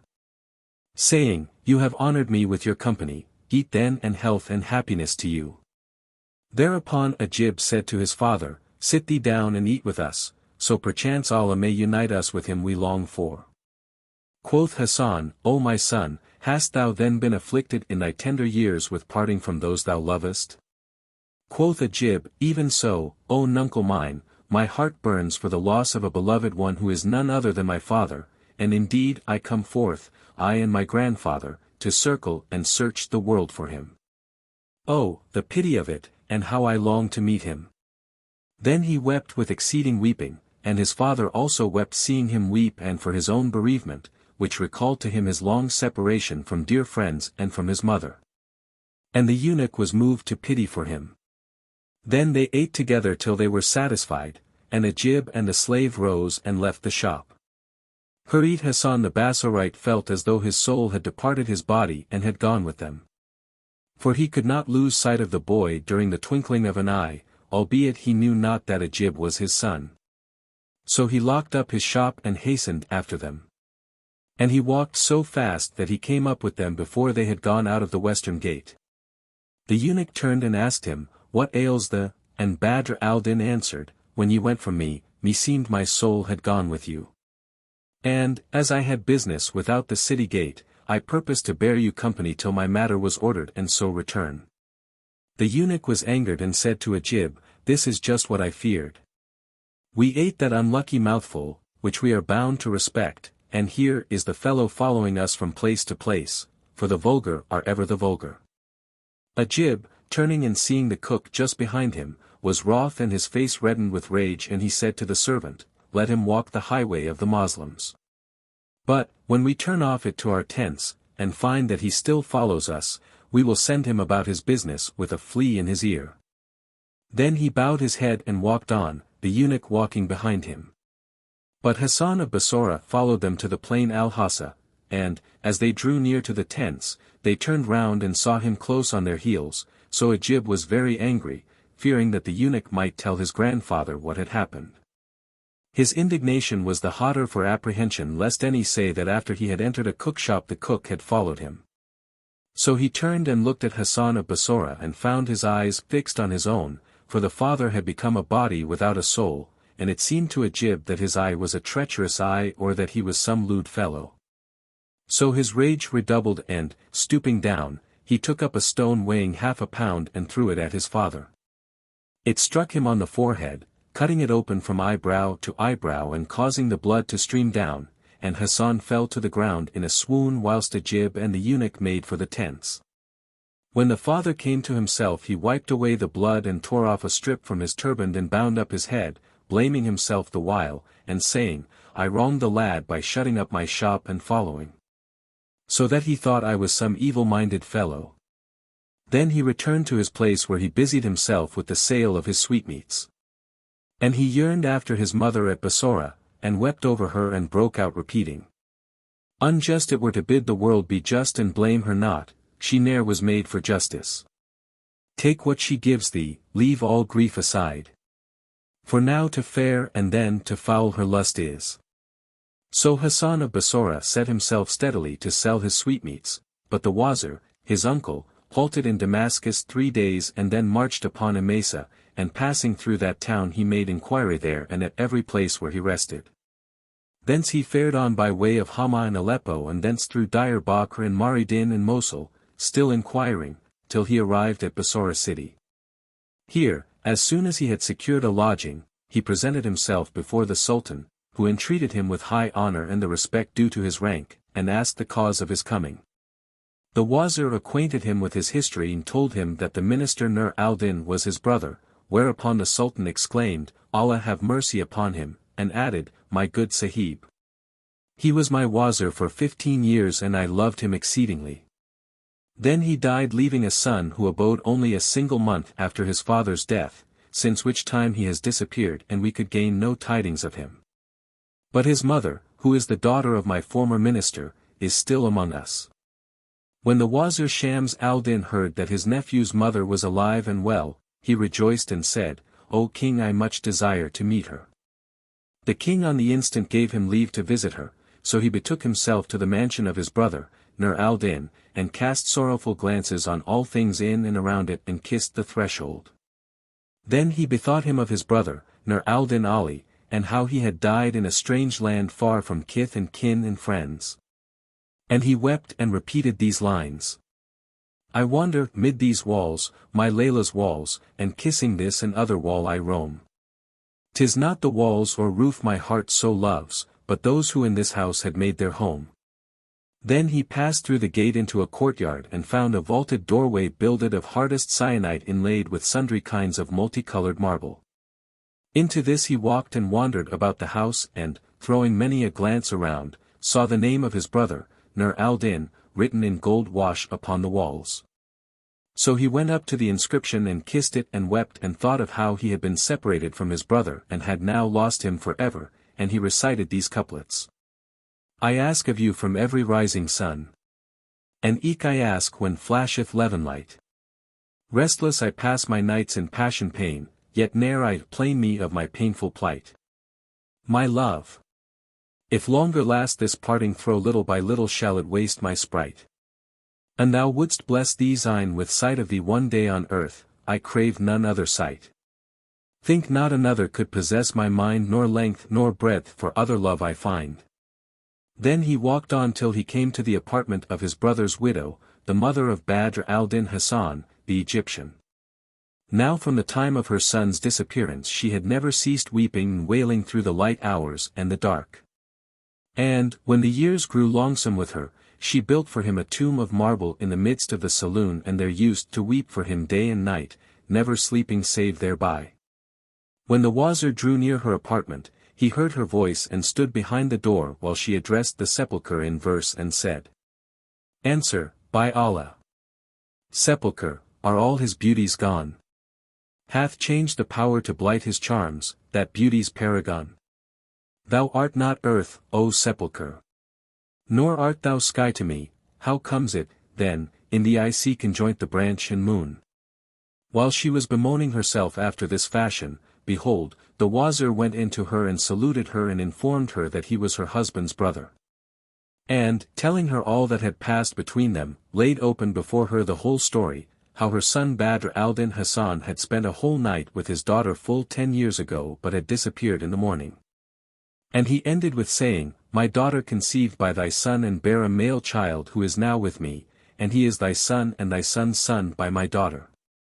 When she heard the tidings that her boy, Badr al-Din, was still alive and saw her brother-in-law, she rose up to him and threw herself at his feet and kissed them, reciting these lines. Allah be good to him that gives glad tidings of thy steps. In very sooth for better news mine ears would never sue. Were he content with worn-out robe, upon his back I'd throw a heart to pieces rent and torn when heard the word adieu. Then the wazir sent for Ajib, and his grandmother stood up and fell on his neck and wept, but Shams al-Din said to her, "This is no time for weeping, this is the time to get thee ready for traveling with us to the land of Egypt. Haply Allah will reunite me and thee with thy son and my nephew." Replied she, hearkening and obedience. And, rising at once, collected her baggage and treasures and her jewels, and equipped herself and her slave girls for the march, whilst the wazir went to take his leave of the Sultan of Bassorah, who sent by him presents and rarities for the Sultan of Egypt. Then he set out at once upon his homeward march and journey till he came to Damascus city, where he alighted in the usual place and pitched tents, and said to his suite, "We will halt a night here to buy presents and rare things for the Sultan." Now Ajib bethought him of the past, so he said to the eunuch, "O lake, I want a little diversion. Come, let us go down to the great bazaar of Damascus, and see what hath become of the cook whose sweetmeats we ate and whose head we broke, for indeed he was kind to us and we entreated him scurvily." The eunuch answered, "Hearing is obeying." So they went forth from the tents. And the tie of blood drew Ajib towards his father, and forthwith they passed through the gateway, Bab al-Faradi's height, and entered the city and ceased not walking through the streets till they reached the cookshop, where they found Hassan of Bassorah standing at the door. It was near the time of mid-afternoon prayer, and it so fortuned that he had just dressed a confection of pomegranate grains. When the twain drew near to him and Ajib saw him, his heart yearned towards him, and noticing the scar of the blow, which time had darkened on his brow, he said to him, "Peace be on thee, O man, know that my heart is with thee."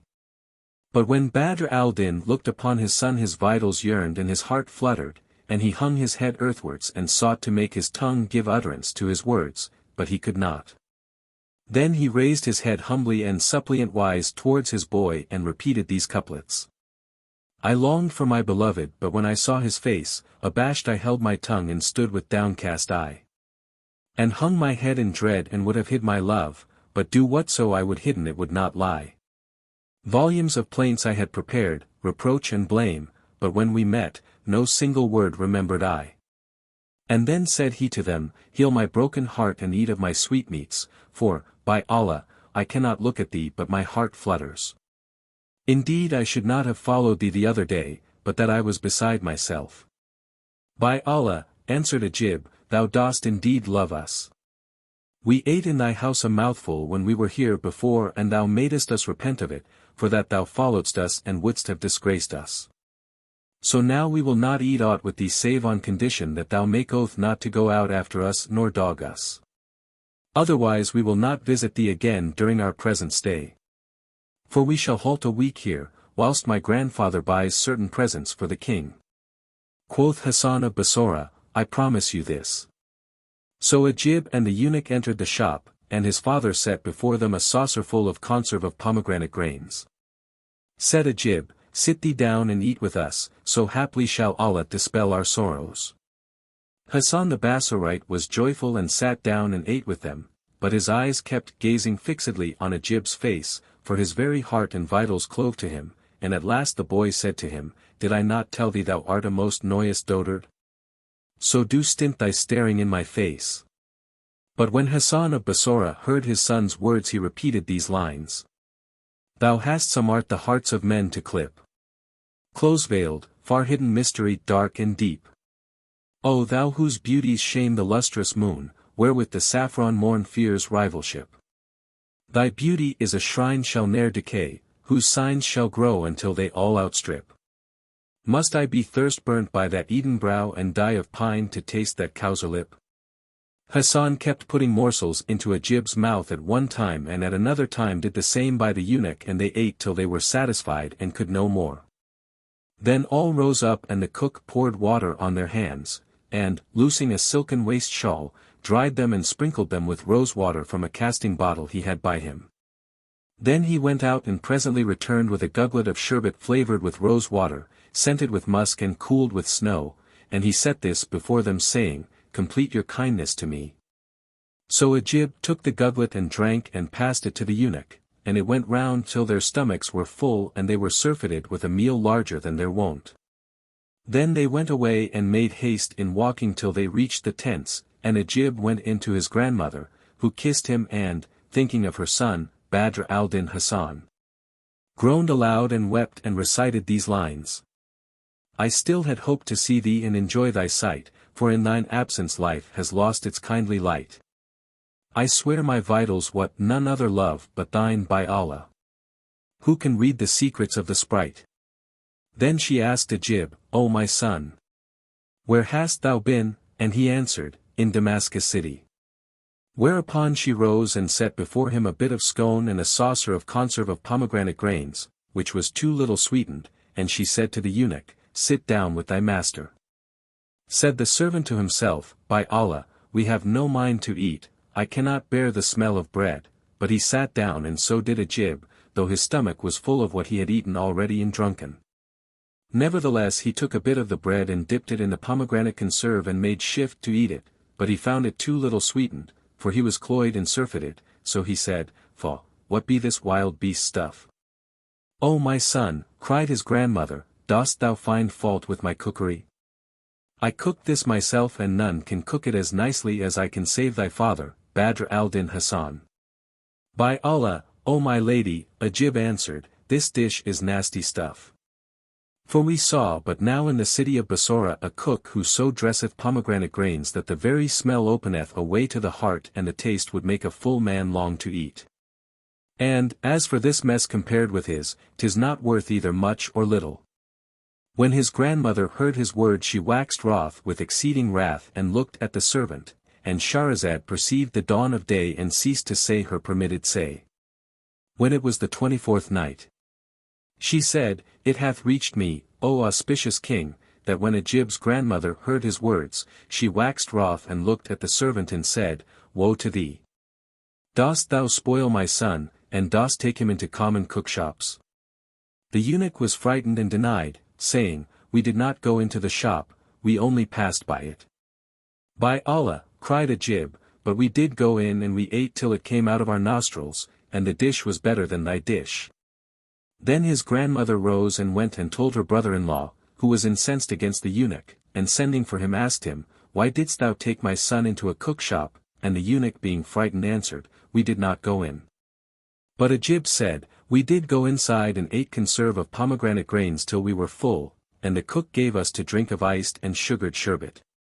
At this the wazir's indignation redoubled and he questioned the castrato, but, as he still denied, the wazir said to him, If thou speak sooth, sit down and eat before us. So he came forward and tried to eat, but could not and threw away the mouthful crying, O my lord! I am surfeited since yesterday. By this the wazir was certified that he had eaten at the cook's and bade the slaves throw him, which they did. Then they came down on him with a rib basting which burned him till he cried for mercy and help from Allah, saying, O my master, beat me no more and I will tell thee the truth. Whereupon the wazir stopped the bastinado and said, Now speak thou sooth. Quoth the eunuch, know then that we did enter the shop of a cook while he was dressing conserve of pomegranate grains and he set some of it before us, by Allah. I never ate in my life its like, nor tasted aught nastier than this stuff which is now before us. Badr al-Din Hasan's mother was angry at this and said, Needs thou must go back to the cook and bring me a saucer of conserved pomegranate grains from that which is in his shop and show it to thy master. That he may say which be the better and the nicer, mine or his. Said the unsexed, I will.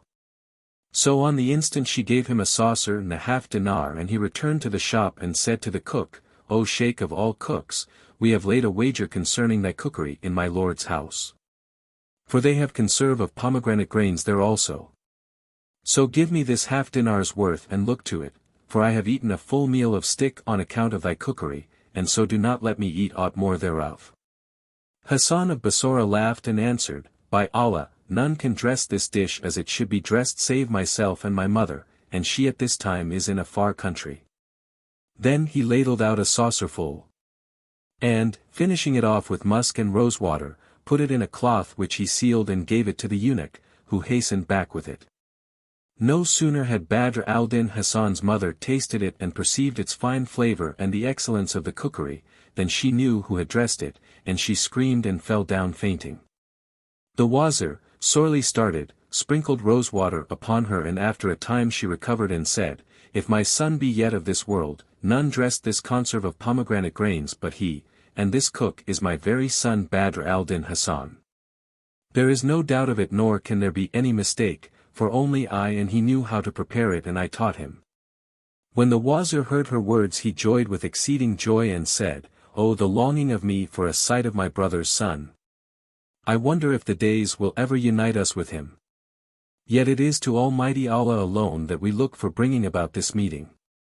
Then he rose without stay or delay and, going to his suite said to them, Be off, some 50 of you with sticks and staves to the cook's shop and demolish it. Then pinion his arms behind him with his own turband, saying, It was thou madest that foul mess of pomegranate grains, and drag him here perforce but without doing him a harm. And they replied, It is well. Then the wazir rode off without losing an instant to the palace and, foregathering with the viceroy of Damascus, showed him the sultan's orders. After careful perusal he kissed the letter, and placing it upon his head said to his visitor, Who is this offender of thine? Quoth the wazir, A man who is a cook. So the viceroy at once sent his apparitors to the shop, which they found demolished and everything in it broken to pieces, for whilst the wazir was riding to the palace his men had done his bidding. Then they awaited his return from the audience, and Hasan of Bassorah who was their prisoner kept saying, I wonder what they have found in the conserve of pomegranate grains to bring things to this pass.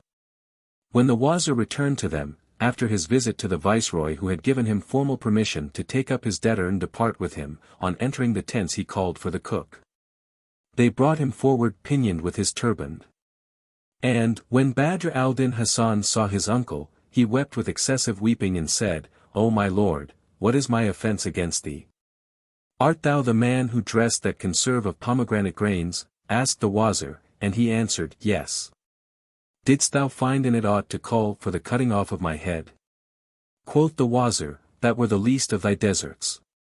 Quoth the cook, O my lord, wilt thou not tell me my crime and what aileth the conserve of pomegranate grains? Presently, replied the wazir and called aloud to his men, saying, Bring hither the camels. So they struck the tents and by the wazir's orders the servants took Badr al-Din Hasan, and set him in a chest which they padlocked and put on a camel. Then they departed and stinted not journeying till nightfall, when they halted and ate some victual, and took Badr al-Din Hasan out of his chest and gave him a meal and locked him up again. They set out once more and travelled till they reached Kimra, where they took him out of the box and brought him before the wazir who asked him, Art thou he who dressed that conserve of pomegranate grains? He answered, Yes, O my lord. And the wazir said, Fetter him. So they fettered him and returned him to the chest and fared on again till they reached Cairo and lighted at the quarter called Al-Radaniya. Then the wazir gave order to take Badr al-Din Hasan out of the chest and sent for a carpenter and said to him, Make me a cross of wood for this fellow. Cried Badr al-Din Hasan, And what wilt thou do with it? And the wazir replied, I mean to crucify thee thereon, and nail thee thereto and parade thee all about the city. And why wilt thou use me after this fashion? Because of thy villainous cookery of conserved pomegranate grains. How durst thou dress it and sell it lacking pepper? And for that it lacked pepper wilt thou do all this to me? Is it not enough that thou hast broken my shop and smashed my gear and boxed me up in a chest and fed me only once a day? Too little pepper. Too little pepper. This is a crime which can be expiated only upon the cross. Then Badr al-Din Hasan marveled and fell a mourning for his life, whereupon the wazir asked him, Of what thinkest thou? And he answered him, Of maggoty heads like thine, for an thou had 1 ounce of sense thou hadst not treated me thus. Quoth the wazir, It is our duty to punish thee lest thou do the like again. Quoth Badr al-Din Hasan, Of a truth my offence were overpunished by the least of what thou hast already done to me, and Allah damn all conserve of pomegranate grains and curse the hour when I cooked it and would I had died ere this. But the wazir rejoined, There is no help for it, I must crucify a man who sells conserve of pomegranate grains lacking pepper. All this time the carpenter was shaping the wood and Badr al-Din looked on. And thus they did till night, when his uncle took him and clapped him into the chest, saying, The thing shall be done tomorrow. Then he waited until he knew Badr al-Din Hasan to be asleep, when he mounted. And taking the chest up before him, entered the city and rode on to his own house, where he alighted and said to his daughter, Sit al-Hasan, praised be Allah who hath reunited thee with thy husband, the son of thine uncle. Up now, and order the house as it was on thy bridal night. So the servants arose and lit the candles. And the wazir took out his plan of the nuptial chamber, and directed them what to do till they had set everything in its stead, so that whoever saw it would have no doubt but it was the very night of the marriage. Then he bade them put down Badr al-Din Hasan's turban on the settle, as he had deposited it with his own hand. And in like manner his bag trousers and the purse which were under the mattress, and told daughter to undress herself and go to bed in the private chamber as on her wedding night, adding, When the son of thine uncle comes in to thee, say to him, Thou hast loitered while going to the privy. And call him to lie by thy side and keep him in converse till daybreak, when we will explain the whole matter to him. Then he bade take Badr al-Din Hasan out of the chest, after loosing the fetters from his feet and stripping off all that was on him save the fine shirt of blue silk in which he had slept on his wedding night. So that he was well nigh naked and trouserless. All this was done whilst he was sleeping on utterly unconscious. Then, by doom of destiny, Badr al-Din Hasan turned over and awoke. And, finding himself in a lighted vestibule, said to himself, Surely I am in the mazes of some dream. So he rose and went on a little to an inner door and looked in and lo! He was in the very chamber wherein the bride had been displayed to him. And there he saw the bridal alcove and the settle and his turban and all his clothes. When he saw this he was confounded and kept advancing with one foot, and retiring with the other, saying, Am I sleeping or waking? And he began rubbing his forehead and saying, For indeed he was thoroughly astounded, By Allah, verily this is the chamber of the bride who was displayed before me. Where am I then? I was surely but now in a box. Whilst he was talking with himself, Sit al-Hasan suddenly lifted the corner of the chamber curtain and said, O my lord, wilt thou not come in? Indeed thou hast loitered long in the water closet. When he heard her words and saw her face he burst out laughing and said, Of a truth this is a very nightmare among dreams. Then he went in sighing, and pondered what had come to pass with him and was perplexed about his case, and his affair became yet more obscure to him when he saw his turban and bag trousers and when, feeling the pocket, he found the purse containing the 1,000 gold pieces. So he stood still and muttered, Allah is all-knowing. Assuredly I am dreaming a wild waking dream. Then said the Lady of Beauty to him, What ails thee to look puzzled and perplexed? Adding, Thou wast a very different man during the first of the night. He laughed and asked her, How long have I been away from thee? And she answered him, Allah preserve thee and his holy name be about thee. Thou didst but go out an hour ago for an occasion and return. Are thy wits clean gone? When Badr al-Din Hasan heard this, he laughed, and said, thou hast spoken truth. But, when I went out from thee, I forgot myself a while in the draught-house and dreamed that I was a cook at Damascus and abode there 10 years, and there came to me a boy who was of the sons of the great, and with him an eunuch.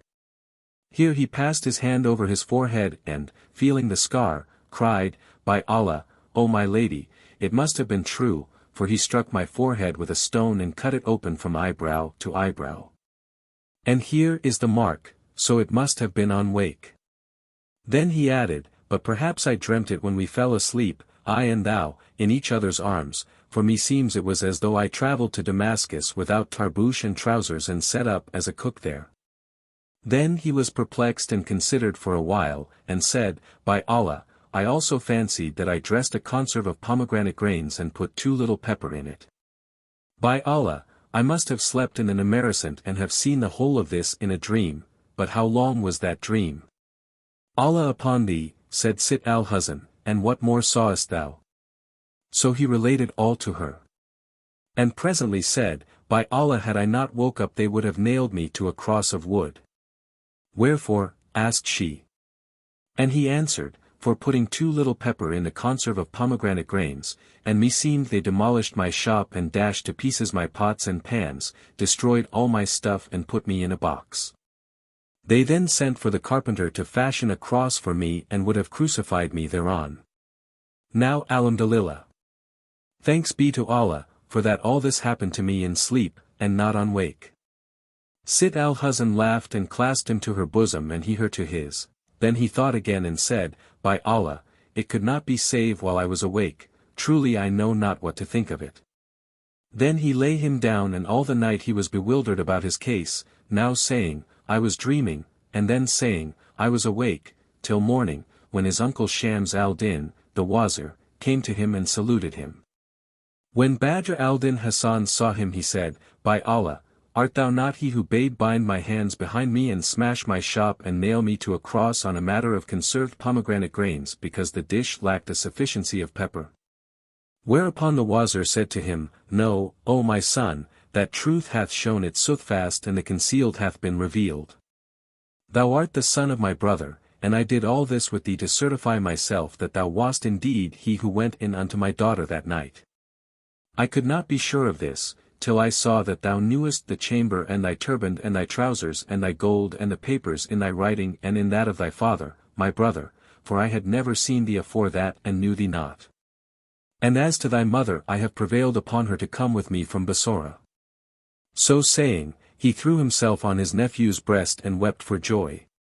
And Badr al-Din Hassan, hearing these words from his uncle, marveled with exceeding marvel and fell on his neck and also shed tears for excess of delight.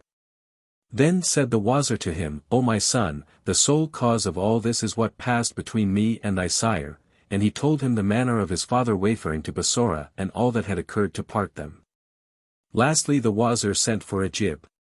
And when his father saw him he cried, And this is he who struck me with the stone. Quoth the wazir, This is thy son.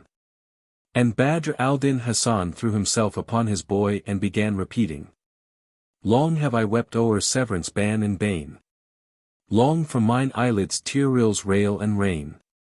And vowed I if time reunion bring my tongue from name of severance I'll restrain.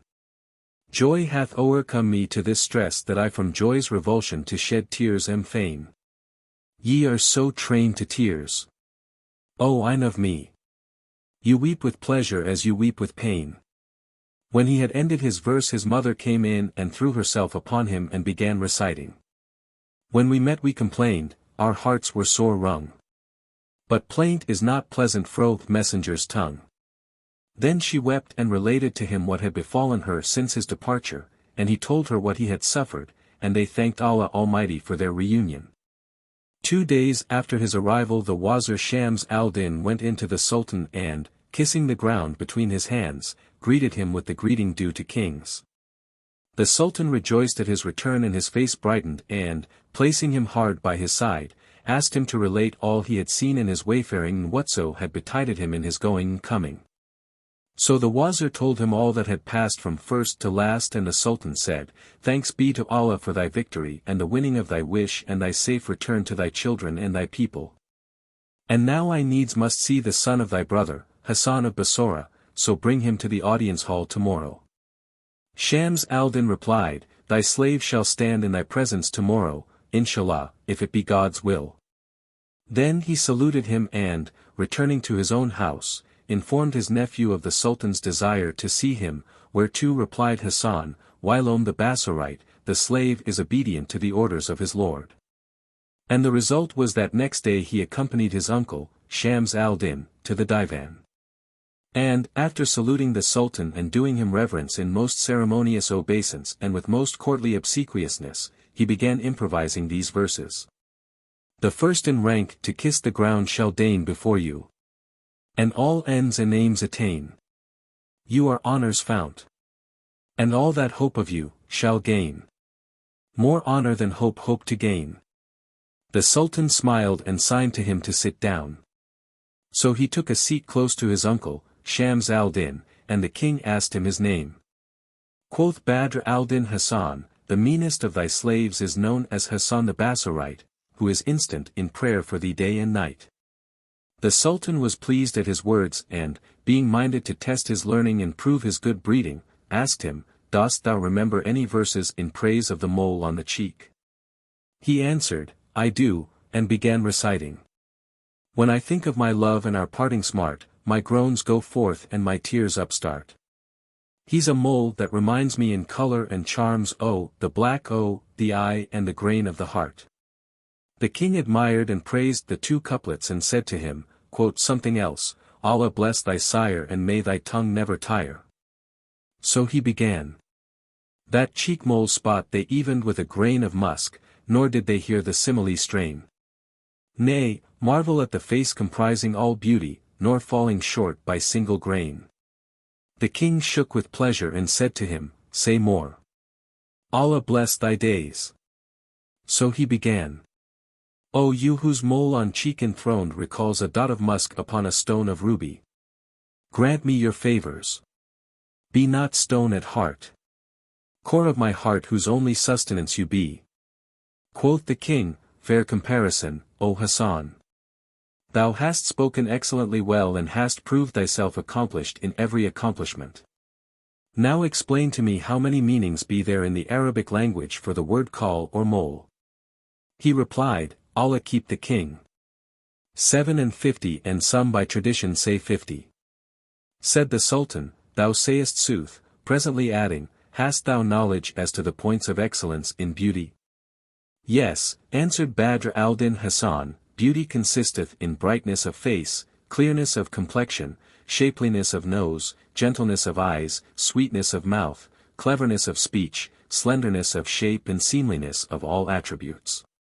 But the acme of beauty is in the hair and, indeed, Al-Shihab the Hijazi hath brought together all these items in his doggerel verse of the meter Rajaz, and it is this. Say thou to skin, be soft, to face, be fair, and gaze. Nor shall they blame howso thou stare. Fine nose in beauty's list is high esteemed. Nor less an eye full, bright and debonair. Eke did they well to laud the lovely lips, which e'en the sleep of me will never spare. A winning tongue, a stature tall and straight. A seemly union of gifts rarest rare. But beauty's acme in the hair one views it, so hear my strain and with some few excuse it. The Sultan was captivated by his converse and, regarding him as a friend, asked, What meaning is there in the saw, Shahryar is foxier than the fox? And he answered, Know, O king, whom Almighty Allah keep. That the legist Shahryar was wont, during the days of the plague, to make a visitation to Al-Najaf. And, whenever he stood up to pray, there came a fox which would plant himself facing him and which, by mimicking his movements, distracted him from his devotions.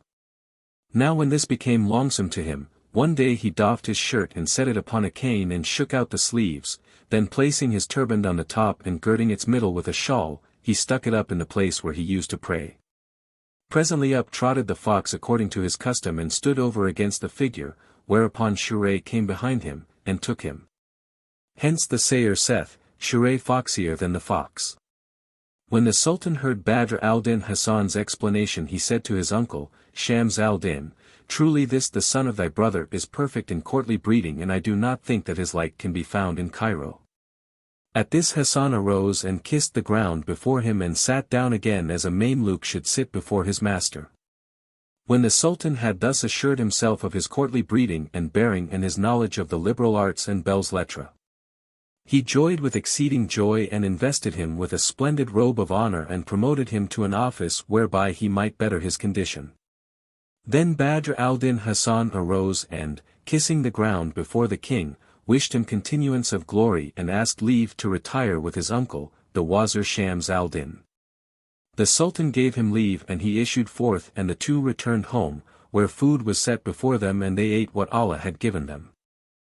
After finishing his meal, Hasan repaired to the sitting chamber of his wife, the Lady of Beauty, and told her what had passed between him and the Sultan. Whereupon quoth she, "He cannot fail to make thee a cup companion and give thee largesse in excess and load thee with favors and bounties. So shalt thou, by Allah's blessing, dispread, like the greater light, the rays of thy perfection wherever thou be, on shore or on sea." Said he to her, "I purpose to recite a qasida, an ode, in his praise, that he may redouble in affection for me." "Thou art right in thine intent," she answered, "so gather thy wits together and weigh thy words, and I shall surely see my husband favored with his highest favor." Thereupon Hasan shut himself up and composed these couplets on a solid base and abounding in inner grace, and copies them out in a handwriting of the nicest taste. They are as follows. Mine is a chief who reached most hot estate, treading the pathways of the good and great. His justice makes all regions safe and sure, and against froward foes bars every gate. Bold lion, hero, saint. E'en if you call seraph or sovereign he with all may rate. The poorest suppliant rich from him returns, all words to praise him were inadequate. He to the day of peace is saffron morn, and murky night in furious warfare's bait. Bow, 'neath his gifts our necks, and by his deeds as king of freeborn souls he joys his state. Allah increase for us his term of years, and from his lot avert all risks and fears. When he had finished transcribing the lines, he dispatched them, in charge of one of his uncle's slaves, to the Sultan, who perused them and his fancy was pleased, so he read them to those present and all praised them with the highest praise. Thereupon he sent for the writer to his sitting chamber and said to him, "Thou art from this day forth my boon companion, and I appoint to thee a monthly solde of 1,000 dirhams, over and above that I bestowed on thee aforetime." So Hasan rose and, kissing the ground before the king several times, prayed for the continuance of his greatness and glory in length of life and strength. Thus Badr al-Din Hasan the Bassorite waxed high in honor, and his fame flew forth to many regions, and he abode in all comfort and solace and delight of life with his uncle and his own folk till death overtook him. When the Caliph Harun al-Rashid heard this story from the mouth of his Wazir, Ja'far the Barmecide, he marveled much and said, "It behoves that these stories be written in letters of liquid gold." Then he set the slave at liberty and assigned to the youth who had slain his wife such a monthly stipend as sufficed to make his life easy. He also gave him a concubine from amongst his own slave girls, and the young man became one of his cup companions. Yet this story, continued Shahrazad, is in no wise stranger than the tale of the tailor and the hunchback and the Jew and the Reeve and the Nazarene, and what betided them. Quoth the king, "And what may that be?" So Shahrazad began, in these words. The Hunchback's Tale.